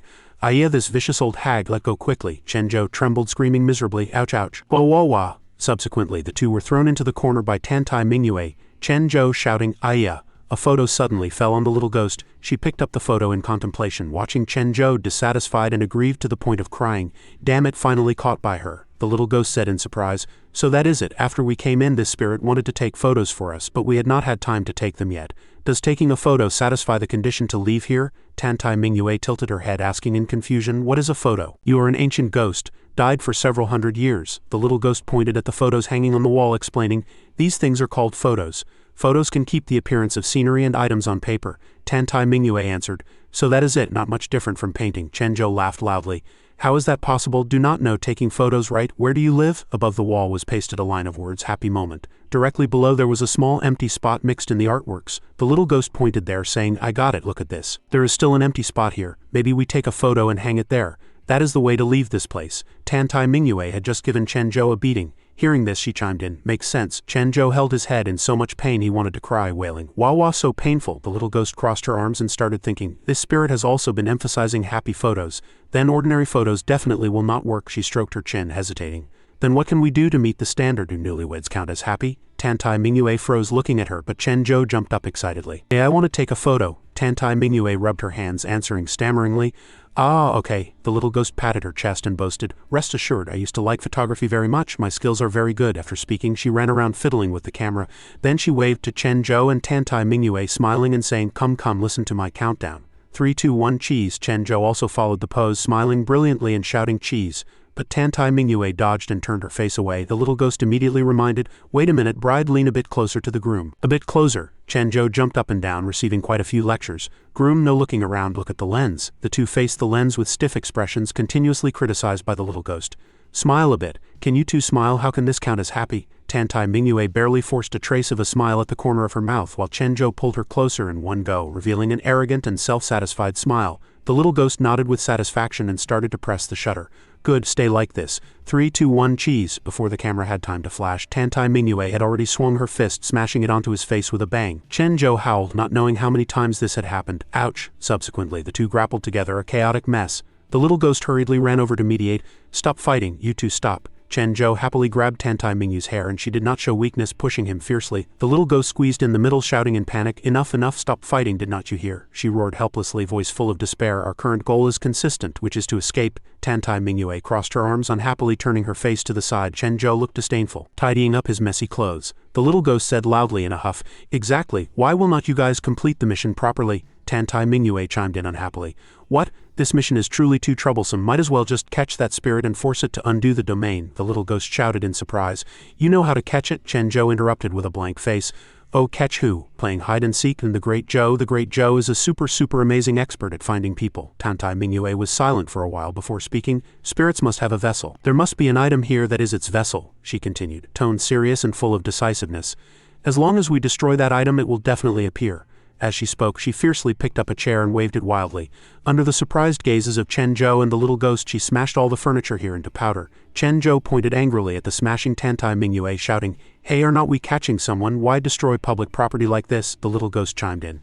If that is the case, that old man who eats girls is hiding in a certain item here. As soon as the voice fell, Chen Zhou also turned and started smashing things. Let me do it. If I cannot catch him, I'll praise him 800 times, Tantai Mingyue pondered while turning to look at him, thinking, this kid is silly but has an inexplicable kindness. Just then, that ghost creature drilled out of the chair in Chen Zhou's hand. The little ghost shouted, It is out. Chen Zhou chased after. Stand still, do not run. That ghost transformed into the appearance of an old man, turning back to point at himself in confusion. Are you looking for me? Chen Zhou reached out, trying to grab it, cursing, Damn it, stand still. The ghost creature ran in circles for a while. The little ghost rushed over from the opposite direction. Chen Zhou, I'll catch him. Tantai Mingyue shouted a reminder from the distance. Attention, force it to a place without items, otherwise it will escape through items again. The little ghost closed in on that ghost, gesturing to Chen Zhou.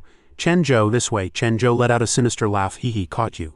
Just as Chen Zhou and the little ghost were in hot pursuit, the ghost creature suddenly changed direction and jumped into the wall, causing the two to collide. Chen Zhou crashed into a vase and bounced back, shouting, Ouch! The little ghost was also bounced away, shouting, Wah! So painful. Chen Zhou rubbed his head, face full of grievance. Truly annoying. The ghost creature transformed into a maid's appearance at this moment, holding a camera, snickering, drilling out of the wall, pressing the shutter, click.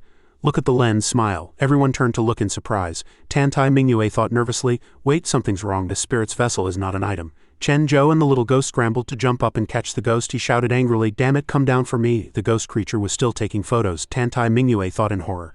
But the whole building, she shouted, Hey, that spirit. Everyone stopped their movements to turn and look at her. She frowned and threatened, If you refuse to undo the domain, then I'll have to smash this place to pieces. The ghost creature was scared into revealing its half-man, half-woman original form, saying tremblingly, Do not do that. Must take a happiest photo first, please smile. Tantai Mingyue recalled, thinking secretly, Logic so chaotic proves this spirit is mentally unclear. How to communicate with it now? Chen Zhou rushed up and gave the ghost creature a punch. Ha, take that. He grabbed its clothes, then roared, See where you run. Actually dared to eat that girl? Spit it out quickly. Finishing speaking, he lay on the ground, prying its hand.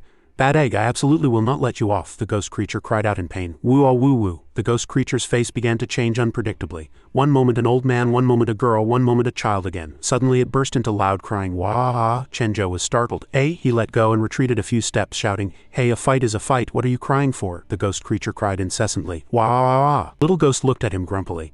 Is not it because of you pinching people while hitting? Tantai Mingyue chimed in. It has not developed sentience yet. Hitting it is useless. Chenjo stroked his chin, looking at that half-man, half-woman crying ghost creature. Ha, no sentience, are not you a fool? The ghost creature suddenly froze and stopped crying. Chenjo looked serious. Speak, are you a fool? The ghost creature suddenly hugged itself tight, screaming as if releasing something. Hoo-hoo-ah-ha. Chenjo was scared into retreating. The little ghost spoke up. What's wrong again? Tantai Mingyue thought for a while, suddenly shouting in terror. Bad news, it received strong stimulation and wants to self-destruct. A strong light accompanied by huge suction force swept everyone in. Chenjo, the little ghost, and Tantai Mingyue were gradually sucked in. The suction became stronger and stronger until the three's vision went black. Suddenly a loud bang, the three were brought to another space. The little ghost asked, Are you okay, Chenjo? Chenjo looked around answering, I am fine. This is. Tantai Mingyue stood in the corner thinking, So that is it, this is the ruins of the photo studio. That spirit's spatial domain can create layers of illusions. Once entered, one will sink deep into it. On Chenjo's side, the little ghost raised her hand. Chenjo, look, I can condense yin energy again. Chenjo answered, Very good, but why do I feel my back is chilly? Suddenly, a palm-carrying power reached toward the two. The little ghost quickly sensed the anomaly, hurriedly shouting, Careful. Then pulled Chenjo to dodge that hand's blow after escaping danger. Chenjo immediately roared, pointing at Tantai Mingyue. Hey, what are you doing? We were taking wedding photos together just now, you two-faced person. Tantai Mingyue did not care at all, continuing to cast spells, creating countless bizarre palms around. That was out of necessity just now, otherwise you would have died. Chenjo, you dared to use a fake name to steal my efforts of several hundred years. I will burn you to ashes. Finishing speaking, she rushed toward Chenjo fast as lightning. The little ghost reacted quickly, shouting, dangerous. Run quickly. Then dragged Chenjo and ran. Chenjo was still roaring angrily. What fake name? How dare you speak like that about the planet's bravest and most honest warrior? Little ghost, you let go of me quickly. The great Joe wants to have a big battle with her. The little ghost said in panic. No, this bad woman's strength is far above mine, cannot fight head-on. Tantai Mingyue shouted with a hideous face. You two cannot escape. Suddenly a force descended from the sky, separating Tantai Mingyue and Chenjo, startling both of them. That force gradually transformed into a human shape. Chenjo and the little ghost said dumbfounded. This is. Tantai Mingyue's face was dark. That is that spirit. Was it reborn? The light gradually revealed a face exactly the same as Chenjo, wearing the same clothes as Chenjo, also stepping on the same style slippers as Chenjo. That light turned into a replica of Chenjo standing before Tantai Mingyue. Chenjo shouted in astonishment. Another me, the little ghost said, equally flustered. This spirit has not opened its mind yet, can only imitate people it knows. It is Chenjo now? Tantai Mingyue looked at the ghost creature before her, thinking, Is this kind of spirit immortal and indestructible? She said, Truly troublesome. Just as she prepared to act to destroy the thing before her eyes. Unluckily, this spirit had completely learned Chenjo's shamelessness. When she gradually regained consciousness, the little ghost immediately turned to that pretty female ghost, tone full of curiosity. You finally woke up? Upon hearing this disparaging remark, the graceful ghost king's anger exploded instantly, face flushing red. She roared angrily, Are you human? How can you be so annoying and still dare to sneak attack? This king will tear you to pieces to vent anger. The little ghost pointed ahead, face surprisingly calm. No need, Chenjo is helping you vent anger right now. The female ghost king looked back, eyes widening, face full of astonishment, her mouth gaped wide, feeling extremely shocked by the scene before her eyes. How is it possible? In front of her, Chenjo was sitting steadily on top of a huge stone giant, engaging in a fierce battle with Lu Wanhei. That burly stone monster shook the earth violently. Lu Wanhei had to wretchedly dodge those ferocious attacks. She muttered to herself in her heart. Stinky brat, you possess such amazing power. Why always hide your strength and refuse to go all out? Chenjo nimbly controlled the stone giant, swinging an earth-shattering heavy punch. Lu Wanhei luckily dodged sideways, avoiding the fatal blow. Chenjo did not care about the battle below because on top of the stone giant he and the slime were arguing nonstop. The slime complained chatteringly, This guy, why do you only use half strength every time you attack, planning to save the remaining half move for next year? Chenjo immediately retorted, This move is not as good as that move. I want to use this move. On the ground, Lu Wanhei was speechless from anger, but she quickly seized the opportunity, injecting all energy into the sword body. Haha, better try this move. Wind and thunder rolled, recognizing the situation. Arms crossed, sneering arrogantly. Hee, actually able to control the blade sword while adding attributes. Truly wonderful, the slime signaled to Chenjo. Hearing the order, Chenjo shouted excitedly, Go eat my super invincible palm. As soon as the voice fell, the stone giant began to condense energy on its huge fist, swinging an earth-shattering blow, rushing straight at Lu Wanhei. She remained calm, leaping up, sword edge cutting through everything the monster's arm swept past. Subsequently, Lu Wanhei rushed toward the sky at extremely fast speed, startling Chenjo. She injected energy into the long sword again, preparing to unleash a sure kill strike. Chen Zhou below became dismissive just after being surprised. Seeing him miss, the slime scolded severely. So stupid, how can you hit like this? Chen Zhou scratched his head, giggling. Haha, Dong Dong Yao wants to give that bad guy a chance to turn over a new leaf, then hit her. Just as the slime was scolding nonstop.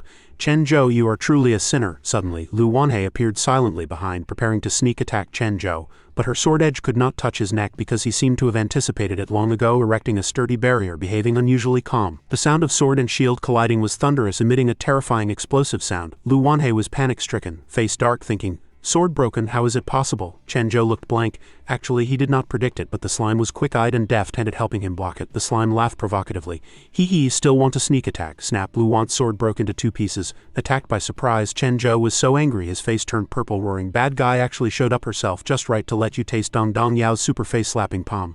Finishing speaking, he immediately punched straight at Lu Wan's face, knocking her flying to the ground. He roared disdainfully, get down. Although the attack was fast as lightning and power-dense, the lethality was almost zero. Lu Wanhei thought suspiciously, no, not painful at all. How come this kid is suddenly strong, suddenly weak? After landing a punch on her, Chen Zhou showed off triumphantly.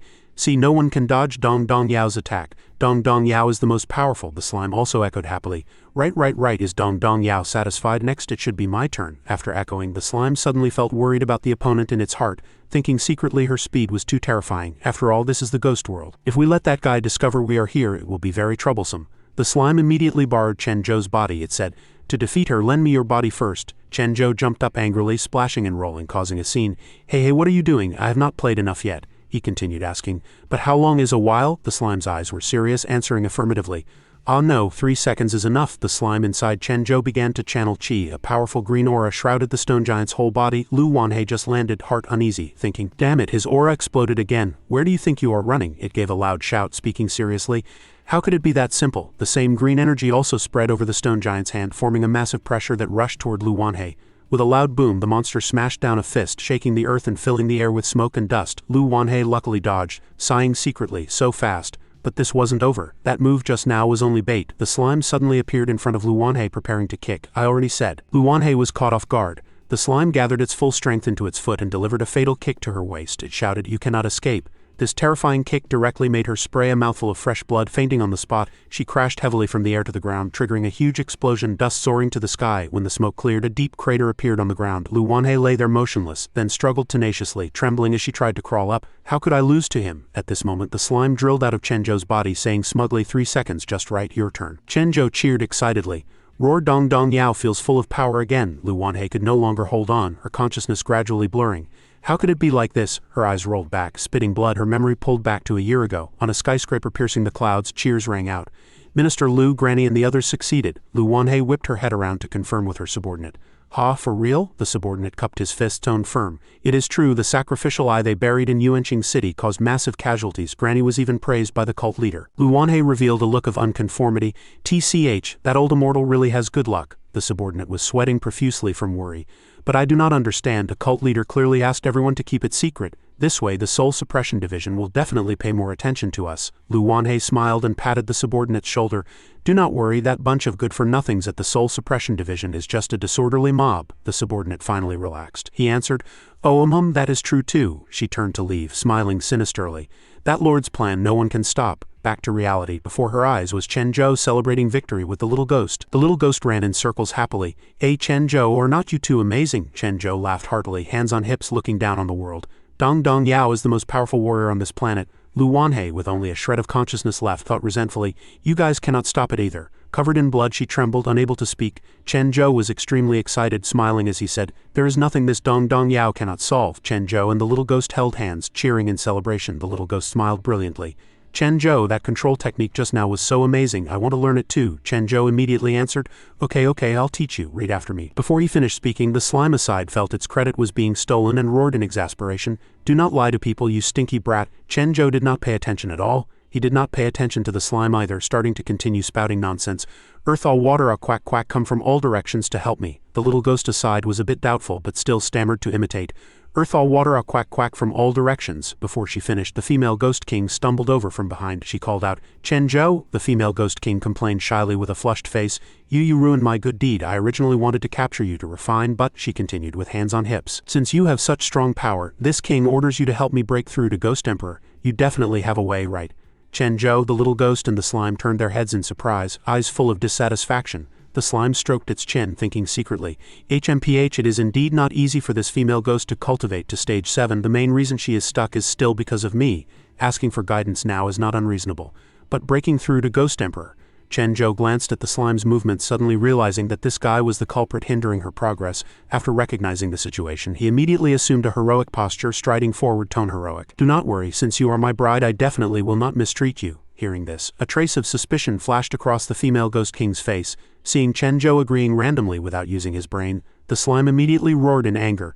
Hey, why did you agree to someone casually again? Breaking through to rank 8 Ghost Emperor is very troublesome. The female Ghost King suddenly beamed with joy, surprised by Chen Zhou's determination to help. Her voice was sweet, putting on a cute appearance. Really? You really agreed? Then she hurriedly grabbed Chen Zhou's hand, the two getting clingy. The female Ghost King looked at him affectionately, tone gentle. Good, then let us pinky swear it is a deal. Chen Zhou watched this scene, smiling as he answered. A deal what? The slime rushed over to intervene. Hey, oaths in the ghost world cannot be made randomly. I'll forget it as long as you are happy. Suddenly behind the three, an orange soul slowly rose. That soul looked exactly like Chen Zhou. It walked closer, also clamoring to pinky swear, then spoke. A deal what? The three were all stunned by this strange soul. The little ghost looked at this scene, only able to shake her head helplessly. That Chen Zhou came alive again. The slime saw a soul exactly like Chen Zhou suddenly appear, flying around excitedly. The soul looked around curiously, then blurted out in amazement, unexpectedly, is not this a spirit? It is that guy who possesses the God-given skill. Wow, Chen Zhou, it can copy exactly like you. Looks like it is very close to you. Suddenly that soul whipped around to face the female Ghost King, revealing a mocking smile. Are you a fool? The slime listened, shocked by its rudeness. The slime immediately cursed. How come this guy has no manners at all? Who did it learn from? Chen Zhou stood aside watching, still looking blank and unable to figure out the situation. The female Ghost King, being humiliated by this guy, burned with anger. She swung a fist and knocked the soul's head flying. With a crisp smack, the soul's head and body separated. She roared angrily, dare to come again? Chen Zhou was startled by this scene, screaming in terror. Head my head. The soul immediately grew a new head, even imitating the movements. Head my head. The slime discovered this soul seemed to be immortal, cheering excitedly. Wow, undying and indestructible. Looks like this spirit's skill is also very high level. The slime pointed at the soul's face, saying to Chen Zhou with great interest, Chen Zhou, this guy is very rare. Its vessel has been destroyed, now it is free. Quickly accept it as a ghost servant. Chen Zhou revealed a treacherous smile, tightly holding the soul's hand, starting to play psychological manipulation again. Now you have no home, right? Then do you want to hang out with me? But with the brave and handsome great Zhou here, you can only be second Zhou. The soul looked at Chen Zhou with contempt. Are you a fool? Chen Zhou exploded immediately upon hearing this. The two wrestled together, arguing incessantly. Chen Zhou roared angrily while fighting. You are the fool, you are a big fool. The people around were completely speechless watching these two guys. The slime muttered helplessly, damn it, I can probably guess who this spirit learned this behavior from. At the ruins of an ancient church. It seemed to have just experienced a tragic battle with only ruins remaining around. Yan and Big Cat relied on each other, exhausted. Yan was covered in injuries, yet still asked Big Cat worriedly, Mimi, are you okay? Can you still fight? Big Cat beside her also groaned while holding on. Meow woo woo. From the rolling smoke and dust, a tall and burly man's figure appeared. He walked out of the smoke, face hideous, voice full of pleasure. Satisfying, truly satisfying, but you guys only have this much ability. He rushed toward the two like an arrow, smiling smugly. Haha, Elder Shang, you can rest in peace, I will avenge you. Yan and Big Cat tried to stand up to counterattack, but to no avail. He swept past the two, knocking them flying far away with just one punch. Yan screamed in pain. Big Cat showed no weakness, screaming repeatedly. Meow meow meow. Yan and Big Cat fell to the ground, seeming to have exhausted their strength, unable to continue fighting. Yan coughed violently. Cough cough cough. She barely propped up her body, full of anxiety, thinking secretly, what to do now? I am completely not his match. Yan trembled all over, praying inwardly, if only little ghost sister was here too. Before she finished thinking, a figure rushed over, looking like Chen Zhou. He ran over with amazing speed, heading straight for that muscle man. Yan shouted in panic, say senior. It turned out to be the soul, not the real Chen Zhou. The soul rushed toward the muscle man at dizzying speed. That man shouted in panic, Chen Zhou, how is he here? The muscle man assumed a defensive posture. Suddenly the soul stopped abruptly, speaking, you. He put his hand on his neck, tilting his head, asking, are you a fool? The muscle man had not reacted yet, mouth opening wide. Suddenly the real Chen Zhou flew in, punching that soul, impersonating him right in the face. He laughed loudly. Haha, caught you. Seeing this scene, the muscle man was also stunned, completely unable to make heads or tails of it. Not only him, Yan and Big Cat were also blank about this bizarre event. The real Chen Zhou roared, idiot second Zhou, ran so far and tired me to death, now go be a ghost to catch us for me. The slime turned to Chen Zhou and said, looks like a fierce battle happened here. That soul took a punch, lying prone on the ground, 4 limbs facing the sky. At this moment Yan asked loudly, how come there are 2 seniors? Big Cat also shook its head in confusion. Meow meow. Yan cried with pear blossom rain profusely. Senior little ghost sister, that is great, you guys finally came back. Woo, sorry senior, I am too weak, simply not this Wu Yang's match. Chen Zhou suddenly whipped his head around to look at the two. A big-breasted woman. Fat cat, why are you injured like this? The muscle man thought secretly. Minister Liu did not follow. How did he come back and brought 2 people back? Forget it. Even if 10 come, they are not enough in front of me. This muscle man was also single-minded. Seeing them reuniting, he did not let up. He gathered strength in his arm, rushing over smugly.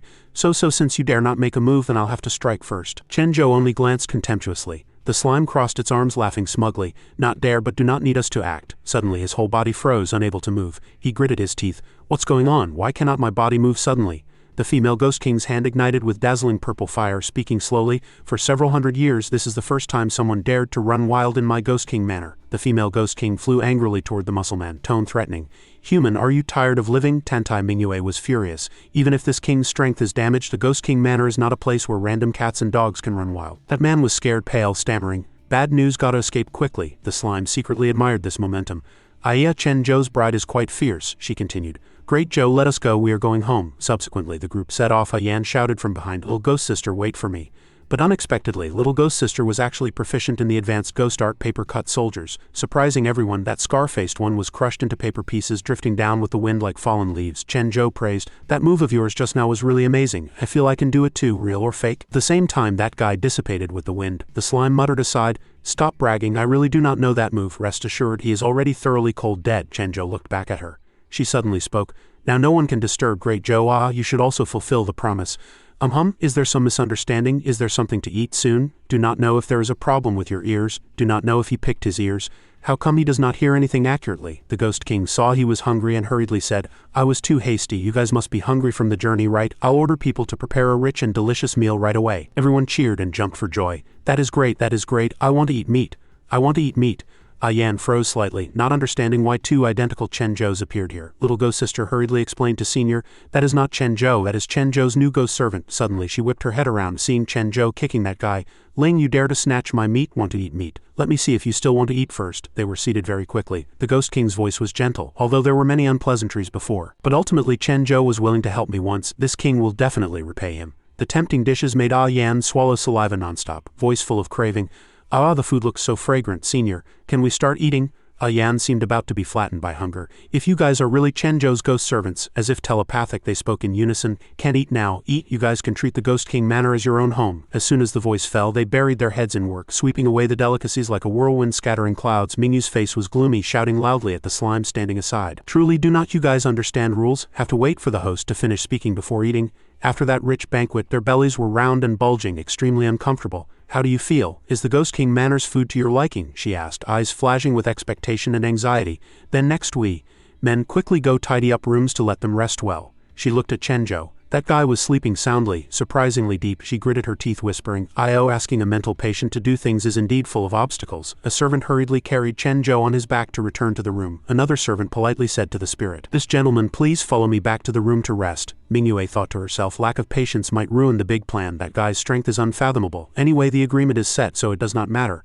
After finishing, she looked back at the spirit, just in time to bump into him, imitating Chen Zhou's stupid look, gnawing non-stop there. She immediately swung a palm without defense and without giving face. That blow knocked him flying far away. Night fell. The spirit was sleeping, leaning against Big Cat. Suddenly a voice rang out, waking them up. Yan rubbed her sleepy eyes. Senior, are we leaving? The slime also nodded in agreement. Middle of the night, what else do you want to do? Shish, lower your voice, do not let people hear. He dragged the little ghost while speaking. Only when everything was settled did he whisper. The bed here is not as comfortable to sleep on as my coffin board. We should go home. Back to the human world. At this moment they froze like a big question mark. Yan stammered, then should not we tell Highness Tantai? The slime raised its voice because of this. Hey, did not you already agree with me? Section. Hey, no matter what, I will fulfill your agreement. Saving trouble is better than making trouble, and running a bit faster is not wrong. Chen Zhou climbed onto Big Cat's back and hushed. If we wake her up, we will not be able to go back and sleep on the coffin board. Does sleeping on a coffin board mean dying? If we do not run fast, it is uncertain who will die. Going home to sleep. Meow meow, Chen Zhou cheered happily, and Big Cat also gave a loud cry. Heavens, shut up, keep it down. He knocked it on the head. Together they returned to the human world. Bureau Chief Zhu was burning with anxiety. Old Luo muttered, it has been 3 days since Dong Dong Yao entered the Ghost Gate. The Ghost Gate seems to be disappearing soon. He has not returned yet. I wonder if something happened. He swallowed a mouthful of saliva. With high expert Chen's strength he should be fine. Luo Yaman comforted the two. They all looked worriedly at that huge door. Director Luo spoke again. This hungry ghost festival, ghost gates all over the country opened. Headquarters also tallied the death toll. Only our Janae city remained calm and tranquil. I am still worried accidents might happen. Once the ghost gate disappears, the human and ghost worlds cannot communicate. At least the Soul Suppression Division has no way to open the door to the ghost world. When that time comes, how will High Expert Chen return? Bureau Chief Zhu stood aside, swallowing in surprise. Is this true or false? If it is true, that is terrible. If Chen Zhou cannot come back, I lose another comrade in arms. Bureau Chief Zhu was full of worry. The ghost world is full of danger, but High Expert Chen should not encounter trouble, right? Then old Luo, should I show off a bit here? Seeing the ghost gate was closing fast, the surrounding people started heckling and cheering. Quick, the ghost gate is closing, that is great. The ghost gate is closing, but no one knew the hero was still trapped inside. Really, old Luo, I am very worried about Dong Dong Yao. I have to go to the ghost world to take a look. Heavens, Bureau Chief Zhu, it is useless even if you go with your strength. Leave this matter to me. But the door is vanishing too fast, it looks like we will not make it. Damn, it seems too late. Need to be faster. The two pounced on empty air, it was already too late. It is over, the ghost gate disappeared. Woo woo. Then what about Dong Dong Yao? Can he never come back? That is unclear. Although you and I cannot push open the door with our own strength like High Expert Chen, we did not even have the chance to try. Director Luo looked blank. Is there really no other way? Forget it. Staying here will not help. Luo Yaman, I will report to the General Bureau and think of a way to save Chen Zhou. Before he finished speaking, lightning and thunder suddenly flashed in the sky, startling the two. A large hole appeared in the sky. What's wrong? What happened? Speeding through the sky like a rocket. Ha ha ha, we are home. That was Dong Dong Yao's voice. Second Zhou, that cannot be eaten. Meow meow. Yan seemed about to explode. Big cat flew in the air and the spirit suddenly fell down. Below, Bureau Chief Zhu worried. What happened? Did Chen Zhou fall down? Suddenly, with a loud bang, he smashed onto the ground like an explosion. The two could only cover their faces and stand on the spot. Bureau Chief Zhu wondered, is that Chen Zhou? Director Luo beside him could not help but worry. High Expert Chen, are you okay? The spirit suddenly appeared neatly, then reported, I discovered two idiots, with a face full of contempt. Hearing this, the two did not understand what happened, only able to open their mouths wide. Chen Zhou was missing in the ghost world. Tantai Mingyue crushed a stone in anger. That man named Chen Dezhou is indeed not a good thing. She was furious as if wanting to kill him. Ate mine, drank mine, slept in my bed, turned around and ran away quietly. Dare to break the contract in my ghost world, you will go to hell. Her angry voice made the attendants beside her feel afraid.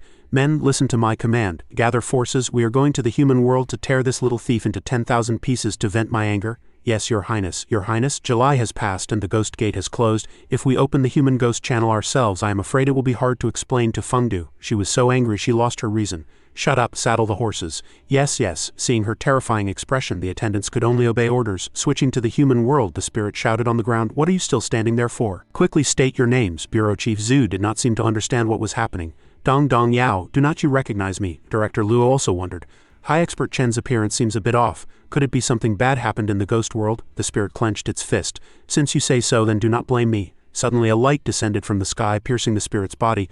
Fool, stop causing trouble for me, stirring up a layer of dense fog. Exactly, Second Zhou. Can you not run around? Yan could only shake her head in admiration while the little ghost beside her rolled her eyes. Wasn't he the one who fell to the ground himself just now? Now he is being wrongly accused of being the troublemaker? Chen Zhou hurriedly interrupted to explain. Suddenly in the chaotic scene, the figures of the group appeared clearly. Big Cat was hovering, the little ghost and Yan squeezed together. Chen Zhou and the spirit lay prone under Big Cat's belly. Director Luo stared with wide eyes at the strange scene before him, stammering, how come there are two Chen Zhous, true and fake Dong Dong Yao? Yan hurriedly spoke up to explain. This is not senior, it is the ghost servant senior newly accepted. It is a spirit. Director Luo froze. Countless questions flashed through his mind. What exactly is a spirit? He, the dignified director of the Soul Suppression Division, had actually never heard of such a thing. Bureau Chief Zhu beside him suddenly nodded as if understanding something, his tone relaxing a lot. So that is how it is. Good that Dong Dong Yao is okay. Worried us to death. Did you encounter any danger going to the ghost world? Chen Zhou rubbed his sleepy eyes, answering lazily. What danger? In front of Dong Dong Yao, where is there any danger? Sigh, too sleepy today. I am going home first. See you another day, ha. At this moment the little ghost interrupted and proposed, let us just do that. Okay. The little ghost finished speaking, hurriedly carrying the still dizzy spirit and climbed onto Big Cat's back. The group immediately rushed into the clouds. Big Cat, we fly. Luo Yaman waved from below, voice full of reluctance. High Expert Chen, be careful on the road. I'll visit you another day.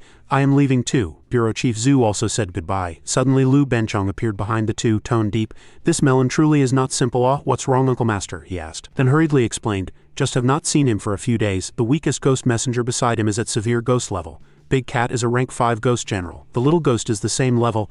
Yan is a rank 4 severe ghost and that spirit is still an unknown number. Director Luo opened his mouth wide in surprise. How is that possible? I did not notice just now. Bureau Chief Zhu sneered. Of course you did not notice, because your level compared to them. Director Luo is only rank 5. These words were like a sharp knife piercing into the heart, leaving Director Luo speechless.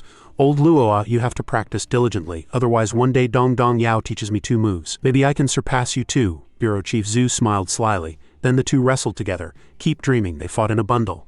Lu Benchong observed quietly from the side, thinking secretly, that red-clothed female ghost is really strong. I am afraid my great precious sword will be hard to get back. Suddenly he spoke up to interrupt. Hey, what are you doing? Stop fighting. High Expert Chen worked non-stop, solving the matter of the corpse people and the Ghost Gate descent alone. So we have nothing to worry about. That is great. With him here, our Janae City will be peaceful in the future. Thoughts suddenly interrupted. Maybe Lu Benchong was just conflicted about the precious sword.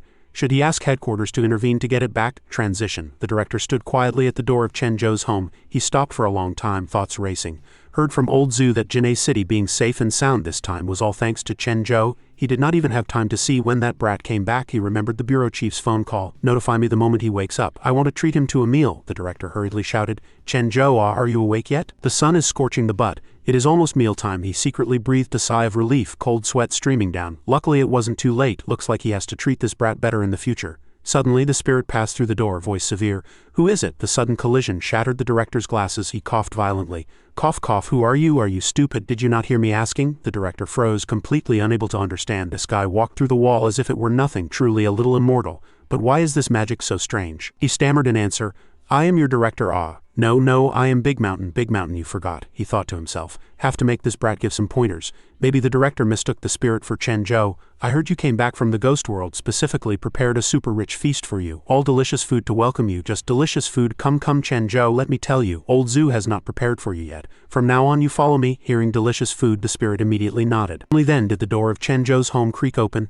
I am so hungry. The slime stood aside, interjecting with a tease. Calculating from the time you ate your wife until now, it has been quite a while. Now you have returned to the human world. I guess Dong Dong 7 and Big Mountain definitely prepared lots of delicious food for you. Haha, that is of course. They will definitely try to curry favor with me, but I will not give them the chance. Dong Dong Yao is a big hero. A big hero should have many people coming to beg for an audience. Oh, you are not going to find them. Then what do you want to do? The two strode toward the hospital cafeteria. The nurse was over there, anxiously shouting, no cutting in line. Chen Zhou clicked his tongue in praise from afar. Not bad, it is here, but is something missing? Suddenly he shouted. Everyone quiet, eyes on me. The surrounding patients froze as if frozen. Chen Zhou continued clamoring. That is right, I am Chen Zhou, the Earth's great warrior Dong Dong Yao. I just saved you bunch of muggles from the super dangerous ghost world, the slime thought secretly. Turns out he slept enough and is hungry, now wants to find people to show off to. Now everyone seemed to realize. Chen Zhou still shouted. Who among you wants to thank the great Zhou? Hand over all the meat. Whoever hands over the most, next time I will protect them. The patients looked at him like looking at a madman. The slime whispered aside. I see their appearance, seems like they did not understand, a patient mocked. What is he saying? Warrior defending Earth? No, he is talking about that pile of shit. Did he poop his pants? Haha. Chen Zhou burned with anger, roaring, talking what nonsense. I, Chen Zhou, never pooped pants. What the hell? He frantically smashed bowls and chopsticks. Optimus Prime suddenly appeared, speaking with a shrill voice. Do not bully great Zhou, I slept with him. Heard he has mental illness. Artifact what? No one has that, right? He looks like a fool. Hearing bad words spoken about him, Chen Zhou rushed over like a beast. You are the fool, your whole family are fools, someone come quick. Chen Zhou is hitting people. He is hitting people again. Do not fear, everyone beat him together. Quick, beat him. Beat him. Sigh, the slime sat helplessly aside watching the melee. I said before I will not help you fight with ordinary people. The slime clicked its tongue. Wait a minute, this kid's aura sounds so strange. Do not assume I can use both spirit chi of the human world and yin chi of the ghost world, but there is no rejection in his body. And his mental power is very strong, looks like previously. Even burning the remnant soul could not exert power simply because his foundation was too weak. He was originally an ordinary person, not some cultivator. If I can make him become a cultivator, not only can he use more power, but also prevent him from encountering danger. Finally, the slime proposed. Hey Chen Zhou, do you feel you are very good at fighting? Do you want me to teach you immortal cultivation? Chen Zhou listened to the suggestion, having just defeated that group of people, answering, Sure, how come you agreed so fast? You were never like this before. Chen Zhou turned his head, face cold. That is because if I do that you will not disappear, right? A face of deep coolness returned to the familiar place. Chen Zhou sat leisurely in the yard, chatting with the slime. The difference between cultivators and ordinary people lies in that they can perceive and control spirit chi energy that ordinary people cannot detect. Spirit chi and ghost chi are both parts of the world, just that spirit chi is more suitable for humans to cultivate, the slime explained patiently. But in today's human world, spirit chi is not as abundant as the ghost world. That is because the human world is sealed by boundary stones.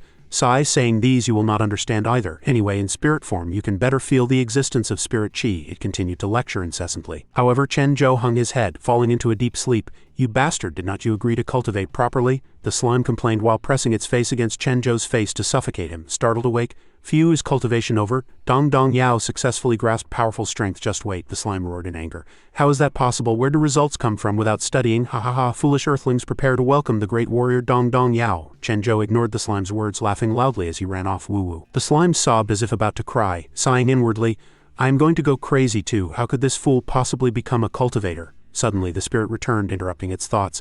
The slime was still letting its imagination run wild, thinking the spiritual energy in the human world was so thin it could not teach him ghost arts at all. Just then it saw the spirit holding a chicken leg, eating with great relish. Chen Second Zhou, where did you get that meat? Chen Zhou pointed at the spirit's face, roaring, Hand it over, you really have guts, actually daring to eat alone? But this is mine. Although the two were arguing fiercely, the slime continued to think quietly. The God-given skill the spirit utilized is a special power, completely different from the acquired techniques of cultivators. God-given skills and acquired sex are totally different. It also depends on the individual. Even when I first started learning, I failed many times. Finally, it concluded, Chen Zhou, I know what to let you cultivate, what to teach you now. This is a cultivation method I spent a lot of effort to comprehend. At first, even I could not learn it. Maybe your mental illness will actually help you succeed, the slime announced proudly. Meanwhile, Chen Zhou and Second Zhou were already wrestling in a ball on the ground. Eventually, the chicken leg fell into Chen Zhou's hands. Night fell. Big Cat, Yan and the little ghost gathered in a corner. It turned out Chen Zhou and Second Zhou were hanging upside down from the ceiling. Chen Zhou, how about we go out to play today? The little ghost proposed excitedly. Yan was also blank. What are they doing, What is Senior doing? The slime hurriedly interrupted. The fool is cultivating, no one disturb him. Hey Second Zhou, you were being naughty again, right? No wonder the rope has you wrapped up so tight. So that is how it is. Suddenly Chen Zhou jumped to the ground. You guys are all here, that is just right. Come exchange 2 moves with me. Chen Zhou easily broke free from the ropes, landing steadily. The slime stood aside, smiling with relief. Truly did not expect you to be able to comprehend this kind of God-given skill as expected of the person I chose, indeed living up to the reputation. Chen Zhou seems different from before, the little ghost muttered suspiciously.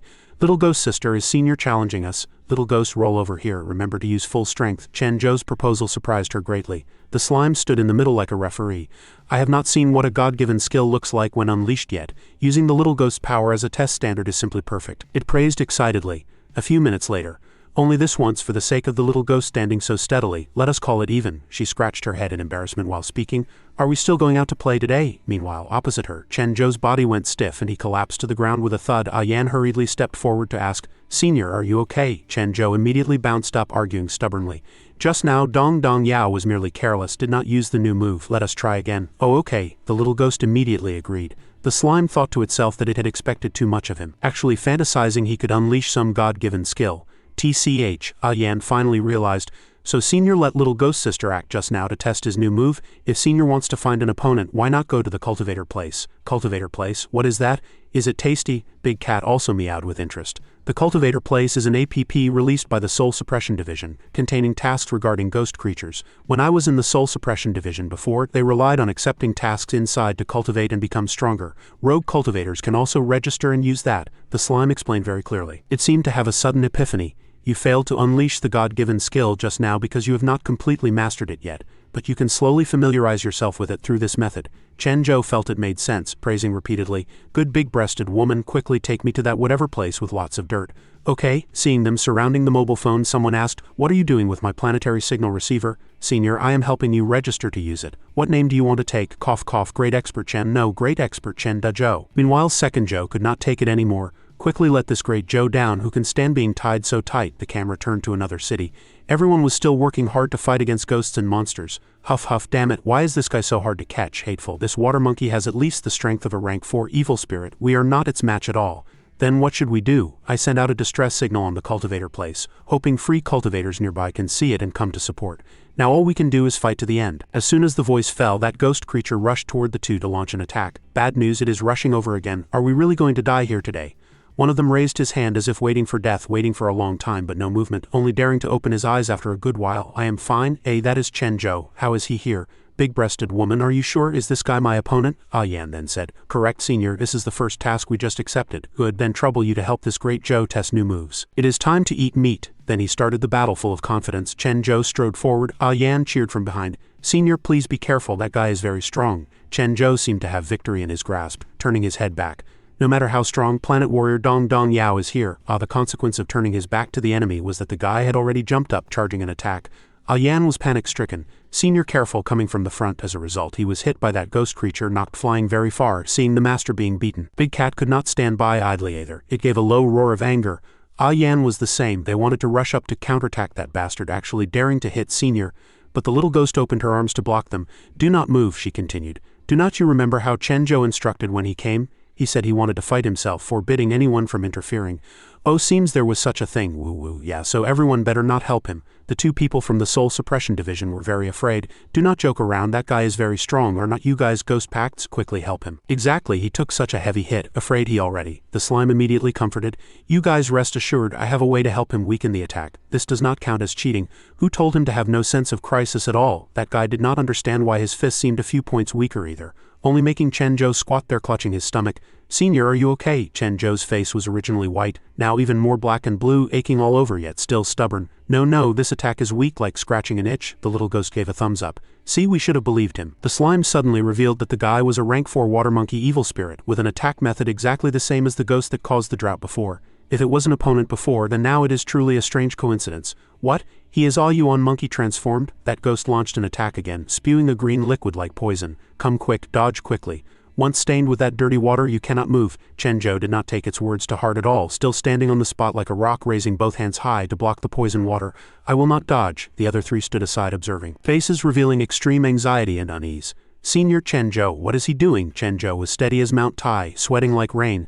Yuan monkey is not Dong Dong Yao's match." The slime gradually became curious. "What exactly did Dr. Yuan do to you to actually be regarded as a mortal enemy?" But ultimately it counted, as the moment the God-given skill dissipated into nothingness. Just in an instant a ray of light flashed, accompanying rolling thick smoke. In that short time all attacks were thoroughly nullified. Suddenly, this kid is actually quite capable. Actually mastered a move even I do not know. The little ghost over there was also so shocked her jaw dropped. "Is that Chen Zhou's new move such great power?" Sounds of admiration rang out. Chen Zhou was expressionless, feeling the power continuously surging out in his body. That is a God-given skill, but with your current strength this move can maintain for at most 1 minute. Quick, end the battle fast." Hearing this, Chen Zhou immediately rushed toward that guy standing still. "I got it, returning that punch from just now to you. Exploding planet punch, you actually sneak attacked me." That ghost after being hit could only curl into a ball to take the beating, spitting out a mouthful of fresh blood. Heavens, what move name is this long? That ghost was thoroughly defeated after all. "Ha ha ha, Yuan monkey sure enough is not Dong Dong Yao's match. Cultivate another 100 years before coming to challenge me." "You guy, the slime already said it is not Dr. Yuan, and it has no chance to cultivate anymore." Outside, Chen Zhou even had cheerleaders. The camera turned to the hospital entrance. Zhang Yu and the disheveled bureau chief Zhu were coming to visit Chen Zhou. The bureau chief, "I heard the Soul Suppression Division headquarters sent people to Janae to inspect. Is it because of my master?" Of course, Chen Zhou is someone who can enter and exit the ghost world at will. Old Luo dreams of letting him join the Soul Suppression General Bureau. Then we absolutely cannot let him succeed. The two walked into Chen Zhou's home. "Dong Dong Yao, I came to see you. You made a lot of dishes you love, master." But there seemed to be only the spirit at home, and he was tightly tied to the ceiling. "Heavens, master, why are you tied up like this?" Bureau Chief Zhu Egu hurriedly explained, tone comforting. "Sai, you do not be nervous, this guy is not Chen Zhou." He continued, "I am not clear about the specific situation either, but he is just a little follower Chen Zhou brought back from the ghost world. Seems to be called Spirit or something, such a thing. How come he looks exactly like Master?" The bureau chief and Yu untied him. The bureau chief asked, "I remember you are Second Zhou, right? Who tied you up?" "Chen Zhou." Second Zhou stood up, stretching his limbs, too lazy to pay attention. He turned to Yu, saying, "Are you that fool? Great Zhou died over there." "Oh, my master died." She was panic-stricken. "You mean Chen Zhou is sleeping or what?" Second Zhou let out a big yawn. "Last night I was tied up by that guy. Then he went to play at that whatever garrison, only took the girls, did not take me." "Oh, this guy is even crazier than Chen Zhou. Girls refer to the little ghost and Yan." Yu still tried hard to question. "Second Zhou, what garrison are you talking about?" "It is on that Kacha Bibi thing. Sounds like the sound of pressing a mobile phone. He is acting." They buried their heads to look at the phone again. It turned out to be that Cultivator Place app. Just like this, Second Zhou went to play freely, leaving the two sighing at the mobile phone app in the underground garage. Chen Zhou and Yu walked together, the two talking and laughing. Suddenly the lights went out, darkness swallowing the passage. Suddenly a figure flashed behind, lights lit up again. The two were a bit flustered. Taking advantage of Chen Zhou's inattention, a long-eared demon roughly grabbed Yu away. But luckily, Chen Zhou still discovered it in time. He whipped his head around. Little Chu was grabbed by the long-eared demon, 2 lines of tears flowing down her cheeks, the bald head locking Zhang Yu tight, making her unable to move. He even laughed pervertedly, leaning close to her ear, affirming, "Hee hee hee. Little sister, do not be afraid, uncle will play with you." Zhang Yuyu was scared pale, trembling as she stammered, "Wu Wu, do not do this." On the other side, Chen Zhou hurriedly rushed over, ordering aggressively, "Quickly release my precious disciple." The anger in his body erupted. Chen Zhou danced with hands and feet, rushing up at flying speed, shouting, "Little ball, do not be afraid. Master is coming to save you. This bastard is absolutely unforgivable." As soon as the voice fell, the bald head hurriedly cleared his throat to threaten, "Do not move. If you dare to step forward one step, I'll strangle her immediately." Hearing this, Chen Zhou instantly flew into a rage, stomping and clapping, shouting angrily, You dare to threaten me. See if I do not deal with you." Just then, the slime beside spoke up to soothe, "Mental patient, you wait a moment." The camera returned to Zhang Yuyu's state of mind. At this moment she was in a mess, unable to understand, closing her eyes, asking herself painfully, Why did things become like this? Zhang Yuyu tried hard to recall the past. Scenes from that time appeared in her mind like a tangled mess, images of Big Cat and the little ghost fighting with strangers. Zhang Yuyu was extremely lost, secretly asking herself, "Why am I always a weakling who needs others' protection?" Then the image of Chen Zhou yawning floated in her memory. Zhang Yuyu secretly blamed herself. Clearly it was a cultivator's task. Not only did she not complete it, she even implicated Master. Thinking this, she involuntarily shed tears. Zhang Yuyu stated angrily, "I really hate this feeling very much." The anger accumulated at the bottom of her heart erupted at this moment, releasing a huge force, actually knocking that bald head flying. He shouted in panic. What? Chen Zhou and the slime witnessed this unbelievable scene, all dumbfounded, faces blank. Even Zhang Yuyu did not expect she would become like this. She stopped her footsteps, freezing, blurting out, "This is..." Chen Zhou looked at this scene and could not help clicking his tongue in wonder. "Wow, disciple is actually glowing." Relying on extraordinary intelligence and keenness, the slime hurriedly reported, "It is the 100 Ghost Spirit." The disciple's state fluctuated, triggering the 100 Ghost Spirit's passive protection mechanism, but suddenly the slime stopped. Chen Zhou, who was listening attentively, was interrupted. Immediately turned his head to question closely. "But what?" the slime continued with difficulty. "But the 100 Ghost Spirit can only dispel ghost creatures with cultivation lower than oneself. The disciple is only a star-crowned cultivator." Just then, that bald head turned into a ghost monster appearance, spreading legs and raising hands high, preparing to jump down, speaking up to blame. "Little sister cheated. Uncle played games with you, yet you played tricks on Uncle." As soon as the voice fell, the slime reported in panic, "And that bastard is a rank 3 severe ghost." Zhang Yu still stared at the sky with wide eyes, unable to speak. Just then, Chen Zhou rushed over like flying. Blocking in front of her, he proposed seriously, "If you want to play a game, then let Dong Dong Yao play with you." As soon as the voice fell, Chen Zhou decisively gave that bald head a flying kick from the sky, kicking him flying for 1,000 meters. Zhang Yu screamed, "Master!"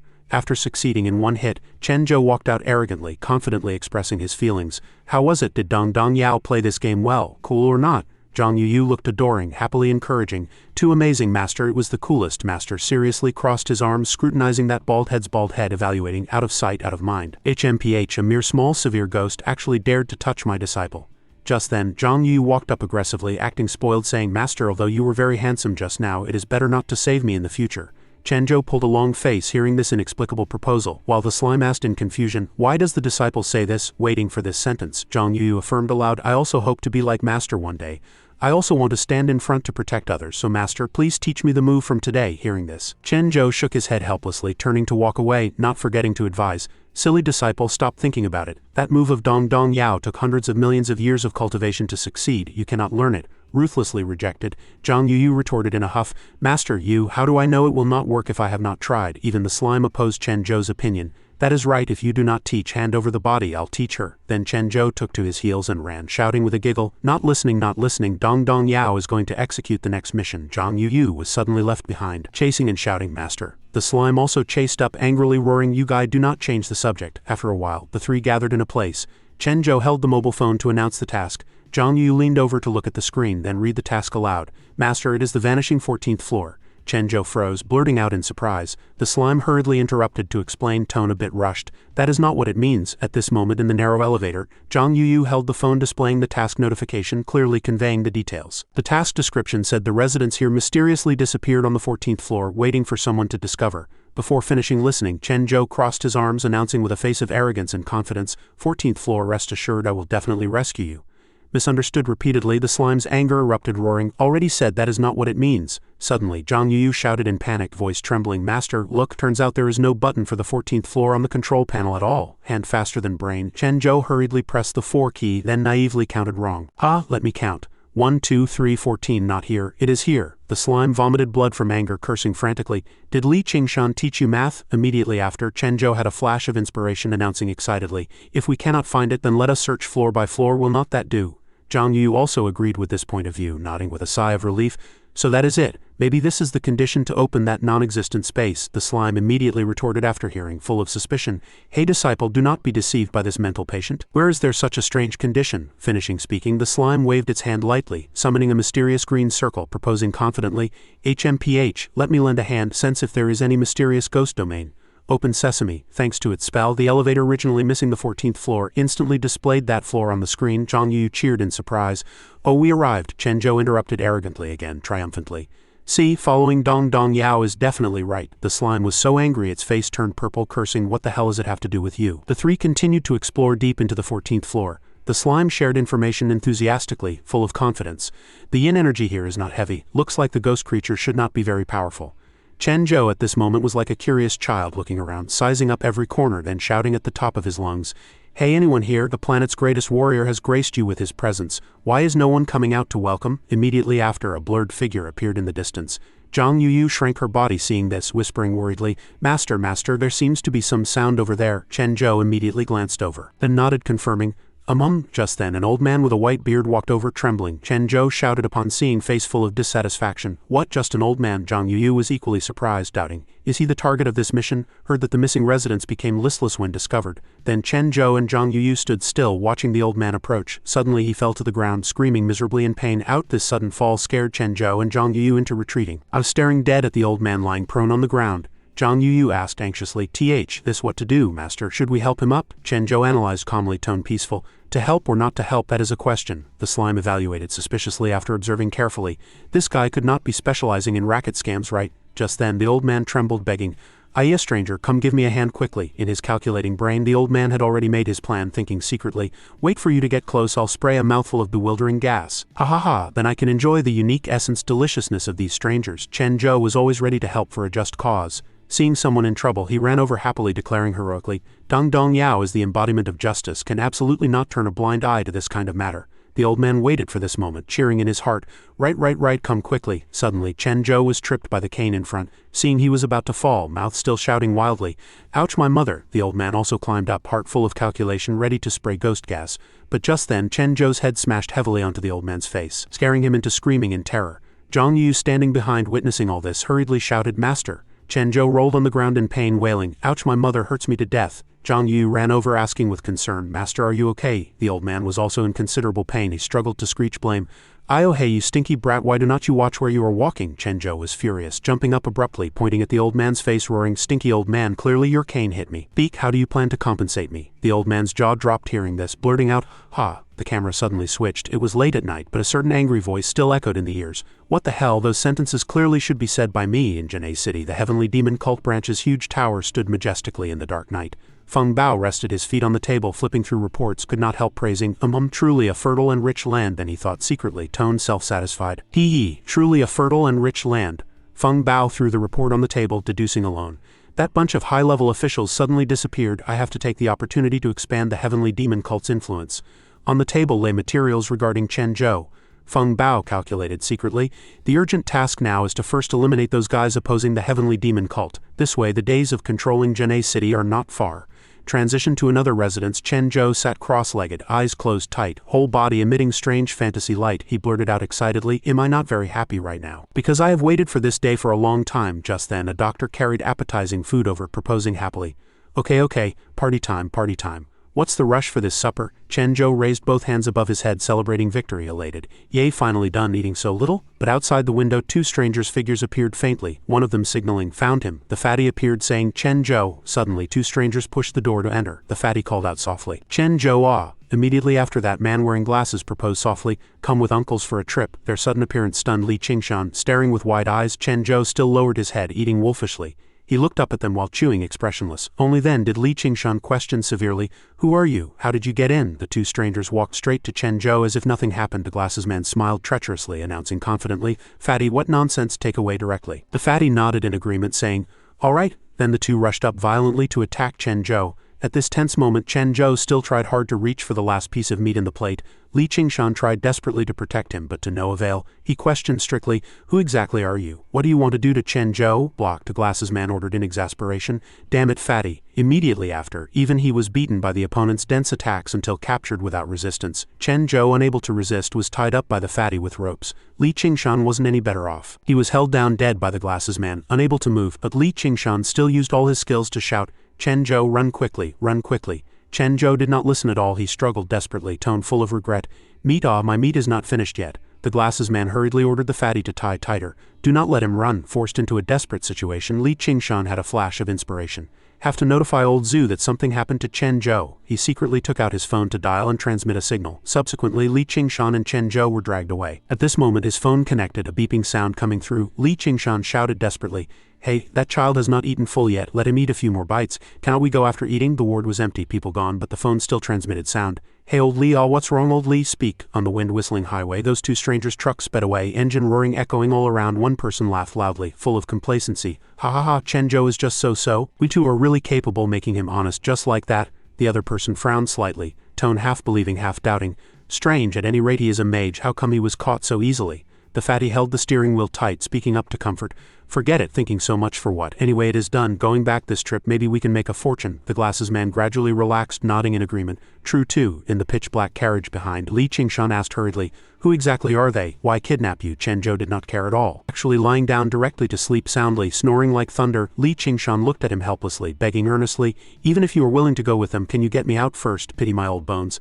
I do not want to suffer in my old age." Suddenly, Li Qingshan urged in panic, voice trembling. The car stopped. "Could it be they want to kill us to silence?" "Chen Zhou, no time. Think of a way quickly." "Chen Zhou, Chen Zhou." He woke up suddenly, casting a spell to disappear out of thin air, not forgetting to say, "Are you looking for Chen Zhou? Then you look. I am not playing anymore." Li Qingshan shouted in loss. "Hey!" Just at this moment, the two strangers opened the trunk to check, faces revealing indescribable confusion. The glasses man rushed in, shouting in a flurry, How come only one? Where is Chen Zhou?" Li Qingshan was equally flustered, hurriedly explaining, "I do not know either. He went whoosh and flew away." Looking at the empty rope, the fatty panicked for a moment, voice fearful. "This can be done. Missing one. How to explain to Brother Bao?" The glasses man habitually pushed his glasses, answering calmly, "Do not panic, fatty. Is not there still one person here?" The fatty held his head, saying irritably, "What use is there having a person? He is not the Chen Zhou Brother Bao wants." The glasses man hurriedly argued, "Brother Bao never saw what Chen Zhou looks like, so shut up. He is Chen Zhou." This eloquence left Li Qingshan dumbfounded, countless question marks instantly popping up in his brain. The camera switched suddenly. At this moment, Chen Zhou was facing that stubborn old man. He hugged Chen Zhou's leg tight, crying and scamming, "Young man, pay me money quickly, otherwise do not think of leaving." Chen Zhou was so angry his face turned purple, shaking his leg, roaring angrily. "Ha, exactly who hit whom?" Burning with anger, Chen Zhou gripped the cane tight, questioning seriously. "Just now it knocked down Dong Dong Yao, so I ask you, is this thing yours?" The old man was scared by his terrifying pressure, answering, stammering, "N number, this cannot be reasoned with." Chen Zhou's hot blood surged and he rushed over, punching and kicking the old man, cursing while beating. "Dead old man, do not even think of keeping that only remaining good leg." The old man still acted humble, persuading to beg for mercy. Young man, why have no martial ethics?" Standing aside witnessing, Zhang Yu could not help shouting worriedly, "Master, do not be impulsive." She hurriedly grabbed Chen Zhou's hand, wanting to stop him from acting, but Chen Zhou had already lost his reason. Annoyed and dancing with hands and feet, "Why are you blocking me, little ball? Today I must educate this liar properly." The old man was beaten black and blue, turning his back in overwhelming shame, secretly blaming himself. "Preposterous, it has always been me scamming others, did not expect to lose all face today." Lose all face. Thinking this, he immediately transformed his body shape, muscles bulging block by block, bursting through his clothes. The old man lowered his voice. "This is called holding a grudge, smelly brat. It does not matter who I bumped into anymore." Chen Zhou, Zhang Yu, and the slime froze on the spot, facing the old man's terrifying transformation as he continued to declare smugly. The key point was that at this moment he had already completed his transformation. His body at this moment was like a strong giant. He announced seriously, "No matter what, this old man will suck your essence dry." Hearing this, the slime remarked sarcastically. This was mockery. "Oh my, this old guy self-destructed." The old man decisively clenched his fist to launch a move, not forgetting to provoke. "Obediently raise your hands and surrender. Your spirit, energy, and spirit are all highly nutritious supplements." Subsequently, a heavy punch fell. Luckily, Zhang Yu was quick-eyed and deft-handed, pulling Chen Zhou back to dodge in time. She shouted a reminder, "Master, careful." Immediately after, Zhang Yu unleashed the 100 Ghost Spirit spell to fight against that stubborn old man. Golden light gathered into a circle, rushing straight at him. While attacking with full force, Zhang Yu asked with concern, "Master, are you okay?" Chen Zhou held his still trembling hand tight, full of confusion. "Strange, why does Dong Dong Yao's hand have no strength?" Seeing this, the slime reported with worry. Looks like with your current body you cannot continuously unleash the God-given skill. Zhang Yu's protective barrier was being worn down, likely to shatter at any time. She spoke with difficulty. Master, think of a way quickly. I cannot hold on much longer. As soon as the voice fell, the protective shield was instantly blasted to pieces by the old man's punch. He cackled loudly, declaring smugly, "Go to die for this, old man." Accompanied by the force and inertia, Zhang Yu fell backward. The slime shouted in terror. Bad news. Suddenly, the little ghost appeared out of thin air, a fierce flying kick hitting the old man right in the face, making him spray blood in pain. "Peef," the little girl roared sternly. "You old thing, get lost, Chenjo." Look! The magic on the old man's body gradually dissipated. His body at this moment only remained a withered skeleton. The old man shrank into a ball, screaming in terror. This little girl is actually a ghost general, bullying people too much. Chenjo regained the upper hand, complaining angrily.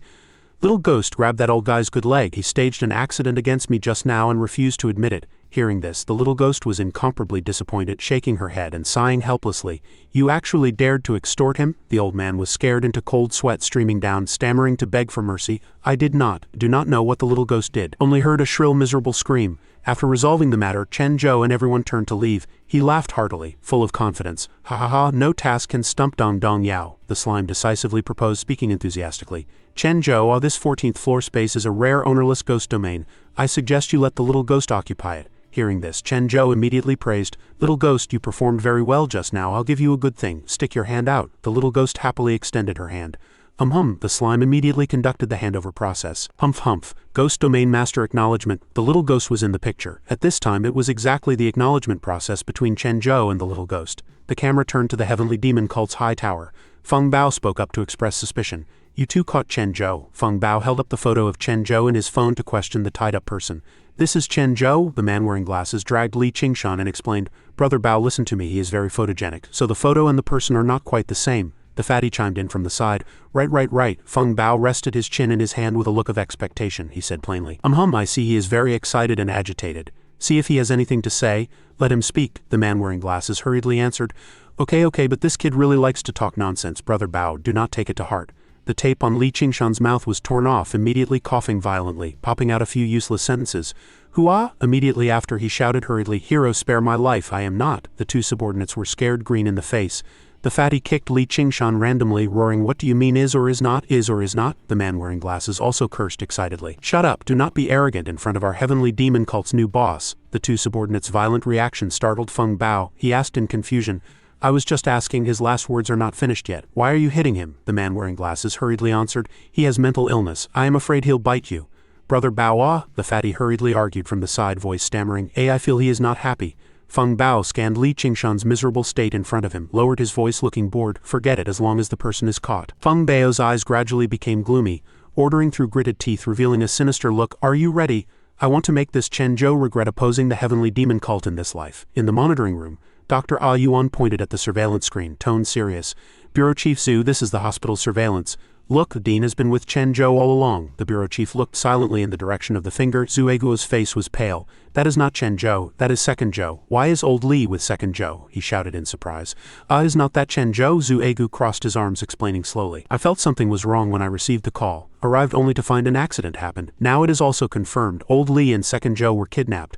Ah Yuan screamed in panic. Kidnap? What's the use of kidnapping our dean? He does not have many years to live.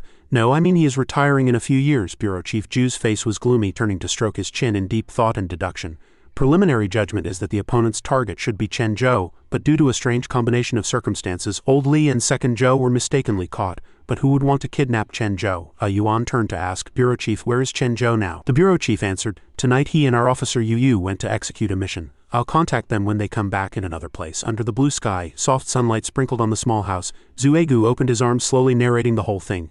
The matter is just like this. Chen Zhou and the slime stared with wide eyes, stunned, speechless. Yu Yu reacted faster. She shouted worriedly, How could such a thing happen? Zhu Eguo's face was pale, trembling as he comforted. Dong Dong Yao, do not be afraid. We checked the surveillance and found the kidnappers are people from the heavenly demon cult. Their target is you. The urgent task now is to ensure your safety. You rest assured. As for Second Zhou and old Li, I will contact old Luo to think of a way to save them. Ah Yuan pushed his glasses, thinking secretly in his heart, eyes flashing a trace of sharpness. Exactly who is afraid of whom? Bureau Chief Zhu took out his mobile phone, stammering, I'll call old Luo. The slime flew into midair, analyzing. Second Zhou is your ghost servant, so I can sense where he is not he right in the hospital? Chen Zhou raised his head, face written full of suspicion toward these words. A loud bang suddenly came from outside the door. Second Zhou opened his arms, cheering loudly.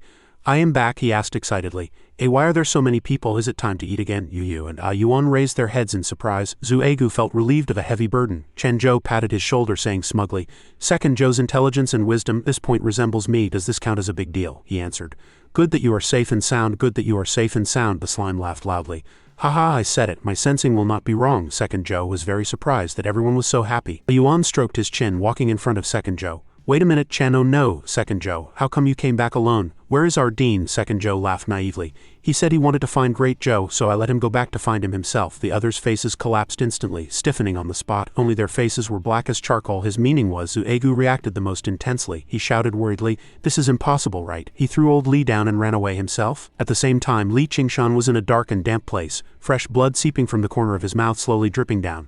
Dean Li was tied up solidly like a silkworm chrysalis, gasping for breath heavily. Huff huff, the fatty's voice sounded. Brother Bao continued, this old man cannot hold on much longer. Feng Bao, hands in pockets, walking over majestically. Chen Zhou, now do you know the consequence of opposing the heavenly demon cult? He walked closer, grabbing Li Qingshan's hair face to face, eyes cruel. Regretting now is useless, what else do you have to say? Dean Li spat out a few words with difficulty. Huff huff, aye, Feng Bao urged impatiently. What did you say? Li Qingshan shouted aggrievedly. Damn it, I am not Chen Zhou. Since several decades ago, since the moment my mom gave birth to me, I have not been. Feng Bao froze for a moment, surprised. What did you say? The fatty's face was pale, cursing inwardly. Damn it. Another subordinate was also startled. Was it discovered? Feng Bao turned around angrily, murderous eyes and gloomy face making the two panic-stricken. He gritted his teeth. What does he mean by this? Who can explain to me? After a while, Feng Bao also understood. He crossed his arms, standing in front of Li Qingshan. So that is it. Turns out those two trash let Chen Zhou run and you are Chen Zhou's dean. Dean Li answered. That is it. So you guys release me quickly. I have no value to you. A chaotic evil thought flashed through Feng Bao's brain, frowning. Oh, cannot say it like that. Since it is like this, you can help me contact Chen Zhou, right? Li Qingshan was startled, crying inwardly. Bad news, this guy wants to use me to catch Chen Zhou, he thought to himself. Although Chen Zhou threw me down and ran, I watched him grow up from childhood. Absolutely cannot let him fall into the evil cult's hands. Li Qingshan made up his mind, shouting, then you guys kill me. I do not know where Chen Zhou is, Feng Bao sneered. Ha, have backbone, then the supreme luxury torture awaits you, he waved his hand to order. Two subordinates walked up revealing insidious smiles. Dean Li said in panic, what do you want to do? The fatty and the white-haired man took turns using duck feathers and grass to scratch the soles of his feet. Li Qingshan laughed until tears came out. Ha ha, stop scratching, ha, they threatened. Speak quickly. Where is Chen Zhou? He had to submit. Ha, I speak, ha. At this moment in the small hut where Chen Zhou's group gathered, Chen Zhou and Second Zhou stood in front of the window. He clenched his fist, shouting angrily, Yuan monkey, that bastard, look at his smug face. Second Zhou picked his nose, not caring at all, only the slime chimed in. Sigh, this is also something that cannot be helped. Bureau Chief Zhu had already led people to search and rescue the dean outside the courtyard. Yuan was commanding the hospital people, the slime continued. Since Big Mountain is not here, someone has to be responsible for managing the hospital. Yuan smiled like a flower. Chen Zhou looked extremely unhappy. Damn it, he wants to ride on my head. Let him wait another 10,000 years. He took his anger out on others, turning to bully Second Zhou. You stupid Second Zhou, all your fault, useless and causing trouble. The mobile phone vibrated to remind. Hey, your phone. Chen Zhou answered the phone while strangling Second Zhou's neck. Hello, Dong Dong Yao is very busy, please dial again later. Stranger's voice sounded. Chen Zhou, he asked back. Who are you? The slime poked its head out curiously from the side. Feng Bao sat on the chair imitating gangster movies, tone deep. Who I am is not important. What's important is who I have in my hands. Li Qingshan's shouting came. Ha, Chen Zhou, come save me quickly. Ha, Chen Zhou was surprised. Big Mountain? He questioned angrily. Did you catch Big Mountain? Hand him over quickly, otherwise Yuan monkey is going to rule the world. Feng Bao answered arrogantly. Ha, release him, you are kidding. Taking advantage of his speaking time, Second Zhou slipped away secretly. The slime urged, Enter Second, ask him quickly what exactly he wants to do. Chen Zhou followed closely, asking him. Then what do you want? Feng Bao answered cunningly. I just want to seek justice for the heavenly demon cult brothers who fell into your hands. After listening, Chen Zhou said naively to the slime, he said he wants love and peace, truly speechless. On the other end of the phone, Feng Bao was so angry his face turned purple. When did I say that? But who are you talking to? He started calculating. Forget it, I will not argue with you either. Now dare you meet me like a man to talk. I know this old man has an iron relationship with you, so you are anxious to save him, right? If you can defeat me, you can take him away. At this moment, Chen Zhou had already been distracted by Second Zhou. That guy was gnawing on a slipper rushing out of the corridor. He shouted, Hey Second Zhou, that is not food. He turned back to ask the phone, What did you say just now? I did not hear clearly. Say it again. The other party was helpless. It seemed he did not really want to save anyone, right? Feng Bao suppressed his anger and repeated, I mean, do you dare to come see me alone? If you can save him from my hands, then you count as impressive. Chen Zhou had already stopped Second Zhou at this moment, answering confidently, Ha, the Earth's great warrior will never admit defeat. Li Qingshan's voice sounded again. Haha, Chen Zhou, do not come, it is dangerous. Chen Zhou supported himself with his hand, speaking loudly to reassure Dean Li Big Mountain. Do not be afraid, although you are actually a bit of a weakling, rest assured, I will absolutely not let Ah Yuan Monkey rule this world. You wait for me there. Li Qingshan asked back in surprise. Ha! Rapid footsteps came, speed getting faster and faster, breathing also becoming disordered. The panting sound huff huff rang out nonstop. That person's figure gradually appeared. It was an old man wearing round glasses and graying hair. The panting never stopped. Huff huff, even so, he thought while running. Done for, this time truly done for. This bunch of guys are simply demons. Thinking this, he gritted his teeth as if venting accumulated anger. Not long ago in a room, he was sneaking out with a blonde. And at this time, someone was sitting leisurely on a chair, mobile phone ringtone ringing nonstop. Not only that, a person unable to move was tied to the hospital bed. Suddenly a person appeared in front of the hospital bed, staring at the old man on the bed and speaking, Chen Zhou will come here later. Hearing this, the old man was also startled, turning his head in confusion, but his vision suddenly changed. Feng Bao, with a dark face, staring dead at that group of people sneaking away, could not help cracking his knuckles crack crack, foreshadowing an impending slaughter. He approached and said, You two actually dared to deceive me, should not we settle this score? Hearing him say this, Mew and the old man beside him streamed cold sweat. Mew turned his head, explaining softly, Brother Bao, I will not dare anymore. The old man also chimed in. Yes, Chen Zhou has already arrived. Brother Bao, spare us this time. Although begging for mercy, facing the tall body in front, they still could not stop trembling. Li Qingshan lying on the bed also could not help streaming cold sweat. Fresh blood splashed, miserable screams following. Ah ah ah ah ah. Seeing this, the old man secretly complained in his heart, thinking heavily. How come he beats even his own allies? The old man's thought just fell when Feng Bao's voice rang out. That will not do, my hands are very itchy right now. The scene returned to the present. He still ran outward, panting heavily, shouting, Help! Suddenly he stopped his steps, looking at the scene before his eyes, crying out inwardly. Entering his view was Second Zhou, pointing ahead with a face full of unhappiness. It is over there. That direction. I know the way. The person speaking to him was Chen Zhou. He yawned while walking, completely ignoring Second Zhou's existence, only noticing the figure behind him. Instantly, the old man's face bloomed with joy. That is Chen Zhou, and there is a clone. If it is him, maybe he can really defeat that Brother Bao. Thinking this, he immediately ran toward them, opening his arms to block the road. Wait a minute, are you Chen Zhou? Before he could finish speaking, Second Zhou recognized the acquaintance, pointing at him, saying, It is him. He is the one who grabbed you. Hearing this, Chen Zhou was also startled, trying hard to search his memory. As soon as Second Zhou's voice fell, the two acted like crazy, hands gesturing arcs above their heads. Second Zhou shouted, Great Zhou, pincer attack from front and back to catch him. His face was written full of anger. Responding to his request, Chen Zhou also answered excitedly, Okay. The old man immediately assumed a humble posture, waving hands to beg for mercy. Do not do this. I am not your enemy. It was Feng Bao who made me catch you. He denied again and continued, It was him who made an appointment with me. No matter which of you is Chen Zhou, save me quickly, otherwise I am dead meat. In the blink of an eye, the three turned from enemies to friends. The three walked in the corridor chatting. Chen Zhou spoke up. So it is because you are afraid that guy called Little Dragon will beat you that you let me go beat him, right? The old man scratched his head, answering. That is about the meaning. Second Zhou chimed in sarcastically from the side. Truly cowardly. Are all men wearing glasses so servile? Instantly Chen Zhou's face twisted. Shouting with a face of disgust, Of course Dong Dong Yao will defeat him, but this kind of betrayal behavior of yours does not count as being a good person. Second Zhou also echoed with a face of unhappiness. Exactly. The old man's mouth corner twitched, as if telling his bitterness, You guys do not understand, he really wants to beat me to death. Feng Bao's story was revealed. The old man narrated, Although that guy looks silly, he has serious violent tendencies, looking for excuses to beat people all day. Even when Minister Lu was here before, she could not control him, now that the minister is out of contact. He is even more unscrupulous, directly crowning himself the new minister. We simply have no power to resist. Hearing him say this, the slime beside thought that this kid's words weren't false. But forget it, no matter what, Chen Zhou also needs to accumulate experience and strength and cultivation. Not knowing the slime's thoughts, the old man spoke up. He is just ahead. We are arriving. Standing in front of a big gate, Chen Zhou asked with a face full of world weariness and disgust, It is here? The old man put on a loyal look, walking to the door, saying, Right, I'll open the door for you. The door opened, the whole room shrouded in pitch blackness. Second Zhou spoke up. Great Zhou, why is it so dark inside? Cannot see anything. Chen Zhou answered him. Are you stupid? The lights are not on. Go find the switch. Second Zhou responded.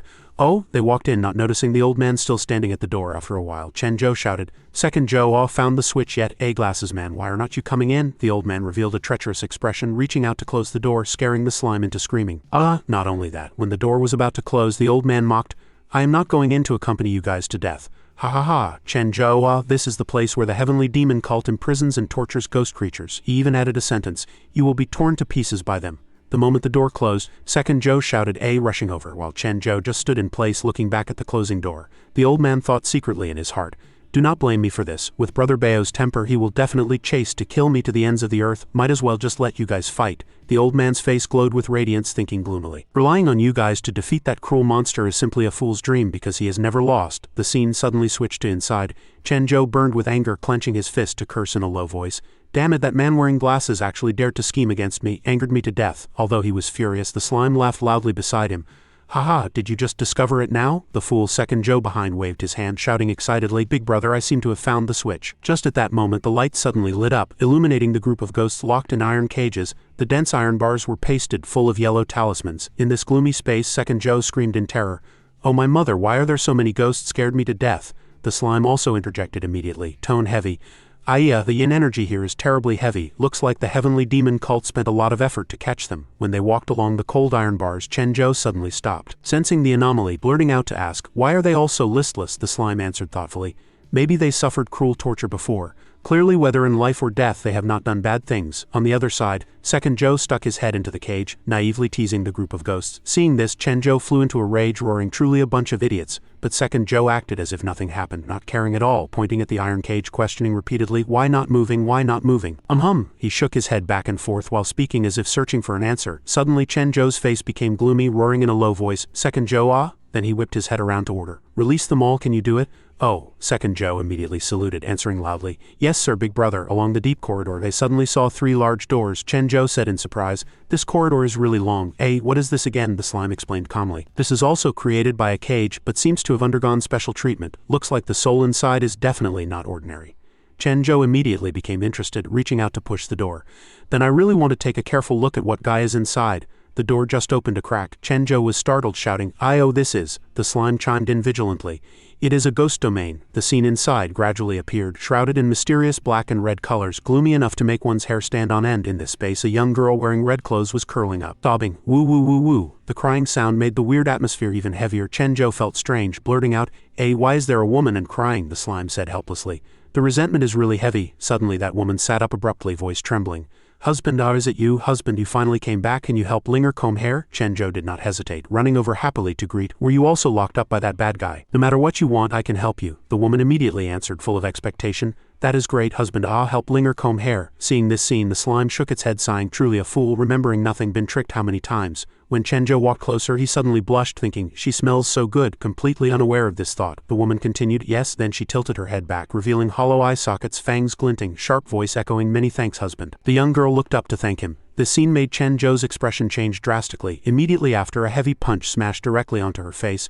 This ghost thing can even speak human language. This blow knocked her flying far away, crashing heavily onto the iron bars. Chen Zhou covered his chest, panting, voice trembling. Scared me to death. This thing looks really weird, the slime sighed, reminding. Chen Zhou, I already said this ghost has heavy resentment, very dangerous. Do not get touchy-feely right from the start. Just as they were discussing, her body began to tremble violently. Silver Bell sat on the ground covering her face, seemingly wanting to display beauty, but her face gradually twisted, half human, half ghost. But she still whispered, Husband dotes on me so much. Silver Bell is extremely happy, the slime said helplessly. She is not angry even like this, seems even very happy, Chen Zhou also chimed in. She is really strange. Gradually, Silver Bell propped herself up on the ground, trembling to stand up. Finishing speaking, she said again, strange, since husband says so. When Silver Bell stood completely straight, she smiled brilliantly. Linger just likes husband. Her beauty seemed to have recovered, skin smoother than before. Pointing at herself, Silver Bell whispered, so whatever husband wants to do to Linger is okay. Chen Zhou listened, forcibly turning his head away, but still blurting out, this girl is too pitiful, seems to have brain problems, let us go quickly. I am afraid of being infected, the slime answered resignedly. First time seeing a psychotic ghost. Watching them leave, Silver Bell turned her head to look, a cold hand resting on Chen Zhou's shoulder. He whipped his head around. Entering his view was her face, hated by both humans and ghosts. She suddenly transformed into an evil ghost, roaring, doing anything is okay but you cannot leave. Hearing this, Chen Zhou looked at Silver Bell's face, stammering. Could not help thinking, what to do? Must be I hit too hard just now. That is why she will not let me go. Contrary to this, the slime covered its eyes despisingly. So that is it. This ghost hated heartless men most in life, so she extremely resents people who leave her. Suddenly, a blue-haired young girl passed through Chen Zhou's body, rushing out, waving her hand to push Silver Bell away, roaring, release him quickly. Senior is already married. Looking at that figure, Chen Zhou streamed cold sweat, shouting, big-breasted woman. Silver Bell stood in the distance, roaring angrily, so husband has other ghosts? Suddenly she turned to ask Chen Zhou, Senior, are you okay? Chen Zhou suddenly flew into a rage, shouting, I am fine. This girl is truly unreasonable, will not let me go and says she wants to use me as appetizers. The slime did not want to argue, only blurting out, She did not say the second half right. Hearing this, Yan sneered, leaning close to Silverbell to mock. Senior goes wherever he wants. On what basis do you not let him go? Still calling Senior husband, you do not even know what Senior's name is, right? Hearing this, Silverbell was startled, anger exploding, face darkening, the sickle in her hand growing larger, screaming, who are you? Does it fall to you to interrupt my business with husband? Anger reached the peak. Silverbell roared, I just want to be with my husband. Is there anything wrong with that? Watching her fly into a rage, Chen Zhou shouted anxiously, big-breasted woman, watch out. That sickle flew toward Yan. She hurriedly raised her hand to block but still let out a muffled groan. The crumbling emotions now left only Silverbell's anger. She shouted while attacking, say it, what did I do wrong? Silverbell rushed over just like that, constantly repeating that question. Say it, you say it. Seeing the situation was completely in Silverbell's favor, Chen Zhou hurriedly said to the big-breasted woman, I will. Before he could finish, Yan interrupted, Senior, it is dangerous, do not come over. Condensing dark energy and a weapon in her hand, Silverbell's face gradually twisted as if she wanted to tear the person before her to shreds. She was also a girl. When did she not need someone to accompany her? In the urgent situation, Yan only had time to utter a few syllables. Freeze, but the situation suddenly reversed. Ice blocks appeared fast as lightning, towering like huge icebergs, causing Silverbell to let out a miserable scream. The sickle was also knocked flying. Yan stood within the mist she created. Her voice was cold and serious. Of course I had those times too. After all, the old me was always both weak and useless. Looking at her majestic appearance, Chen Zhou trembled slightly. At this moment, Silverbell's feet were already trapped by the ice blocks Yan created. Meanwhile, Yan spoke again. Everyone in this world needs to be protected. We all know how happy it is to be with others. Not noticing them talking, Chen Zhou whispered to the slime. Why do I feel the big-breasted woman got stronger? The slime crossed its arms, pondering like a little adult. On the other hand, Yan said again, but in any relationship there is always a day of separation. No one can accompany anyone forever. Yan walked gently to Silverbell's side to comfort her. I do not know what you went through, but it seems you are very afraid of being alone. Silverbell's tears suddenly slid down her cheeks, her voice changing tune due to pain. We'll all separate. Am I very afraid of being alone? Tears gently dripped onto her messy hair, stirring up a hazy layer of light. Even so, she still whispered painfully, it is not that I am not afraid, I simply… Yes, that light exploded violently, filling the entire space, startling Yan into blurting out, this is… Chen Zhou was also stunned, surprise mixed with worry. Hey, why are you crying? Where did this light come from? Yes. The light gradually dispersed into thousands of colors, gently grazing the cold ice blocks. Sensing the anomaly, the slime hurriedly said in a deep voice, oh, this is her memory from when she was alive. The space instantly returned to the past. Silverbell wore a bright red wedding dress, sitting before a mirror, combing her long black hair, chatting animatedly with two close friends. Her smile bloomed like a spring flower. Full of hope, the scene shifted to the moment Silverbell stepped out of the magnificent flower sedan chair. She gently lifted her veil, her smile shy and brilliant. Before her was the groom's figure. His voice sounded warm yet without any smile, just watching quietly as Silverbell responded with a smile. Suddenly, the scene spun again. Silverbell collapsed by the roadside, hands trembling as she tightly gripped two thin sheets of paper. The groom's figure gradually drifted away, leaving only a lonely back view. On the paper beside Silverbell, the cruel handwriting was clearly visible. We part on good terms, may we each find happiness. There was also a divorce letter. Silverbell wept ceaselessly. Eyes red, gaze hollow, soul lost in severe pain, her mind constantly echoed that whisper. It is not that I am afraid of being alone, I am afraid that there is only me. The scene flowed again to a few days later. Silverbell stood alone in the crowd of a bustling market, ears filled with malicious whispers. Everyone look, it is her, another voice full of sarcasm cut in. Heard she was already married, yet still went to seduce men outside. The person from just now chimed in with shrill disdain, truly a dissolute and shameless slut. At this moment, only that lonely sentence echoed in Silverbell's heart. It wasn't me. When she saw the man she loved deeply holding another young girl's hand, laughing and talking happily, her life seemed to fall into a dark abyss. Yet Silverbell muttered to herself, voice full of bitterness, if any relationship has a day of separation. Immediately, her face twisted with resentment, biting through her lip, heart filled with hatred. Heartless man, since that is the case, the one who leaves first deserves to die. Thick fog surrounded Silverbell, curled up on the ground. Her face suddenly turned gloomy, saying one word at a time, I said it. Clearly anything was okay. On the cold operating table, under the piercing white light, Silverbell lay motionless, eyes full of despair. The nurse beside her held a record book, reading mechanically. Ghost energy extraction, 341st time. As soon as the voice fell, a shrill, miserable scream tore through the space. Not only did the nurse watch coldly, but a young man beside her also watched expressionlessly. Silverbell lay there, her body full of tubes, trembling violently. A sorrowful self-questioning echoing in her mind. Clearly, no matter what was done to me, I could accept it. However, when Silverbell's hand raised tremblingly, begging for help, those figures turned resolutely to leave, leaving behind plain words. Minister, this is the result of this experiment under current conditions. Silverbell could not speak, only able to silently plead in severe pain. Do not go. Subsequently, cruel reality or monstrous resentment awakened the power hidden deep in her soul. Bizarre purple light shrouded Silverbell. She roared crazily, "Why do you guys one by one want to leave me?" Yan was startled, hurriedly opening her arms as if to protect Chenjo, shouting loudly, "Senior, you retreat quickly." Chenjo was also terrified, stammering, True planet war warriors must absolutely not retreat, must bravely, directly face fear." The slime suddenly appeared out of thin air, analyzing calmly. "This female ghost relied on others too much in life and death. That is why she cannot accept separation." Before the slime could finish, Silverbell rushed toward Yan, accompanied by a desperate plea, stay by my side." The terrifying impact knocked Chenjo flying. Yan hurriedly blocked, thinking in shock. HMPH so strong. Silverbell did not stop, turning back into that familiar evil ghost appearance, attacking crazily. But her voice was still full of grievance. "I have always been enduring and compromising. Did I not do enough?" The suppressed pain seemed unable to calm down. She continued with a broken voice. "Why still leave? Why does everyone want to abandon me?" Attacks came one after another. Yan had to use all her strength to resist. Even so, Silverbell still whispered in madness, "You guys do not love me. He does not love me." Silverbell's hand reached out as if to strangle Yan's neck, making her sleep forever. Luckily, Yan grabbed that hand in time, but pain was still clearly written on her face. Suddenly, Silverbell wept like rain, accompanied by a sorrowful call. "Husband?" This sound was heartbreaking. Yan suddenly froze, motionless. But at that moment, Silverbell flung forcefully, shaking Yan off, making her retreat unprepared.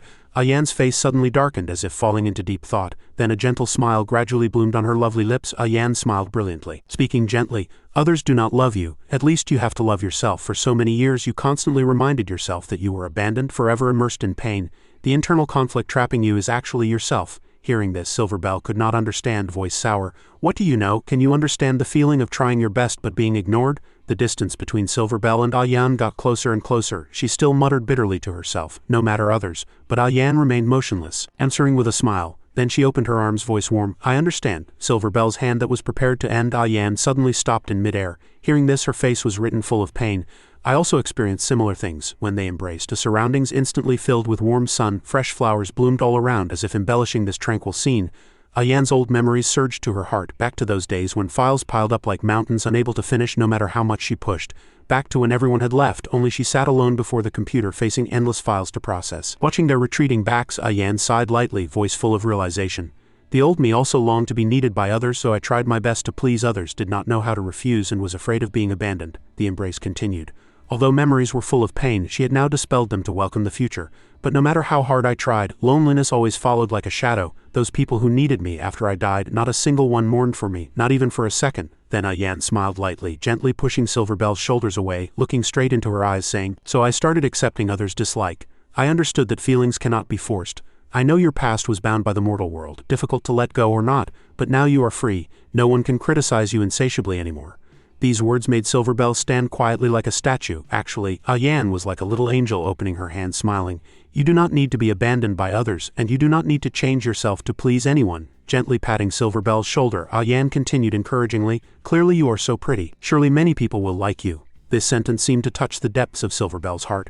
She covered her chest as if daring not believe her own ears. Silverbell suddenly became shy like a young girl just discovering love, covering her mouth, whispering, "I am very pretty, so will there be people who like me?" Yan answered happily while retreating. "Of course, otherwise why would you like dressing yourself up so much?" Silverbell stammered, voice hesitant.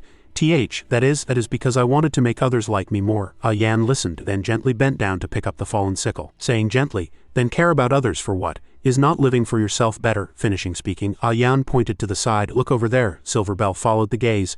Entering her view was Chenjo sitting before a mirror, narcissistically admiring his own appearance. Not only that, he painted his face like an opera singer, giggling. He, Dong Dong Yao is the most beautiful under the heavens." The slime beside looked disgusted, saying with dissatisfaction, "Truly had enough. What are you doing?" Seeing this scene, Yan also laughed. "Dressing yourself up beautifully is surely to please yourself." Silverbell froze, tightly gripping the sickle in her hand, voice trembling. "So that is it." Suddenly she glimpsed something, eyes widening in surprise, blurting out asking, "Eh?" The surrounding space seemed to turn back time. She quietly watched her past self secretly peeping at others' wedding, heart full of emotion. This is the past me." The Silverbell of that time was weeping silently, eyes staring dead at the wedding, while the current her stood behind, painfully realizing, "That is me." Old memories surged like cold wind. Silverbell immediately remembered that groom who once belonged to her. Amidst the guests' laughter and chatter, he was bowing to marry a strange young girl. Hiding in the crowd, Silverbell clearly heard those malicious whispers. Heard it was because she did not know her place that she was divorced. Another person chimed in, full of sarcasm. "Already received the divorce letter, still has the face to come here? Truly laughable." That laughter spread like sharp blades, echoing endlessly.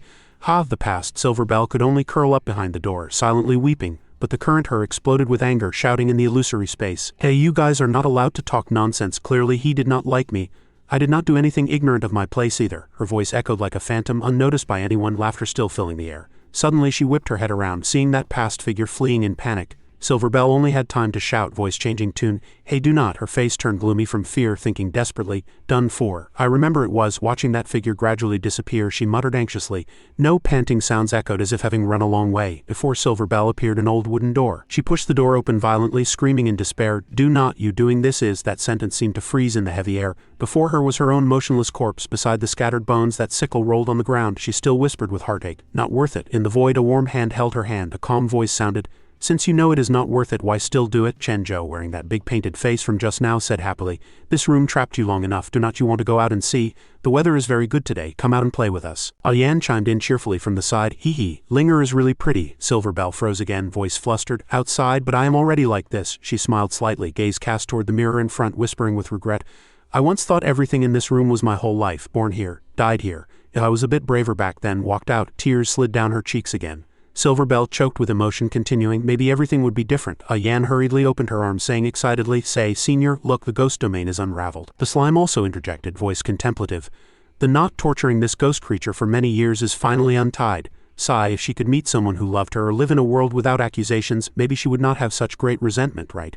Yan hurriedly wiped away regretful tears, saying with heartache, "Senior, I feel Linger is very pitiful. How about we take her along?" Chen Zhou nodded repeatedly, saying heroically, Okay. Who told Dong Dong Yao to be the planet's greatest and most righteous warrior?" Finishing speaking, Chen Zhou said happily, "Dong Dong Yao just sent you a signal. Do you want to come back to the planet to play with me?" Yan bent down gently, encouraging with a warm tone, Right, Linger, come with us." Hearing this, Silver Bell whipped around, tears still glistening in her eyes. She wiped them away and revealed a brilliant smile. After a while, Chen Zhou scrunched up his face, his tone full of anxiety. "Why is not it done yet?" Yan explained. "Linger said she wants to put on makeup," Chen Zhou complained impatiently again, sounding annoyed. "Girls putting on makeup is too slow, too lazy to wait. Dong Dong Yao is going to visit the neighbor. You come over by yourself later," Yan continued, instructing gently. "Linger, you must come find us, okay?" Sitting before the mirror, Silver Bell painted her eyebrows and eyes, a bright smile rising at the corners of her mouth. "A woman dresses for the one who pleases her. Hee hee." The smile vanished in an instant and her expression changed. She turned her head abruptly and whispered, "Hey, wait." Then she suddenly fell into deep thought, heart full of curiosity. The neighbor they mentioned could not be.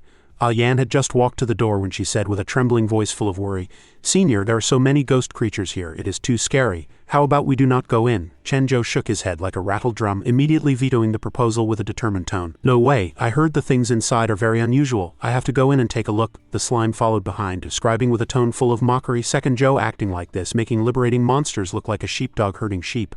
Just as the slime described, Second Joe was lying prone on the ground, putting on a fierce appearance to scare those ghosts. Chen Zhou pushed the door open with poise, walked in with a smile as brilliant as a flower on his face, and shouted loudly, ding dong, anyone home? Dong Dong Yao is here." Yan followed behind, looking timid and shrinking, muttering in a daze, "Excuse us." As soon as they entered, what entered Chen Zhou's view was a young girl sitting on the sofa. She turned her face toward him, voice sweet, pretending to be charming. "A welcome guest today." Suddenly, Chen Zhou's face turned red as a cooked shrimp, stammering in surprise, "WW, what are you doing?" Yan beside him was equally panic-stricken. She squeezed her eyes shut, stammering an apology.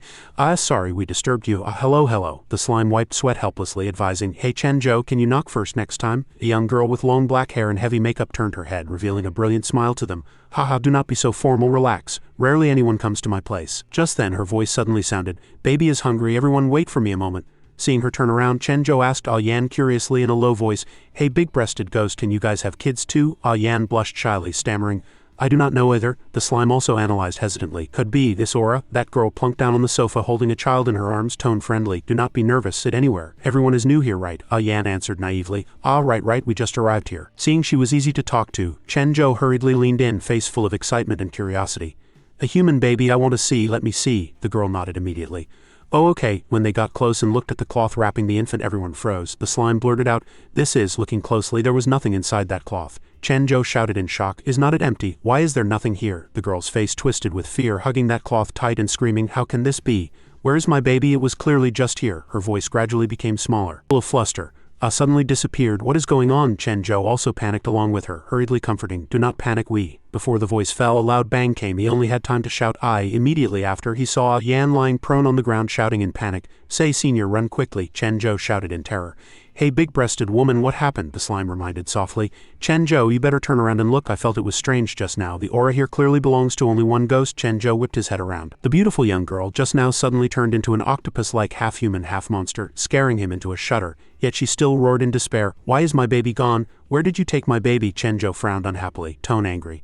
"Here comes another scammer. We did not see your child at all. Do not try to trick me." The slime pushed its glasses like a researcher. "This female ghost has entered a berserk state. She will indiscriminately attack everything except herself." Her face twisted as if to devour everything, screaming, "Nonsense! It was you who secretly took my baby." Then tentacles stabbed violently toward Chen Zhou. Luckily a figure rushed over and pushed him away. He cried out in surprise. "Eh?" Chen Zhou stared blankly at the figure before him, surprised. "It is you." Silver Bell looked serious, tone full of blame. "Why did husband provoke this madwoman? She has been crazy ever since she lost her child." Missing the main point, Chen Zhou immediately asked, "Does she really have a child?" Silver Bell answered awkwardly. "I am not clear either. I have not seen it since I came here. Anyway, I know in her eyes everyone is someone who stole her child." Just as she said, those tentacles extended. She roared madly, "Baby, where are you? Mom's baby." She whipped her head around, face hideous, gnashing her teeth. It is you who stole my child." Tentacles shot over, accompanied by a shrill scream. "Give baby back to me quickly." Silver Bell hurriedly blocked in front of Chen Zhou, shouting a warning, "Husband, careful." Silver Bell and Yan hurriedly rushed up, blocking the ferocious tentacles pouncing straight at that man. Yan reminded softly, "Senior." Seeing this scene, Chen Zhou hurriedly spoke, tone full of worry. That is great. Big-breasted woman, are you okay?" Before they could say much, the mother ghost suddenly opened her big mouth, spraying a stream of black liquid, accompanied by an angry roar. "Not allowed to hurt my baby." Chen Zhou immediately assumed a combat posture, hurriedly propping up a defensive barrier, then said unhappily, "Truly hard to communicate. I just wanted to say a few words. Your baby disappearing has nothing to do with me." Yan also interrupted, analyzing quickly.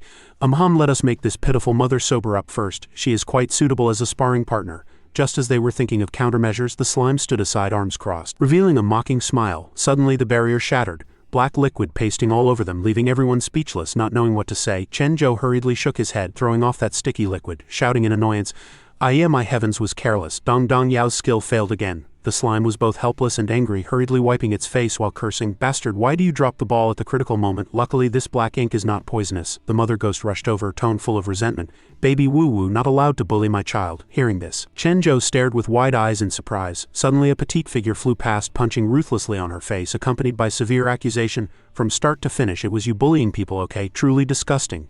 Seeing that familiar figure, Chen Zhou cheered happily. "Little ghost." Seeing the little ghost standing stiffly motionless, Chen Zhou asked again, Little ghost?" Silver Bell glanced at Chen Zhou, secretly surprised in her heart. "Husband actually has other ghosts?" The little ghost suddenly spoke, voice repeating like a curse, "Baby, baby," searching nonstop, white hair fluttering in the wind. She slowly approached, rolling black energy wrapping her petite body, then whispered, "I." She sighed, voice soft, "Pa," then picked up the conversation with a tone of contempt. "Hate this kind of person who always pretends to love their child the most." The little ghost's face twisted from anger, red eyes glaring, roaring through gritted teeth. "If you really loved it, why did you lose it?" Seeing this, Yan blurted out, "Heavens, this is the first time seeing little ghost so angry." The slime hurriedly explained calmly, "The little ghost was sacrificed by her parents to become a wraith. She must have been in great pain back then, so seeing a ghost mother lose her own child triggered." Listening to the slime's analysis, Chen Zhou stroked his chin, looking suddenly enlightened, while Silver Bell just watched quietly. The mother ghost suddenly hugged her head, screaming, panic-stricken, "Not me, I did not lose it, it was you guys." She roared like crazy, "Must be you guys who snatched my baby, it is you guys, I remember you." Chen Zhou's eyes shined, cheering excitedly. Oh, she is so amazing, actually can climb walls like a big spider." The slime shook its head helplessly, tone exhausted. "Is not that a spider? No, now is not the time to praise this. Tentacles are coming again." Accompanied by an angry roar, "I want to kill you." The little ghost gave a cold hump full of disdain. HMPH, hopeless. Her eyes were sharp enough to make one tremble. Finger raised, flashing a trace of red light, then spoke. "Ghost domain partial deployment." The mother ghost waved, tentacles roaring, "You snatched my baby, I want to kill you." The little ghost curled her lips in contempt, sarcasm. Ghost domain partial deployment." Following that, a deep black hole appeared behind her. The mother ghost's tentacles shot over but were sucked into the black hole, unable to touch anyone at all. The mother ghost froze. And those tentacles stabbed out in reverse from the black hole, piercing into her own body, making her scream miserably in pain. Accompanied by the little ghost's cold voice, "Return to you." Seeing this, Chen Zhou praised, "Oh, little ghost, when did you learn this move?" Yan clapped and cheered, full of adoration. "Wow, too amazing. Sure enough, still have to rely on little ghost sister." Silver Bell also exclaimed in surprise. "So strong," the slime explained with a happy smile. Speaking of which, Ghost Domain is liberating and expanding a different dimension. Little Ghost used partial deployment, making the Mother Ghost's attack unable to hit, then used displacement to counterattack the opponent. Watching the Mother Ghost lying on the ground groaning in pain, so painful, the slime continued to praise. Although the theoretical operation is simple, this little ghost indeed has talent. At the same time, the little ghost slowly walked to the Mother Ghost's side, standing in front of her, saying, "I have a friend." She thought her parents loved her very much, thought they always treated her as a treasure. Over there, Chenjo asked blankly, "Is the little ghost's friend the little ghost?" The slime immediately cursed. The friend she mentioned is herself. On the little ghost's side, she gnashed her teeth, roaring angrily. "But in the end, HMPH, she paused, continuing with sourness, "so you losing your child makes me feel disgusted just like them." The Mother Ghost lay prone on the ground, eyes rolling back, trembling to retort, "No, I did not. It was you who snatched my baby, not me, not me." The little ghost grabbed the Mother Ghost's head, saying resolutely, "Still making excuses, then I want to see exactly what happened." The Mother Ghost froze. At this moment before her eyes, the little ghost appeared exceptionally weird, whole body flashing with strange aura, then whispered. Ghost Domain expanded in the blink of an eye. The space changed completely, turning into a cold operating room. Seeing this, Chenjo opened his mouth. "This is," the slime hurriedly explained in surprise, "this is the little ghost reading the Mother Ghost's memory, then borrowing her own Ghost Domain to reproduce it. This is not just having talent. The Ghost Domain little ghost created is simply too exaggerated." Yan suddenly noticed something, saying in panic, "Senior, look at that." Before eyes, doctors were busy delivering the baby. But the situation suddenly became critical. Just as the doctor shouted, "Bad news, the mother's condition is not good. Prepare for C-section." The woman giving birth screamed nonstop. The Mother Ghost's face was haggard, tears streaming down her face, but chaotic voices still echoed around. "Massive hemorrhage cannot be stopped. She has no heartbeat," that person answered hurriedly. "How can this be? Quick, stop the bleeding, quick emergency rescue." Space shifted again. The Mother Ghost with a big belly floated in the void, sobbing, "Sorry, blame Mom for being useless." Yan thought with heartache. Turns out she really had a child. The thought was still hovering, heart-rending crying sounded again. Sorry baby, Mom is sorry to you. It was Mom who failed to protect you." The Mother Ghost still wept like rain, hurriedly wiping away, then whispered, Woo baby, even becoming a ghost, Mom loves you. Wait for you to be born this time. Mom will take you to see Dad.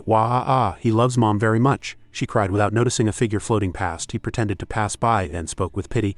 "Sigh, another pitiful ghost. Unfortunately, the child in your belly cannot be born." Hearing these words, the Mother Ghost was startled, whipping her head around.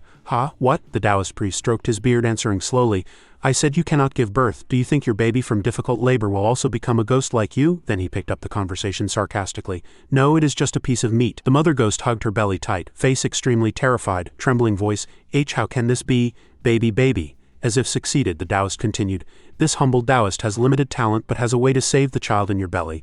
Are you willing to try?" Hearing this, the Mother Ghost rushed over like wind, tightly grabbing his clothes, begging earnestly, I am willing, as long as my baby can be born.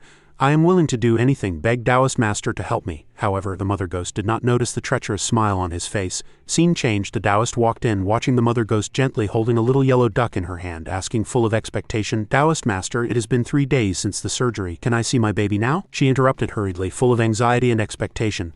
"Look, I even asked someone to prepare toys for the baby. Wonder if he likes them." The Taoist held back laughter, face turning black from holding it in. Finally could not help laughing loudly. Laughter act making one want to spew rice hearing it. The Mother Ghost was startled, blurting out a ha in bewilderment. He pointed at her, tone carrying blame and mockery. "Truly pregnancy brain lasts 3 years, why are you still not smart?" He then confessed, straightforwardly, without hesitation, "Tell you the truth. I was lying to you before, but whether now or in the future, you will not see your child." The Mother Ghost's gentle face changed color instantly, pale as paper in a split second. However, his voice still echoed in ears, cold and decisive. "Now it is already our heavenly demon cult's experimental subject. In this life do not you think of seeing it again." She froze. The Taoist spoke again, tone carrying ridiculous irony. "Alive you failed to protect it, dead you still cannot protect it." He turned to leave, tone plain as if discussing the weather. "You just stay in this room. We will provide you with ghost blood regularly. This is the destiny of you and your son." He was speaking completely unaware. Behind him, the Mother Ghost revealed her evil ghost true form. Tentacles sliced through the air, causing him to freeze in shock on the spot. Immediately after, huge tentacles tightly wrapped around him, blocking his path, accompanied by the Mother Ghost's angry roar, "You are not allowed to leave." The Mother Ghost behind him waved her floating tentacles, her face terrifyingly gloomy, her voice trembling and full of spite. "You lied to me, you snatched my baby, give him back to me quickly." However, he turned back with composure, his tone full of mockery. "Oh wow, truly an amazing change." Not only that, but he also spoke decisively, eyes flashing with contempt. "But what use is it in front of the heavenly demon cult?" The scene shifted abruptly. The ghost mother was nailed to the wall by a sharp sword, her tentacles severed, ghost blood splashing and dyeing the space red. Yet a figure approached carrying a sword, looking at him with a sycophantic expression. He sneered and flattered, "Many thanks to the minister for lending a hand. Actually, this humble Taoist could have won against her too." I just felt she was pitiful and wanted to give her some painful memories to see to what extent she could go mad. Back to reality, the ghost mother lowered her head, painful sobbing tears sliding down her face. Baby, my baby, where are you? Woo woo. The sound of calling for her baby echoed in her mind, but at this moment there was only empty void in front of her. Suddenly a petite figure appeared. The little ghost's childish voice startled her. I still hate parents like you. Subsequently, the little girl sighed, a trace of a smile floating at the corner of her mouth. Her tone became gentle. But I promise to help you this time, your baby. Before the little ghost could finish speaking, Chen Zhou rushed over, pressed his hand on her head and cheered excitedly. Dong Dong Yao will also help you find him. Yan also echoed, right. That is right. At the same time, the fire of determination also ignited in Silver Bell's eyes. The scene suddenly switched. Second Zhou was tightly grabbing a monster's head, making it struggle weakly under the pressure, yet he shouted happily, voice full of excitement, all right, finally rescued, mission accomplished. In stark contrast to his brilliant expression were those monsters trembling with fear. Hiding far away, trembling. Second Zhou, riding on the monster, suddenly remembered something. A glint flashed in his eyes as he looked toward that door and said, Big Zhou did not take me to play again, lingering here for so long without going out, leaving me alone here to herd ghosts.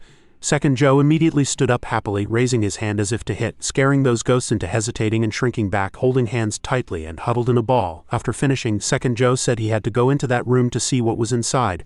Before leaving, he did not forget to turn back and instruct seriously, do not move around, wait for me here obediently. Second Zhou pushed the door open, snickering to himself there. I want to hide it and give Big Zhou a surprise, actually went to the wrong place. Chen Zhou's voice came from the room next door. Your baby Dong Dong Yao will help you find him. But what does he look like? Does he also have many claws? The slime roared in his mind, helpless and breaking down. Can you stop drawing strange things there? Ignoring that voice, Second Zhou walked in, but a bizarre scene appeared before his eyes. He saw an incense burner emitting gloomy green energy, the smoke wrapping around him like spiderwebs. But Second Zhou did not care at all, just waved his hand casually. Heavens, why is this room full of smoke? Then he turned around, searching, muttering, let me see where is good to hide. Looking around for a while, Second Zhou discovered a strange door. So he spoke up, what is this messy stuff? There is actually a small room here. Second Zhou immediately grabbed the doorknob, pushed that door open and shouted with a face full of excitement, hello, hello, anyone home? Entering Second Zhou's view was a thin and weak boy soaking in a glass jar of water. His entire body seemed twisted and deformed. His mouth was also sewn shut tight, looking very bizarre. Second Zhou also exclaimed aloud, tone surprised. My heavens, this kid looks really weird. Finishing speaking, he pressed his face against the glass, asking curiously, is this thing alive or dead? Suddenly that child opened his eyes, scaring Second Zhou into letting out a ha, panic-stricken. Before Second Zhou could react, that child rushed out fiercely, passing directly through Second Zhou's body, causing his body to no longer be complete but dissipating into fragments. But Second Zhou did not scream. Instead, that child emitted a woo-woo sound. Ah. Second Zhou gradually disappeared, eyes rolling back, but still shouted weakly. Big Zhou, run fast. On the other side, Yan was helping the ghost mother up, comforting gently. You said you have not seen your child, then she said warmly again. It does not matter, Senior is super nice, there is nothing he cannot do, he definitely has a way to find your baby. The ghost mother also answered with emotion. Thank you everyone. The little ghost also called out awkwardly, voice childish but firm, be a useful mother in the future. While they were discussing animatedly here, Chen Zhou and Silver Bell walked out of that door, speaking naively while walking out. I discovered there is another room next door. Is there anyone inside? Silver Bell also answered softly, thoughtful. Do not know, husband. That last room has never been opened. Linger also does not know what ghost creature is inside. Yan's reminder came from behind. Little ghost sister, be gentler. The little ghost also understood. Although cold on the outside and warm on the inside, she still stroked the ghost mother's back even though her mouth was unforgiving. HMPH, truly troublesome. Suddenly rolling black energy surged before their eyes. Chen Zhou and Silver Bell spoke in unison. This is, the slime followed closely, speaking nervously.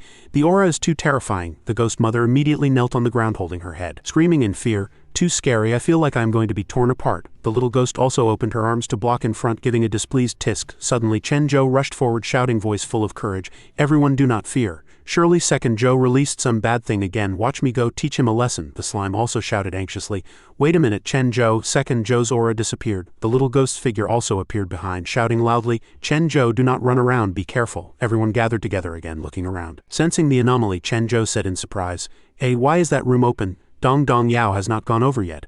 Yan also discovered the abnormality, saying, that is. Yan pointed ahead, trembling. Stutterer Senior, little ghost sister, look over there. The slime also said seriously, that guy is the source of that pressure just now. The aura is very gloomy. Chen Zhou asked hesitantly. Before their eyes was that boy just now gnawing on the remaining monsters, bright red blood flowing all over the floor. The slime's face turned purple, saying hesitantly, that guy is eating ghost creatures. The ghost creature turned its head to look at them, blood still stained on its mouth, emitting a hair-raising chewing sound. Seeing that terrifying appearance, Yan blurted out in fear, panic-stricken, That ghost was eaten by it. The little ghost also chimed in with a face of disgust, saying coldly, "Do not know where the monster came from." Chenjo rushed up, pointing at the ghost creature's face, roaring angrily, Where did you pop out from? What did you do to the trash Second Joe saved?" Instantly Chenjo sensed the absence, asking in surprise, "Hey, where's Second Joe?" The slime said thoughtfully, tone deep, "Tisk tisk, this guy is a ghost creature raised by evil arts, having no intelligence, only knowing to eat all living things it sees." Suddenly the ghost creature rushed toward them. The slime screamed in terror, "Bad news, defend!" Seeing the ghost creature rushing over, the little ghost also shouted, "Chenjo, careful!" However, in stark contrast to everyone's panic, Chenjo calmly activated a move, Dong Dong Wave Invincible. Just in that instant, Silver Bell had already blocked in front of him, hand tightly gripping a sickle-like sharp weapon. Then she roared angrily, "Not allowed to hurt my husband." Even so, not only did the slime not panic, it roared instead, "Defense move already activated. What is this girl rushing out for?" Chenjo also froze, letting out a surprised "ah." Immediately after, Silver Bell had an arm bitten off by the ghost head, hurting so much she let out a shrill scream. "Ah!" Chenjo hurriedly turned around, asking with concern, "Hey, makeup girl?" Ah Yan also interrupted, voice trembling, "Linger, are you okay?" Contrary to them, the little ghost rushed forward, sharp voice full of anger, "This monster." A surge of fiery red energy wrapped around the little ghost, making her rush up furiously like a mad person, then roared, "Quickly spit out everything you ate for me." The little ghost was engaging in a fierce battle with the ghost head, but the group here was in a mess. Looking at the painful Silver Bell, Chenjo asked in confusion, "Why does this girl want to perform so blindly?" Silver Bell gasped in extreme weakness, answering, "Linger just wanted to protect husband." On the other side, the slime warned the little ghost, "Little ghost, do not be careless, that guy is very strong." Over there, the ghost head was rushing over madly, waving sharp claws and fangs as if to tear and devour everything. "Kacha!" It rushed over with a disgusting, fierce look, unaware that a rolling black hole had formed behind it. Boiling red energy tightly wrapped its body. Subsequently, that power exploded violently, flattening the ghost head on the ground, cracks appearing all around. The little ghost shouted angrily from high above without mercy, "Damn monster!" From that position, the little ghost condensed energy, following which countless black holes opened, flashing with countless red arrows. "Go to die!" She waved her hand. All arrows shot toward the ghost head, one after another. However, the little ghost suddenly looked down at her hand, thinking secretly, did not feel like it hit. She was completely unaware that in the black hole she created behind her, an eye was peeping at her gloomily. She whipped her head around. Entering her view was the ghost head tearing apart her black hole, absorbing that energy completely clean. Those trembling hands gradually reached toward a pair of broken spectacle frames, blood dripping down around, accompanied by painful groans. A cough cough. A man covered in blood knelt on the ground. In front of him was a huge foot crushing the spectacle frames on the ground. He said with weak breath, "I already made an appointment with him to have a real duel between men." That figure gradually became clear. It was precisely Feng Bao. His face was gloomy, eyes wide, staring at the person crawling on the ground, roaring, "What kind of thing are you, also daring to take initiative to set traps for him?" The person groaned on the ground, begging miserably, "Ah, Bao, brother Bao, I was wrong." Feng Bao revealed a treacherous smile, voice cold. "What use is just admitting mistakes? Take 3 punches from me. If you do not die, then consider it God sparing you for me." The person could only scream helplessly, "No, do not." Li Qingshan lay on the hospital bed, stretching and sighing about this violent tendency. "Too simple, this brain patient is hard to cure. This guy needs to be hospitalized." Before his eyes was the image of Feng Bao cruelly trampling the person underfoot, blood splashing. He could only lie there powerless. That groan was still uncontrollable. "Ah!" Raising a fist, blood flowed down along it, accompanied by a call. "Chenjo!" Feng Bao's anger had not subsided, gnashing teeth, staring and saying, "I will go downstairs to find you. Hope you can live until then." Speaking, he wiped his blood-stained hand with a pink handkerchief printed with a bear pattern. On the other side, Yan was holding the dying Silver Bell. She comforted softly, "Linger Senior is saving you. Hold on." The slime also exerted effort to cast healing spells. Chenjo sat aside while comforting, raised his hand to release gentle green gas. "Sister, you open your eyes, do not close your eyes." Lujia was calling her urgently. Suddenly a stream of thick smoke filled the air around them, scaring Chenjo into whipping his head around. Yan also shouted in panic, "Little ghost sister." The little ghost's figure gradually appeared. She wiped the blood trace from the corner of her mouth while speaking, "Tisk, this monster is too hard to deal with. It can devour my attacks to enhance its strength. That bastard just now was swallowed by it. Afraid he also became its nutrient." Behind the little ghost, Chenjo cheered happily.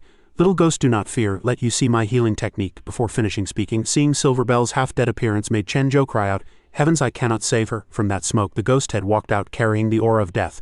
Yan. Even so, the little ghost still said calmly to Chenjo, "I am not afraid, just how to deal with it." Suddenly a foot walked over, scaring the ghost head into snapping its head up. Watching the ghost mother covering her mouth, face covered in tears, slowly approaching, the little ghost cursed in panic. "Hey, what are you doing? Leave here quickly, very dangerous." But the ghost mother ignored these words, slowly approached, saying, "Baby, you are Mom's baby, right? Mom finally found you." Instantly, the ghost mother knelt on the ground, tightly hugging the ghost head, crying bitterly, "It is Mom's fault. Mom is useless, failed to protect you." Seeing her action, the ghost head dully emitted an sound. Painful tears rushed out. Although this child no longer had the appearance the ghost mother expected, but in front of divine motherly love she still could not help weeping like rain, choking with emotion. "Woo woo woo, sorry child, baby let you suffer grievance." Seeing the scene of mother and son reuniting, Yan wiped tears, choking woo-woo. Silver Bell was also shocked to disbelief. Even though her hand still hurt while massaging, she still whispered, "That monster is actually her child." Chenjo turned his head blankly as if dizzy. "Contrary to them," the slime shouted.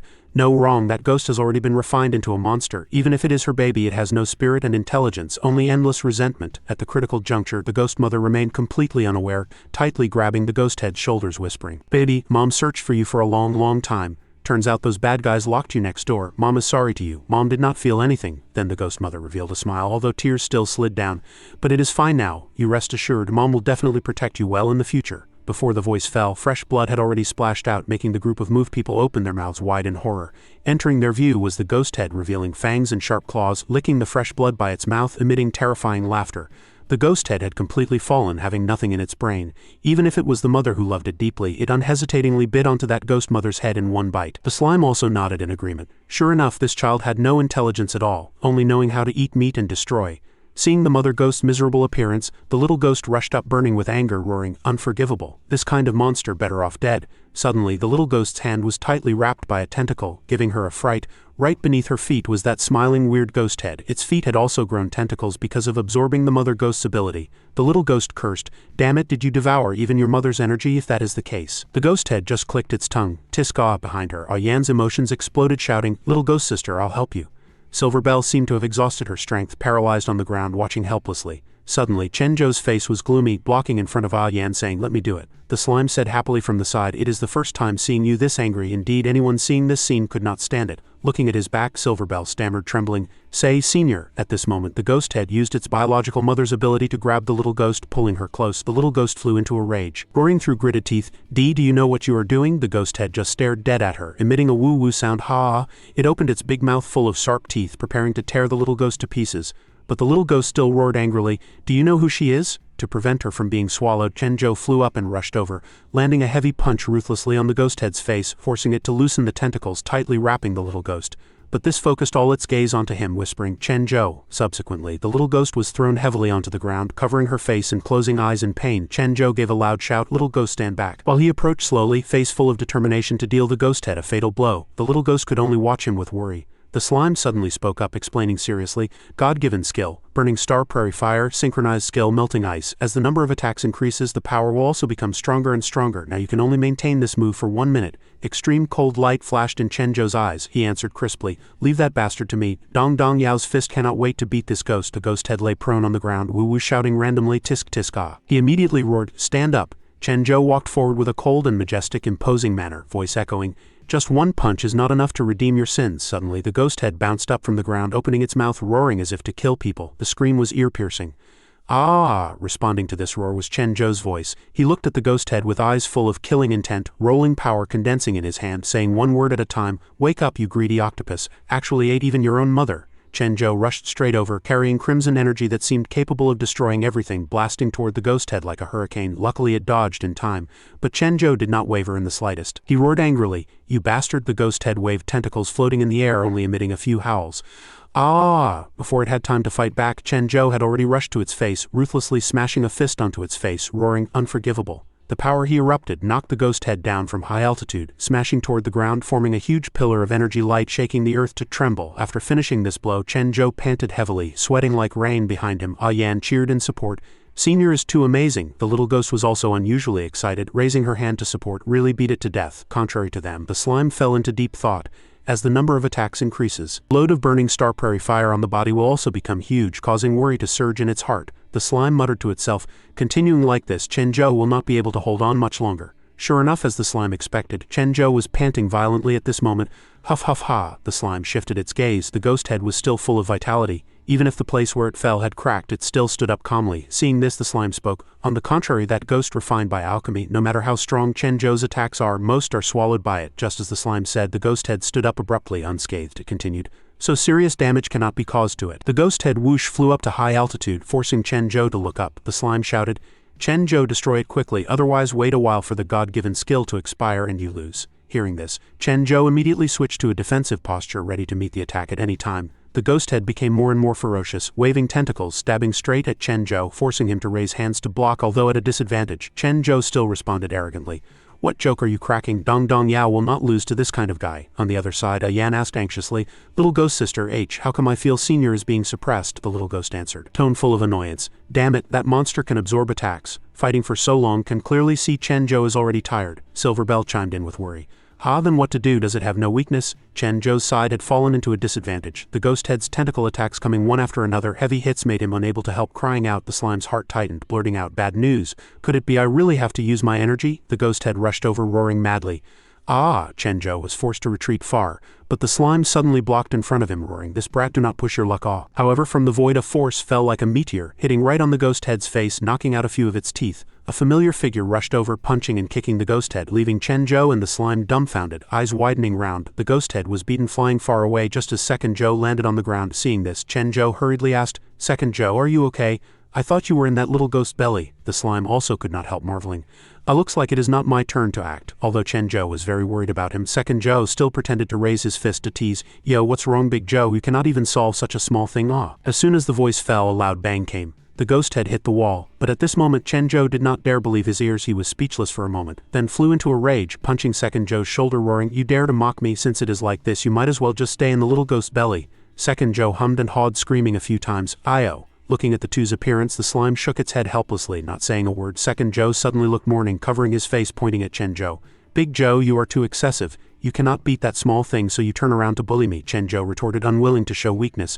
Dong Dong Yao alone can beat two like you, no need to fear at all. Seeing this, the slime hurriedly advised to stop. Hey Chen Zhou, now is not the time to quarrel. Just as they were arguing endlessly, a huge figure suddenly intruded into vision. Chen Zhou blurted out, Ha? This made Second Zhou and the slime also whip their heads around to look. Appearing in front of them was the ghost head's huge body. Chen Zhou cheered excitedly, come on, continue to fight 300 rounds with Dong Dong Yao. These words left the ghost head looking blank. However, the one fighting it for 300 rounds wasn't Chen Zhou but Second Zhou. He was chased by the ghost head, scurrying everywhere, screaming repeatedly, wah ah ah ah, did not I say? The ghost head chased relentlessly. Roaring, ah ah, the slime commented from the side, looks like that little ghost cannot distinguish who is Second Zhou and who is Chen Zhou.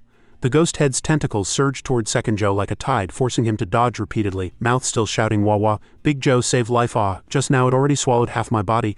I do not want to be eaten by it one more time ah. Without stopping footsteps, Second Zhou continued shouting, its belly is dark and cold and has many things. I managed with great difficulty to piece my body together to escape. Chen Zhou suddenly noticed, questioning closely, belly? The slime also followed with doubt, can escape out? Just as he was in deep thought. Second Zhou's miserable screams rose one after another. Ah, a glint flashed in Chen Zhou's eyes, suddenly thinking of a way. Have a way. Seeing Second Zhou about to be caught and dragged into the huge mouth again, Chen Zhou rushed up shouting, ugly freak, let go of Second Zhou. Your opponent is me. Chen Zhou channeled power to rush over again, scaring the slime into shouting, hey, do not force yourself. Your body still cannot bear the load of using the God-given skill multiple times ah. Chen Zhou answered unwaveringly, despite sweating like rain. I know, but I have not defeated this guy with brain problems yet. His strike rushed straight at the ghost head, shouting sternly, spit out everything you ate. The ghost head spat blood, whimpering, goo ah. His face was serious to the extreme. A big hole was blasted in the ghost head's belly, flying very far away, making everyone on the ground have to look up. Yan cheered excitedly, face instantly lighting up. Yay, Senior won. An earth-shattering loud bang, the ghost head crashed heavily onto the cold ground. Chen Zhou walked close, voice full of majesty. Do you know your mistake? The ghost head was powerless to reply, only able to tremble on the ground, emitting shrill, miserable screams. Ah! A stream of gloomy green aura began to disseminate, making Chen Zhou frown in surprise. This is feeling strange. Yan hurriedly asked curiously, Senior, what is this? Chen Zhou admitted honestly, tone confused. I do not know either, the slime explained quickly, tone steady, just like stating a cruel fact. This is all the resentment from when it was refined until now, including those ghost creatures sacrificed by the heavenly demon cult for it to swallow before. The scene suddenly flowed back to the past. At that time, the mother and young child still relied on each other in fear. Just born, the umbilical cord was ruthlessly cut, then through some bizarre magic, it was torn apart, the infant suspended in the void, consciousness still intact. Awoo! It did not have time to open eyes before curling lips, wanting to cry, tears overflowing eye sockets, chanting mother in heart. Although just born, this child already clearly sensed the loss of that familiar warmth, tender mind echoing with sorrowful calls. The tiny child cried loudly in the dead silent void. Mom, where is Mom? Seeing the bustling crowd ahead, the child was startled and crawled toward a corner among them. Mom, those small hands reached toward those strange figures. Mom, in the rushed flow of people. The child shouted nonstop, people's footsteps brushing past hurriedly, no one paying attention. Mom. Hands reached out desperately long. Mom, where's Mom? Woo, I am so hungry. The child cried until choking with sobs, two small hands rubbing red eyes nonstop. Suddenly a foot appeared behind. Chen Zhou's voice sounded warm and firm. A true man cannot cry just because of a hungry belly. Oh, hearing this, the little boy turned his head back in surprise to look at Chen Zhou and the group beside him. Subsequently, a majestic aura flashed on him. Chen Zhou evaluated. This child looks quite cute after dying. Sure enough, there is nothing that Dong Dong Yao cannot solve with a fist. Yan stood aside witnessing this scene, interjecting softly. Senior looks like it was already dead originally. Was taken out by C-section by the heavenly demon cult before being born, has no concept of good and evil, speaking of which is also quite pitiful. The child walked close, hugging Chen Zhou's leg tight, crying and shouting, "Mom, Mom." Seeing this, he was a bit unhappy, tone carrying awkwardness. "I am not your mom. Dong Dong Yao is a warrior, is a noble hero." Suddenly, a gentle voice echoed, "Baby." This voice made him and the child both surprised. Turning heads to look together, a woman with teary eyes appeared. She wept until voice broke. "Sorry, I'll blame Mom for being useless, letting you be bullied by that group of bad guys." Baby suffered, could not find Mom, must be very lonely, right? The child looked at the woman in front, then crawled toward her. It called out one by one, "Mom, Mom." Seeing this scene, she said softly, "You do not remember Mom. Mom does not blame you. Speaking of which, I truly do not deserve to be your mom." The child stopped crying, voice childish. "Baby does not want to cry, I want to talk. Woo is Mom." The mother hugged her son tightly into her arms, saying painfully, "That group of bad guys forced you to do many bad things, very hard, right? But baby, do not fear." Suddenly her body began to gradually become transparent. She whispered to the child, "Even if going to hell, it is Mom going, because it was me who lost you." Seeing this, the child suddenly rushed over crying loudly. "Ah, do not." The mother dissipated in the void, leaving behind final words. "In this life, Mom owes baby too much. If there is a next life." The child's body also dissipated along with it, eyes still filled with tears, saying final words to the child. "Can you choose Mom one more time?" Witnessing this scene, the child reached out hands in a flurry, voice hollow. "Mom, Mom, come." The ghost creature lay motionless on the ground, surrounded by countless tentacles grown out. The slime said softly, "Sigh." She always felt failing to take good care of the child was her own fault, but the ghost creature's soul dissipating, where is there a next life? Ah. On Chen Zhou's side, Yan was very moved by the matter just now, rubbing eyes with hand. The slime continued, tone heavy. "Actually, that mother and son already tried very hard. Only blame the heavenly demon cult's methods for being too cruel and vicious." The ghost child collapsed on the ground, shouting nonstop, "Mom, Mom." Hearing this, he burned with anger, rolling up sleeves with a ferocious face, roaring, "Damn it, piss me off. That bunch of bastards, heavenly demon cult, I must beat them up severely to vent anger."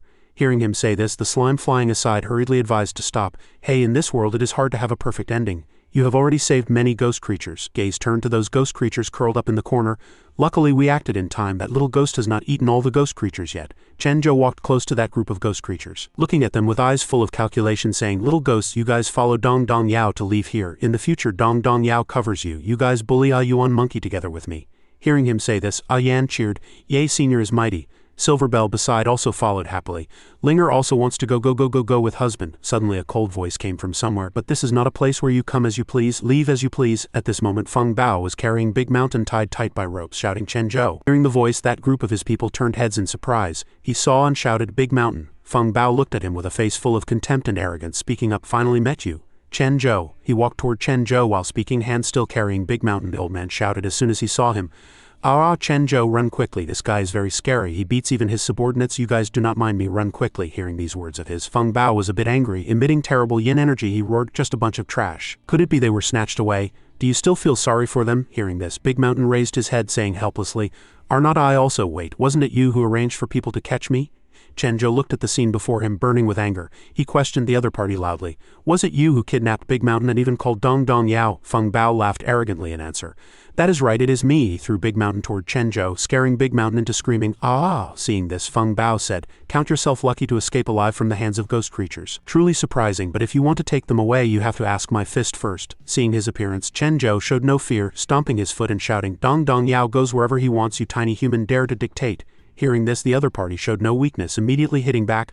"Ha, I am the Zhenei branch minister, Feng Bao. I also count as a boss here." Chen Zhou angrily cracked his finger joints to warm up, saying, "Little ghosts, do not you guys interfere. Dong Dong Yao made an appointment with this guy to duel." Hearing him say this, the little ghost gave a response, hum. Feng Bao walked forward carrying a body of solid muscle, saying, "Smelly brat has guts, counts as a man. Just do not know how long you can last." Hearing this, Chen Zhou rushed toward the opponent fast as flying. He shouted, "Just now I saw quite a few guys bullied by you." He threw a wind-breaking punch, sweeping across, teasing while fighting. "Dong Dong Yao wants to seek justice for them." Hearing him say this, Feng Bao spoke up in confusion. "That little ghost?" The two went back and forth, fiercely attacking while nimbly dodging. Feng Bao used a provocative tone to say, "Just a mere small ghost creature. What's the pity if its soul dissipates?" Chen Zhou roared back, Bastard, I want to force 10 liters of Yuan monkey's foot wash water down your throat. 10 liters? Chen Zhou punched straight at the opponent's face, then said, go underground and apologize to them. Feng Bao took this hit, yet still returned the compliment with a face full of arrogance.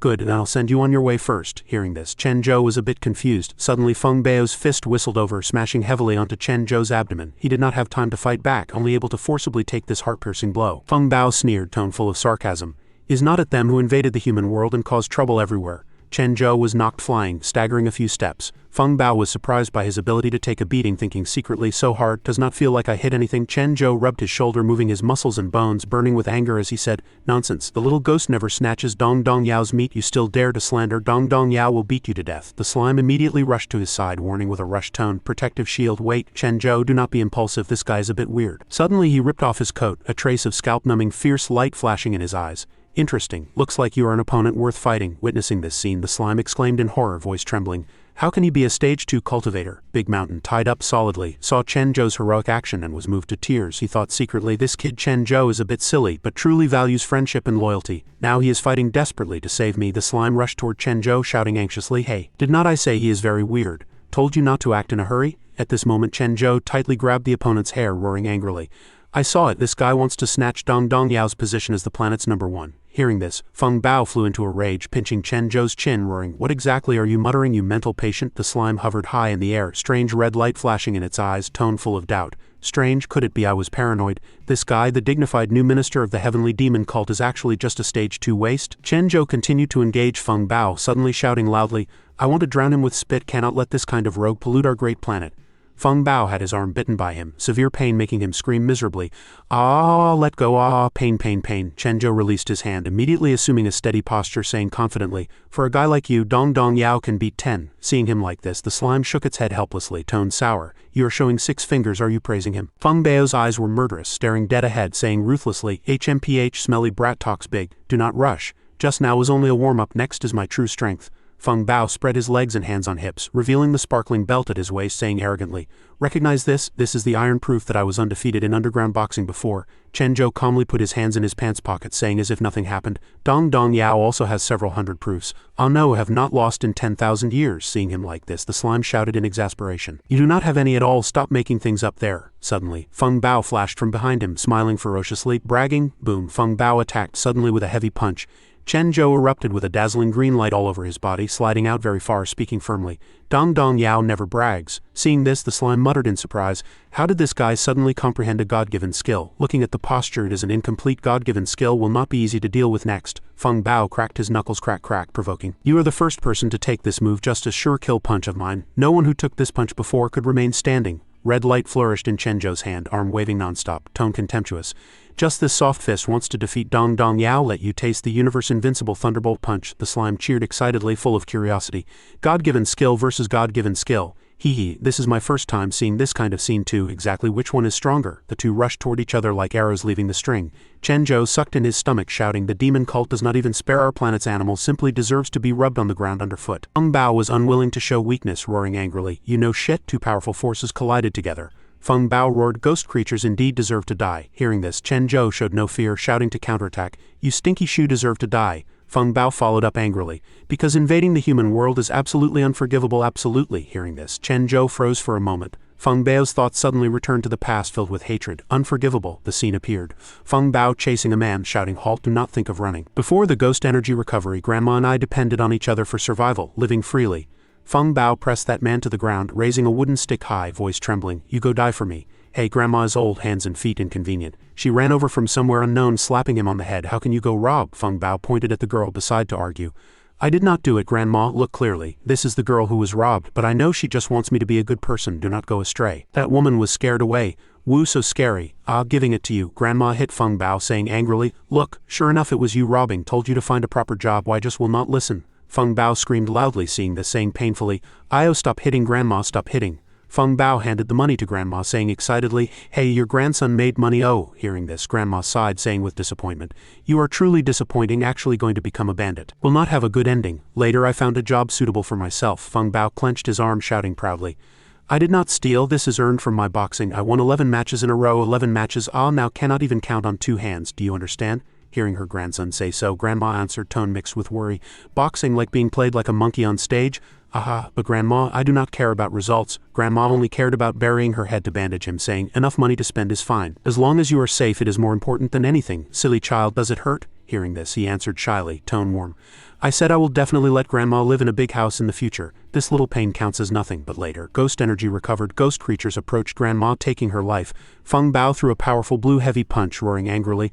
So no matter what the demon cult does to monsters, it is not wrong. He smashed heavily toward the ground, voice echoing, guys invading humans must all die. Seeing the situation before eyes, the slime spoke up, tone contemplative.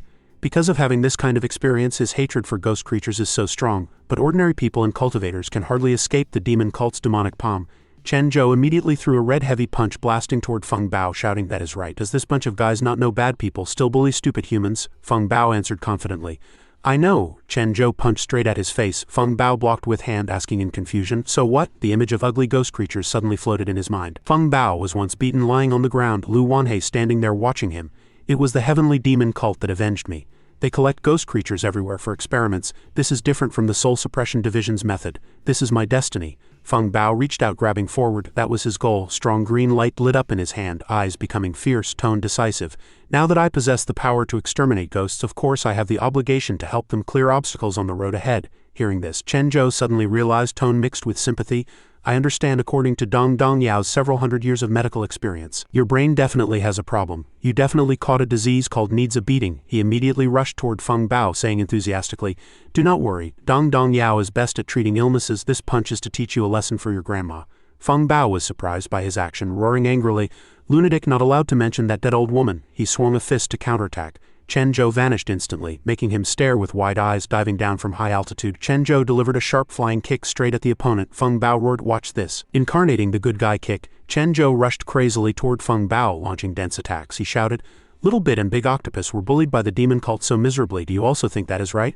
Feng Bao swung fist to counterattack, Chen Zhou picking up the conversation. I said they are born to be beaten. Chen Zhou did not frown even when hit, continuing, your brain is not even comparable to that muscle, idiot. Second Zhou cannot distinguish the most basic good and evil. Anger exploded. Chen Zhou blasted Feng Bao, flying with one punch. Do not eat rice in the future. Eat Dong Yao's fist to atone. Slime and the girl beside cheered excitedly. Chen Zhou charge, beat that muscleman to pulp. Yan asked with worry. Sister, can that guy really fight to a draw with Senior? The little ghost answered confidently. Chen Zhou will not lose. Li Qingshan, hanging in the corner, shouted, hey, does any kind person remember there is a living person here, being hung here? Suddenly, Second Zhou appeared behind Li Qingshan. What are you muttering? Is it because you cannot see Big Zhou's handsome figure? Then I'll change you to a good spot. Li Qingshan turned his head back, pointing at, Chen Zhou gave Feng Bao a finishing punch. The slime evaluated. Oh, this guy's God-given skill theoretically can heavily injure the weakness with one punch. If it were someone else, I am afraid they could not withstand it. Chen Zhou jumped high, kicking Feng Bao stiff with one foot, then grabbed his face, smashing with full force toward the ground. Feng Bao panted heavily, thinking secretly, clearly used full strength. This guy is simply not human. Chen Zhou was murderous, standing in front of Feng Bao. Dong Yao hates your kind of person the most, although your grandma's matter is very angering. Chen Zhou gnashed his teeth, continuing, but you let her down. Willingly becoming a bad person makes me more angry. Feng Bao lay prone at Chen Zhou's feet, saying ruthlessly, you, what do you know?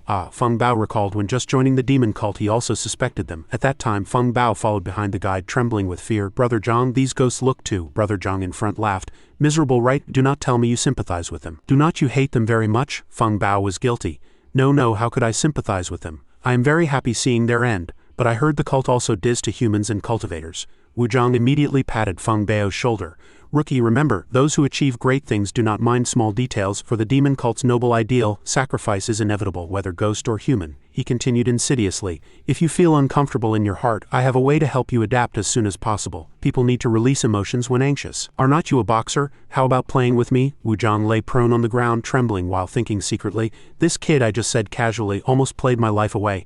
Feng Bao's face was full of killing intent. Looking at Wu Zhang on the ground, he continued, later I felt Wu Zhang was right. My hatred for ghosts is far greater than that bit of sympathy. Although the demon cult's methods make people uncomfortable, I just need to vent the rebellious emotion. Suddenly Feng Bao erupted, power exploding. Then what do you know? I am not a bad person. Grandma will definitely understand me. The slime evaluated Feng Bao. This guy is truly paranoid. I do not know whether to call him stupid or pitiful. Power surged around Chen Zhou. Hopeless. A fool like you is not qualified to be a planet warrior. because a person dares not admit they did wrong. Two opposing forces clashed violently, and Chen Zhou shouted, "This is the worst," Feng Bao countered. "I am not wrong, you have not beaten me yet. On what basis do you define my right or wrong?" Chen Zhou continued. "You do not deserve to fight Dong Dong Yao." "How could Dong Dong Yao possibly not win?" Suddenly a shout came. Chen Zhou froze. Oh, second Zhou was hovering high in the air with Li Qingshan. "Big Zhou, go for it, old Taoist also wants to cheer for you." Li Qingshan was suspended in midair screaming in panic. "I have a fear of heights, put me down quickly." Second Zhou laughed loudly. "How is it? I found a good spot right in front." Seeing very clearly. Hey, say something, why not speak?" Chen Zhou clenched his fist, endless power spurting out, laughing. Second Zhou, pry open Big Mountain's eyes and let him look carefully. This punch, Chen Zhou blasted a punch onto Feng Bao, making him spray blood, is for revenge for him. In a corner of the urban area, Zhu Egu asked anxiously on the phone, "How is Group 1? Any news? Send more people. Ensure the exact location is found as soon as possible." Zhu Egu was anxious enough to cry, saying to Luo Yaman, "Old Luo, did not I tell you, is not the heavenly demon cult a thorn in our side? Why do not you even have their exact information? We searched half of Zhenhe. 14 suspicious points on this map, none were right." Zhu Egu cried even more miserably. "This is not a solution either. If this goes on, will not old Li be eaten by them?" Luo Yaman said awkwardly.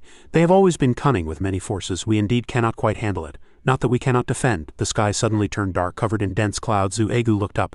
"Hey, old Luo, look above. Why did the sky suddenly turn dark?" Luo Yaman was surprised. "Yeah, it was bright just now." In the pitch-black sky, a large black hole appeared. Zhu Egu and Luo Yaman spoke in unison, voices trembling from being at a loss. "Is that the Yin Soldier Grand Formation? What happened? Is the Ghost Festival not over yet?" From the black hole in the sky, black objects flew out in all directions. Luo Yaman and Zhu Egu were panic-stricken, shouting, "Too scary, something big happened. Headquarters requesting emergency support." Ghosts gradually took shape from the black objects. Luo Yaman held the communicator in a flurry.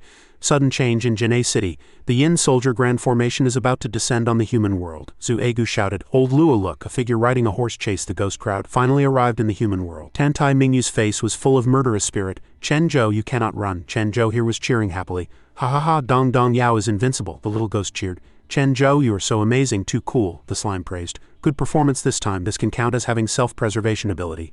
Li Qingshan pounced over to hug Chen Zhou's thigh, crying bitterly. "Woo, Chen Zhou, I am really too touched. To save me you did not even want your life running over." Chen Zhou smiled brilliantly. "The great planet will absolutely not give up any partner. Just add another 10 caddies of meat. Dong Dong Yao will definitely come to save you." Li Qingshan picked up the conversation. "Long live great planet. If we can return to the hospital safely this time, I'll give you whatever you want." Chen Zhou felt secretly delighted. "You mean it? Then I want a yuan monkey to wash little fatty's underwear." Li Qingshan laughed immediately upon hearing this, full of confidence. "Simple. As long as I am here, I can even make him wash the hospital's underwear." The slime stood aside, shaking its head helplessly, looking speechless. "Having you in the hospital is truly Dr. Ayuan's blessing. Ha." Ayan turned to Chen Zhou, tone uneasy. "Senior, how should we deal with these ghost creatures now? They have no home and no family." Chen Zhou scanned the wandering ghost crowd around, suddenly waking from a dream. "Alright, almost forgot. There's a bunch here." He stepped forward, facing the group of ghosts, stroking his chin to think. "Let me think directly, pack them all up, send them back to the planet. Leave this matter to the girl wearing clothes to handle." The slime got a fright. Face bloodless, hurriedly opposing. "How do you plan to send? Do you plan to let them all float in outer space?" The girl with a flower on her head, hearing Chen Zhou mention herself, stared wide-eyed blankly. "Ha, what planet?" Suddenly, the little ghost's face sank, scaring the surrounding people. The little ghost whispered with a trembling voice, "This aura is..." Then she screamed, terrified. "Chen Zhou, big trouble, your wife came to find you." Chen Zhou froze, opening his mouth wide. A silver bell beside was flustered, heart beating fast. "Wife? Husband has a wife." Chen Zhou was startled, voice cracking in surprise. "She chased here," Second Zhou interrupted, half joking. "Could it be that old broad who beats me every time she sees me?" Above the city, gloomy blue color spread like poison fog. Common people fled in panic. Miserable screams abounded on the street. "Hubby, look quickly. What is that?" "It is ghost creatures." Ghost creatures appeared again. "Run quickly." Luo Yaman roared. Screaming amidst the chaos, "Old Zhu, quickly evacuate the masses." Zhu Egu shouted back against the wind. "I am doing it." Luo Yaman looked up, pale from fear. "This kind of oppression, is it a ghost king?" Tantai Mingyue sat steadily on the black horse, gaze gloomily scanning the human world. "Is this the human world, separated for hundreds of years? Did not expect the changes to be so big." White Zhengcheng shrank in the ghost crowd, shivering. "This seems to be Zhenhe. Seems to be the place where senior brother Luo executes missions. This is the end.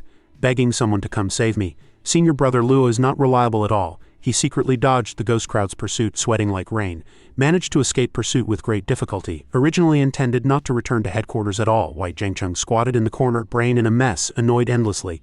Originally wanted to refine these treasures to keep for use, only then would I not be exposed. As a result, missed the ghost gate closing time. He hid deeper. I was staring dead ahead, full of worry, and I thought having the Soul Suppression Division's life-saving secret medicine, it would definitely be foolproof. Who could have thought to meet the ghost market lord, and forcibly opened the human ghost channel? Tantai Mingyue and the army stood high in the sky overlooking the chaotic city. White Zhengcheng thought secretly, doubt surging in his heart, but truly strange. If it is to catch me, this array is too big.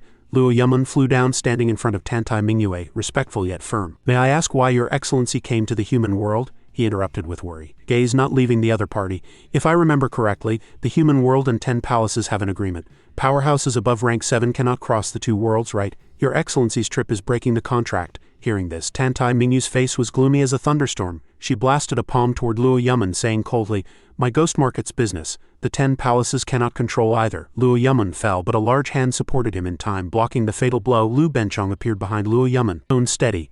"So your excellency is the ghost market lord." Admired for a long time, Luo Yamen was supported, voice trembling with excitement. "Uncle Master." Lu Benchong supported the two, standing on the shining sword, staring sharply at Tantai Mingyue. Although the ghost market is a neutral force, the Ghost King invading the human world without authorization this time, no matter what, must give our soul suppression division an explanation. Tantai Mingyue's face was gloomy, a sneer sweeping across the corner of her mouth. Human world soul suppression division? Hey, truly troublesome. This king came this time with no intention to plot against the human world. Just wanted to find a person. White Zhengcheng heard this, heart sinking like a stone. Sure enough, came to find me. Lu Benchong raised eyebrows full of suspicion. Find you? Does finding you need setting up such a big array? Luo Yamen hugged the sword tightly, stammering for help. Uncle Master, pull me up. Tantai Mingyue attacked fiercely, killing intent exploding. Human, you ask too much. Lu Benchong dodged sideways, movements flowing like clouds in water. Ghost King, your highness, it was you who broke into the human world first. After dodging a move, he continued with a tough tone. If there is no proper reason, it will only make the conflict between the 2 worlds intensify. Please think thrice. Tantai Mingyue was thoroughly angered, moves becoming more ruthless, shaking the air. Truly a headache, a mere rank 3 cultivator. Also dares to lecture this king. Are you tired of living? She rushed toward Lu Benchong like an arrow leaving the string, imposing manner towering. Luo Yamen shouted in panic, "Uncle Master, even if we attack together, we are not her match. What should we do?" Lu Benchong remained calm in the storm, voice deep. What else can we do?" White Zhengcheng witnessed this scene, heart in a mess. Bad news, what to do, Uncle Master?" And they clashed with the Ghost King. As a member of the Soul Suppression Division, I must do something at this time. Finishing speaking, White Zhengcheng suddenly exploded with power, shouting loudly, shaking the sky, "Uncle Master, senior brother, do not fear. I'll help you block the Ghost King." Lu Benchong and Luo Yamen bowed their heads to Tantai Mingyue. Tone earnest, "Ghost King, your highness is a rank 7 powerhouse. You coming to the human world is a matter of great importance. We cannot make the decision. Please do not make it difficult for us. That is right, this matter needs headquarters to decide. Please cooperate with us. No matter who you want to find, our Soul Suppression Division will fully assist." White Zhengcheng froze, stuttering in his mouth. Everyone surrendering also." White Zhengcheng's shout made the 3 turn their heads abruptly, gazes focusing on him. Luo Yamen was surprised. "How, little White, why are you here?" Lu Benchong was also stunned. "Is not that my great precious sword?" Seeing this, Tantai Mingyue revealed an insidious smile. "Human," she sneered, killing intent flashing in her eyes. Thinking this was delivering oneself to the door, Tantai Mingyue turned around abruptly, using a cold voice to order the group of ghosts, still standing there for what, quickly catch this human pretending to be a yin soldier for me. The group of ghosts immediately took the order and rushed over, tying White Zhengcheng up tightly. Tantai Mingyue pointed at Zhengcheng, tone full of sarcasm. "Human, did not you guys just want me to explain why I came to the human world?" Luo Yamen hurriedly answered respectfully. "Please speak frankly, your highness." White Zhengcheng was hung up, eyes teary, regretting endlessly. "My broken mouth, insufficient to achieve things but more than enough to spoil things." Tantai Mingyue picked up the conversation, voice ice cold. "This person used July 15th, secretly sneaked into my ghost market, robbed goods, now pretending to be a yin soldier again, harboring bad intentions toward me. Can your Soul Suppression Division give this king an explanation?" Luo Yamen leaned close to Lu Bencheng's ear, whispering anxiously, "Uncle Master, what exactly did little White do?" Lu Bencheng's face was sinking like water, tone irritable. "How do I know? I also wonder why my great precious sword is in his hands." Chen Zhou's voice suddenly sounded happily. "Wife, I came to pick you up." The 3 got a fright, whipping heads around. Chen Zhou rode on Big Cat's back, smile brilliant. "Little ghost told me you came. I did not even believe it." The slime flew aside, surprised. This girl could actually do it, actually could open the human and ghost 2 worlds. Big Cat skimmed across the sky, crossing the blood-red moon. Chen Zhou's excited voice sounded again. "Sure enough, it is really you, ha." Luo Yamen and Lu Benchong exchanged doubtful looks. "Little Luo, what did Chen Zhou call the Ghost King just now?" "I did not hear clearly either." Seemed to call A. The 2's hearts shook, thinking in unison. Wife?" Chen Zhou picked up the conversation, tone regretful yet carrying teasing. "Too bad you came late. If you came a bit earlier, you could have seen Dong Dong Yao defeat a piece of meat." Chen Zhou rode on Big Cat's back, waving and laughing, looking like a hero saving a beauty. "That was truly a heroic act protecting universal peace," he added teasingly. "You look at this array. The one truly capable of endangering universal peace should be her, right?" The little ghost stood quietly, falling into deep thought. The little ghost stood quietly thinking. Let us go, we go home. Last time you treated me to meat in that whatever ghost place. This time I asked headquarters to send lots of delicious food to treat you. Chenjo laughed loudly, tone full of excited teasing. The Ghost King crossed arms, a trace of cold light flashing in eyes, asking back. Maybe your husband wants to say in the ghost world, show some understanding for him. After all, he is a mental patient, can say anything. The little ghost interrupted, voice soft yet meaningful. At this moment the Ghost King reached out a hand, fingers tightly pinching Chenjo's throat, killing intent permeating like ice fog. Could it be you forgot something? Did you think escaping back to the human world means not having to fulfill the agreement? Agreement? Did I forget anything? Chenjo answered easily, as if everything was just a joke. The Ghost King gnashed her teeth. Her eyes flickered with uncontrollable rage. Her face suddenly twisted, scrunched up as if struck by 80,000 heavy punches. Chenjo was full of confusion, thinking in panic, is it because that person angered her? Did you forget we promised to help her advance before? Maybe she chased you to the human world because you sneaked away, the little ghost added from the side, worry in her voice. I will not go back with you, Chenjo shouted, then immediately turned and ran. The wind whistled in his ears, seeming to mock him. I would rather sleep on my coffin board than sleep in your bed. At this moment the Ghost King was furious to the extreme, her face flushed red like hellfire. She waved her hand, whipping up a vortex of wild wind, roaring angrily, since you will not come with me, then sleep in a coffin forever. The Ghost King chased after Chenjo, her figure cutting through the sky, pursuing relentlessly like a phantom. Chenjo suddenly stopped, whipping his head around, a sly, wicked grin on his lips. Cannot catch me. The two witnessing this scene were dumbfounded, eyes staring wide. Is this what young people often call a forced melon? Have not you heard of newlyweds not being ready to share a bed yet? Seems cracks have appeared in their relationship. Young people nowadays really do not understand the hardships of marriage, the person beside whispered thoughtfully, tone laced with sympathy. Looks like great expert Chen is about to encounter domestic violence. Uncle Master, what should we do? Little Luo asked with a trembling voice. It would naturally be best if that kid could tame the female demon, but the trickiest part is those cunning yin soldiers, and the massive space behind them will make passage difficult. Speaking of which, Uncle Master looked at the ghost world gate, where gloomy energy was still spreading. That is right, if the channel between the two worlds is not closed in time, yin energy will continue to erode the human world. It makes sense if this situation continues, a couple quarreling, why should outsiders interfere? It is time for me to act, the little ghost interjected decisively. At this moment the Ghost King had already firmly grabbed Chenjo's leg, fingers clamping down like iron pincers. She screamed, her voice ear-piercing and angry. Chen Dazhou, either come with me or die right now. You choose yourself. Dong Dong Yao kindly treats you to meat, yet you want Dong Dong Yao to die. Truly a bad person, even worse than a Yuan monkey. Chenjo was tightly gripping Big Cat's tail at this moment, causing Big Cat to howl in pain, first standing on end, struggling frantically. Calling headquarters. Dong Dong Yao is being attacked by a vicious wife, come save the emperor quickly. Help, Chenjo shouted through gritted teeth, his voice echoing in the chaotic air. Chenjo, those yin soldiers are grabbing popcorn watching you couple's drama. I'll help you close the human ghost channel first, the little ghost said teasingly. Who cares about eating things from the human world, you heartless man? This king will absolutely not forgive you. The Ghost King's face was twisted with anger, waving her hand and rushing over with rolling power. Suddenly a loud bang resounded through the clouds, dust flying, sweeping away everything. The strong wind's secret art erupted violently. At this moment the Ghost King was surrounded by rolling thick smoke obscuring vision, like the mist of hell. She blurted out in surprise, voice changing tune from the unexpected. This is, the ghost messengers were also dizzied by the thick smoke before them. Uncle Master and Little Luo said respectfully, did great expert Chen make a move? Uncle Master, look, those yin soldiers are being sent back to the ghost world along the channel. The wind is too strong, blowing so hard I cannot open my eyes, cannot see clearly. Uncle Master replied calmly amidst the chaos. Uncle Master, the channel between the human and ghost worlds has also been closed. Where's my great precious sword, you smelly brat? Fly over here quickly. Uncle Master roared at White Zhengcheng, who was hanging in midair like a lost specter. All right, matters are all resolved. The two felt relieved of a heavy burden, tight nerves finally relaxing. Just then the Ghost King let out a shrill roar. Chen Dazhou, you actually dare to be so rude to this king? The Ghost King's face was full of anger, immediately turning sharply to look at the channel entrance, which now remained only a patch of dead silence. She shouted, voice trembling with shock, wait, where are this king's yin soldiers? Where did the channel this king spent so much effort to open go? Then she thought in shock, heart full of panic. How is it possible? How can a human possess such terrifying power? How could he so easily close the human ghost channel that this king paid a huge price to open? Who said that throughout the ages only I am the strongest? It is normal for the little ghost king not to understand. The little ghost spoke up, tone full of comfort. This strike consumed too much of Dong Dong Yao's stamina. Wait until we return to the hospital to recover stamina, then he'll fight another 300 rounds with you, little girl. Chenjo lay prone on Big Cat's back. Though exhausted, he still carried a teasing tone.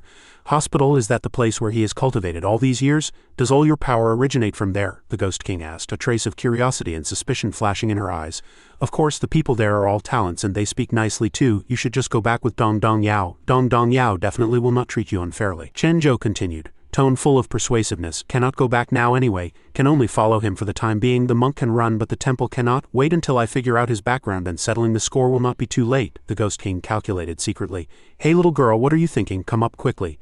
Dong Dong Yao will take you back to headquarters to report. Chen Zhou extended his hand, tone teasing. Since I have entered the door, naturally I must return to the husband's home. Take it one step at a time. If he dares to deceive me one more time, I'll find a way to kill him. The Ghost King tightly grabbed Chen Zhou's hand, sitting on Big Cat's back, figures departing with the wind. Little girl, sit steady. Do not fall off, Great Zhou instructed, tone concerned. Great expert Chen, please wait a moment. Where are you taking Her Highness the female Ghost King? Little Luo asked curiously. Old White Luo, you are here too. What do you want to do? Snatch Dong Dong Yao's big coffin. Now want to snatch Dong Dong Yao's wife? Chen Zhou hurriedly questioned, eyes full of wariness. A great expert Chen, please do not misunderstand. How would I dare? Great expert Chen, sitting behind you is Her Highness the rank 7 Ghost King. According to the Soul Suppression Division's management regulations, one cannot privately harbor. Before he could finish speaking, Chen Zhou gave him a ruthless kick. He roared angrily. You go tell headquarters, this king's business does not need you to manage. Ouch! Uncle Master rushed over to support little Luo, asking with concern, Little Luo, I only left for a moment, why did you get beaten again? Uncle Master, the Ghost King was taken away by Great Expert Chen, I saw it too. Anyway, the matters of the Yin soldiers and the channel are all resolved, just let that girl go. Moreover, a rank 7 female Ghost King in the human world, headquarters cannot control it either. Let them resolve it themselves, Uncle Master answered steadily. True, if we have Great Expert Chen, are we afraid there is no cure? By the way, asking Uncle Master, does Little White's appearance look a bit off? Little Luo asked suspiciously. What's off? Young people love to sleep, but I also feel like he seems to be dying, Little Luo said, tone carrying worry. Just now I wanted him to return the precious sword to me. He refused with his life, so I had to force him to sleep for a while. In the sky, the little ghost shouted excitedly. Going home, target mental hospital, going home, target mental hospital, heading toward. Wait, mental hospital, Chen Zhou hurriedly interjected, endlessly surprised. Is it like this in the Soul Suppression Division? Turns out you experience so many things in the ghost world. Little Luo turned to White Zhengcheng, a trace of admiration flashing in his eyes. So fellow Taoist Chen is the famous Chen Zhou of Zhenhe. Nephew finally understands. He is indeed different from the masses. Extraordinary. Zhengcheng suddenly spoke up, tone carrying a trace of teasing. Little Luo smiled bitterly in secret. If he were like a normal person, then he would be the abnormal one. Also, Uncle Master Lu, this Yin-Yang 2-instrument sword was bought with nephew's money. Uncle Master seems to be. Zhengcheng rubbed his hands, smiling awkwardly at Uncle Master. You smelly brat, your guts have grown fat now, right? Dare to even scheme against your Uncle Master? Uncle Master immediately rushed up, knocking Zhengcheng to the ground with one punch. Nephew was wrong, nephew was wrong. The sword was specially bought by nephew to honor you, Uncle Master. Zhengcheng shouted hurriedly, voice trembling and flustered. Uncle Master, Little White did not mean that, Little Luo argued from the side. Just then, footsteps came from outside the door, accompanied by a majestic voice, the noise inside making ears buzz. You guys are truly becoming more and more unruly. The master walked in, his majestic posture causing a stir among the crowd. Master, long time no see, what wind blew you to Zhenhe? Uncle Master waved, tone full of teasing. What wind? Master Wechun ranked 3rd among the top 10 experts of the Soul Suppression Dao. Little Luo reported to me that a Ghost King powerhouse trespassed into Zhenhe and even brought a ghost army. Where is she now? The master asked, sharp gaze scanning the crowd. Master, the situation is like this. Little Luo narrated the whole matter in detail. So it is like this, a bit interesting, the master spoke up, a trace of a smile sweeping across the corner of his mouth. Lead the way, go to the intersection. Everyone was surprised, exclaiming in unison, nonsense, of course, to see the Ghost King. Do you really want her to stay in the human world without knowing what intention she has? Incidentally, I am also very interested in that Chen Zhou. Little Luo, you could not even win against such a powerhouse, truly useless. Done for, Uncle Master. The master seemed not to have grasped the situation yet, Little Luo whispered with worry. He has not witnessed fellow Taoist Chen's terror yet. Hush, the leader has already decided. Do not talk nonsense, keep up quickly. Uncle Master lowered his voice to warn. At the mental hospital, Dong Dong Yao, I heard old Luo say you settled that massive Yin soldier team. You are truly amazing. Dong Dong Chi shouted from outside, voice resonant and excited. Come, sleep, we are all family, do not stand on ceremony. Chen Zhou teased the Ghost King. You go sleep yourself, the Ghost King replied, a trace of surprise flashing in her eyes. Oh Dong Dong Chi, you came, wife, let me introduce you. This is my good comrade in arms, Dong Dong Chi. This is my beloved disciple, Little Ball. Chen Zhou pointed at the two, smile brilliant. This is the Ghost King old Luo mentioned, Dong Dong Chi pondered secretly, full of suspicion. Rank 2 cultivator, not strong either, the Ghost King thought, gaze sweeping over Dong Dong Chi. Are you the mistress? Mistress is really pretty, Little Ball said. Mistress? The Ghost King was surprised, voice raised. But is not it daytime now? How can mistress appear in the human world? Little Ball asked curiously. I am a rank 7 ghost cultivator, naturally able to isolate my own yin energy, avoiding erosion by yang energy. All powerful ghost cultivators can do this. So under my protection, Big Cat can move freely just like before, the little ghost explained. Tone as plain as discussing daily life. Master, then from now on will mistress live in the human world forever? Ball asked, big eyes flashing with curiosity. Of course. Dong Yao shared half of the most precious big coffin for her to sleep in. Chenjo pointed at the Ghost King, tone full of pride. What, your room is too crude, there is nothing not suitable for people to live, Ball said with dissatisfaction. I think it is quite good. Nothing is missing. I also think it is quite good. Where is it lacking? Chenjo answered nonchalantly. Master, you are too heartless. Disciple cannot let such a beautiful girl suffer with you. Disciple will take mistress to buy some daily necessities now. Ball hugged the Ghost King, overflowing with enthusiasm. This girl is quite enthusiastic. Taking her back to the Ghost King mansion as a maid is a decent idea, the Ghost King thought secretly, feeling slightly satisfied. All right, Dong Chi, when the Yin soldiers invaded I was evacuating the masses. Her old Luo say it was you who saved the entire Janae. Dong Chi said with a smile, tone full of gratitude. This is the gift I prepared for you. Take a look if you like it. Came too hurriedly, did not have time to buy better. Will compensate you next time. Dong Chi carefully handed over the precious sword. What is this, a back scratcher? If you do not want it, give it to me. Let me taste, Second Joe said, drooling. Appraisal complete. 5 yuan, the little ghost said coldly. Yeah, look at me, took the wrong one. That one was a sample, not worthy of a hero like you. This is the 10 yuan one. This is the one for you. This is called the hero sword. Press the middle button. Look closely at this sword. Look, this sword glows. Oh, this might be a bit childish for elementary school students, but for a mental patient it is just right, the little ghost said, watching Chenjo get excited over the glowing sword. Not bad, not bad. Dong Yao saw at a glance. This is a peerless good sword. Great, Joe. Let me taste. I want to taste too. Second Joe acted spoiled. Truly annoying. Forget it. Just use this plastic toy to trick him for now. Buy some delicious snacks to comfort him later. Dong Chi, hold the sword like that and chop me. Great, Joe said excitedly. Me, Dong Chi looked blank, eyes widening round at a loss. Dong Chi is a planet warrior. It is time to help you improve your strength, Great Joe encouraged with a resonant voice. Come on, chop him to death. Second Joe cheered from the side. Why beat Chen Zhou? Dong Chi thought to himself, heart filled with fear. Oh my, these old bones of mine, if beaten by Chen Zhou, there is only a dead end. How can I lose to save face? Dong Chi pondered and started the battle. As soon as the voice fell, Chen Zhou held a long sword and rushed toward Dong Chi, movements fast as lightning, a move of evil warding sword technique, knocking the weapon flying. Dong Yao waved the sword, knocking Dong Chi to the ground. Subsequently, he hugged Great Zhou's leg, crying bitterly, No, do not, Dong Yao, do not let me lose face. I cannot beat you. I am a waste. You surrender before even fighting. I have not even made a move yet. Do not go out and say you are from our planet, Dong Yao blamed. Tone full of contempt, little fatty walked over from the distance, discovering a treasure. He picked up that sword, eyes flashing with interest. Little fatty put down the sword quickly. There is a demon parasitic on it. You will be possessed, Chen Zhou spoke up, warning with a rushed tone. Fart. Chen Zhou, I picked up this sword, so it is mine. Do not think of snatching it, little fatty answered, tone determined. Damn it, little fatty is possessed. Chen Zhou gave a loud roar, killing intent exploding. Chen Zhou, you dog thief, you really want to snatch the sword? Can you really block a blow of mine? Looks like I have to use the second move. The two grappled together, movements chaotic and full of anger. What is going on? Who is expert Chen fighting with? Little Luo said in surprise. Old Luo, you guys came? Dong Chi said hurriedly, wiping sweat from his forehead. Oh, is not this little Wechun, is it? Still alive, huh? Uncle Master spoke up, tone carrying a trace of surprise. That is the Chen Zhou you guys mentioned? No. The Master asked, gaze staring tight at Chen Zhou. Ah, it is him. The expert's mental state is indeed different from ordinary people. Where is that Ghost King? The Master pursued, tone full of curiosity. Right here, little Luo hemmed and hawed, tone hesitant. Hey Chen Zhou, someone came to the door. You cannot be looked down upon. Oh, did you just arrive? Chen Zhou pointed the sword at the Master, tone provocative. Counting it up, seems like I have not bullied little Wechun for a long time. Little fatty laughed, tone excited. A bit interesting. Then let this old Master see if you are as strong as the rumors say. The Master smiled insidiously, a trace of danger flashing in his eyes. Chen Zhou danced with the sword in the air, gesticulating with hands and feet, mouth shouting and yelling. Ho ho, look at my planet romantic swordmanship. The Master dodged lightly, movement technique like ghosts weeping and gods howling, disappearing instantly. Immediately after, he suddenly appeared, stepping on Chen Zhou's sword with one foot, giving him a fright. The Master sat down calmly, reminding slowly and methodically, Young man, do not be too arrogant. When this old man reached the peak of the human world, he paused, adding a sentence, I am afraid you weren't born yet. Hearing these words, Chen Zhou was dumbfounded, face full of astonishment, seeing this old man being too arrogant, truly unbearable. The slime discharged electricity at full power, wanting to teach him a lesson. It cursed angrily, Damn it, this brat is too wild, be honest for me. Extremely strong current was released from the slime. 100,000 volts. The Master was caught off guard, screaming miserably in pain. Watching the Master being electrocuted until hair curled and emitting black smoke, Luo Yaman, Lu Benchong and White Jiangcheng, who walked over, stared with wide eyes asking, Is that the Master? Chen Zhou did not care about the other party's miserable state at all. He and the slime celebrated, shouting excitedly, Oh yeah, Dong Yao is the invincible hero under the heavens. The slime also echoed, answering happily, Right.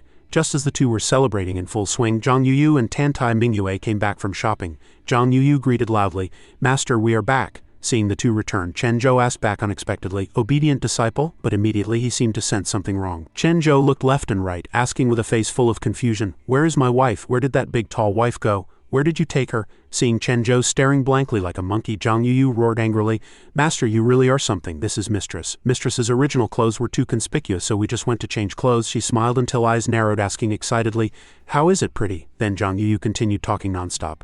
"In front of us is a super mistress with a hot figure and having everything. Chen Zhou, this fool, actually does not know how to enjoy." However, Chen Zhou still had a dull face, saying a sentence stupid enough to be unbelievable.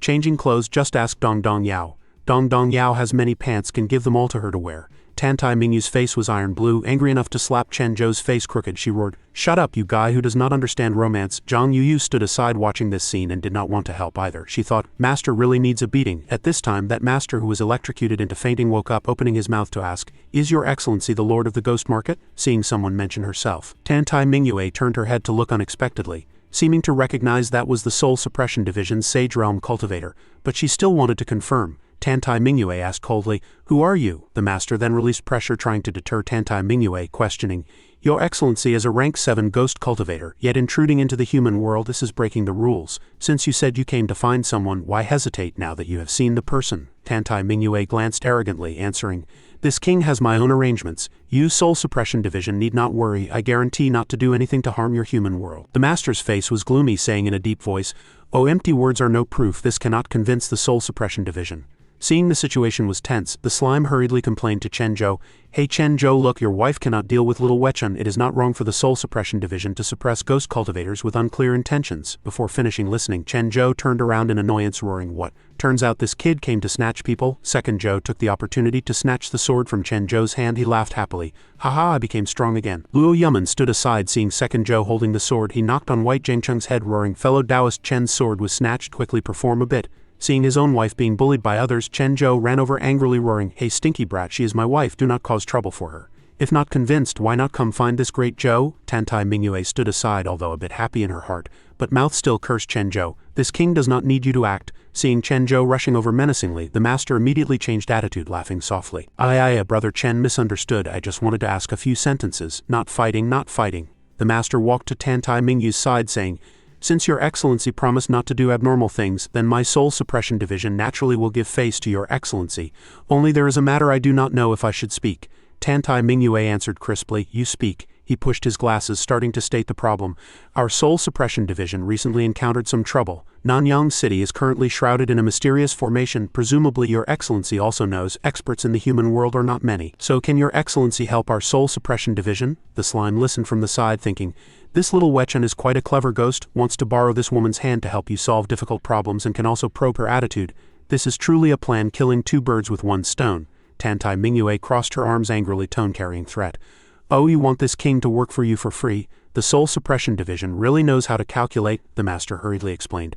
"Your excellency misunderstood. This old man does not mean this, only that the formation comes from the ghost world. We cultivators know very little about this, so want to invite your excellency to come forward." Tantai Mingyue asked back, "Ghost world formation?" The master continued to confirm. "That is right, although do not know what specific formation it is, but now Nanyang City's sky is red like blood, and once blood rain falls it will take away all lives on the ground, whether human or ghost." Chen Zhou eavesdropped from the side, muttering in his mouth, "Blood rain formation." Tantai Mingyue just wanted to refuse, saying, "I do not have." Suddenly Chen Zhou shouted, interrupting the conversation, "I remembered." He clenched his fist, pretending to be an expert, explaining, "You guys know shit. That is the magic world, hard to meet in 100 years. The slime flew over, doubting, "What the hell is magic world? You had a relapse again, talking nonsense here about what?" Beside, Second Zhou and White Zhengcheng were hovering in midair, fighting for that sword. Chen Zhou hugged his arms, continuing to talk nonstop. "That is a world specially prepared for the strong. The planet sent this great Zhou to explore 40 years ago." The slime, seeing Chen Zhou bragging without drafting, was angry enough to hammer his back, roaring, 40 years ago. "Your dad had not given birth to you yet." Tantai Mingyue and the master listened in a fog from the side, completely not knowing what Chen Zhou was saying. He, however, was in high spirits, speaking more and more vigorously. "Did not expect now the magic world came again.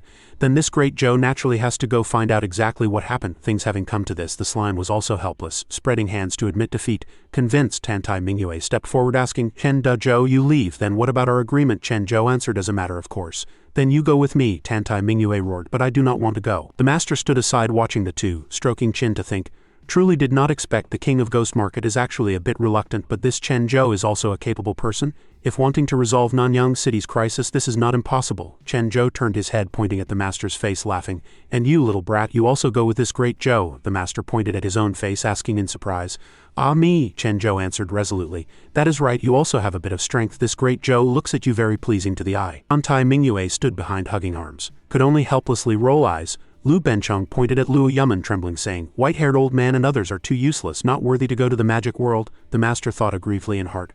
I am a rank 6 cultivator. This kid actually calls me waste. Luo Yuman had not figured out the situation yet, asking doubtfully, White-haired old man waste is talking about me. Zhu Egu, hearing he could not go, pretended to weep. Dong Dong Chi and beloved disciple still have to protect those children, so no way, damn it, I also want to see Dong Dong Yao every day. But in his heart he was snickering. I heard that blood rain is very dangerous. I do not want to go at all. Zhang Yu also sobbed, pretending. Master, you have to be careful. Chen Zhou spread legs, hands on hips, looking up to the sky, laughing proudly. So this great Zhou plans to take 2 people to see the world. This is a good opportunity for you to become strong. Tantai Mingyue stood behind, stroking chin, to think, become strong? Could it be he is hinting at me? The master also was unwilling to show weakness, secretly calculating. That formation is very weird. Inside there is even a layer of defense even I cannot break open. How should I refuse him? The slime glanced, sighing. Double-faced people are truly many. Chen Zhou reached out, ordering, bring the sword, sword come. White Zhengcheng ran over, panting, out of breath. Huff huff, fellow Taoist Chen, I helped you get the sword back. Chen Zhou hooked by Zhengcheng's shoulder, face full of bad smile, saying, thank you, kind-hearted fellow Taoist. How about this, such a good opportunity? I also count you in. Bai Zhengcheng turned head with a blank face, asking back. Ha! Lu Benchong, seeing this, roared unexpectedly. That guy is just a rank 4 cultivator, even more waste than me. Chen Zhou raised the sword to the sky, shouting excitedly. You guys have to remember, if without a great hero like this great Zhou standing at the bow, how can you go to the magic world? White Zhengcheng was scared into cold sweat streaming down, eyes turning black, thinking he really did not want to go at all. Suddenly the sword's light gradually extinguished. Chen Zhou shouted doubtfully, hey, what happened? Why does not great Zhou's hero sword light up? White Zhengcheng stammered, explaining, no electricity. Chen Zhou was shocked until chin fell off, mouth opened wide enough to stuff an egg, trembling, saying, my hero precious sword broke. Second Zhou knew he broke the sword, hurriedly slipped away, but still heard Chen Zhou's angry roar coming from afar. Damn it, where did Second Zhou go? It is all his fault. Snatched my hero's sword. Must be him who used up the sword's energy. Wife, quick, help me find him. I want to go. I want to beat him to death. Tantai Mingyue hurriedly comforted. It is fine, Chen Zhou. This hero sword is rechargeable. The master frowned, calculating. I alone cannot handle Nanyang City's formation. If Chen Zhou and the king of Ghost Market go with me, then it is not that there is no chance to enter the formation. The master rubbed hands, fawningly reminding, that Chen Zhou, little friend, situation is urgent. Nanyang City's formation has already appeared for a period of time. When do we set off? Chen Zhou hung his head, pretending not to care.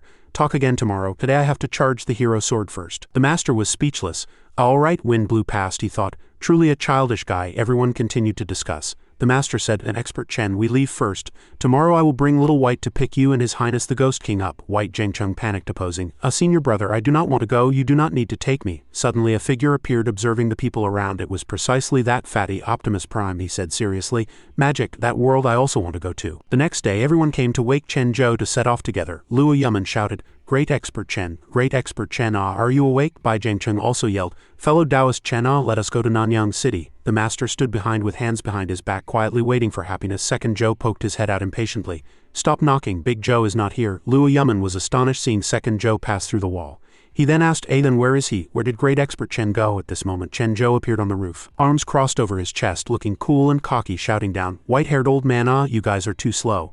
Dong Dong Yao has been waiting for you for a long time. Luo Yuman looked up in surprise, asking doubtfully, great expert Chen, why are you on the roof? Chen Zhou jumped to the ground excitedly, laughing, ha ha ha, magic world, here I come. The slime rubbed its forehead exhaustedly, explaining, it is just that he was thinking about going to the magic world all night last night. Got so excited he was kicked out in the middle of the night and could only sleep on the roof for the night. Calling last night, Chen Zhou was kicked directly out of the house by Mingyue for being too noisy. Mingyue roared, if you are not sleeping, then get out.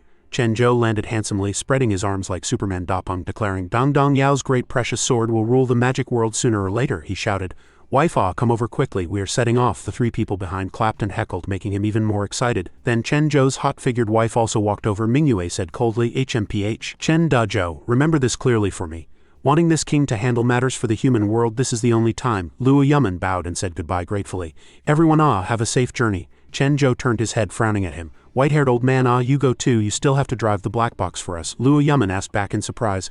I am going too, Mingyue was puzzled. What is a black box? Chen Zhou explained, the road sign to Nanyang City. Sitting in Luo Yaman's car, Chen Zhou hugged his arms happily saying, haha, your black box is much more comfortable than mine. Luo Yaman was speechless, thinking secretly, damn it, I was clearly here to see them off, turned out I cannot go back, the master complained. Really cannot understand, Nanyang City is so far from Janae. Taking a car will take donkey years to arrive. The slime sat on Chen Zhou's head with arms crossed, thinking, why do I always feel something is a bit strange in the car? Chen Zhou poked his head out asking, little brat, what are you doing? The master hurriedly covered up. I did not say anything. I just thought if we go to Nanyang, no, go to the magic world by car, it will be very slow. The slime laughed loudly from the side. Ho ho, looks like I have to show little Wetch on a move. Then the slime wrapped the car in green energy. The car rushed into the sky with alarming speed. Chen Zhou cheered excitedly. Exaggerated, should have said earlier you like it fast. Cannon transformation, fly, go, charge. The slime explained the parameters. Speed 870 miles per hour, mood becomes more comfortable. Then, charge. The people in the car were all dumbfounded, frightened by this terrifying speed. In Nanyang City, the entire city was shrouded in a dark red. Broken walls and ruins were everywhere, seemingly having suffered huge destruction. Someone in the city shouted, Director MI, The blood rain started falling again. Quick, retreat immediately before the blood rain falls. 3 people wearing protective suits walked in the blood rain. 2 people wearing yellow protective suits discussed animatedly. I am afraid there are no living survivors in this city except us, right? The other person interrupted. Do not talk nonsense. What we can do now is try our best to find surviving citizens and evacuate them safely. The person wearing the red protective suit remained silent. That was Nanyang City's Soul Suppression Division Director Myun. He looked up at the sky, full of regret, saying, it is all my fault this useless director of mine failed to discover the heavenly demon cult's conspiracy earlier. Until they successfully set up the formation in Nanyang City, even headquarters cannot solve it. In the sky, blood-red rain shrouded the entire city. Myun continued, in despair. Headquarters reinforcements still have not arrived. Has Nanyang been abandoned? What exactly is this blood rain? The person in the yellow protective suit sighed. This blood rain has been falling for so long, how could anyone still be alive? Another person in a yellow protective suit collapsed on the ground, unable to hold on any longer. He said despairingly, Director, I have had enough, I have really had enough. Staying here any longer, we will sooner or later become like those people who got drenched in the blood rain. Clearly we cannot do anything right. That person turned back shouting, Director? Myun shouted the subordinate's name loudly. Cheng, he ran over encouraging. Cheng, do not worry, we have protective suits so we will not. Before finishing speaking, a cry for help came from the distance. Save me, help, Myun and the subordinates turned back in surprise, seeing a person pressed under a collapsed billboard. He was pinned down, the blood rain falling harder and harder. He shouted in panic, Are you guys from the Soul Suppression Division? Come save me quickly. The person wearing the yellow protective suit ran over hurriedly, quickly comforting that citizen. Do not be afraid, I am a cultivator of the Soul Suppression Division. I will definitely save you. Myun commanded anxiously from behind. Damn it, the rain is getting in, quickly find a place to hide. The other person cheered happily.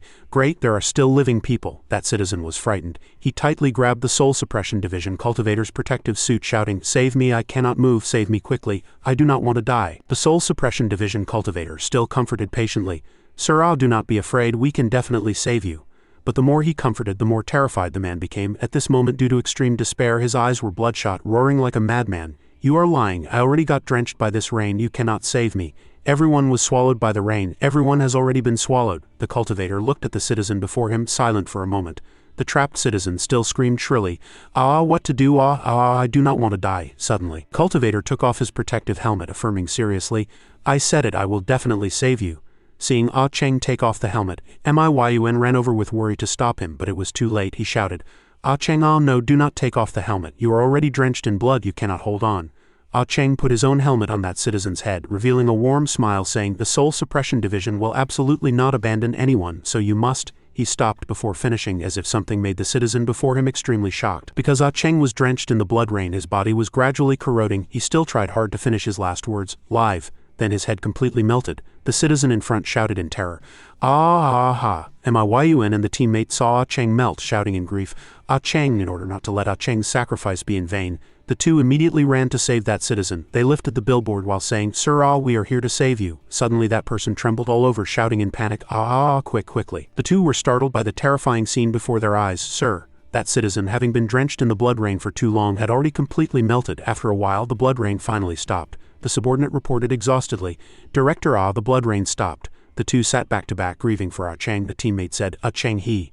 Miyun answered sorrowfully, yes, I saw it. He looked at Ah Cheng's empty helmet, saying with bitterness, Ah Cheng is truly a fool. That man had been drenched in blood for so long was already beyond saving. Before the words were finished, suddenly something crashed down, startling the two. They hurriedly turned back, shouting in panic, what now? What happened? Turns out Chen Zhou's group arrived. The car smashed violently onto the ground, twisting and deforming. Luo Yumen penetrated the windshield, while the master stood unsteadily, holding the car door, vomiting nonstop. Luo Yumen wailed, ouch heavens. The slime smiled awkwardly, explaining the landing point wasn't set well, just deviated a little bit. Little Luo, in the future if you can drive. But if you cannot, better not drive. Miyun shouted, asking with worry, who is it? Suddenly, the car door was blasted away, dust flying. Two people walked out. Turns out Mingyue blasted the car door away with one punch to help the two out. Chen Zhou complained dizzily in the back, white-haired old man, your car sucks too much. Mingyue coolly stepped on Luo Yumen, making him unable to utter a sound. Do not step on me. Miyun's subordinate seemed to recognize the acquaintance. He stared with wide eyes, saying, Director that seems to be Director Luo from Jinei. Everyone gradually settled down. Chen Zhou looked around, saying, let me see if this is the entrance to the magic world. The slime also looked around, sighing, HMPH, the formation fluctuation is quite strong. Miyun and the subordinate shouted happily, it is really Elder Luo. Actually there is also Master Wechun. Headquarters did not abandon us. Headquarters indeed did not abandon us. Miyun knelt on the ground, trembling with excitement and crying bitterly. That is great. Luo Yumen saw him, asking in surprise, old am I? He hurriedly ran to support his old friend. Miyun still knelt on the ground, sobbing, saying, God has eyes. Nanyang City is saved. Luo Yumen immediately comforted, old am I? We are here to help you. Do not cry first, do not cry. Chen Zhou stood aside, hugging arms, complaining, where did that fat man come from? Seeing him so excited must be because he saw Dong Dong Yao. The slime retorted speechlessly, if you think with your toes, that is not impossible either. Suddenly strange movement came from the car trunk. Chen Zhou noticed immediately, looking back. Turns out Optimus Prime crawled out of the trunk, mind not yet clear, raising the sword high, stammering, Ma, magic world I came. Seeing this, Chen Zhou shouted in panic, little fatty, the slime explained. No wonder I always felt strange after getting in the car. Turns out there really was a person. Optimus Prime looked up at the sky shrouded by the huge red barrier, saying majestically, magic world, his tiny figure under the gloomy vast sky. Voice full of determination, I came. Not long after the voice fell, suddenly a person rushed up, kicking Optimus Prime ruthlessly, kicking him flying far away. Holy shit. Turns out the person kicking Optimus Prime was Chen Zhou. After kicking, he roared at him, extremely annoyed and surprised. Why are you here? Optimus Prime was kicked very painfully, while covering his waist, blaming, Chen Zhou, you actually did not bring me to the magic world, too shameless.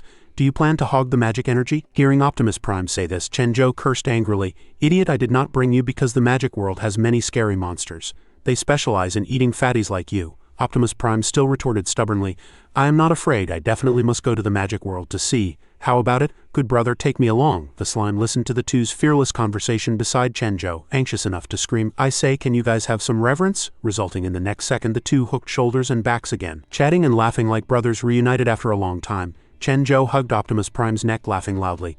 Did not expect you weigh 80 kilograms, having 79 kilograms of clothes, not bad, better than that waist, Dong Dong Chi.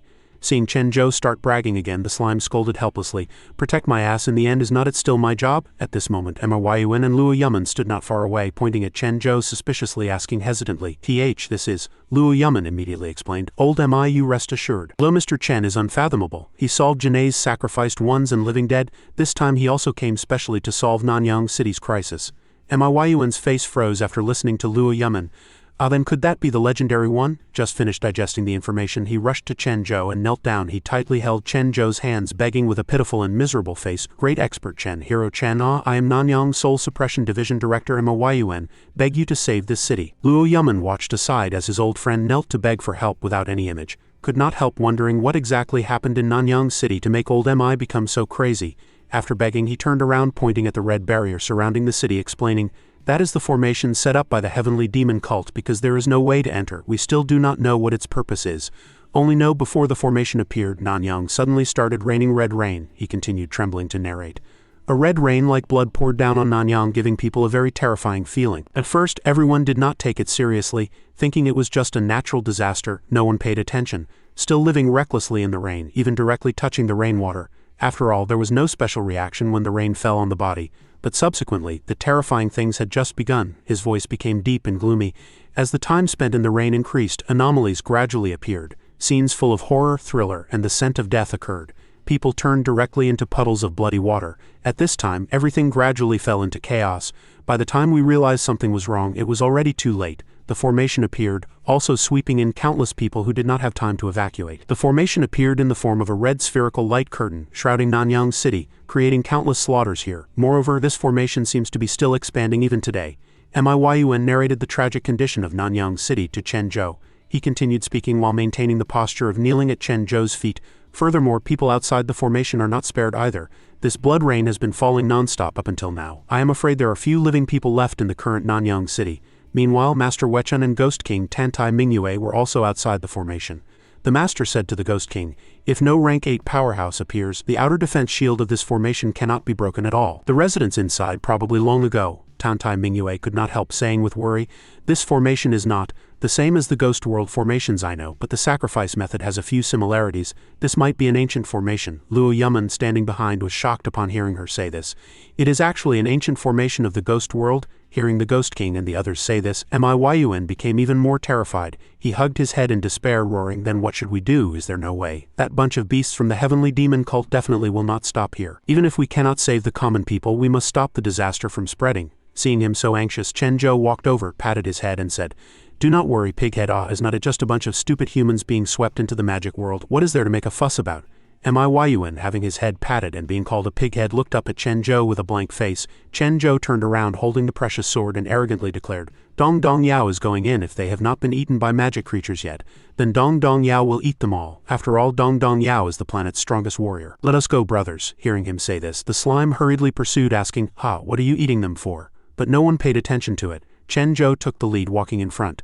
Master Wechun, Tantai Mingyue and Luo Yaman followed closely. White Zhengcheng also followed behind them as if he had lost his soul. Optimus Prime walked at the very end, shouting excitedly, "Marching into the magic world with General Zhou clearing the path, we will only welcome peace." Seeing everyone swarming toward the formation, Myun shouted loudly, entrusting his hope, "I beg you all." Meanwhile, the slime looked helpless. "Who exactly are the little friends? Explain it to me quickly." At this moment, Optimus Prime, walking at the very back, saw White Zhengcheng whispering to Luo Yaman, "Senior brother, are you also an unfathomable expert cum mental patient like fellow Taoist Chen?"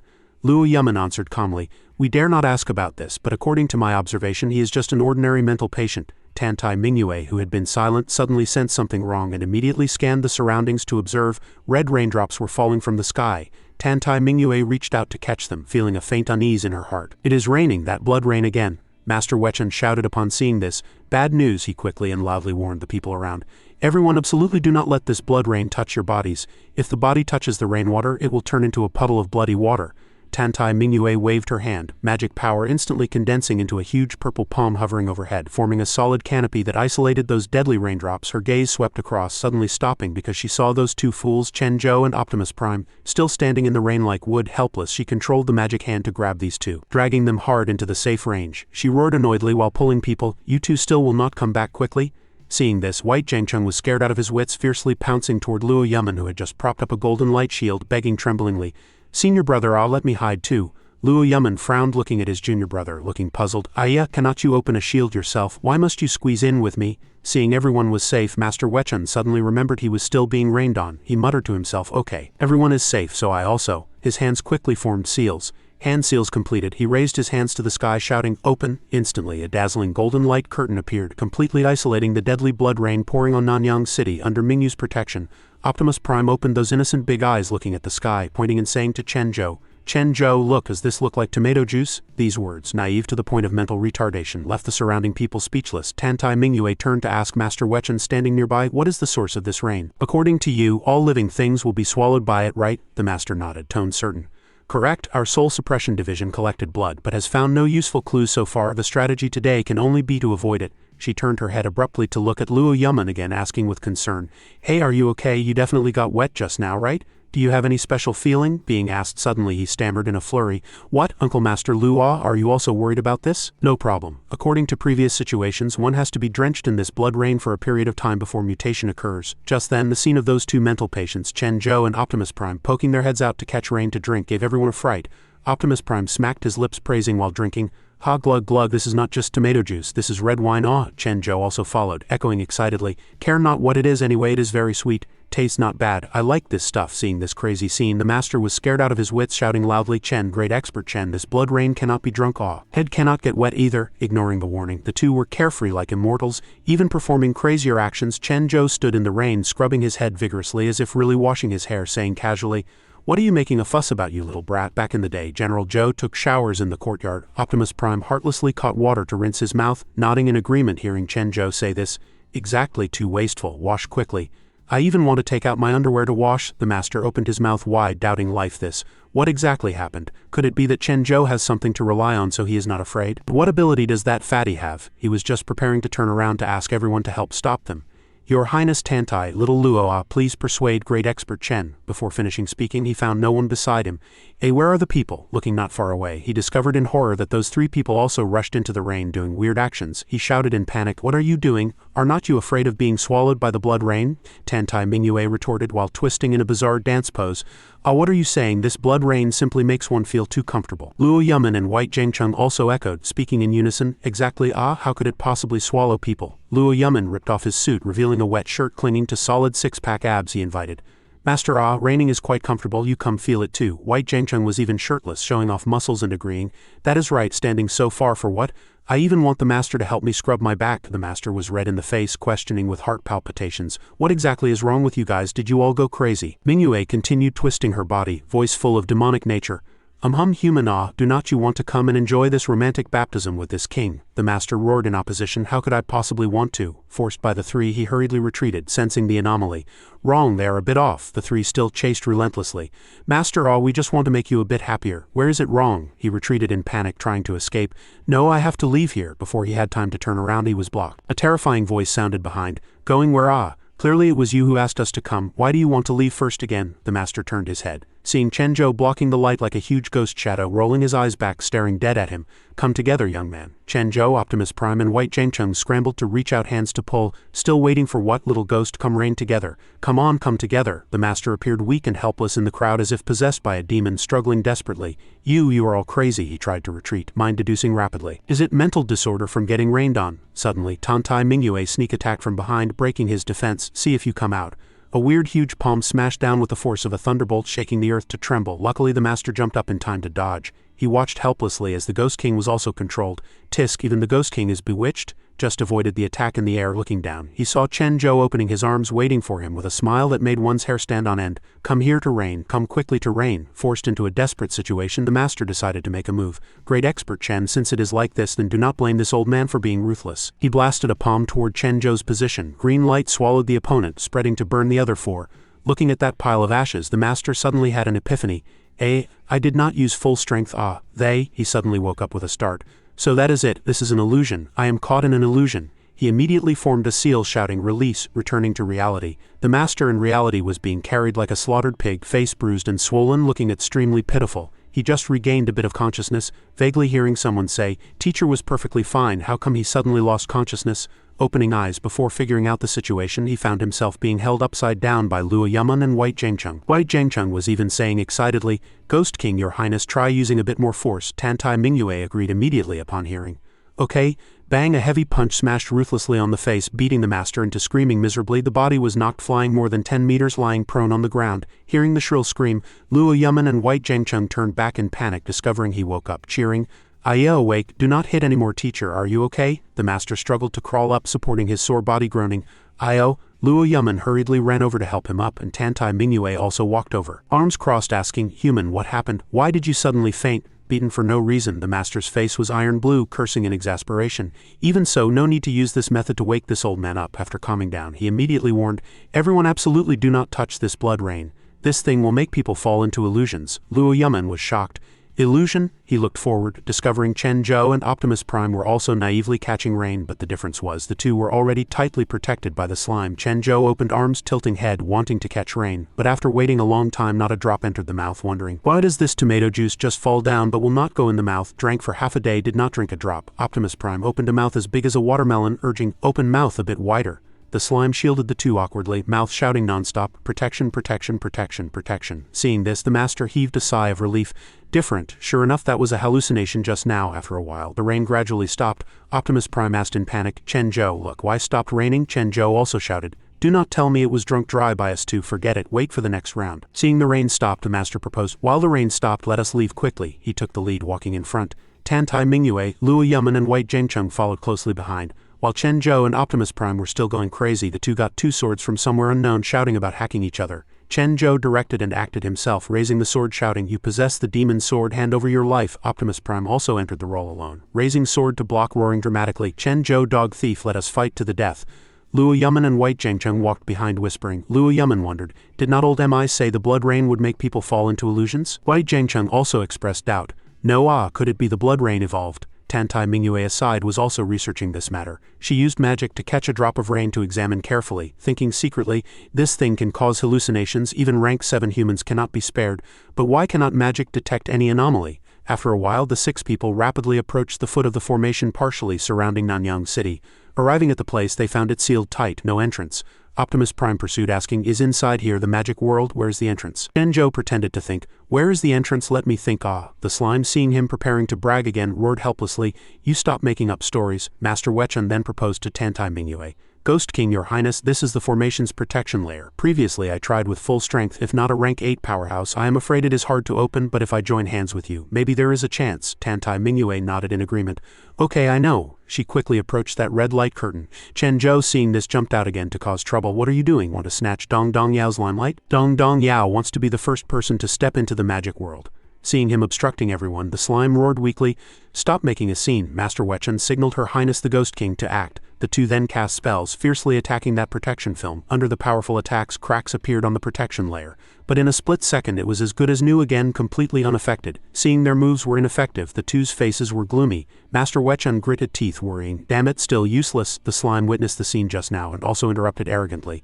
This formation looks quite like the real deal, huh? Chen-Jo, your level is still a bit lacking, let us do it. Hearing the slime call him, Chen-Jo rushed directly in front of the two ghosts. He turned his head to look back, boasting, this evil magic cage looks like only the Dong Dong Yao warrior who obtained the hero sword can open it. Tantai Mingyue and Master Wechun looked at him like they were looking at a dinosaur, not trusting him one bit. Tantai Mingyue said to Chen-Jo, then you do it. Then she crossed her arms to watch the show. Chen-Jo stepped forward, announcing to the formation, everyone watch closely, watch me. The slime was speechless.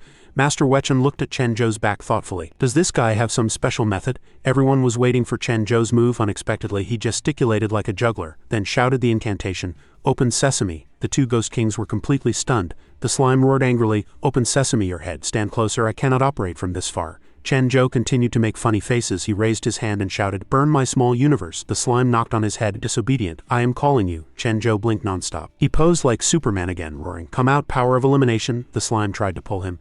Stand closer. Chen-Jo turned a deaf ear, continuing to chant strange spells. Avada Kedavra. The slime pointed frantically at the formation. Go over there. The spell was ineffective. Chen-Jo panicked. No, impossible. My spell failed. The slime turned its head away angrily with arms crossed. Enough, I cannot help even if you starve to death outside today. I will not make a move. Luo Yaman stood behind. Seeing Chen-Jo also could not open the formation, stammered in horror. Even great expert Chen cannot open this formation's defense. White Jingcheng was also helplessly silent.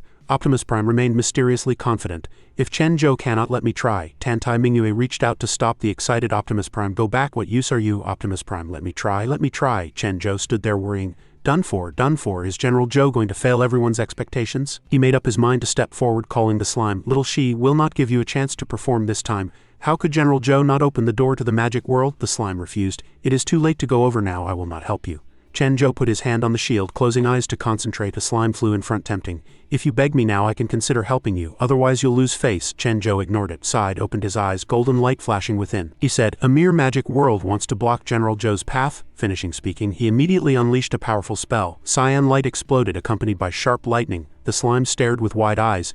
This is total annihilation. The powerful move struck directly at the dark formation protection layer. The spell was amplified, appearing even more violent. Chen-Jo shouted while hitting, open up quickly for General Joe. Seeing the credit being stolen, the slime ground its teeth in anger but was helpless. Damn it, was beaten to it by this kid. Protection layer shattered. Master Wechun and Luo Yamen were stunned by the scene before them. Master Wechun stammered, this is. Luo Yamen expressed deep suspicion. Why did this place become like this? Under Chen Zhou's powerful attack, a corner of the protection layer broke, revealing the desolate scene inside. Buildings collapsed as if having experienced a catastrophe. There were no human figures at all, gloomy and depressing, full of desolation. Master Wechun could not help marveling. This could not really be the magic world, right? Like Doomsday. The entire sky was bright red. Suddenly a voice asked, Chen Zhou, are you sure this is the magic world? Why have not we seen a single magician? A group of people walked slowly on the abandoned street. Chen Zhou led the way, answering, HMPH, did not you see the sky is too dark? The magicians are all asleep. Luo Yamen asked, Master did the plants here all mutate? Master Wechun answered, should be influenced by the formation. The formation inside the shield has some energy fluctuations. Chen Zhou ignored them, turning back to say, hey, according to Dong Dong's intuition, we will not see magicians today either, so let us find a place to rest first. Optimus Prime was excited. Right, wait until dawn, we'll definitely see magicians. The slime exposed him. You are purely just tired from walking and want to rest, right? Master Wechun pleaded. Little friend Chen, we managed to get in with great difficulty, and we are only dozens of kilometers from the formation center. How about we push on to the finish line in one go? Chen Zhou's face immediately fell, answering, no way. Dong Dong Yao's energy is exhausted, must absorb the essence of sun and moon for a whole night to recover. The slime mocked. Just say it straight if you want to eat and sleep. Luo Yamen smoothed things over. Master looking at great expert Chen's appearance, he is definitely hungry. After all, walked for a day, let us take a bath first, then hit the road. Master Wechun sighed. Sigh can only be like this. Hearing this, Chen Zhou and Optimus Prime cheered. Yay, eating meat, eating rice. In an abandoned hotel, the crowd pushed the door open. Against the light, only black shadows were seen. Chen Zhou's voice was crisp. Report to headquarters. Report to headquarters. Dong Dong Yao has successfully occupied the magic world lair, awaiting next instruction. Another voice also answered. Me too. White Zhengcheng sat on a chair holding 2 cups of noodles, turning around to say, this hotel seems to have no hot water and electricity, only a bit of instant noodles. Chen Zhou gestured a phone call. Report to headquarters. Dong Dong Yao is going to starve to death in the magic world, requesting assistance, requesting assistance. Master Wechun pushed his glasses, saying mysteriously, everyone need not worry. Leave this small matter to this old man. A moment later, a pot of noodles with excellent presentation, steaming hot and fragrant, was cooked. Someone praised, wow, so fragrant, you kid are truly hiding your light under a bushel. Chen Zhou and the others had green light in their eyes, drooling. The slime also marveled. Little Wechun knows how to build a fire and cook now? Master Wechun smiled mysteriously. Heh. Anyhow, this old man is also a mighty figure in the human world. The young girl sitting on the sofa looked annoyed. HMPH, humans are truly troublesome creatures. Ignoring Tantai Mingyu's complaint, the lively atmosphere continued.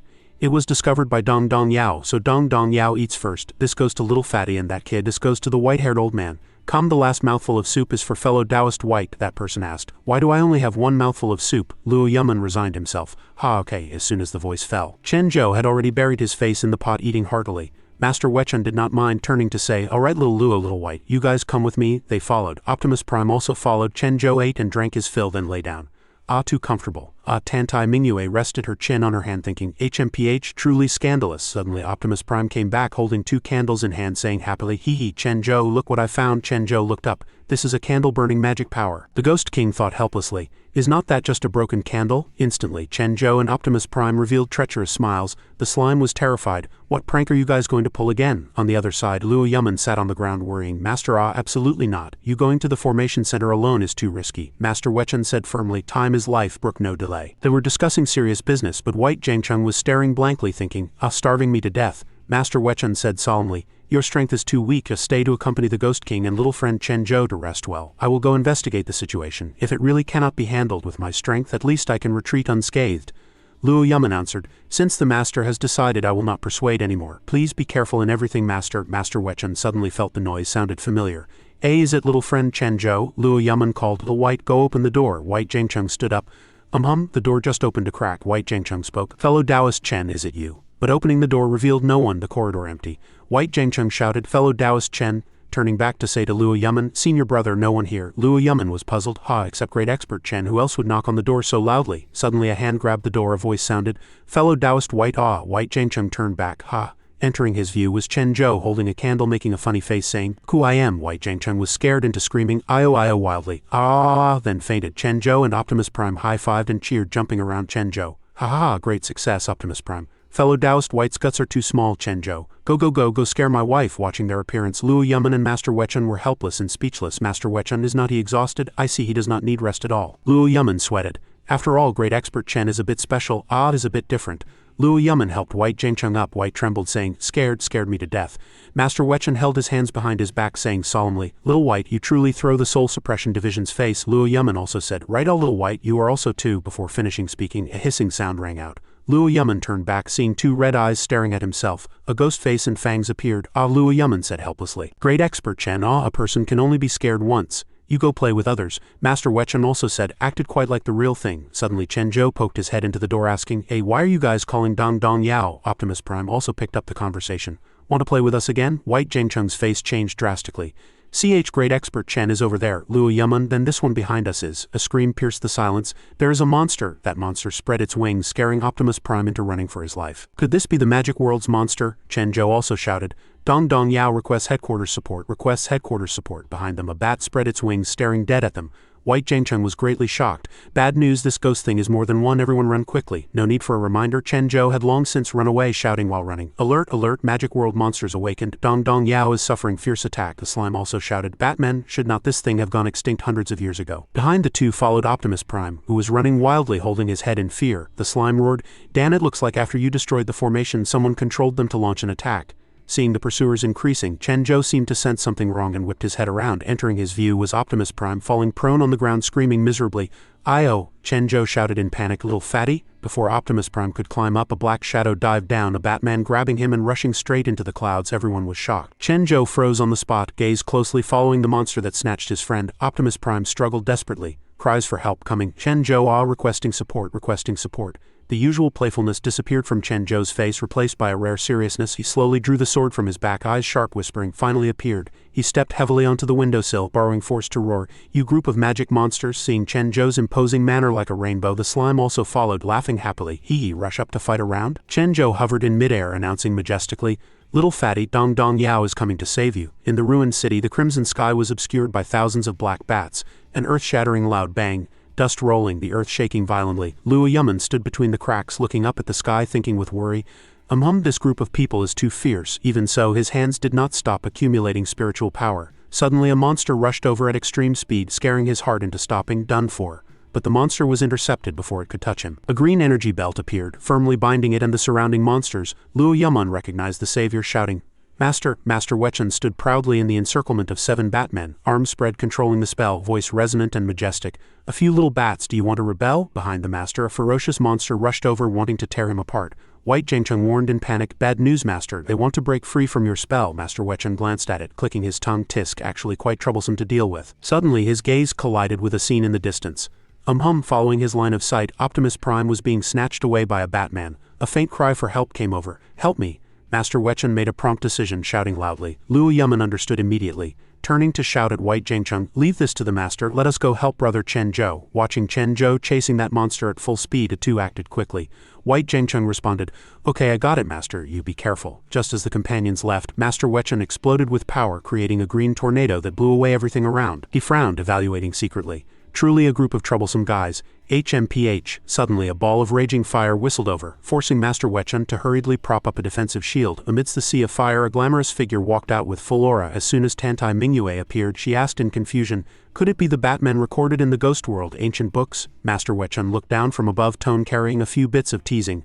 "Looks like your highness the Ghost King does not recognize them." Tantai Mingyue closed her eyes, answering indifferently, "Seen them in books." Master Wechen landed on the ground, shrugging his shoulders, saying, "Since that is the case, then have to trouble your highness the Ghost King to exert some effort." Behind Tantai Mingyue, a huge magic palm instantly emerged. She retorted coldly, "So much nonsense." On the other side, Optimus Prime was roaring the benefactor's name in despair. "Chen Zhou, save me quickly, hurry up." Chen Zhou was running wildly below, panting while shouting, "Little fatty, hold on, these damn legs, run faster." Urgent shouts suddenly came from behind expert Chen. Luo Yaman said while chasing, "We came to help you." White Jingcheng also picked up the conversation. "Hey, little senior brother." Suddenly a violent tremor threw Luo Yaman against the wall, screaming in pain. White Jingcheng also stumbled and fell flat on his face. Being careful is useless too. White Jingcheng discovered in horror that the surrounding skyscrapers were shifting automatically. He exclaimed in shock. "The buildings are moving toward this side." Standing in the ever-changing formation, White Jingcheng could not help marveling. This formation actually can move mountains and fill seas. Luo Yaman also added with heavy worry, "Big trouble this time." Chen Zhou, who was running head down, suddenly stopped as if hearing a call. He looked back. HMPH, wasn't someone calling me just now? The slime discovered the terrain change with surprise. How did the road just now turn into a building? It was that smile again. The slime analyzed seriously. Chen Zhou, this formation is a bit weird. Continuing to chase is not a solution either. Solve it cleanly and neatly. Hearing this, Chen Zhou waved the sword, revealing a wicked smile to respond. HMPH, do not think only you guys can fly. Come out, my soaring big chicken wing. The slime shook its head, smiling helplessly. All day just know how to eat. A sharp sword energy tore through the sky, breaking the dead silence, accompanied by a powerful angry roar. Eat my move. 1/2 pieces. The Batman grabbing Optimus Prime was immediately split in half by the sword energy. At the moment of falling, Chen Zhou rushed up, grabbing Optimus Prime's collar, pulling him to land safely. Optimus Prime cheered happily. Chen Zhou, you dog thief, you finally came to save me. Chen Zhou answered with head held high. Hero divine sword. As soon as they landed, Optimus Prime pointed at the sky in panic. Chen Zhou, there are still many monsters above. Chen Zhou also hurriedly turned back to look. Chen Zhou shouted in surprise. Why did so many come? This bunch of leech-like guys? Although trembling, Optimus Prime still pretended to be brave, gripping the long sword tight, stepping forward to announce, "This time let me protect the planet's greatest warrior." Seeing this, the slime was moved to tears, sobbing, saying, "This dead fatty, although has a bad brain, did not expect to be quite loyal." Chen Zhou was equally moved, wiping tears, calling friend little fatty. Chen Zhou restored his handsome demeanor, gripping the long sword tight, stepping forward, shouting, "Then let us charge." Optimus Prime shouted happily. Chen Zhou, the slime sighed, deciding to go crazy with him. "Forget it, then just go crazy with you guys once." Raging flames of war ignited in eyes. Optimus Prime roared, "Mom, watch this, your son is not a coward." Chen Zhou also answered arrogantly, "Let you guys see how planet warriors fight a great war with ugly magic monsters." Contrary to this aggressive appearance, the slime was desperately transferring energy to Optimus Prime, muttering helplessly, "First time transferring power to an outsider, should not be any mishaps, right?" The two's expressions synchronized, one shouting "Start war," one shouting "Charge." Wild laughter echoing through the space. "Ha ha ha," Optimus Prime showed off while fighting. "Chen Zhou, look, I also defeated them." Accompanied by the voice, he unleashed amazing powerful moves one after another. Seeing this, Chen Zhou was unwilling to show weakness. "Oh, but you did not defeat as many as Dong Dong Yao," he was triumphant, waving the sword to fancy kill every monster. Seeing this, the slime marveled. "Looks like the fatty is also a talent." Optimus Prime fought while vying for credit. "Who said so? Definitely me more. I already defeated 7 monsters." Chen Zhou curled his lips in disdain, laughing loudly. "What? Ha, Dong Dong Yao already defeated 700, not 5. The slime helplessly held its forehead. "If you guys focused your energy on fighting, this flock of bats would have been killed off long ago." Chen Zhou turned a deaf ear to the slime's words, heart full of jealousy and unhappiness. "Damn it, Dong Dong Yao actually fell behind. Impossible, absolutely impossible." Suddenly, the slime shouted in horror. Chen Zhou dodged quickly. He hurriedly turned back, seeing a terrifying energy rushing straight at himself. Reaction extremely fast. He jumped to avoid the attack, missed, splitting the building next to it in half.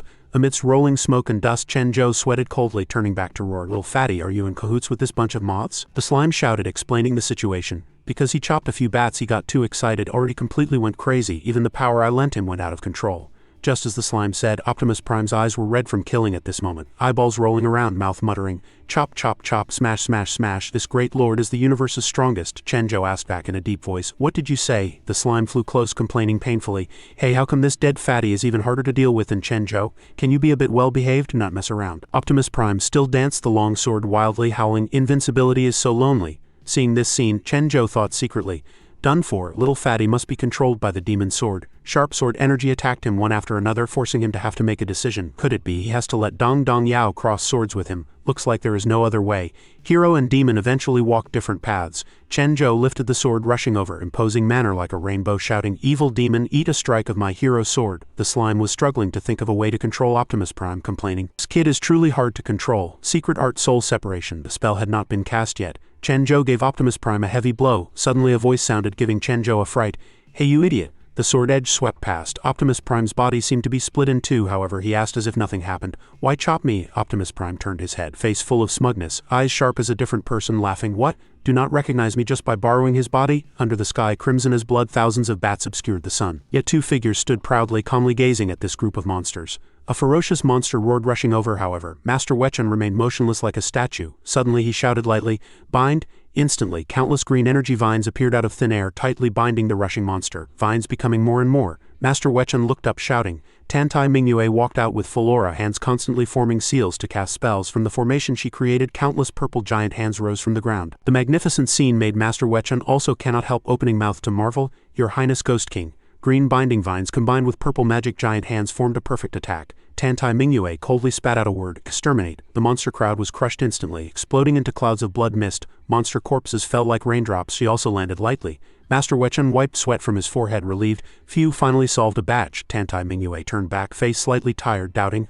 I remember Batmen went extinct long ago, right? Why would so many appear in the human world? Master Wetchun stroked his chin in deep thought.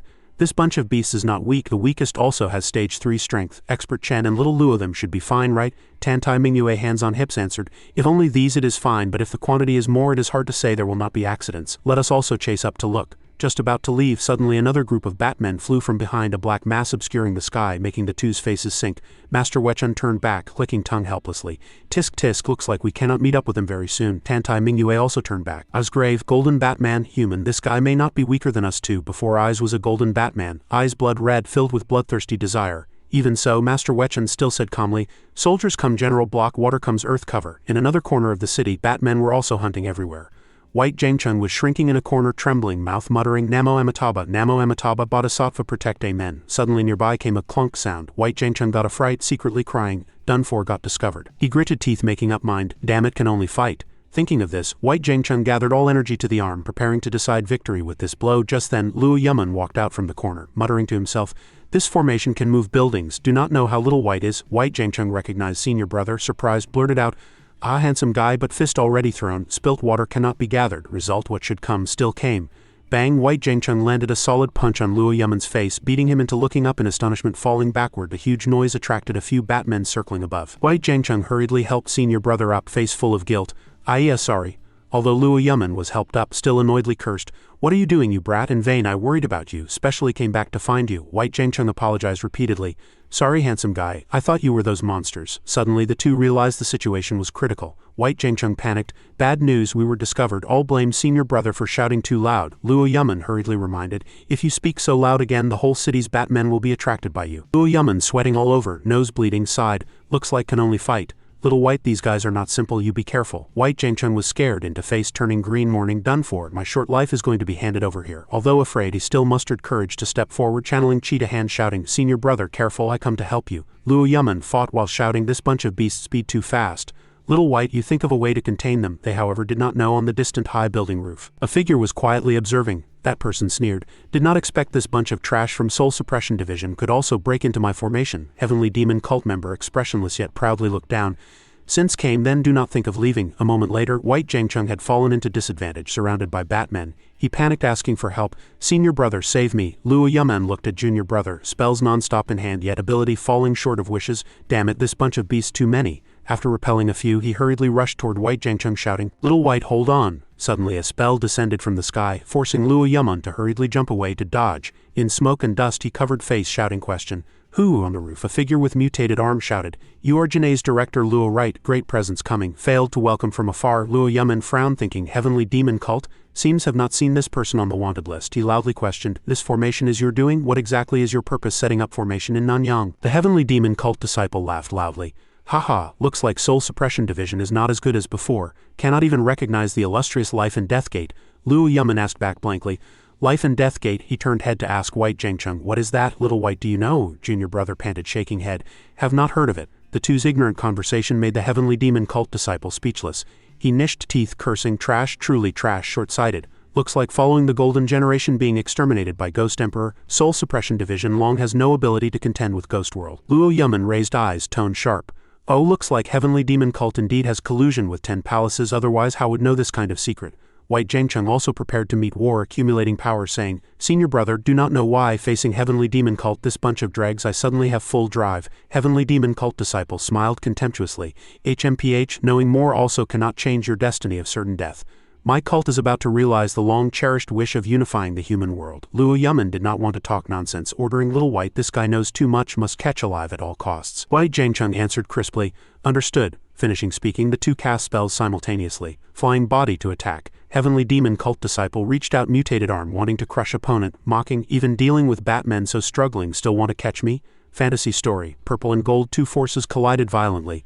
Luo Yaman shouted, you are also just a stage 4 minion, catching you is much simpler than dealing with that bunch of monsters. Following a sound of little White, it is now. White Jangchung's figure had already appeared behind the enemy, he thought secretly. Done. But unexpectedly, that guy let out a weird sneer. White Jangchung's attack was easily blocked by a purple light, shocking him greatly. The person turned back and said, measuring power by cultivation level, I am being looked down upon too much. In the blink of an eye he disappeared, then appeared behind White Jingcheng whispering in his ear, is dealing with me simple? Red light flourished in that heavenly demon cultist's eyes, face gloomy, hands starting to form seals. Then how about this? From the black hole he summoned countless pairs of blood-red eyes emerged, he shouted, golden bats. Golden batmen surged out like a swarm of bees leaving the nest, murderous spirits soaring, scaring those two into being dumbstruck. What? The golden bat swarm attacked madly, speed so fast it caught them off guard, breaking air sounds whistled. The sky was once again obscured by this group of monsters. That heavenly demon cultist manifested a huge palm, tightly grabbing Luo Yamen, squeezing hard, making him groan in pain. Subsequently he stepped on White Jingcheng, who was paralyzed on the ground, revealing a sarcastic smile, saying sincerely, compared to setting up the life and death gate formation, I feel dealing with these two trash from the soul suppression division is indeed much simpler. White Jingcheng lay prone on the ground, calling with difficulty, Luo, senior brother Luo. Yan Kun lifted Luo Yamen with one hand, nodding to evaluate. Director Luo is also very special, very suitable as a key material for sacrifice. White Jingcheng struggled, wanting to crawl up, staggering to chase and roar. Let go of my senior brother, you bunch of heavenly demon cult bastards. But Yan Kun grabbed him with the other hand, tightening hard, making White Jingcheng scream in pain. Ah, he sneered. Useless dog still barking there. Pity you are useless to me, so go to die. But suddenly he suffered a surprise attack. Ha! He hurriedly released hands to retreat, keeping a safe distance. Although Luo Yamen was covered in wounds, his imposing manner was still high. It was precisely his blow just now that forced the opponent back. White Jingcheng exclaimed, Senior brother. He gnashed his teeth, saying, Heavenly demon cult, do not think of succeeding. But Yan Kun sneered, circulating energy to recover while mocking. Oh, Director Luo is truly desperate, fighting this battle even at the cost of burning Yang fire. Luo Yamen turned to order White Jingcheng, Little White, I'll stall him, you go find the master quickly. White Jingcheng rejected firmly. Senior brother, no, are you crazy? Burning Yang fire, you will also die. But he roared, interrupting, no time for nonsense. This guy is the main culprit causing Nanyang's current situation, but we are not his match. Quickly go find the master. White Jingcheng clenched his teeth, eventually could only wipe tears and run away, not forgetting to shout back, Senior brother, hold on, I'll come back to save you immediately. Endless regret surged in his heart. Damn it, all blame me for being too useless. Yan Kun watched this scene, face full of disdain. Truly touching. I am afraid you also know, even burning Yang fire, you are not my match. Luo Yamen's imposing manner did not decrease, hitting back toughly. Cut the crap, whatever monsters you can still summon, call them all out. Flames rose violently, a monster rushed out but was instantly beheaded by Master Wechen with one sword strike. Peeved, he sheathed the sword, breathing a sigh of relief. The last one. The master turned back to look at the battlefield, thinking secretly. Looks like all resolved, right? Tantai Mingyue pondered. I remembered, according to Ghost World ancient records, Batmen appear before great disasters. They are the minions of calamity, the master asserted while approaching. From this we can see there must exist a more terrible thing in the center of this formation. She nodded in agreement. Correct, and Batmen have been extinct for many years. I am afraid this time someone resurrected them to act as minions, the master evaluated through gritted teeth. That bunch of bastards from the heavenly demon cult fear the world is not chaotic enough. Tantai Mingyue picked up the conversation, tone cold.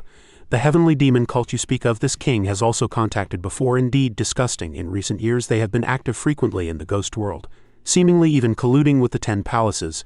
Pity the soul suppression division has not found solid evidence. If truly so, I am afraid in the future both human and ghost worlds will face a catastrophe, the master asked seriously. Ghost King, your highness, forgive me for asking presumptuously. If the human and ghost worlds go to war, can your highness and your ghost market still remain neutral? She glanced at him, answering crisply. You really dare to ask this question? This king does not want to answer. Just then, White Jingcheng ran over, stumbling, shouting, Master, Master. The master whipped his head around. Little White. White Jingcheng was out of breath, standing unsteadily, stammering, Master, quick, go save senior brother Luo quickly. The master hurriedly supported him, asking anxiously, What happened? White Jingcheng narrated in panic. Senior brother Luo burned Yang fire to fight the enemy in order to save me. Master, Ghost King, your highness, begging you to go save him. Tantai Mingyue raised eyebrows, asking back, Enemy? White Jingcheng affirmed categorically. It is the person who created the life and death gate formation. On the other side, Chen Zhou was fighting Batman heartily, counting while fighting 29-40. Then sneered complacently, Heh, this time this big Joe definitely already defeated 40 monsters. Yay, he turned his head to provoke. Now it is still not too late for you to admit defeat. Optimus Prime over there was sweeping a large area of enemies with a tornado, hitting back. You are still far off. Wait until returning to the hospital. I will definitely let Dr. Ah Yuan teach you math properly. Chen Zhou cursed, annoyed. What? Sure enough you are in cahoots with Ah Yuan monkey. Optimus Prime retorted, I'm not, but he immediately hesitated. But seems a bit alike, Chen Zhou pursued.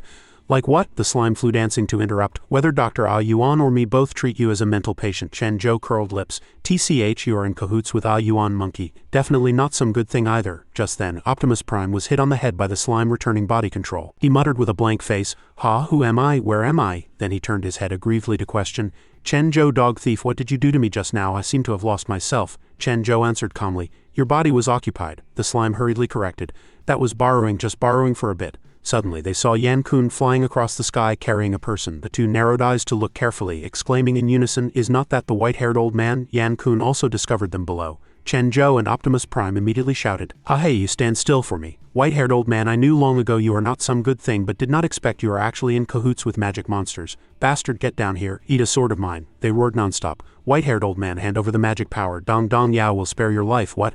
I treated you as a friend. You actually swallowed the magic world's power alone. The slime helplessly held its head. If these two guys have no brains, just throw them away, Yan Kun whispered with disdain. Where did two fools come from? Living so long in the formation is truly lucky. Forget it. Want to die, then die. Ignoring it, speaking, he accelerated to fly away. Chen Zhou and Optimus Prime froze, ran away.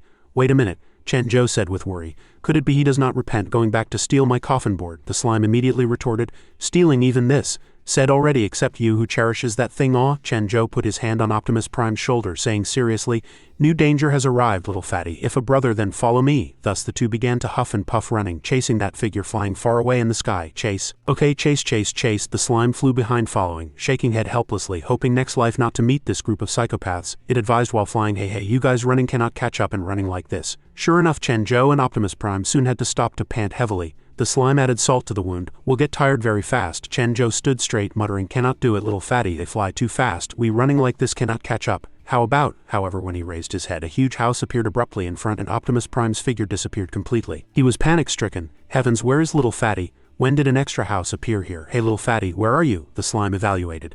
Moving mountains and filling seas, this formation is indeed too weird. At the same time, on the other side of the wall, Optimus Prime was also blank. Wasn't Chen Zhou standing in front of me just now? Why disappeared? That house also appeared in front of him.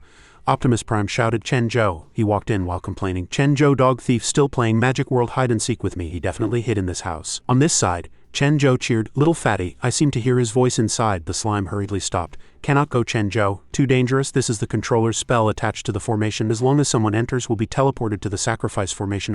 Only a fool would go in. Chen Zhou pushed it away, rushing in hurriedly. Nonsense. Home is right in front. Not entering is such a waste. It will not run away. However, the house moved suddenly before he touched the door. Chen Zhou pounced on empty air, falling flat on his face, screaming, ouch. Heavens, he looked up in surprise. It really moves, the slime said with worry. Could it be little fatty went in?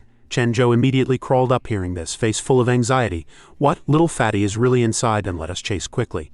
But he immediately stopped, looking at the changing scene before eyes. Looks like wanting to chase is not that easy. Is this magic world alive? After listening to White Jingcheng finish telling the story, Master Wechun nodded. So that is it. This old man understands. He flew forward while speaking seriously. Looks like the enemy is not simple. Ghost King, your highness. I want to go deep into the formation to save little Luo. If there is an accident, hope you lend a hand to save. Tan Tai Mingyue raised the corner of her mouth, answering, okay, this king does not mind letting the soul suppression division owe a favor. Moreover, this life and death gate formation and the person controlling it also interests this king very much. The master suddenly paused, saying with worry, do not know if little friend Chen Zhou is okay. Hope they can see the mark this old man left. But he immediately clicked his tongue. With his strength, what can happen? Let him be. Suddenly the master signaled to stop, face changing. Wait. Something is wrong ahead. Thick fog began to permeate before eyes. The group switched to running vigilantly. In the hazy mist, weird singing sounded. If it is the appearance you want, White Jingcheng stuttered in fear. There is a person. Looking up to the roof, they saw a girl sitting playing the zither, singing continuing to echo. Then would it be me, or the girl in your heart? Tan Tai Mingyue narrowed eyes to size up. Looks like she is not the person you described. White Jingcheng shook his head like a rattledrum. No, not her. The master pondered. Looks like the heavenly demon cult raised many new faces not on the wanted list. That girl giggled, tone frivolous. You little kid truly have no manners. Seeing a beauty just talk nonsense. Careful, I sue you for slander. Oh. The master also responded with a smile but eyes full of vigilance. Your excellency's aura is very weird. Even this old man cannot judge your level. But being able to be leisurely and carefree deep in this life and death gate formation, how can you be an ordinary person? She laughed loudly, jumping lightly to the ground, picking up the conversation. Not an ordinary person is the heavenly demon cult. She approached the master. They evaluated. You little kid only have two options. Cannot sister just be a beauty? The master roughly threw off her hand, saying coldly, sorry. In this old man's eyes, skins driven by the heavenly demon cult, no matter how stunning, have not half a relation with beauty. May froze, the smile at the corner of the mouth gradually becoming treacherous. Looks like a boring guy. Tan Tai Mingyue suddenly launched an attack and warned, human, stop tangling with her. She is very weird. The master was startled. Ghost King, your highness. May was repelled, roaring unhappily. Where did the auntie come from? Loving to meddle so much. The Ghost King skimmed past, continuing to move to pursue.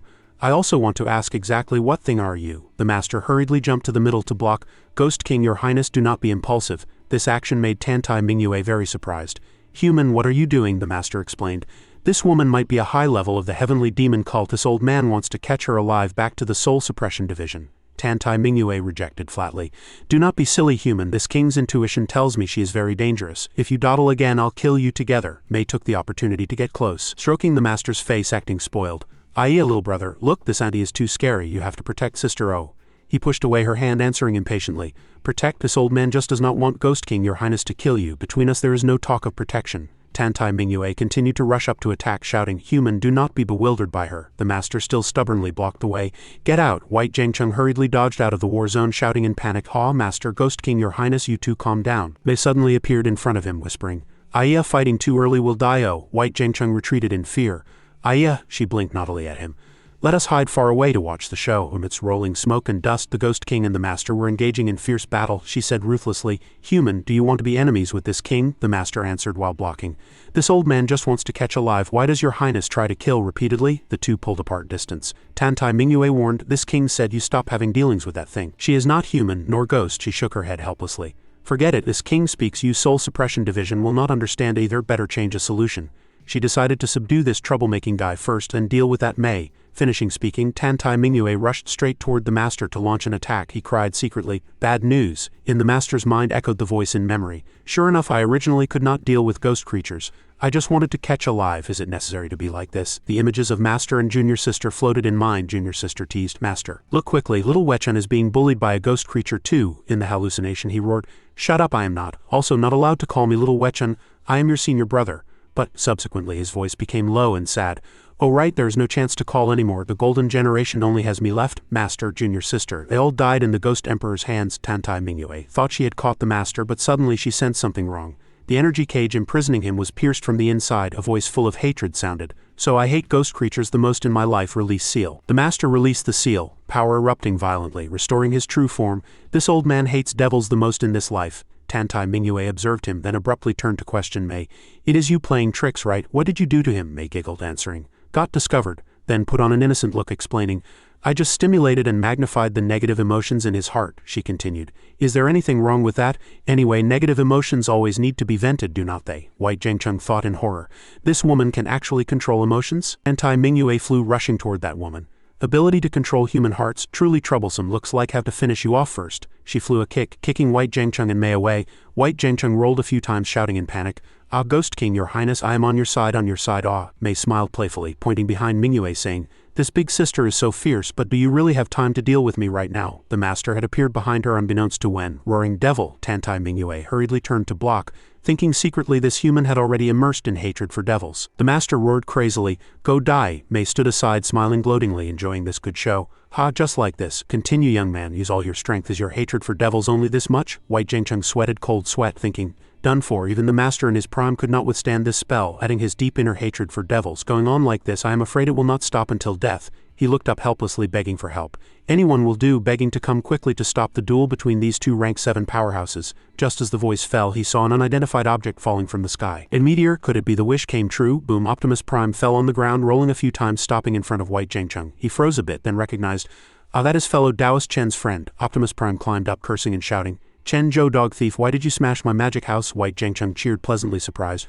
What? Fellow Taoist Chen came. In the smoke and dust came Chen Zhou's voice. You did not even know you were eaten by the monster room. He continued to claim credit. To save you, Dong Dong Yao beat up Barbecue and 7 Trees home. The slime glanced at him sideways, correcting. Barbecue and Tree, you mean Countless, right? The slime saw an acquaintance. Is not that White Zhengcheng? White Zhengcheng pounced over tightly, hugging Chen Zhou's thigh, wailing, Fellow Taoist Chen, you finally came. Big trouble happened. You quickly think of a way. Chen Zhou asked in panic, What big trouble could it be? My coffin board was finally stolen? White Zhengcheng hurriedly explained. The master was hit by that heavenly demon cult woman spell, cannot distinguish enemy from friend, is fighting with Ghost King, your highness. Chen Zhou breathed a sigh of relief. Phew, good that the coffin board is fine. Then he pointed at the master, saying, You said that is the little brat. How come suddenly grew so big? The slime also marveled. Heavens, little Wechan finally released the seal, truly a rare sight. Mei floated near them, speaking up, You two look very unfamiliar. White Zhengcheng hurriedly warned, Fellow Taoist Chen, it is her. Mei continued asking, are you guys also their accomplices? Tantai Mingyue, who was struggling to withstand the master's attacks, also warned loudly. Big Joe, be careful of that thing, she has the power to confuse human hearts. Chen Zhou looked up asking with worry. Wai Fa, were you bullied by that little brat? Let me go beat him up, okay? She refused. No need, I am fine, you think of a way to deal with that woman. This way that guy will also recover reason, Optimus Prime asked doubtfully.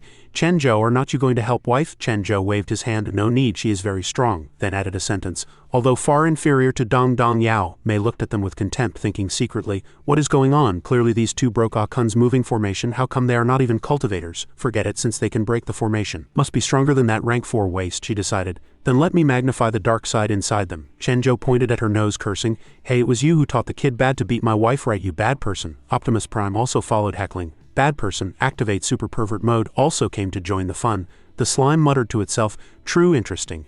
Actually have a demon appearing in the human world. Mei was shocked to the extreme. What happened? My spell failed? You too, could it be you have not a bit of resentment or indignation toward this world? Her words were simply casting pearls before swine. Chen Zhou and Optimus Prime looked at each other blankly. Ha, what did she say? Seemed to say hurry up and eat some rice, the slime laughed loudly. Haha, turns out this is a spell amplifying inner evil. Pity these two mental patients do not even know what the world is. What can they hate? Tantai Mingyue retreated to his side asking with worry. Big Joe, are you okay? Not affected by her, he answered smiling. What influence can a goblin have on Dong Dong Yao? Moreover, I think this goblin is quite nice. Just now even said wanted to help us get some rice to eat. Tantai Mingyue was stunned. Wait, you said goblin? So that is it. Before I felt she was neither human nor ghost, turns out to be a demon. White Zhengcheng was surprised. Demon? Has not the demon world cut off contact with the human world for hundreds of years? How can a demon appear in the human world? Tantai Mingyue shook her head. This is not clear yet. This king is also seeing a demon for the first time. Mei kept distant, sneering. Ha, knowing my identity, then what? This human cultivator has already lost control. Beside her, the master rushed over murderously. Aha, devils must die, Tantai Mingyue shouted. Big Joe, be careful. Chen Zhou took a running start, then punched straight at the master's face, cursing, devil your head, you smelly brat. The master was knocked flying with one punch, making Mei stare dumbfounded. What? Tantai Mingyue and Chen Zhou immediately rushed toward Mei together to launch an attack. Good chance, finally no one in the way. I see where you can run. She hurriedly transformed, growing a tail trying to slip away, crying secretly in heart. Bad news, spell ineffective, I am not their match, must hurry notify Akun. She sneered, waving hands saying, a beauty's time is very precious, play with you guys next time. Tantai Mingyue said unhappily. She ran away. The master struggled to crawl up, saying she cannot escape. Mei had not had time to be proud when she was hit heavily by a head-on blow, falling to the ground. The one acting was precisely the master, he muttered to himself. How this old man actually lost myself, you have no next time, Chen Zhou cheered. Chen Zhou, look quickly, he has a big baby. Mei lay prone on the ground, thinking aggrievely. Children are truly boring, do not know how to cherish jade and pity fragrance at all. She smiled miserably, remembering Akun. Akun, I am afraid I cannot see that day. Memories surged to heart. When first seeing him, he cheered excitedly.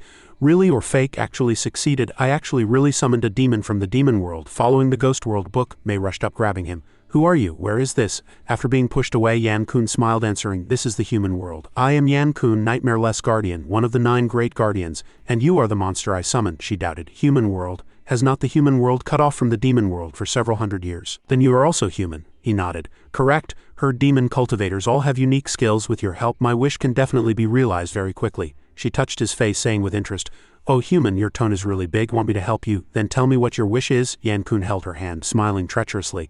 I want to summon a monster sufficient to destroy this world, Mei rejoiced secretly in heart. Originally such a fragile human actually hides such crazy ambition. True interesting, I like it, she answered. I am Mei. Wait until the day you destroy the world. Let us witness together. Returning to reality, Mei forced herself to sit up, making up her mind. Too bad, I am afraid I cannot see that scene with my own eyes, but now I will use the last power to transform into a fox, determined to repel Chen Zhou and this group, clearing obstacles for him. Optimus Prime exclaimed. Chen Zhou looked quickly. She stood up again. Still not dead, the master said coldly. Just a dying struggle, Mei roared to the sky. Humans, I absolutely will not let you guys destroy Akun's plan. Wait until the life and death gate opens completely. Lord Si Wangji will step into the human world. Exterminate all humans. The master proposed. Ghost King, your highness, this monster is already an arrow at the end of its flight. Please lend this old man a hand, completely solve it. Tantai Mingyue sneered. Good, this king has long founded an eyesore, Mei cursed resentfully. Humans are truly ridiculous, clearly hate ghost creatures most in heart, yet still cooperate with ghosts. Chen Zhou dived down from high altitude, smashing heavily onto her body with one blow, asking, Goblin, what chicken did you say just now? Where to catch? Tasty, the slime said helplessly. I want red braised. Red braised is tastiest. Si Wangji, I remember, is a monster of the demon world. Mei trembled in disbelief. How is it possible? I already burned the demon life soul, actually still suppressed by these two people without scruples. Done for, cannot block. Chen-Jo followed the direction of her finger, pulling Optimus Prime running. Quick, over there, little fatty, let us go catch the chicken. The slime wanted to stop but was too late. Hey, she wasn't pointing the way for you guys. Tantai Mingyue looked at the dissipating corpse, pondering. So that is it. This formation connects to the demon world. A heavenly demon cult sacrificed so many people. Is it wanting to borrow power to destroy the world? The master asserted. With this old man here, absolutely will not let this kind of thing happen. May use the last breath to leave final words. Even if I die, you guys cannot stop Akun's plan, and even more impossible to rival Lord Si Wangji. Big fish eat small fish. Humans are so weak. Is not living more painful? Better to be crushed, to be destroyed. The master finished her, answering with resonance. Humanity's strength since ancient times relies on will, not flesh. This point is what things like you cannot compare with and will never understand in another place. Innocent common people's shrill cries for help resounded through the space. Help, save us. Luo Yaman observed the situation, understanding everything in heart. So it is like this. Everyone corroded by blood rain will turn into bloody water condensing here. He discovered with grief those who survived not drenched by rain were also caught here by Batmen. All this was to serve the ritual summoning the demon world terrifying monster.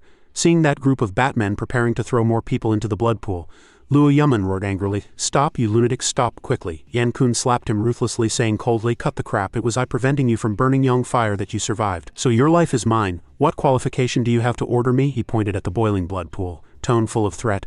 "Wait until I fill this pool with blood, a life and death gate will open. Si Wangji will step into the human world. And you as a cultivator will become the first delicious bite it tastes after descending to the human world." Luo Yaman stared, retorting, "You are the lunatic. What do you treat human life as? You definitely will not succeed. Those people turned into bloody water will not let you off even as ghosts." Yan Kun emitted ferocious wild laughter. He felt these words were too ridiculous, becoming nutrients to summon Si Wangji. Should not they feel rejoiced? Look at their expressions, how happy. Desperate roars below continued nonstop. "Help, help!" Luo Yaman gnashed teeth, cursing, "You bastard, I must catch you with my own hands. I will definitely stop you, the master, and they will also definitely stop you." Yan Kun revealed an evil smile. "Is not the human world destroyed better? Everything has to experience the process of reorganization, also destruction first, then unification." He ordered subordinates. "All Batmen listen to order. Throw all nutrients into the blood pool. Open the life and death gate to welcome Si Wangji." Seeing that group of monsters throw a man down, Luo Yaman roared in despair, "Stop, heavenly demon cult bastards, do not, stop quickly."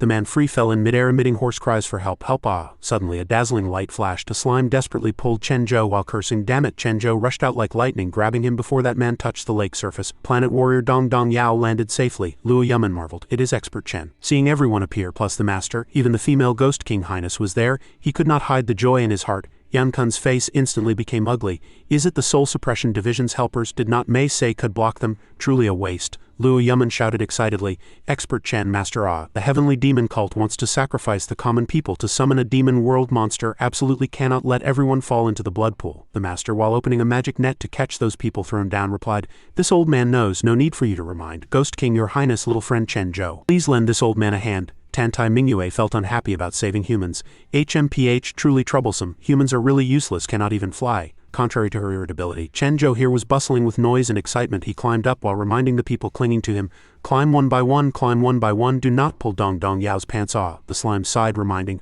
"Let him be, dropping pants is better than losing life." Yan Kun stood on high, sneering, "Haha, playing hero. Then let us see how much weight you guys have." He continued, provoking, "I want to see how many people you can save." Luo Yaman warned anxiously, "You, master, everyone be careful of him." Chen-Jo cursed while knocking back the falling crowd. "Damn it, this bunch of flies keeps fluttering about." The slime observed the situation and said, "Oops, looks like they slipped."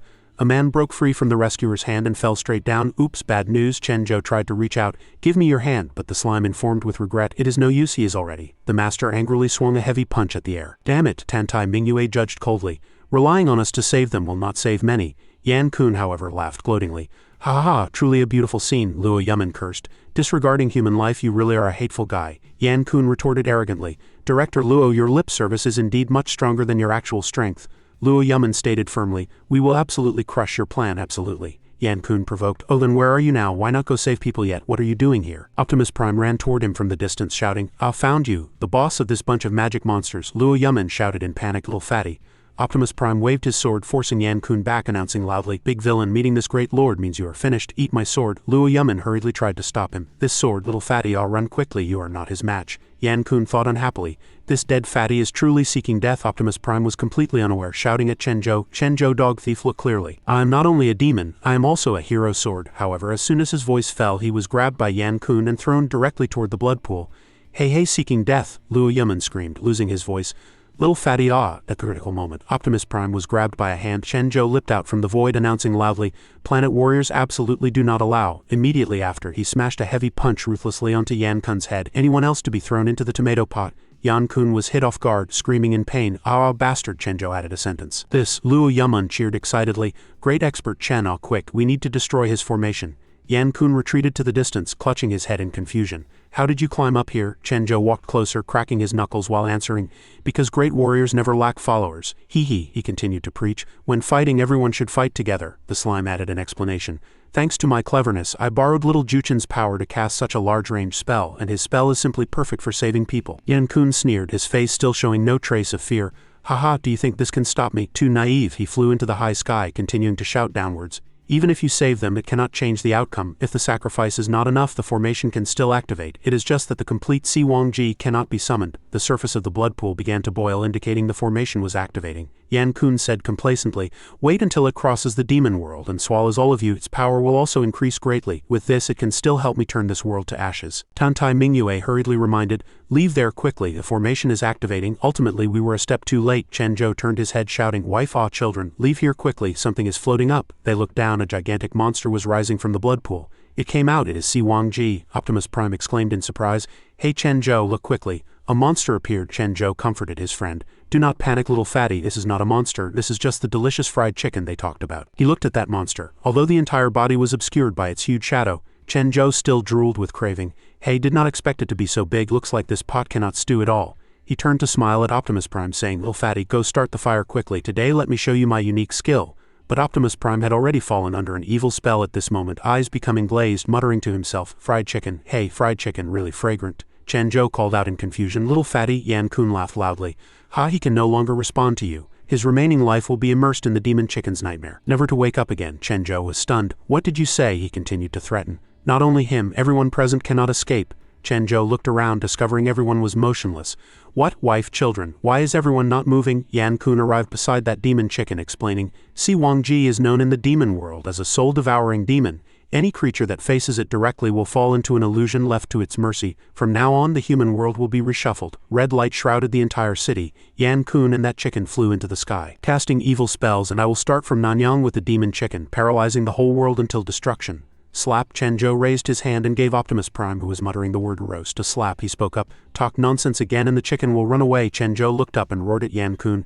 "And that person above chattering nonstop, saying things I do not understand. If you want to eat chicken, then come down. If not, then shut up." Yan Kun looked at him in disbelief, muttering, "Why did not this fool fall into the nightmare?" "Forget it, does not matter. Then you act as the bait for the demon chicken." He ordered, "Demon chicken, eat him for me." That demon chicken immediately dived toward Chenjo. He shouted in panic, "Ouch!" Seeing Optimus Prime being lifted flying, he shouted, "Little fatty, remember to come back to eat rice later." The demon chicken continued to attack crazily. Yan Kun laughed arrogantly. "I'll see how long you can run," Chenjo thought while running. "This chicken is so big, must find a handy tool to deal with it." Yan Kun grinned ferociously. "Haha, go die." Chenjo grabbed a long iron rod, muttering to himself, the first step of processing ingredients. He swung the iron rod, knock out first, then pluck feathers. The demon chicken was hit by him off guard. Yan Kun, standing on its head, was also shaken off flying. He opened his mouth wide in astonishment. "What is the situation? How is it possible to?" With one move, Chenjo looked around, seeing black feathers falling, pulling a long face. "Ah, done for. Where's the chicken? Where did my chicken go?" Yan Kun realized the truth after observing the changes. "This is," he sneered. "So that is it. Almost forgot. Si Wang Ji turns into the thing humans fear most, thereby torturing the opponent. Is this the person you fear most?" Chenjo looked at the illusion before his eyes, stammering, "Ah, Yuan monkey, why are you here?" Yan Kun put his hand on the demon chicken, ordering, "Go kill him. Quickly chop this mental patient's head off for me to kick as a ball." But before he could laugh for 10 seconds, he was killed by the demon chicken with one strike. Yan Kun lay on the ground, murmuring in disbelief. How is it possible? Demon chicken." At this moment in Chenjo's eyes, that was Dr. Yuan, voice cold. "Performing surgery, do not disturb." It discovered the patient Chenjo, smiling treacherously, starting surgery. Saying that, it rushed toward Chenjo, launching an attack, but Chenjo grabbed its hand with quick eyes and hands. "I understand, it was you who moved my roast chicken, right?" Chenjo blasted out a mountain-pushing punch, shouting, "The hatred of snatching chicken is irreconcilable." The demon chicken was knocked flying. Chenjo roared angrily, "Truly did not expect your demonic claws have already extended to the magic world. Dong Dong Yao absolutely cannot sit and watch." He rushed up for a decisive battle. "Ah, Yuan monkey, the demon chicken spoke mechanically. "Patient resisting must." Chenjo waved the sword, "Eat my sword." The demon chicken hit back. Process immediately. The vibration of the battle caused the ground to crack and collapse. Chenjo moved hurriedly, shouting, "Ah, Yuan monkey, return the chicken to me." but when he looked back the person in front was gone. Chen Zhou muttered blankly, where did Ah Yuan Monkey go? He laughed triumphantly. Ha became stronger, even Ah Yuan Monkey is not a match. Suddenly Chen Zhou was sneak attacked and stabbed by the demon chicken from behind. It murmured, treatment successful. Chen Zhou suffered a surprise attack, falling in free fall. The demon chicken continued saying partial necrosis has been processed completely. He gritted his teeth enduring the pain. Pain, pain, pain. Immediately turning his head, the fist accumulated with power long ago swung out. Chen Zhou punched straight at the demon chicken, making it emit a miserable scream. He jumped backward away. The demon chicken was also repelled, smashing through several buildings, dust flying. It crawled up in a sorry state.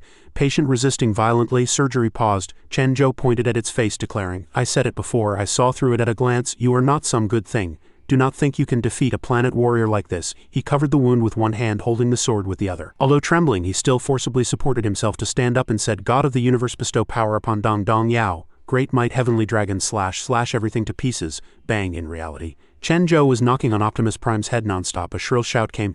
Chen Zhou, he was still muttering in his coma. Ah, great might, heavenly dragon, slash. Ah Yuan Monkey, you are dead. Ha ha ha, the slime shouted while pulling him. Chen Zhou, wake up quickly. Optimus Prime also held his head with a blank face. Why is this chicken pecking my head all the time? The slime roared unhappily. You idiot. Wake up quickly and answer me. It pulled Chen Zhou's head fiercely in anger, making him cry out in pain. Ah, pain, pain, pain, pain. He looked around. Where is Ah Yuan Monkey? What monkey? The slime cursed.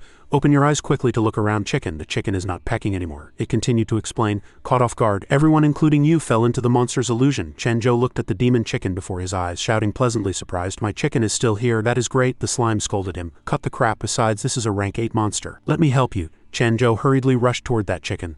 Ah, eat, I am coming. The slime hurriedly chased up, shouting, hey, did you listen to me? Chen Zhou punched over, wanting to tear off a chicken leg, but was bounced off by that layer of elastic skin. I-oh, the slime mocked. See, you cannot do it. I told you, let me do it. This chicken meat texture is quite bouncy. Chen Zhou looked up. Why is it flying up? The slime also looked. Chen Zhou saw feathers falling and shouted, ah, this chicken is shedding. Slime roared, cut the crap. If you do not want to be pierced into a sieve, hand your body over to me quickly. Chen Zhou shouted in opposition. Ah, no way, the slime urged. Hurry up, follow the plan, Chen Zhou said firmly. A true chef does not need others' help. He looked at the demon chicken full of determination. I want to handle it alone. Everyone wait to eat chicken tonight, the slime sighed, answering. Since it is like this, I will lend you infinite power. Before you were too weak, meeting opponents you could not handle. I could only borrow your body to exert power, although got used to it, but now you have already mastered the God-given skill. I should believe in you. After all, you will soon become a true hero. A beam of light descended. Chen Zhou transformed, clad in dazzling golden armor, murmuring to himself, mere food dares to be so wild. Chen Zhou exploded with astonishing power. The demon chicken continued to attack, but he blocked it easily, even replying contemptuously, this bit of insignificant skill, let Dong Dong Yao teach you a lesson. He ordered a slash. The demon chicken was instantly slashed with a wound deep enough to see bone, the slime evaluated. Oh, looks like this is not its main body, so it still has recovery ability. So that is how it is, he flew up murmuring. Tisk, what to do next? Do both. Chen Zhou exerted force. No problem. A huge force shrouded the two demon chickens in front. The two demon chickens emitted shrill screams while being roasted. Chen Zhou murmured to himself, jump as you please. The more you jump, the tighter the meat texture, he sneered. Rest assured, Dong Dong Yao will eat you clean, not wasting even a root of feather. Red dots lit up on the demon chicken's body. Weird fluctuations appeared. The slime hurriedly warned, bad news, it wants to self-destruct. Looks like it wants to run away. Chen Zhou swung a fist, smashing obediently on the chicken head. Lie down for me. He knocked it down to the ground. In the smoke and dust came a voice begging for mercy. Do not beat me. I was wrong. Begging you to let me off this time. The slime left his body, surprised. This is Si Wangji's main body? Chen Zhou looked at this tiny chicken before his eyes unexpectedly. Food can speak, the chicken demon continued to argue. In the demon world, I count as a hegemon of a region. Anyhow, I am an existence controlling everything. Chen Zhou grabbed it. It immediately shouted in terror. Cluck cluck da, spare me. Hero ah, I usually only eat a bit of corn, have no nutrition, really not tasty ah. He interrupted it. Shut up, roasted, then we'll know if tasty or not. It resisted and pecked his hand, then hurriedly flew away. Chen Zhou cursed. This stinky chicken is truly double-faced. He chased up. Stand still, the chicken called. Cluck cluck duck cluck, it said proudly. Did not expect it, right? I can fly. Chen Zhou rushed over. Come back here, it sneered. Hey, then called a cluck. 2 eggs smashed on Chen Zhou's face, making him cry out in pain. I-oh, seeing the dimensional gate close, unable to enter again, the slime spoke up. This blood energy leads to the demon world. Falling in would be trouble. Chen Zhou hammered the ground angrily. Damn it, that chicken sent a mocking voice. Want to eat chicken meat next life. Goodbye. Chen Zhou knelt on the ground, regretting endlessly. The duck at the mouth. No, the chicken flew. Actually, let it run away, the slime comforted. Yeah, it is not bad. Go back, you can eat however much you want. Moreover, this rank 8 monster's eggs are rare items. Chen Zhou looked at those 2 eggs. Asked doubtfully, is not this its poop? The slime was speechless. Who told you it was poop, idiot? Chen Zhou cheered. Haha, this is the reward for Dong Dong Yao conquering the magic world. Let me think, should I make boiled eggs or fried eggs? The slime helplessly put away the kitchenware. Truly a blind man. Others gathered around asking doubtfully, where did the eggs come from? Expert Chen. Did you lay these yourself? He looked up at them. You guys are awake? Tantai Mingyue spoke from the distance. Why do I feel like a long time has passed? The master picked up the conversation with a face full of shame. Speaking of it, I am truly ashamed. This old man must properly study what kind of method that evil art was after returning, the slime explained. It seems Si Wangji ran away so everyone broke free from the illusion. Chen Zhou continued to brag.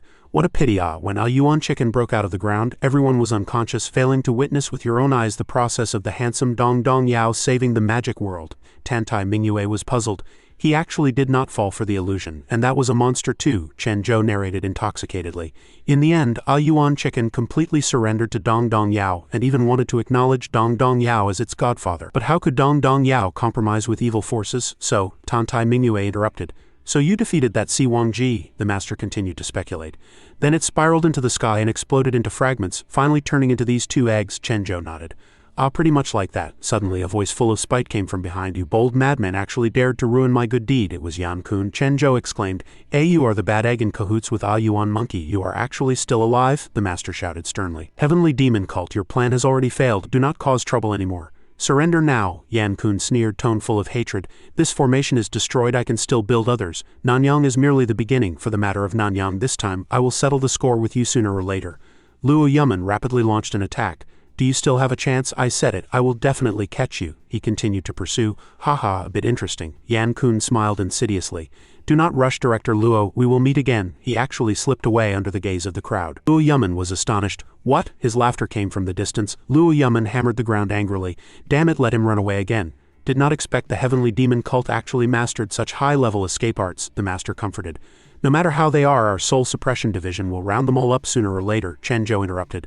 Must have been scared away anyway. You have Dong Dong Yao protecting you. You guys listen to me. Just now I have not finished speaking. Later Yuan dawn broke. People outside waited anxiously. Why have not they come out yet? A subordinate asked doubtfully. Director, do you think they might not be able to make it out? Another subordinate shouted, pleasantly surprised. Director, look quickly, look over there quickly. He was so excited tears filled his eyes. That is, there are human figures in the distance, it is them. They came out. Chen Zhou walked at the very front, laughing arrogantly while announcing, we have returned safely. Master Wechun sat cross-legged on a high rock overlooking the busy construction site. He pondered and evaluated. The degree of disaster in Nanyang City was immeasurable. Fortunately, headquarters support arrived in time. I sincerely hope this beautiful city can be rebuilt as soon as possible. At his feet, White Zhangcheng was panting while moving bricks and stones, voice full of exhaustion. Master, forgive me for speaking bluntly. If you really hope so, should not you also come down to contribute some effort? The master complained upon hearing this. Nagging about what? You brats slacked off in cultivation did not come in handy breaking the formation this time either. Truly a redundant staff member of the Soul Suppression Division. Passing a section of the road, the master suddenly noticed a group of people. Director Yuan was holding Chen Zhou's hands, saying excitedly, I am really sorry, great hero Chen, thank you for saving Nanyang City, but our conditions are limited now, truly very hard to repay. Director Luo Yuman, standing aside, hurriedly smoothed things over. Old am I, do not be so polite. Expert Chen is not the kind of person who cares about these things. Chen Zhou, however, was complaining.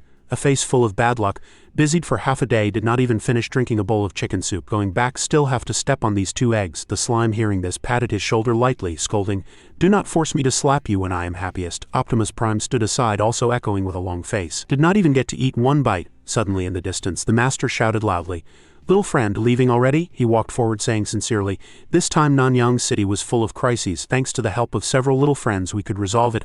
I represent the Soul Suppression Division to express deep gratitude to everyone. The master extended a fist to show goodwill, continuing to say, However, next I also have to preside over Nanyang's post-disaster reconstruction work, so I cannot personally send everyone back to Janai. The slime listened and teased, Little Wechun can count as taking charge of a region now, huh? Chen Zhou just waved his hand perfunctorily, answering arrogantly, Who cares about you sending, little brat? You take good care of yourself. Dong Dong Yao is still busy saving the world. Let us go. The slime also waved goodbye. Leaving now, Little Wechun, Director Mi also shouted, Great hero Chen, have a safe journey. Subsequently he turned to ask the master, what does the master think of Great hero Chen as a person? The master, hands on hips, sighed and laughed out loud. This little friend's character is truly. The crowd ahead began to leave. Luo Yuman enthusiastically proposed, Expert Chen, Ghost King, your highness, our car is repaired, let me drive. Mingyue walked aside saying coldly, Going back will not trouble you to drive. The master looked at their backs, shaking his head and smiling. Truly unlike anything, he suddenly recalled an old shadow, muttering to himself. He looks a bit like an old friend of mine. The next day, in a luxurious office in a skyscraper, Li Kei was focusing on watching the news report about Chen Zhou. Huge headline came into view. After Heavenly Demon cult attack, Zhen'e City mysterious expert Chen Dezhou appears. His face became gloomy, tone full of calculation. True interesting. Rumors say this person is a mental patient. I guess this is 80% a disguise made by the Soul Suppression Division to protect him. He slammed the newspaper heavily on the table, pushed his glasses frame with one hand, smiling insidiously. Looks like I have to go meet him in person. Meanwhile, at Green Mountain Mental Hospital, Zhu Egu was carrying bags big and small, rushing to meet Chen Zhou. He thought while walking, heard Chen Zhou returned from Nanyang and was even titled Great Hero by the Soul Suppression Division. I have to hurry to harass him. Just arrived at the place. Coming into view was the scene of Chen Zhou and a group of people arguing intensely. A fatty shouted excitedly, "Everyone do not be deceived by Chen Zhou. In fact, he is not the person who saved the magic world at all. Chen Zhou did not defeat as many magic monsters as me." Zhu Egu was stunned. What is going on behind? A youth wearing a Batman mask also followed, heckling.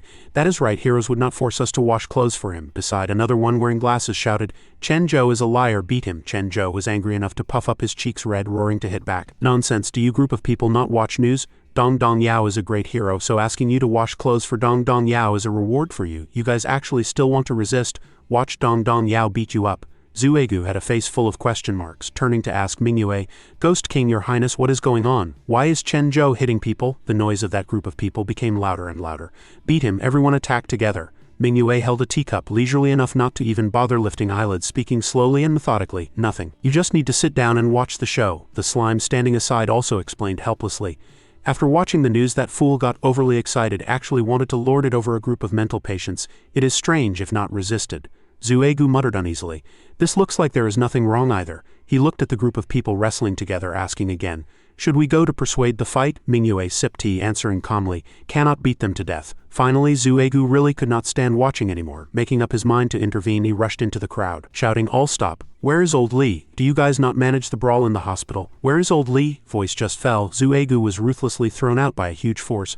Ouch, he crawled up in a sorry state, seeing a pair of feet appear in front. Looking up, Director Li Qingshan was looking at Zhu Egu with a face full of concern, sighing, now you know why I do not manage it right. The speed of them breaking my old bones is faster than breaking your cheekbone. Zhu Egu looked at the man standing behind the director, asking, old Li, who is this person beside you? Director Li supported Zhu Egu up, answering, he came to find Chen Zhou, seems to be some program director. Li Kei ignored the two old men, clapping while walking toward Chen Zhou, praising, wonderful, truly too wonderful. At this time, Chen Zhou had already beaten that group of people to the ground, standing proudly shouting, truly a group of waste, except Dong Dong Yao's justice sanction. Suddenly Li Kei rushed up, holding his wrist, saying excitedly, Hero Chen, nice to meet you, just now you were truly too cool. Single-handedly easily defeated a group of mental patients, no, a group of bad guys. Chen Zhou withdrew his hand indifferently, asking, who are you? Director Li stood on the periphery and inserted a sentence.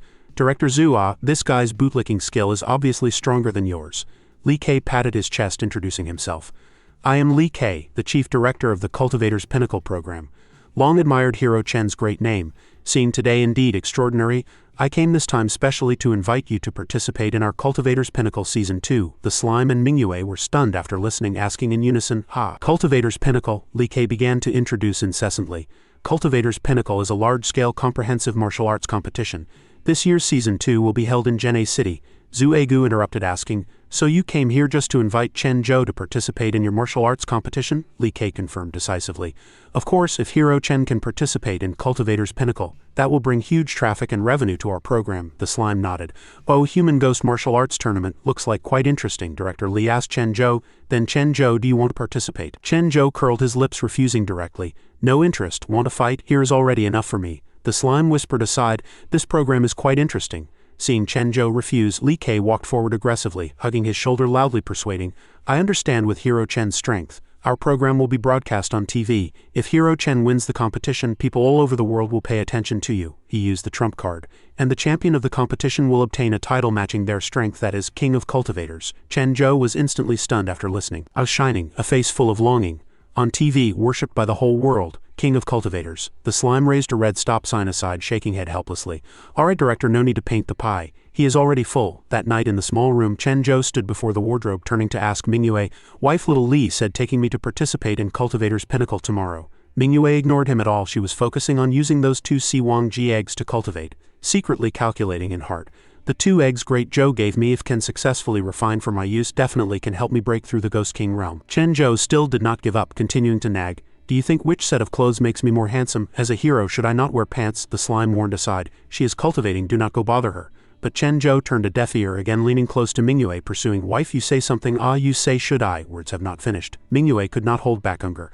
A heavy punch smashed ruthlessly on his face, roaring, shut up. She was angry enough for face to turn black, stepping on Chen Zhou lying prone on the ground, voice ice cold like from hell. This king waited with great difficulty until night, when yin energy is heavy, wanting to refine this Siwang egg. You however chatter non-stop at the side. Unfortunately, you do not have spiritual power to help this king refine. The slime turned face away, sighing helplessly.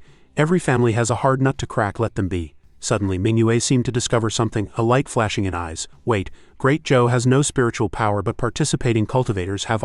If can steal a little from each of them, neither affecting their lives nor failing to help me refine this egg. Thinking of this, she moved foot away from Chen Zhou, crossing arms, ordering, you can wear whatever you want, but must honestly put on pants for me. Chen Zhou knelt on the ground, eyes teary, crying about domestic violence. Mingyue calmly announced, as for that cultivator's pinnacle, this king also wants to participate. Hearing this, Chen Zhou was extremely surprised, asking hurriedly, Ha, you also want to snatch the title of King of Cultivators with me? The next day, a luxury car stopped in front of a magnificent building. 2 guards stood solemnly on both sides. Li Kei's excited voice sounded, Hero Chen, we arrived. Here is the venue for this year's Cultivator's Pinnacle. Chen Zhou walked off the car, rubbing shoulders, saying excitedly, wow, Dong Dong Yao already cannot wait to display huge hands and feet. The slime corrected it, is display fists and feet. Chen Zhou pointed at 2 guards, asking, then can these people be beaten? Li Kei hurriedly explained. No, they are staff of the Soul Suppression Division, responsible for opening the Spirit Gathering formation at the venue, allowing participating ghosts to appear during the day too. The slime nodded, evaluating. Organized quite well, looks like the Soul Suppression Division indeed took pains. Everyone enter the building together. Chen Zhou asked anxiously, then when can we fight? Li Kei comforted. Hero Chen, do not rush, follow me, I'll take you 2 to register first. Entering the hall, Chen Zhou exclaimed, why are there so many people? Li Kei laughed, explaining, haha, of course, we gathered hundreds of contestants to participate in this competition. Although the match has not started yet, during the registration period, all contestants can move freely in the arena and live in the rooms we arranged. He turned to ask, by the way, what type of cultivator is Hero Chen? Chen Zhou patted his chest, confidently answering, me, I am a wild warrior who can shuttle freely between planets. Li Kei paused, then patiently explained, then let me explain to you. Cultivators can be roughly divided into 3 categories based on fighting style. Body refinement type, using spiritual power to strengthen flesh, ghost controlling type, controlling or raising ghost creatures, and magic treasure style, fighting through special magic treasures. Because cultivator types are different, specialties are different, so fighting methods are also different. Mingyue whispered, Chen Zhou, are not you a ghost controlling type or a GU master cultivator? The slime whispered, if those little ghosts were here, you could count as a GU master cultivator. Pity they all went to help obedient disciples suppress the heavenly demon cult and save other ghost creatures. However, it is best to hide your strength. Being too high profile makes it easy to be targeted by others. Chen Zhou started imagining various conspiracies, thinking, this guy definitely investigated because he wants to pry into Dong Dong Yao's planet secrets. But Dong Dong Yao absolutely will not let bad guys succeed. Thinking this, he hooked Li Kei's shoulder, saying mysteriously, human, do not think of extracting Dong Dong Yao's intelligence. Dong Dong Yao will not tell you his weakness. Li Kei sweated cold sweat, trembling while answering, no, Hero Chen misunderstood, I just need your information to fill out the registration form. Also need you to take a photo for use during the competition. After some tossing about, Chen Zhou's registration form was finally filled. The content in the form would make anyone speechless. Name Dong Dong Yao, age 666, zodiac, sunshine illuminating all, level 999, cultivator type, wild warrior, contact method, chant name silently 800 times, signature. Drew a pile of shit, Chen Zhou shouted with satisfaction. Filled out. Li Kei, holding the paper, could only sigh helplessly, thinking secretly maybe the hero's inner world is really different from us mortals. Behind him, Chen Zhou laughed excitedly. Dong Dong Yao can go beat people now, the slime scolded. You stop right there. Li Kei hurriedly stopped Chen Zhou. Hero Chen, please be patient. During this time, you and Ghost King, your highness, can return to the room to rest. This is the room card. The room number is written on it. Chen Zhou asked Mingyue curiously, let me see yours. Mingyue answered crisply, not giving, he muttered indignantly. Stingy ghost drinking cold water at midnight, be careful of being chased by the diarrhea ghost. Li Kei instructed again, alright, there is one more thing. Because there are many registered contestants, it is noisy nearby. If you 2 hear strange sounds outside the door at night, please ignore them. Chen Zhou reached out to stop him, showing disdain. Just say it, why lean so close? Are you a mental patient? The slime mocked. You actually have the face to call others a mental patient. At night, the hotel corridor was pitch black after lights out. In the room, Chen Zhou was playing a secret agent role-play game. Calling, headquarters, beep, headquarters, please support. Dong Dong Yao wants to eat meat. Mingyue was sitting in the middle of the room meditating, suddenly disturbed by Chen Zhou. He was grabbed by the collar, yet still shouted, Ah, headquarters, enemy air raid, Mingyue roared. So noisy, if you talk again affecting my cultivation, go roll back to your own room to make noise, okay? Chen Zhou muttered in a low voice. No, I do not want to. My room has too heavy yang energy. I am a bit afraid sleeping alone. Mingyue did not say a second word. Lifting Chen Zhou by the neck and throwing him out the door. Then you just faint, see if you can fall asleep, go back to your room. Chen Zhou struggled in despair. Ah, do not, ah. Suddenly a shrill scream cut through the silent night sky, making the three freeze instantly. The slime wondered, where did the scream come from? The three rushed out. Chen Zhou opened the door roaring, hey, who is practicing their voice? Have some public morality in the middle of the night. But the corridor was empty, no human figure seen. Mingyue was stunned. Nothing there. The slime also felt strange. Truly strange. The sound just now clearly came from outside the door. Just as the door closed, that scream sounded again. Ah, do not, ah. The three were startled. Chen Zhou blurted out, came again. Subsequently, the three all leaned to the door crack to look out. Mingyue was annoyed. This king wants to see exactly who is playing tricks. Chen Zhou was excited. Ah, Dong Yao also knows the wall passing technique. There is someone, it is a kid. Mingyue narrowed her eyes to judge. Wrong, he is a ghost. That guy was short, wearing a hat with a mask. He stood before the three, asking tremblingly, Did you guys see my friend? Mingyue asked back, who is your friend? He answered, hemming and hawing. My friend is missing. Can you guys help me find his soul? Chen Zhou hurriedly interrupted. You also cannot find your friend. Dong Yao also lost contact with headquarters. We truly pity each other. Boo-hoo, Mingyue looked at this stranger, thinking secretly this little ghost is a bit off. Suddenly he shouted in terror, Ah, I remembered, my friend was eaten. Was eaten? Chen Zhou and Mingyue exclaimed in unison. What? He continued in panic. That is right, he was eaten. Although you guys are strong, it is useless. As long as you are still here, you will be eaten by that thing. Finishing speaking, he ran away laughing wildly, while shouting crazily, I do not want to be eaten. I want to leave here, Mingyue ordered. This little ghost definitely knows something. Big Zhou, we chase. Chen Zhou also chased up with high spirits, asking, why do we chase him? Are we helping him find his friend? Mingyue answered decisively, how is it possible? This little ghost is very weird. Looks like not just simply causing trouble, must catch him to ask clearly. That little ghost was chased relentlessly by the three, screaming in fear. Ah, do not eat me, ah, Mingyue urged. Faster, do not let him run, Chen Zhou shouted. Okay, Dong Yao will catch him today to taste the flavor. The slime hurriedly blocked. Letting you catch that kid, not letting you eat that kid. Arriving at the corner, that little ghost suddenly disappeared without a trace. Chen Zhou and Mingyue chased up. Suddenly a huge black shadow appeared. Bang, the three bumped onto that black shadow, falling on 4 legs to the sky. Chen Zhou shouted, my head, Io. The bumped man also spoke, voice very familiar.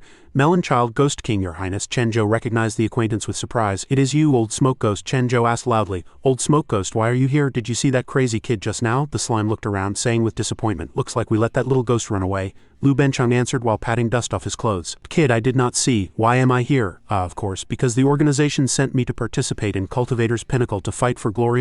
Chen Zhou asked hurriedly. You also want to fight for the title of King of Cultivators? That is great. Finally met one who can fight. The slime patted his shoulder, reminding, do not fuss, save your strength to fight in tomorrow's competition. Mingyue walked forward, arms crossed, narrating the event. We met a little ghost looking like a child, but his appearance seemed to suffer strong stimulation, saying strange monster disappearance events happened here. Are not monsters all contestants sent by the Soul Suppression Division? Lu Bencheng was greatly shocked. So it is like this child appearance. Is Ghost King, your highness, talking about Anan? He is indeed the organization's monster. As for the matter of monsters missing, looks like paper cannot wrap fire. Mingyue pursued. Exactly what happened? Lu Bencheng explained with a serious expression. According to regulations, all contestants participating in Cultivator's Pinnacle cannot leave the arena after registration ends. So we arranged everyone to stay uniformly. But this past week, strange things happened. 6 monsters mysteriously disappeared one after another, could not find them no matter how we looked. Among them, 4 are the organization's monsters. Mingyue narrowed her eyes to speculate. According to that little ghost's words, monsters were eaten by something. Lu Bencheng exclaimed. Eaten, he continued seriously. Ashamed to say, I have been investigating this matter, but so far have no clue. However, this matter only has 2 possibilities. One is some GU master-type cultivator caught monsters to refine into their own ghost messengers. 2 is they were secretly assassinated by some cultivators who extremely hate monsters. No matter which situation, I will catch the mastermind behind the scenes as soon as possible. Chen Zhou listened, his face revealing an excited look. Dong Yao also wants to help. Where there are bad guys, there are planet warriors figures. Lu Bencheng was overjoyed. That is great, then, begging Melon Child and Ghost King, your highness. Mingyue sighed. True troublesome. The current urgent task is to find that crazy little ghost. Strive to ask more clues about that thing from his mouth. Lu Bencheng worried. But the organization's monsters in the venue are unbound, can move freely. Such a big space. Wanting to find him is not easy. Chen Zhou still shouted with hot blood. Catch the little ghost, catch the little ghost. Lu Bencheng proposed. Looks like we can only split 3 ways to expand the search range. Melon Child, Ghost King, your highness. Later we gather at the downstairs lobby. Mingyue nodded. Okay, then this king is responsible for this side. Chen Zhou laughed loudly, announcing ambitiously. I cover all this territory, the slime aside asked speechlessly.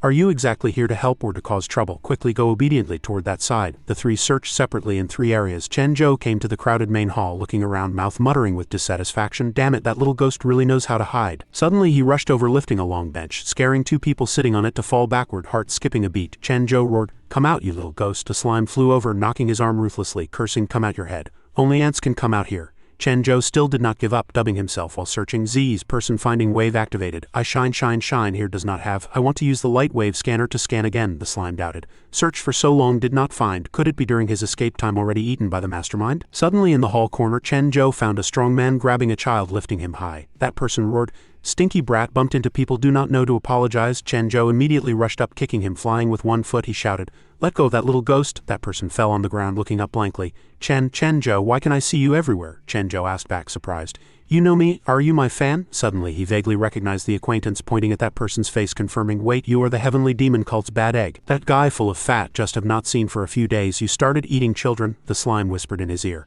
He is the one possessing heavenly demon cult divine power. I remember he seems called Feng something.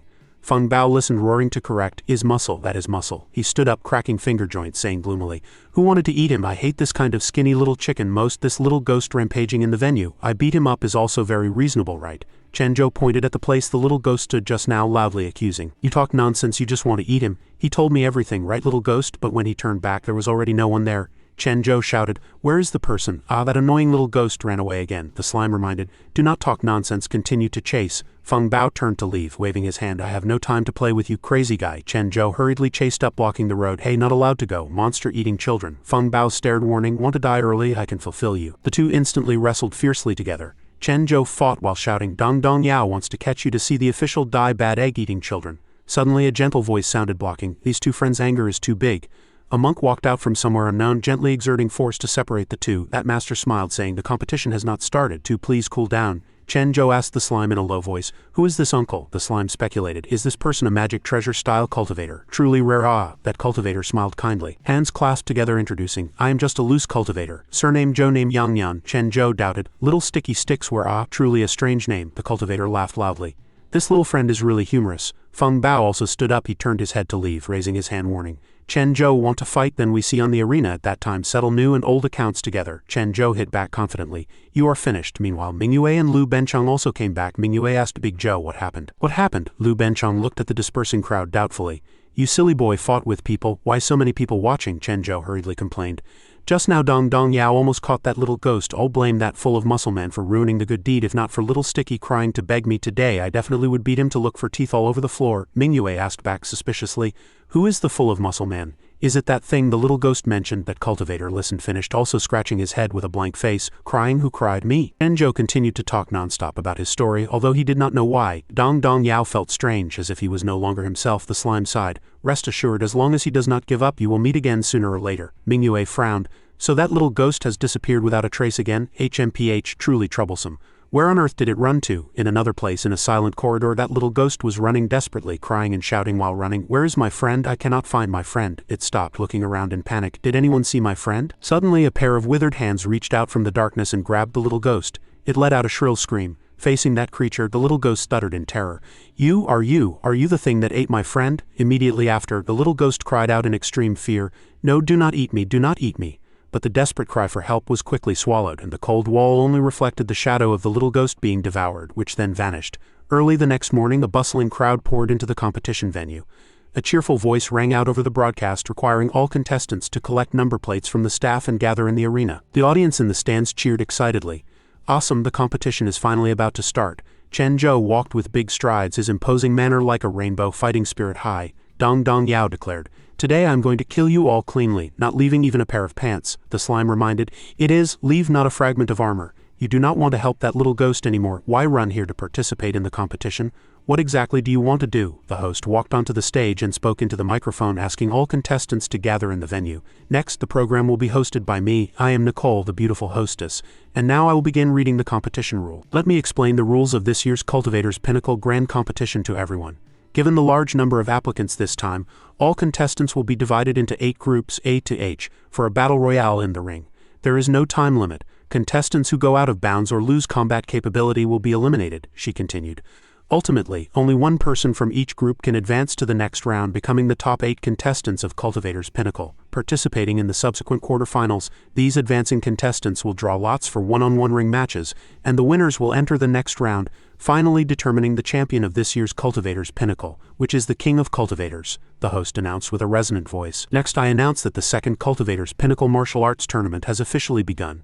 Please ask the contestants of Group A to go to my ring to draw their entry numbers. Contestants of other groups, please do not walk away. We will send reporters to interview everyone before the match. The cheerleaders and audience cheered enthusiastically. Oh ho ho Nicole, Nicole. Chen Zhou stood below the stage and also shouted encouragement for himself. Woohoo, Chen Zhou, Chen Zhou. The hostess's voice echoed in the waiting hall. So reporters, please enter the venue in an orderly manner. Feng Bao, standing nearby, heard this and tidied his hairstyle. Thinking with full confidence, reporters, they must be here to interview me. After all, I am the only cultivator here, both handsome and powerful. But this group of reporters rushed past Feng Bao like a gust of wind, shouting, "Exclusive, I want an exclusive. My camera is already thirsty. Come quickly and accept my professional scrutiny." They pushed and shoved. "Hurry up, he is over there. Do not fight with me, I want to be the first." Seeing this, Feng Bao roared in anger. "Hey, what is wrong with you people?" A large group of reporters surrounded Chen Zhou, scrambling to ask questions. "You are Hero Chen who saved Nanyang City not long ago, right? Heard you also resolved the living dead crisis in Jian'ei City. What gave you such a strong sense of justice?" Just as Mingyue next to him felt awkward, Chen Zhou cleared his throat and answered proudly, "For revenge, I know as a planet warrior." At this time, Mingyu's side was also surrounded by rapid-fire questions. "Is the one beside you the legendary Ghost King? Heard you two just got married. Did you specifically form a husband and wife team to compete this time? How is your marital relationship? Have you ever quarreled? Is life harmonious after marriage? When do you plan to have children? Does reproductive isolation exist between humans and ghosts?" The slime shook its head with a face full of helplessness. Gossip is truly carved into everyone's DNA. Just then, Li Kei popped out from somewhere and smoothed things over for the two. "The interview ends here. I also hope the reporters will go interview our other contestants in this area. Thank you all for your cooperation." Dissatisfied voices came from the crowd. "What is this? I have not asked the question I wanted to ask most yet. Exclusive, my exclusive." Li Kei turned his head and said to Chen Zhou, "Hero Chen surely has not experienced this kind of scene, right? This is a large-scale competition, so everyone wants to win. You two do not take offense. I specially came to wish you two to stand out in the upcoming preliminary selection and advance smoothly." Suddenly, a powerful large hand tightly grabbed Li Kei's shoulder. "Li Kei, you brat you," Li Kei stammered, calling out, "Senior. Senior Lu Benchong said seriously, "finally caught you. I ask you, did you know long ago that there was something weird about this place?" Li Kei hurriedly denied. "I do not know anything weird. I have never heard of it," Mingyue pursued. "Is that so? Yesterday, you even said if we heard strange noises at night to ignore them. Why change your tune now?" Chen Zhou also interjected. "Oh right, a child was eaten and even dipped in chili sauce and vinegar, smelling very fragrant," Li Kei still stubbornly denied. "Which child? I do not know." Lu Benchong stroked his chin, thinking, looks like if I do not use some extreme measures this kid will not speak. Suddenly he fell to his knees with a thud, tears falling like rain, crying heart-wrenchingly. "Boo-hoo, that child was the grandson of the third nephew of the sixth aunt of my neighbor auntie. That child was finished at only 3 years old, managed to cultivate into a little ghost with great difficulty. Originally I wanted to bring it to Cultivator's Pinnacle to gain some experience, did not expect now it is gone. Such a big child, how could it just disappear?" The slime was speechless. "If you want to lie, at least make up a closer relationship." Lu Benchong banged his head on the ground, crying while complaining.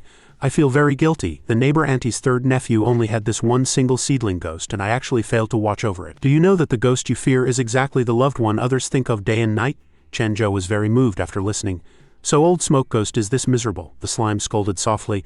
"Only you would believe this here, fool." Li Kei, however, believed it deeply. He took off his glasses, rubbed his moist eyes and said with a sobbing tone, Sorry, did not expect that little ghost was your relative. Since it is like this, I'll tell the truth. That little ghost wasn't the only victim here. Every few days a ghost creature goes missing. Rumors say they were eaten by something, but I do not know what exactly." The slime turned to curse Li Kei. "You idiot, you believe this too?" Lu Benchong immediately changed his attitude, saying seriously, "What? I thought only 6. Now it has become 8.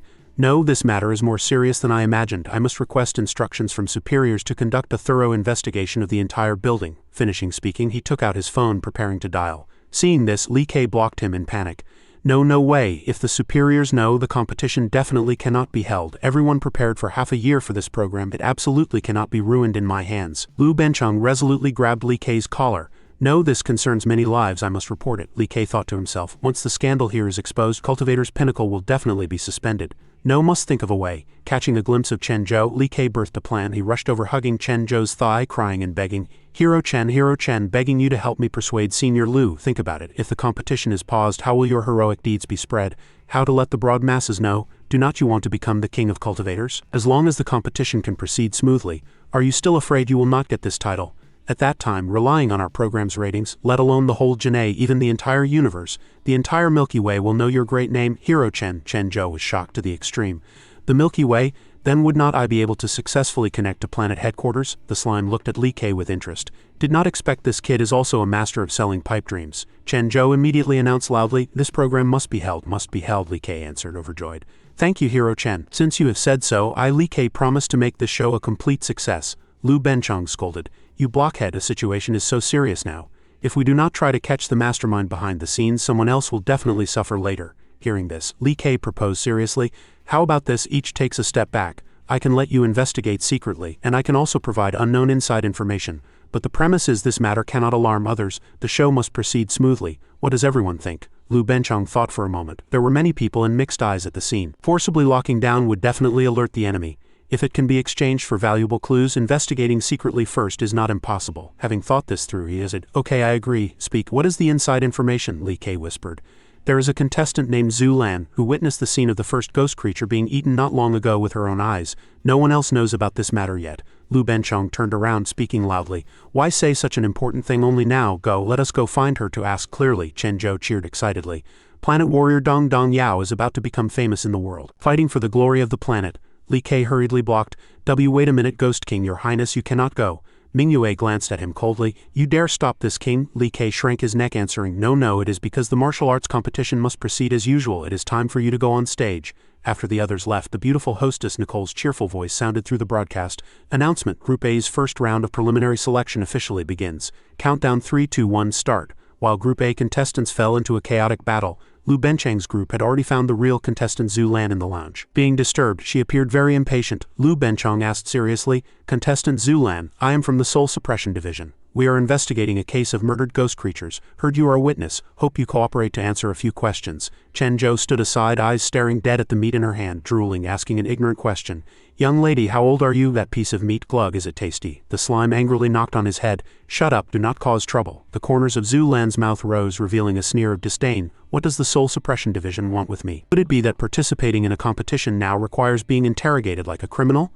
Lu Benchong explained patiently. Ghost creatures were killed in the venue. We need to collect information. She waved her hand, answering casually. TCH, just a ghost creature. Is it worth making such a fuss? Lu Benchong frowned, saying seriously, ghosts also have good and bad. Their lives are also worthy of respect. You are an insider. Please cooperate seriously. Zhu Lan sneered. Truly making a mountain out of a molehill. I just smelled a bit of strange scent. Cannot count as a witness. Only know those monsters became part of the murderer's power. Can be considered dying with some value. Lu Benchong was greatly shocked, blurting out, become a part? What do you mean? Zhu Lan sneered meaningfully. Just the literal meaning. The murderer's method is devouring ghost creatures to enhance power. Lu Benchong murmured in horror. What, ghost-devouring art? Is not that a forbidden art? The slime was equally surprised. So that is it. Ghost-devouring art is an evil art of devouring ghost souls to cultivate. Did not expect there are still people daring to use this kind of vicious spell in this era. Chen Zhou's eyes lit up after listening, turning his head curiously to ask the slime, can ghosts be eaten too? Are they as tasty as chicken? Lu Benchong began to deduce. The ghost-devouring art is very evil and rarely known. Looks like we just need to investigate which contestant knows this kind of spell to lock onto the murderer. Suddenly, Zhu Lan stood up, aura exploding. That might not be rarely no. She suddenly unleashed power, the monster tattoo on her body emerging clearly. Emitting a suffocating, baleful aura, Zhu Lan said coldly, Little woman dares not hide. Coincidentally, I am also one of the people who know that spell, which is the kind of person both evil and rare in your mouths. Lu Benchong was completely shocked, taking a step back to assume a defensive posture. Are you that person devouring monsters? Zhu Lan smiled contemptuously. I have not reached that hungry stage, not letting off even that kind of trash ghost creature. The slime hurriedly spoke up to ease the tense atmosphere. Do not be impulsive, her aura is still very pure, unlike the murderer causing slaughter recently. She is not the murderer. Chen Zhou, seeing Lu Benchong still fuming, asked, "Hey old smoke ghost, why did you suddenly get angry? Fighting is not good." Oh, Lu Benchong turned his head to say to Chen Zhou through gritted teeth, "Do not stop me." Did not you understand her meaning? She is saying ghost creatures are all trash. Chen Zhou froze upon hearing these words. The figures of those ghost friends floating in his mind. Ghost creatures are all trash. Instantly he rushed in front of Zhu Lan, roaring, "Shut up, nonsense, they are not trash. Fight me if you have the ability."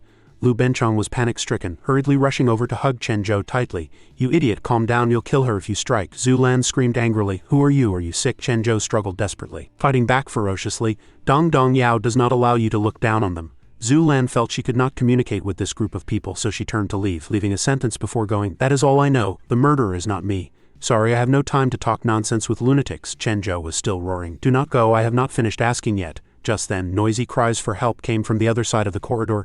"Someone help, quick, send them to the infirmary, quick." Medical personnel carried stretchers running past in a hurry. Lying on them were contestants covered in wounds. Lu Benchong wondered, "What's going on? Why did so many injured people suddenly appear?" Chen Zhou turned to ask Zhou Yangyan, "Are you helping here too?" "Hey little sticky, what happened? Who beat these people?" Zhou Yangyan wiped his sweat, answering helplessly, "A little friend Chen Zhou, it is truly unbelievable. That person defeated all opponents in the same group with a storm-like offensive and seems to have absorbed their spiritual power, becoming the first person to advance." The slime smiled smugly after listening. "Tantai Mingyue, it is the Ghost King making a move again. These people are unlucky enough." Lu Benchong looked at his watch in astonishment. "So fast, the competition has not even been going for 20 minutes. Chen Zhou panicked upon hearing this, muttering to himself, "Bad news, cannot let wife steal Dong Dong Yao's limelight. Dong Dong Yao must hurry up and become the king of cultivators." Finishing speaking, he took to his heels and ran. The slime chased while shouting, "Hey, where are you going? Your match has not started yet." The martial arts ring. Li Kei was looking awkwardly at Mingyue. "Aya Ghost King, your highness, you finished too quickly. This kind of match with huge disparity in strength has no watchability. The audience will not like it." Mingyue answered indifferently. "Then what does that have to do with this king?" Chen Zhou ran over, grabbing Li Kei out of breath. "Little Li, hurry up. Dong Dong Yao wants to compete too." Whereas Dong Dong Yao's opponent, Li Kei, looked blank. "Hero Chen, according to the rules, your match is not today." Chen Zhou roared, "What ghost rule? I do not care. Dong Dong Yao is a universe-level hero I want to fight too." Just then, the hostess Nicole leaned into Li Kei's ear and whispered, "Director Li, Group A finished really too fast, lacking explosive points. How about considering adding an extra match to salvage the ratings?" Li Kei suddenly realized, eyes lighting up. "Correct, makes sense. Hero Chen has a reputation out there. Adding a match will definitely boost the heat." He hurriedly ordered the staff to prepare, then turned to Chen Zhou, lying through his teeth, face not changing color. "Hero Chen came just at the right time. I remembered wrong. Your match is about to start immediately." Chen Zhou was overjoyed.